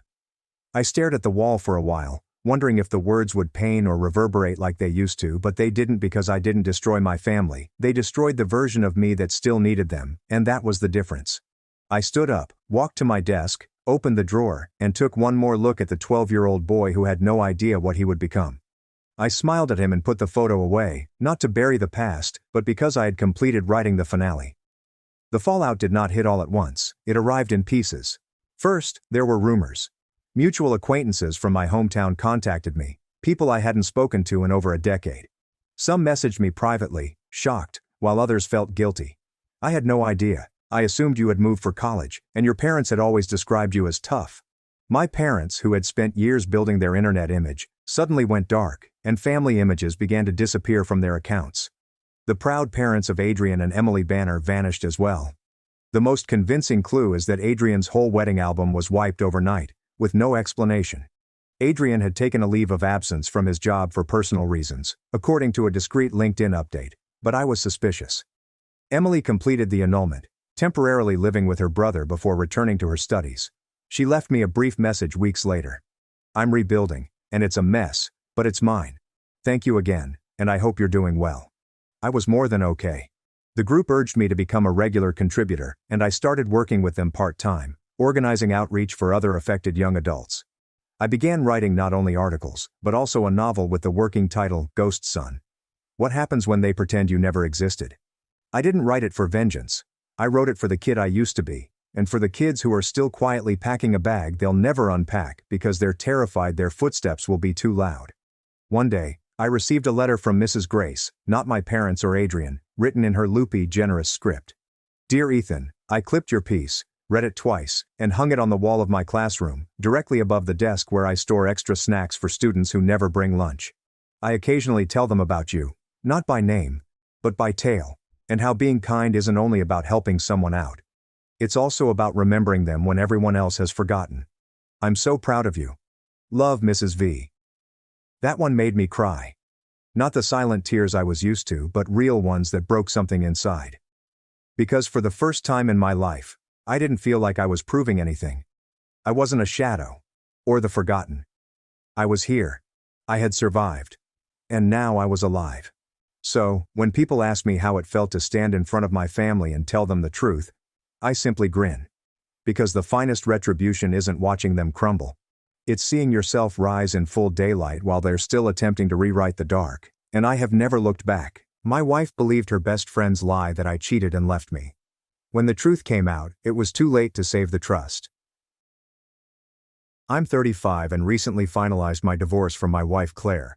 We were together for 6 years and married for 2. Looking back, I think I should have seen this train crash coming. Honestly, the warning signs were there from the beginning, but I ignored them because, well, I loved her, or so I thought. Vanessa, Claire's best friend, was the label given to the flaws in our relationship. Have you ever met someone and immediately realized they had bad news? That was Vanessa.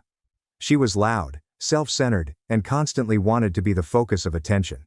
From the moment I met her, I felt like she was sizing me up, looking for something to use against me. But Claire couldn't see it. She saw Vanessa as her college ride or die, someone who had been there through it all. I thought, fine, I'll tolerate her because she's important to Claire. But Vanessa understood how to push buttons. During our wedding planning, things began to go wrong quickly. I proposed to Claire after 3 years of dating. We were already living together at the time, so it felt like a natural progression. She was ecstatic, as was I at first. Then Vanessa poked her nose in. It started little. She disliked our color palette, describing it as very plain. I let it go because nobody cares what colors we choose. Then she complained about the food, claiming that we needed vegan alternatives because half of the visitors would likely prefer them. There may have been 2 vegetarians in total. And then she insisted on walking down the aisle first, ahead of the bridesmaids. Yeah. You read that correctly. Vanessa wanted to do her own stroll down the aisle. Her argument was this. I've been there through every one of Claire's breakups, every hard moment in her life. This day is about celebrating the people who stood by her, not just the marriage. I assumed it was a prank at first. Who truly asks for that? But Claire merely nodded along. I could watch her cave in real time. I attempted to step in. I advised Claire. Look, this is our wedding, not a stage for Vanessa to perform on. Your sister's already your maid of honor, and that's enough. Claire became defensive, claiming I was making a huge deal out of nothing. Meanwhile, Vanessa acted as if I had insulted her entire existence. Wow, she replied. I didn't realize your fiancé was so controlling. That hurt, but instead of standing up for me, Claire folded. It's just one little thing, she explained afterward. If it makes her happy, what's the harm? So Vanessa had her grand entrance. She walked down the aisle as if it were her wedding. I could feel my parents' sideways glances from the front row, but I just gritted my teeth and smiled for the photos. I assumed that once we were married, this kind of nonsense would stop. Vanessa will have less say in our lives. A big mistake. Huge. Vanessa did not, as I had intended, fade into the background following the wedding. If anything, Mom grew more invested in our lives. Claire and I would be talking about our weekend plans, and Vanessa's name would come up like clockwork. Oh, I already told Vanessa she could join us, Claire would add. Or as another example. Vanessa thinks we should check out this restaurant instead. It was as if we couldn't make any decisions without her opinion. I attempted to bring it up gently with Claire at first.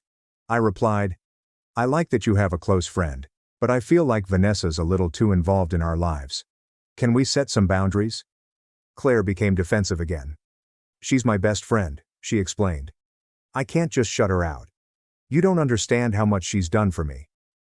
Perhaps I did not understand. I wasn't present during the college years, breakups, or whatever.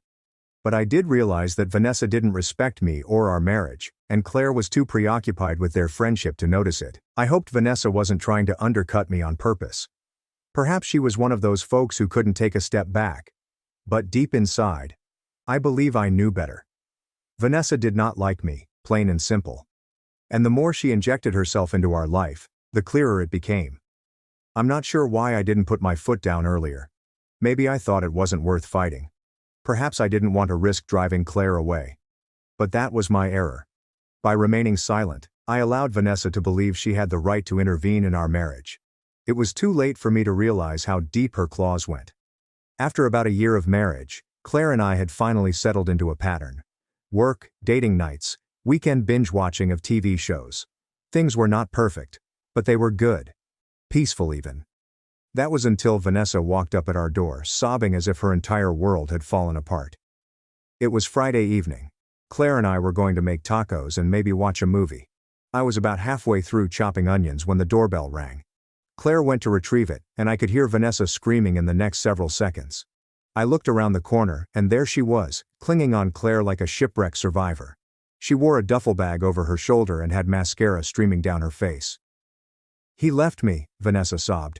I can't do this alone. Claire brought her inside, giving me a look that said, we'll talk later. I stood there knife in hand, feeling as if I had fallen into a nightmare. Vanessa flopped down on our couch, babbling about how her 2-year boyfriend had dumped her unexpectedly.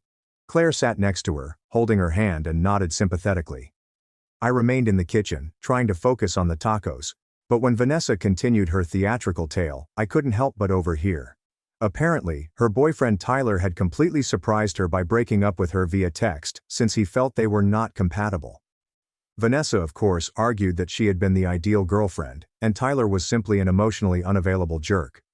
Do you have anywhere to stay tonight? Claire inquired gently.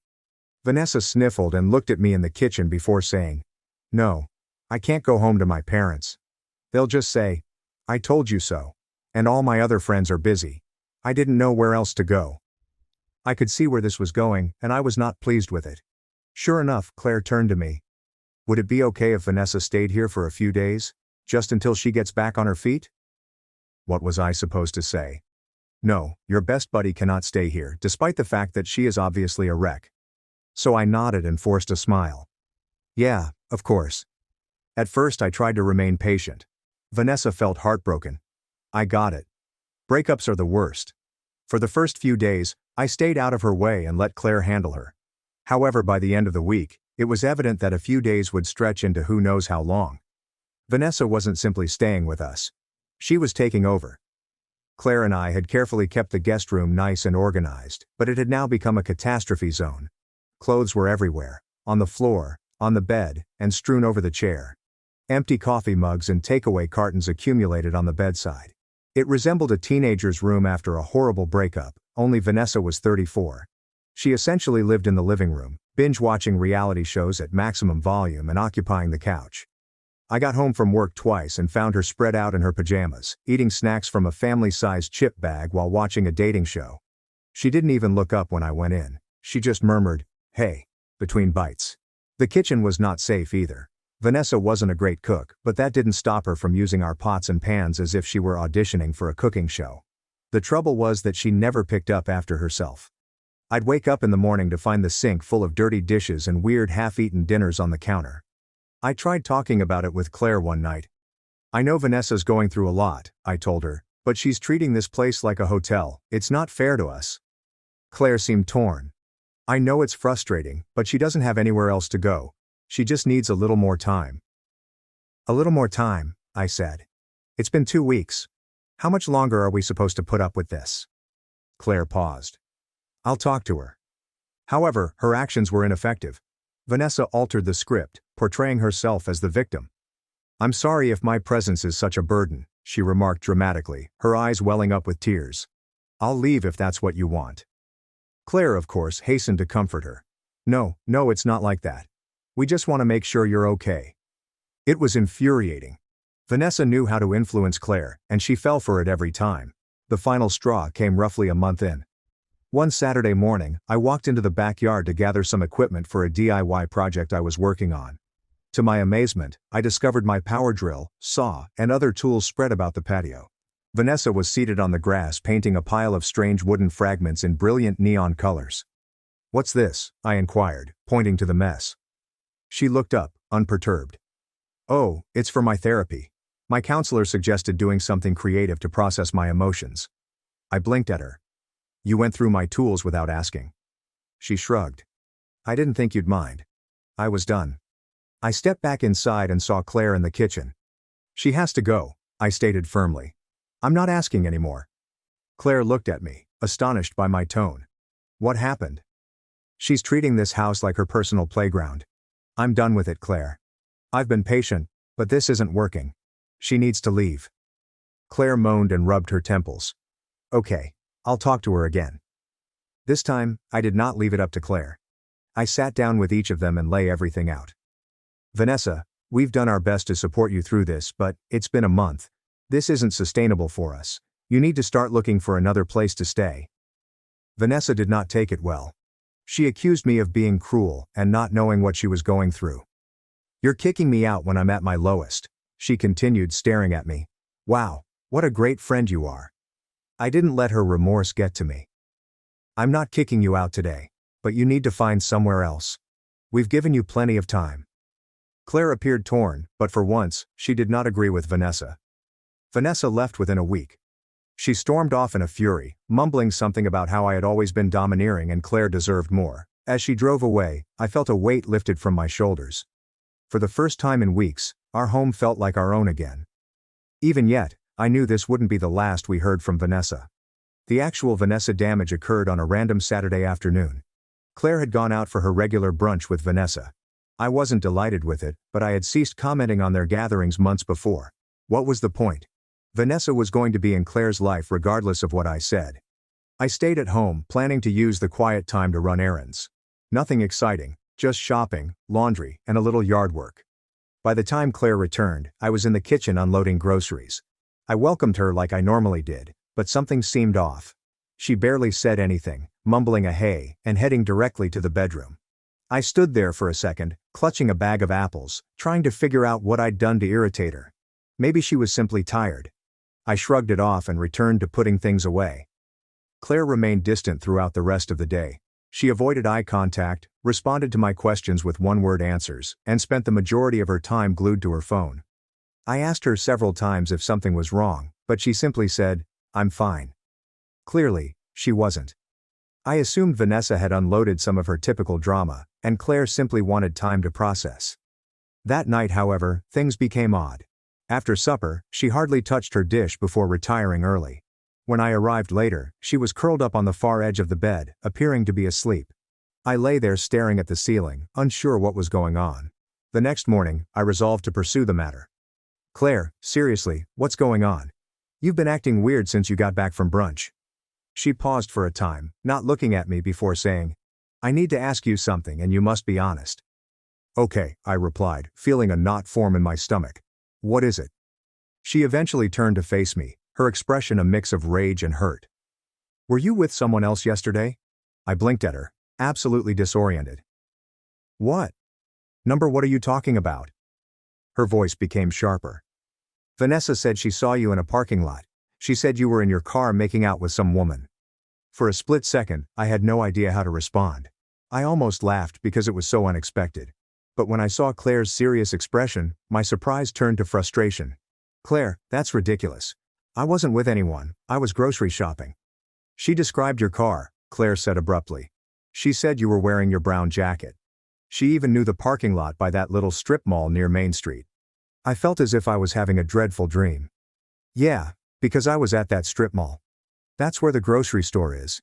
I wasn't making out with anyone. I was buying milk and bread." Claire crossed her arms and glared at me. Then why would Vanessa say she saw you? That question irritated me more than anything. Not, are you certain she's mistaken, or is there a mix-up? Nope. Just why would she lie? Vanessa's lying seemed preposterous. I don't know, Claire, I responded, my voice rising. Why don't you ask her? Because I didn't do anything wrong. But she wasn't listening. I don't know what to believe, she said quietly, shaking her head. Vanessa wouldn't lie about something like this. That hit me like a punch in the chest. She wasn't sure what to believe. After everything we'd gone through, she couldn't trust me over Vanessa. I rose up and paced the room. You've known me for 6 years. Do you really think I'd cheat on you? And in a parking lot of all places? Does that even sound like me? Claire didn't respond. She simply sat there, staring at her hands. I need time to think, she finally murmured, her voice barely audible. The following several days were horrible. Claire scarcely spoke with me. She moved into the guest room, claiming she wanted space. Every time I tried to bring up the topic, she cut me off. I'm not ready to talk, she would reply. Or it might be, I need more time. Meanwhile, I was roaming around in a fog of rage and disbelief. I could not quit thinking about Vanessa. This was exactly the type of turmoil she thrived in. However, I couldn't see why. Why go to such extremes? Why lie about something so important? Did she truly dislike me so much? At the same time, I couldn't overlook the larger issue, Claire's reaction. The fact that she did not even give me the benefit of the doubt revealed more about our marriage than Vanessa's falsehoods ever could. What did it imply for us if she believed Vanessa over me? Claire left a week later, having packed her stuff. She didn't even tell me where she was going. She simply stated she needed time to think things through. I didn't fight her over it. At that moment, I was too tired to fight. The following morning, I received a text from her. I think it's best if we separate for now. I'll have my lawyer send over the paperwork. That was it. There was no discussion or attempt to resolve the situation, only a text and a lawyer. It seemed as if our entire marriage had been thrown away because of one foolish anecdote. I had no idea how to process it. One part of me wanted to fight to establish my innocence and make Claire understand. But another part of me was finished. If she was willing to throw everything away so quickly, I might not want to repair our marriage after all. Things worsened during the next few weeks. Our breakup became public and Vanessa made certain that everyone was aware of her version of events. Mutual friends began acting strangely around me, avoiding eye contact and making cryptic remarks about working on myself. Even my own relatives began to ask unpleasant questions such, is there any truth to what they're saying? It felt like I was living in a nightmare. Everywhere I turned, I was reminded of how fast people may turn against you. Claire remained silent during it all. There were no calls, texts, or attempts to reach out, only radio silence. At first I was furious, more so than I had ever been in my life. But as the days turned into weeks, the rage subsided. It was replaced with something colder and harsher. If Claire didn't trust me enough to have a talk, perhaps I didn't need her in my life. I wasn't about to ask someone who didn't believe in me. Allow her time to think. Let her remain under Vanessa's thumb. I had had enough of struggling for a marriage in which I was always second to her so-called best friend. If this is how things were going to end, so be it. 2 months after Claire left, on a Thursday evening, something unexpected occurred. I was minding my own business, scrolling through my phone while eating supper, when I received a text from an unfamiliar number. It began with, "Hi, this is Sophie. I know Vanessa lied about you. Can we talk?" I looked at the computer for a bit, trying to figure out who the hell Sophie was. The name rang a faint ring. Something about the party that Vanessa and Claire dragged me to a few years back. But why is she messaging me now? My immediate inclination was to disregard it, but something about the way she put it, "I know Vanessa lied about you," piqued my interest. I responded, "What do you mean? What lie?" Her reaction came almost immediately. "About the cheating, Vanessa admitted she made it up. I believe you should see the proof." The next day, Sophie and I met at a little coffee shop downtown. When I arrived, she was already sitting at a table near the window, fidgeting with her phone. I sat across from her, feeling a mixture of curiosity and horror. "Thanks for meeting me," she replied uncomfortably. "I wasn't sure if you'd even want to talk." "Yeah, well, here I am," I replied. "What's this about Vanessa lying?" She took out her phone and initiated a text exchange. "I've been friends with Vanessa for a long time, but after this I can't keep quiet anymore. You need to know what really happened." She handed me the phone, and I began reading. The messages between her and Vanessa were stunning. Vanessa. OMG, Claire has finally left him. She really believed me. Lol. Poor Sophie. What exactly are you talking about? Vanessa. I told her I saw him making out with a rando in his car. You should have seen her face. Priceless. Sophie. Please wait. Are you serious? Why would you do that? Vanessa. Because he's a controlling jerk and she's too stupid to realize it. I had to help her. I continued scrolling, my hands quivering with rage. Things got worse. Vanessa. It wasn't like their marriage would last anyway. Claire is so gullible that she will believe whatever I tell her. Please, Sophie. This is messed up. Vanessa. Whatever. She is better off without him.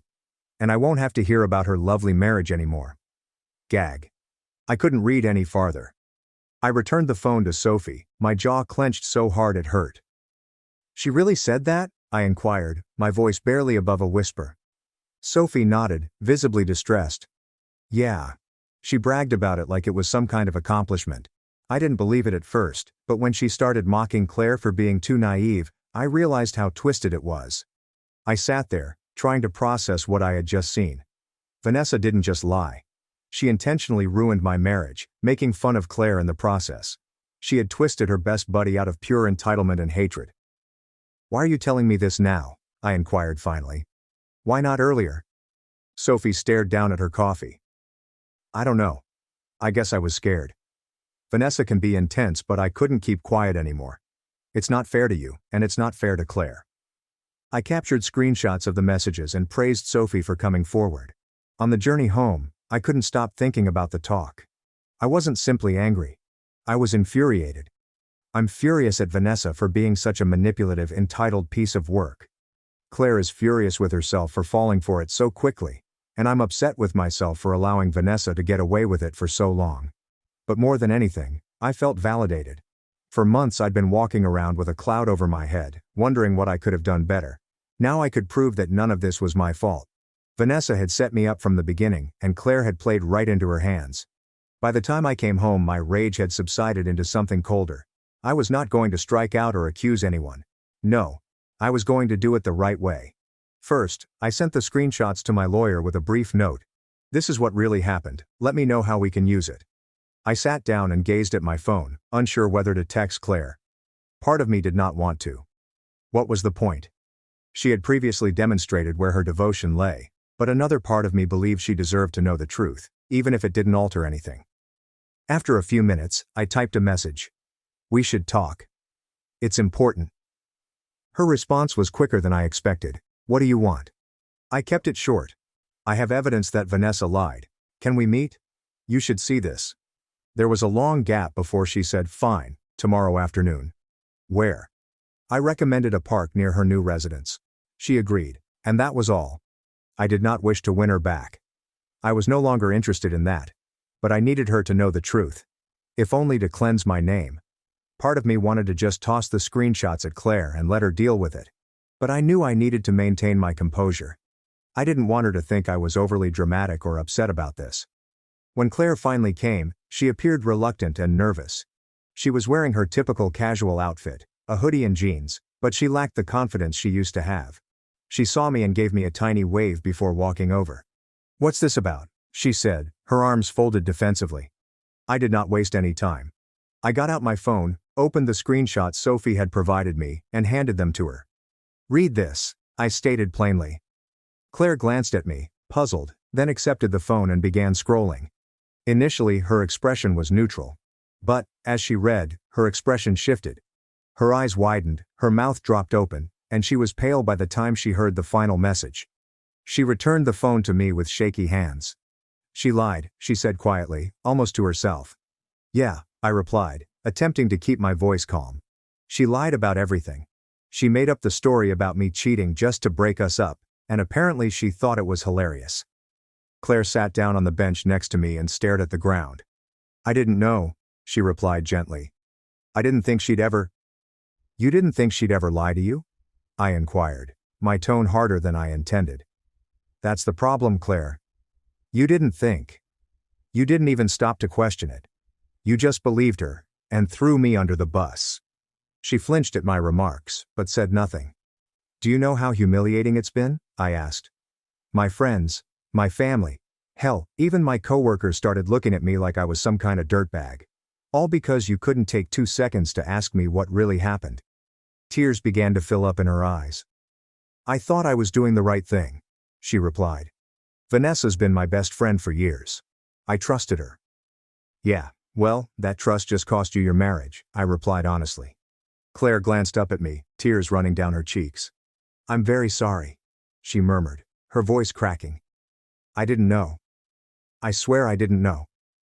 That's the problem, Claire, I explained, my tone softening but still stern. You didn't know because you didn't even give me a chance. You trusted her more than you trusted me. And that says a lot about how you saw this relationship. We sat quietly for a few minutes, the weight of everything hanging in the air. Finally, Claire spoke again. I'll cut her off, she replied gently.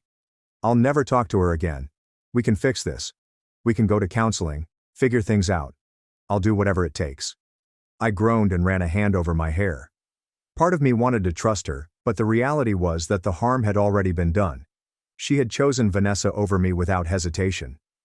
I don't think we can fix this, I admitted ultimately. It's not just about what Vanessa did. It's about how easily you believed her. How little trust you had in me. That's not something we can just work through. Claire began to cry harder. I was stupid, she said between sobs. I should have talked to you. I should have trusted you. Please, just give me one more chance. I shake my head. I'm sorry, Claire, but I can't. This isn't just about forgiveness. It's about trust. And once that's gone, it's almost impossible to get back. She kept crying. I almost felt sorry for her. Almost. But then I remembered all the nights I'd spent alone and wondered what I could have done better. All the pals that abandoned me because they believed Vanessa's lies. All the times I questioned my own worth since Claire discarded me so readily, and with that, my sympathies vanished. I think it's best if we both move on, I remarked, standing up. I wish things could have been different, but this is where we are now. Claire did not try to stop me, she just sat there, crying into her hands, while I walked away. I did not glance back. For the first time in months, I felt in control of my life again. Later that night, Claire texted me a long apology and begged me to reconsider. I did not respond. There was nothing more to say. Vanessa's deceit may have been the catalyst, but Claire's lack of trust was the true reason our marriage failed. And at this point, I was not interested in attempting to restore something that was already broken beyond repair. Instead, I sent the screenshots to a few mutual pals who had ghosted me. I didn't add any comments, I simply let the texts speak for themselves. Within hours, my phone were inundated with apologies and messages of support. One acquaintance wrote, "Wow, I can't believe Vanessa would do that. I'm so sorry for doubting you. You didn't deserve this." Another person added, "Let me know if there's anything I can do." It was good to feel validated, but I was not interested in rekindling those friendships. If they were so eager to believe the worst about me, they were no longer someone I wanted in my life. I didn't bother confronting Vanessa. What's the point? She'd already proved who she was, and I wasn't about to give her the satisfaction of knowing how much harm she'd done. Even though I had cut off most of my shared friends, I began hearing stuff from them a few days later. One buddy, Hannah, called me and said, "You're not going to believe this, but Vanessa's basically been blacklisted from our group." Apparently, once word spread about what she'd done, everyone began to distance themselves from her. Sophie shared the screenshots with a few others, and the story quickly spread. Vanessa attempted to defend herself, claiming that she was only concerned about Claire and that I was controlling and toxic, but no one believed her. "She's completely spiraling," Hannah exclaimed, giggling. Curious, I looked up Vanessa's profiles myself, using an incognito account, of course. Sure enough, there were numerous entries about how her phony friends had abandoned her while she had just attempted to help. A single comment read, "So, I guess people can't handle the truth. I stood up for Claire when no one else would, and now I'm the bad guy." Pathetic. The comments were not particularly sympathetic. Most individuals called her out, stating things like, "You didn't help anyone, you ruined a marriage. This is what happens when you manipulate people. Maybe take a good hard look at yourself before blaming everyone else." It was satisfying to watch her finally receive what she deserved. Meanwhile, Claire's life wasn't looking good. She moved back in with her parents after everything went down, and from what I understood, things were tight. Her mother, who had always been skeptical of Vanessa, was outraged when she learned the truth. A common friend told me about Claire's particularly heated dispute with her mother. Apparently her mother said, "You threw away a good man for a liar. How could you be so stupid?" She was harsh, but she wasn't completely wrong. Claire was trying to rebuild her life, but things weren't going well. Her attempts to reconnect with some of our former pals elicited mixed responses. While some people were willing to forgive her, the majority were not. They'd seen how easily she turned on me and didn't want to be in the same situation again. "She looks miserable," Hannah informed me during one of our few discussions. "Like she's trying to put on a brave face, but it's obvious she regrets everything." Several weeks later, Vanessa lost her job. Sophie, who still worked with her, texted me quickly, "Just thought you'd want to know. Vanessa got fired today." It turned out that Vanessa's reputation was catching up with her at work. People found out about what she'd done, and her coworkers began to shun her. She was always the sort to cause trouble in the office, but after this, no one wanted to deal with her. Her manager eventually discovered the tension and let her go, citing interpersonal issues as the explanation. I would like to say I felt sorry for her, but I did not. She had spent years manipulating people and wreaking havoc, and now she was finally facing the repercussions. My life continued to improve. One day, months later, I ran into Sophie at a coffee shop. We ended up speaking for a while, and she updated me on the newest gossip. "Claire reached out to Vanessa a few weeks ago," she added, rolling her eyes. "Can you believe that?" "What happened?" I inquired, really curious. "Well, Claire tried to apologize, saying she wanted to move past everything," Sophie told me. "But Vanessa just laughed in her face. She told Claire she was pathetic for even trying and that she was better off without her." I shook my head in amusement and bewilderment. Figures. Vanessa does not know how to accept responsibility for anything. Sophie smirked. "Yeah, well, they're both getting what they deserve." Looking back, I can't say I'm glad things went the way they did, but I'm grateful for where I've ended up. Vanessa and Claire's toxic relationship was a ticking time bomb, and I happened to be collateral damage. However, they eventually destroyed each other, and I was able to go with a clean slate. It's amusing how life works sometimes. Karma does not always arrive immediately, but when it does, it hits hard. Claire and Vanessa learned the hard way, and I'm fine with it. They made their decisions, and now they are dealing with the consequences. I'm moving forward. I've created a life that brings me joy, surrounded by people who genuinely care about me. And that's the best retaliation I could have hoped for. My sister smashed my 6-year-old daughter's bike with a hammer. While my mother blamed me, I shared the proof and cut them off. My sister smashed my 6-year-old daughter's new bike with a hammer right in front of her. "That should be a lesson for her," she remarked. "You shouldn't have bought it for her," my mother said. I did not yell, I simply smiled and said one sentence, and their faces became pale. Now, let me pause for a while because if I don't, you'll believe I'm making this up. But no, this actually happened. Imagine this. A bright Saturday afternoon.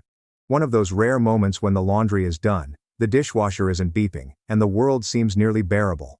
My daughter Chloe is leaping around, grinning from ear to ear, almost shining with delight. She had been eager to show off the bike that is sitting in our driveway. Shiny, bright and flawless. Who are we having over? My mother and sister Brittany. Because of course, why ruin an otherwise lovely Saturday with family politics? When Chloe sees them, she virtually cries, "Have you seen the new bike?" Her voice is so full of pleasure that I can feel it rising up. She grabs their hands and pulls them outdoors, as if she were going to reveal the crown jewels. And that's when I noticed it. Brittany's expression changed, her smile clenched and her jaw hardened. You know the expression someone makes when they've eaten something nasty but don't want to confess it? That was her. I recognized the look. I had grown up with it. Still, I was unprepared for what happened next. Brittany said nothing at first. She simply stood there staring at the bike, as if it had personally offended her. Chloe was still beaming, pointing out the minor features she adored, like the streamers on the handles and the way the paint reflected light. Then Brittany spoke, her voice cool and almost serene. "Let me show you what I think about this." And before I could figure out what she meant, she turned on her heel, strode into my house, and emerged with a hammer. A hammer? Now, let me tell you that in situations like this, you don't believe what you're witnessing. Your brain is scrambling. You think, surely she's not going to. She wouldn't. Oh, but she would. She lowered the hammer onto the bike's frame with a single forceful swing. The sound. It sounded like metal screaming. Chloe gave a small gasp. The way her hands rose to cover her mouth. God, I'll never forget this. Another swing. A crunch. The paint splintered. The wheel bent. I remained there transfixed, watching, my body immobile. But my mind racing like if every alarm in the world had gone off at once. Do you know what Brittany said? She did not shout. She did not rant. She simply stared my 6-year-old daughter, my baby, square in the eyes and said, "That should be a lesson for her." A lesson. As if telling a child that joy can be destroyed with 3 hammers is a valuable lesson. Chloe did not cry. Not right away. She only stared at her broken treasure. Her lips trembled and her small shoulders shook. And me? I felt a cold wave surge over me. Not wrath, not yet. Just shock. That's when my mother decided to weigh in. Of course, you'd expect a grandmother to pick up her granddaughter, console her and possibly chastise her other daughter for going full demolition mode in the driveway, but no. Instead, my mother shook her head, folded her arms, and muttered, "You shouldn't have bought it for her." As if it were my fault. I nearly laughed. I mean, it's crazy to stand there while my sister turns a 6-year-old's joy into scrap metal and I'm somehow the problem. I did not yell, I did not cry. I didn't fling myself at Brittany or take the hammer from her. No. I stood there, smiling. Because quiet may be the sharpest knife you have. Brittany dropped the hammer on the pavement with a clang. She appeared satisfied. My mother nodded, as if Brittany had just made a valid point. And me? I only smiled and spoke a single sentence. And whatever they expected me to do, I'll plead and defend myself. Oh no. What I stated turned their faces pallid. Now you're probably itching to know what that one statement was. And I will tell you, but not now. Because the reality is, that moment in the driveway, with a bike broken into a useless heap, my sister looking smug and my mother feeling righteous, didn't happen out of nowhere. It was years in the making. Brittany was my younger sister by 2 years, and she was born screaming. And honestly, I don't believe she ever quit. The distinction is that when most children scream, their parents teach them boundaries. When Brittany shouted, my parents taught me. Every one of her tantrums ended up being my fault. She did not obtain the toy she sought. Why didn't you give her yours, Lauren? She lost a game. Why couldn't you simply let her win? You understand how sensitive she is. She broke something, why did you get her so agitated that she hurled it? By the age of 10 I could run a crash course in walking on eggshells. My mother's favorite line was, "Don't upset your sister," which was hilarious because Brittany could get angry by almost anything. I recall one incident vividly. I saved my allowance to purchase her a small jewelry. Cheap, but cute. I thought I was being a decent older sister. She opened it, found it wasn't pink, but blue, screamed like I had given her a dead rat, and snapped the chain in half. My mother did not scold her. She looked at me and said, "You know, she wanted pink. Why would you get blue?" That was my childhood in a nutshell. Brittany shattered stuff. I was blamed. Fast forward a few decades, and guess what? Certain things never change. I studied law, worked long nights, and eventually established a solid career. It paid off.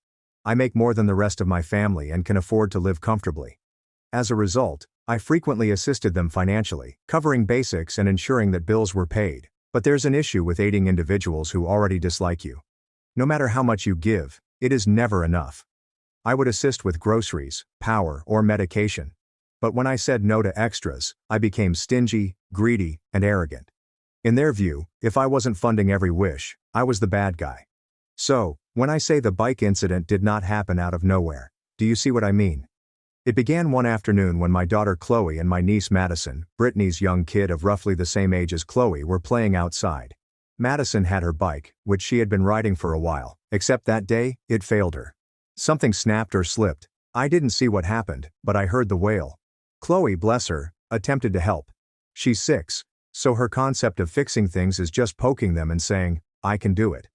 But the truth is that the bike was already broken. Of course, the moment Brittany saw it, she pointed at my daughter and yelled, "She broke it." It looked like Chloe had smashed it with a sledgehammer. My mother immediately backed her up. "Lauren, you need to accept responsibility. Chloe needs to realize that her acts have repercussions." I did not argue. I just said we'd bring the bike home so Ethan, my husband, could look at it, because sometimes you pick your battles and sometimes you wait for proof. That evening, Ethan rolled the bike into his garage. He works well with tools, is patient and methodical. He turned it over and checked the chain, frame and pedals. After 10 minutes, he glanced up at me and said, "This isn't Chloe. This is a defect. See this? It could have failed on anyone." Worse yet, he was correct. It was risky. If Madison had been traveling downhill or crossing a roadway when it broke, well, let's just say I don't want to continue that sentence. So, no, my daughter had not damaged the bike. The bicycle had broken itself. And that's when my rage set in. I had fought my way through law school, so I knew just what phrases to say when someone attempted to avoid accountability. I took up the phone and called the manufacturer. I described the situation in detail. A child's bike has been broken owing to a flaw. It is unsafe and inappropriate. I might have also used terms like liability and injury. It's amazing how quickly people start listening when you throw those in. By the next morning I had an email in my inbox. They weren't simply replacing the bike. See, this is where being persistent and, perhaps frightening, pays off. I pressed. I contended that a basic replacement was insufficient. Madison deserved better, especially considering the risk she had been put in. So they agreed to upgrade to the type Madison had been begging for, the dream bike she'd been raving about non-stop. And when that email arrived, I smiled because there would finally be justice. Madison would have the bike she desired, and Chloe's name would be cleansed. The whole woman broke it crap would crumble the instant everyone realized what had actually transpired. I chose to keep things quiet. I wanted it to be a surprise. Imagine it. Madison's face lit up as she noticed the bike of her dreams waiting for her. Brittany realizes her daughter has something amazing thanks to me. Not despite me. For a brief period I considered whether this could repair things. But as I discovered in the driveway, some individuals do not want things healed. They want them broken. Brittany imagined that I had purchased that bike for my child when her child did not have one. Chloe had broken the previous one inside her skull. And now I had gone and purchased the very model her daughter had been fantasizing about so Chloe could ride in front of her. Humiliation disguised as benevolence. Cruelty with sparkly streamers. That was the lie she told herself as she lifted the hammer. I let the silence last until even the birds seemed uneasy. The metal ticked gently as it settled. My mother's lips formed a thin line of approval, as if discipline had just been administered and dessert would follow. I didn't provide them dessert. "I'm going to say this once," I informed them, my tone so low that it astonished me. "That bike wasn't for Chloe." 2 beats. Their pupils darted around looking for the trick. "It was for Madison." Brittany blinked first. "No, it wasn't." It came out quickly, like a sneeze. "It was," I answered. "I fought the manufacturer to replace the defective one and got the upgrade. The one she's been talking about for months." My mother clicked her tongue like she would before a lecture. "Don't be dramatic, Lauren." I gazed down at the broken frame. "I'm not the one who brought a hammer to a children's bike." Brittany's face became blotchy. "You're lying. You always lie when you get caught." "About what?" "Emails, paperwork, the badge-wearing words liability and child safety." I smiled. "Would you like me to pull them up or would you prefer I read them aloud in the front yard?" That landed. I watched as it registered. In her account, she describes the dawning, the recoil, and the sudden impulse to reorganize the furnishings. Her attention shifted from the bike to Chloe, then back to me. "You expect me to believe you'd do something like that for my kid?" "No," I replied. "I expect you to regret what you just did." Chloe's hand touched the back of my leg. Small, warm and steady. I covered it with my. I did not look down. I did not want her to see my eyes yet. Not like this. My mother went forward, as if mere proximity might change reality. "Lauren, there's no need to humiliate your sister. You can fix this. Claim insurance. Say it was a misunderstanding." "And the part where a grown woman destroyed a 6-year-old's joy on purpose?" I blurted out. "Do we classify that under misunderstanding or teachable moment?" Brittany folded her arms so tightly that her knuckles became white. "It was just a moment," she sniffed. "People have moments." "Kitchen crying is a moment," I explained. "This was a demolition project." "Watch your tone," my mother warned, as if tone had been the weapon here. I let the silence fall again. It had weight now. "You may put a glass on it." "Leave," I replied. Brittany laughed with a piercing, unbelieving bark. "Leave what?" "My house," I replied. "And after that?" "My life." They stared at me as if I had declared that I was moving to Mars. My mother's hand soared upward, fingers gripping pearls that were not present. "Don't be ridiculous. We're family." That word, I responded, doesn't imply what you use it to mean. Brittany's eyes narrowed. You don't mean it. I kept my voice even. I do. She took a step towards Chloe. I shifted instinctively, one hand gently easing my daughter behind me. Ethan had remained quiet up until now. You've experienced the stillness that certain guys have, which might feel like a room remembering its shape. He stepped onto the porch, wiped his palms on his jeans, and paused near me. Time to go. He whispered gently to each of them. Not furious or haughty. Just final. Ethan, my mother tried. Talk sense into your wife. I am, he answered, and there it was, a door closing without smashing. Brittany stared past us down the corridor, as if the correct words could still be hanging on a coat hook. You can't do this, she replied. We're your family. We help each other. You brought a hammer to my child's joy, I told you. Help has exited the chat. For a brief moment, her countenance changed. I could not tell whether it was fear or comprehension. She rounded on me again, frantic. We can fix it. We can just say it was an accident. No one needs to know. Chloe knows, I said. I know. You know. I bent my head toward the street. And the neighbors with windows probably also know. My mother sought a courtroom compromise. We'll talk tomorrow when you've calmed down. I nearly laughed. I'm calm, I said. That's what's scaring you. Ethan opened the gate. Please leave, I replied. And this time, I did not include the rest. Some phrases become sharper when they conclude early. They paused. You could feel the push-pull on their faces, the old habit of bulldozing, the new knowledge that bulldozers require keys, and I wasn't handing them over any longer. Brittany went first, shoulders tense and steps rapid. My mother followed, halting on the threshold as if she would turn around and rewrite the entire scene with a single scolding. I simply gazed at her. She stepped outside. Ethan closed the door. Not a slam, a seal, or stillness. It was not empty. It had a shape and a temperature in it. I could hear Chloe taking little breaths. She could feel the tremor diminishing in her hand. We stood there for a count of 10, long enough for my heartbeat to descend off the roof. Chloe finally said, Mom, with a papery voice, did I do something wrong? I crouched so that we were eye to eye. No, I replied. You did nothing wrong. Her chin wobbled. Auntie was mad. She was, I answered. But people can be mad and still be wrong. She nodded as if she understood, which hurt me a little more than the bike. Do we still get ice cream? She inquired, as if we had forfeited dessert by upsetting the parents. Definitely, I said. 2 scoops, 3 if you tell Dad which ones. A ghostly smile. Chocolate and sprinkles. Scientifically optimal choice, Ethan murmured from behind her, hoping to lighten the mood. However, the air in that house had changed. It wasn't as hefty as it had been throughout my life. It was bright and clean, almost too clear. I could feel the hush settling in. But, for once, it did not feel weak. It seemed like a limit. We stepped inside, and as Ethan distracted Chloe with sprinkles and ice cream, I took out my phone. My hands did not shake. Not anymore. I opened each account that I had been paying into. Utilities, streaming, and food. I removed my cards one by one. No announcement, no explanation, and no speech, simply clicks, done. It was not theatrical. It wasn't vengeance. It was about survival. And it didn't take long because, as I was rinsing the bowls and Chloe was crunching sprinkles between her teeth, my phone lit up. This time it was more than just messages. It was a call. Mom, Brittany, and Mom again. I did not pick up, but I read the preview of one text, which was sufficient. We just received a notice. Your card has been removed from the account. Why would you do that? Add it back. They knew. Another arrived seconds later. What are you playing at? This is petty. Put the card back now.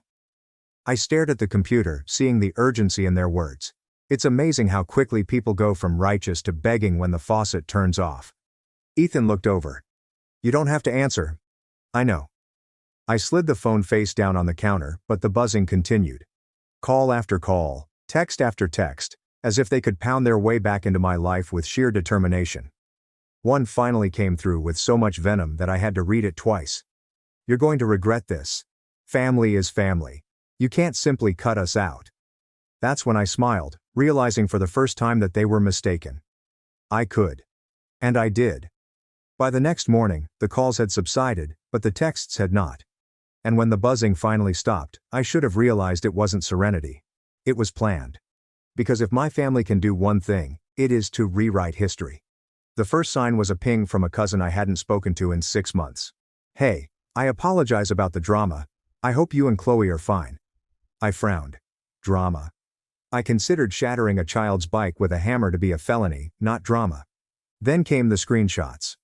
Apparently my sister and mother had taken their campaign online, or at least into our extended family group chat, which still contained the digital remnants of a reunion photo from 2015. They turned the entire situation into a tragedy in which they were the victims, and I was the villain. They claimed Chloe broke Madison's bike. I declined to help. And then, this is my favorite part, I cut them off financially for spite. No mention of the hammer, no mention of the driveway, no mention of my mother standing there nodding like a judge passing sentence while my sister ruined a 6-year-old's joy. The story was so bizarre that it should have come with a funhouse mirror. I wanted to disregard it, I actually did. But when I watched relatives respond with little thumbs up emojis, "Oh no, poor Madison, and that's so cruel of Lauren," something in me snapped. Because, here's the deal. People can mistake me for a cold person. People sometimes believe I'm difficult. But is my daughter being portrayed as a spoiled child who was rewarded for wrecking someone else's bike? Number that I will not let slide. So I did not. I opened the security app. You know those cameras you put on your porch because you are concerned about package thieves? It turns out that they also capture family meltdowns. And there it was, crystal clear. Brittany walks out with the hammer. Chloe gave a small gasp. Metal bends. Paint cracking. My mother's voice in the background, blaming me. The entire terrible symphony. I grabbed the clip, cut nothing, and reposted it on the family chat. There's no commentary or diatribe, just the video, and one sentence. For the record, that bicycle was intended for Madison. Brittany destroyed it herself. This is why Madison does not have a bike anymore. Then I put my phone down. I did not have to wait long. The conversation exploded like a grenade in a container. Aunts gasped in all capitals. Cousins typing WTF, as if they were auditioning for a new keyboard shortcut. People who had quietly believed the revised narrative were forced to confront the truth. And the reality was wearing sweatpants and wielding a hammer. I should have felt justified. Instead, I felt exhausted. Because here's the deal. People do not appreciate it when you tell them the truth. They simply choose the loudest side. My mother called within an hour. I almost didn't respond. But a part of me wanted to know what explanation she had come up with. She did not disappoint. "Yes, maybe your sister overreacted," she said. "But how could you post that video? You've ruined her reputation." I held back a laugh. "She ruined herself, Mom. I just pressed play." "You don't humiliate your family," she shouted. "Funny," I said. "That's exactly what she did to a 6-year-old with a hammer." The stillness on the line was piercing enough to draw blood, then she hung up. However, the consequences was not over because the video did not simply make its way into our family discussion. It spread. Friends of friends and neighbors. Someone even shared it on Facebook, with the message, "Who does this?" Brittany's husband seemed to have seen it. Now I won't pretend we ever got along. He constantly acted as if he were auditioning for the most exhausted guy in America. Even he couldn't look at that footage and shrug. He called me, which is something he never does. "Is it real?" he inquired. His voice was flat, but I could detect something beneath it. "Yes," I answered. "It's real." He breathed slowly and deeply, as if he were releasing air from an overinflated balloon. "Thank you," he said before hanging up. The next thing I knew, he had filed for divorce and custody of Madison. And, curiously enough, that was the first time I felt relieved since it meant someone else had finally noticed it. Finally, I responded, "This is not okay." The calls from Brittany and my mother continued, but their tone had changed. Less righteous and more desperate. "You didn't have to post it, you're tearing this family apart. Think of your niece." As if I hadn't been thinking about her the entire time. I stopped responding. Instead, I sat on the edge of Chloe's bed that night, watching her sleep, and allowed myself to experience something I hadn't felt in a long time. Nor fury, nor tiredness, but insight. Because this is something they have never understood. Family is not a free pass. You can't smash, lie and demand while expecting total loyalty. Family is meant to represent protection, safety, and affection. And if it doesn't, Perhaps family is just another word that people use to avoid facing repercussions. Finally, I drew the line. This may go too extreme for some folks. For some, the distance may not be sufficient. What are your thoughts?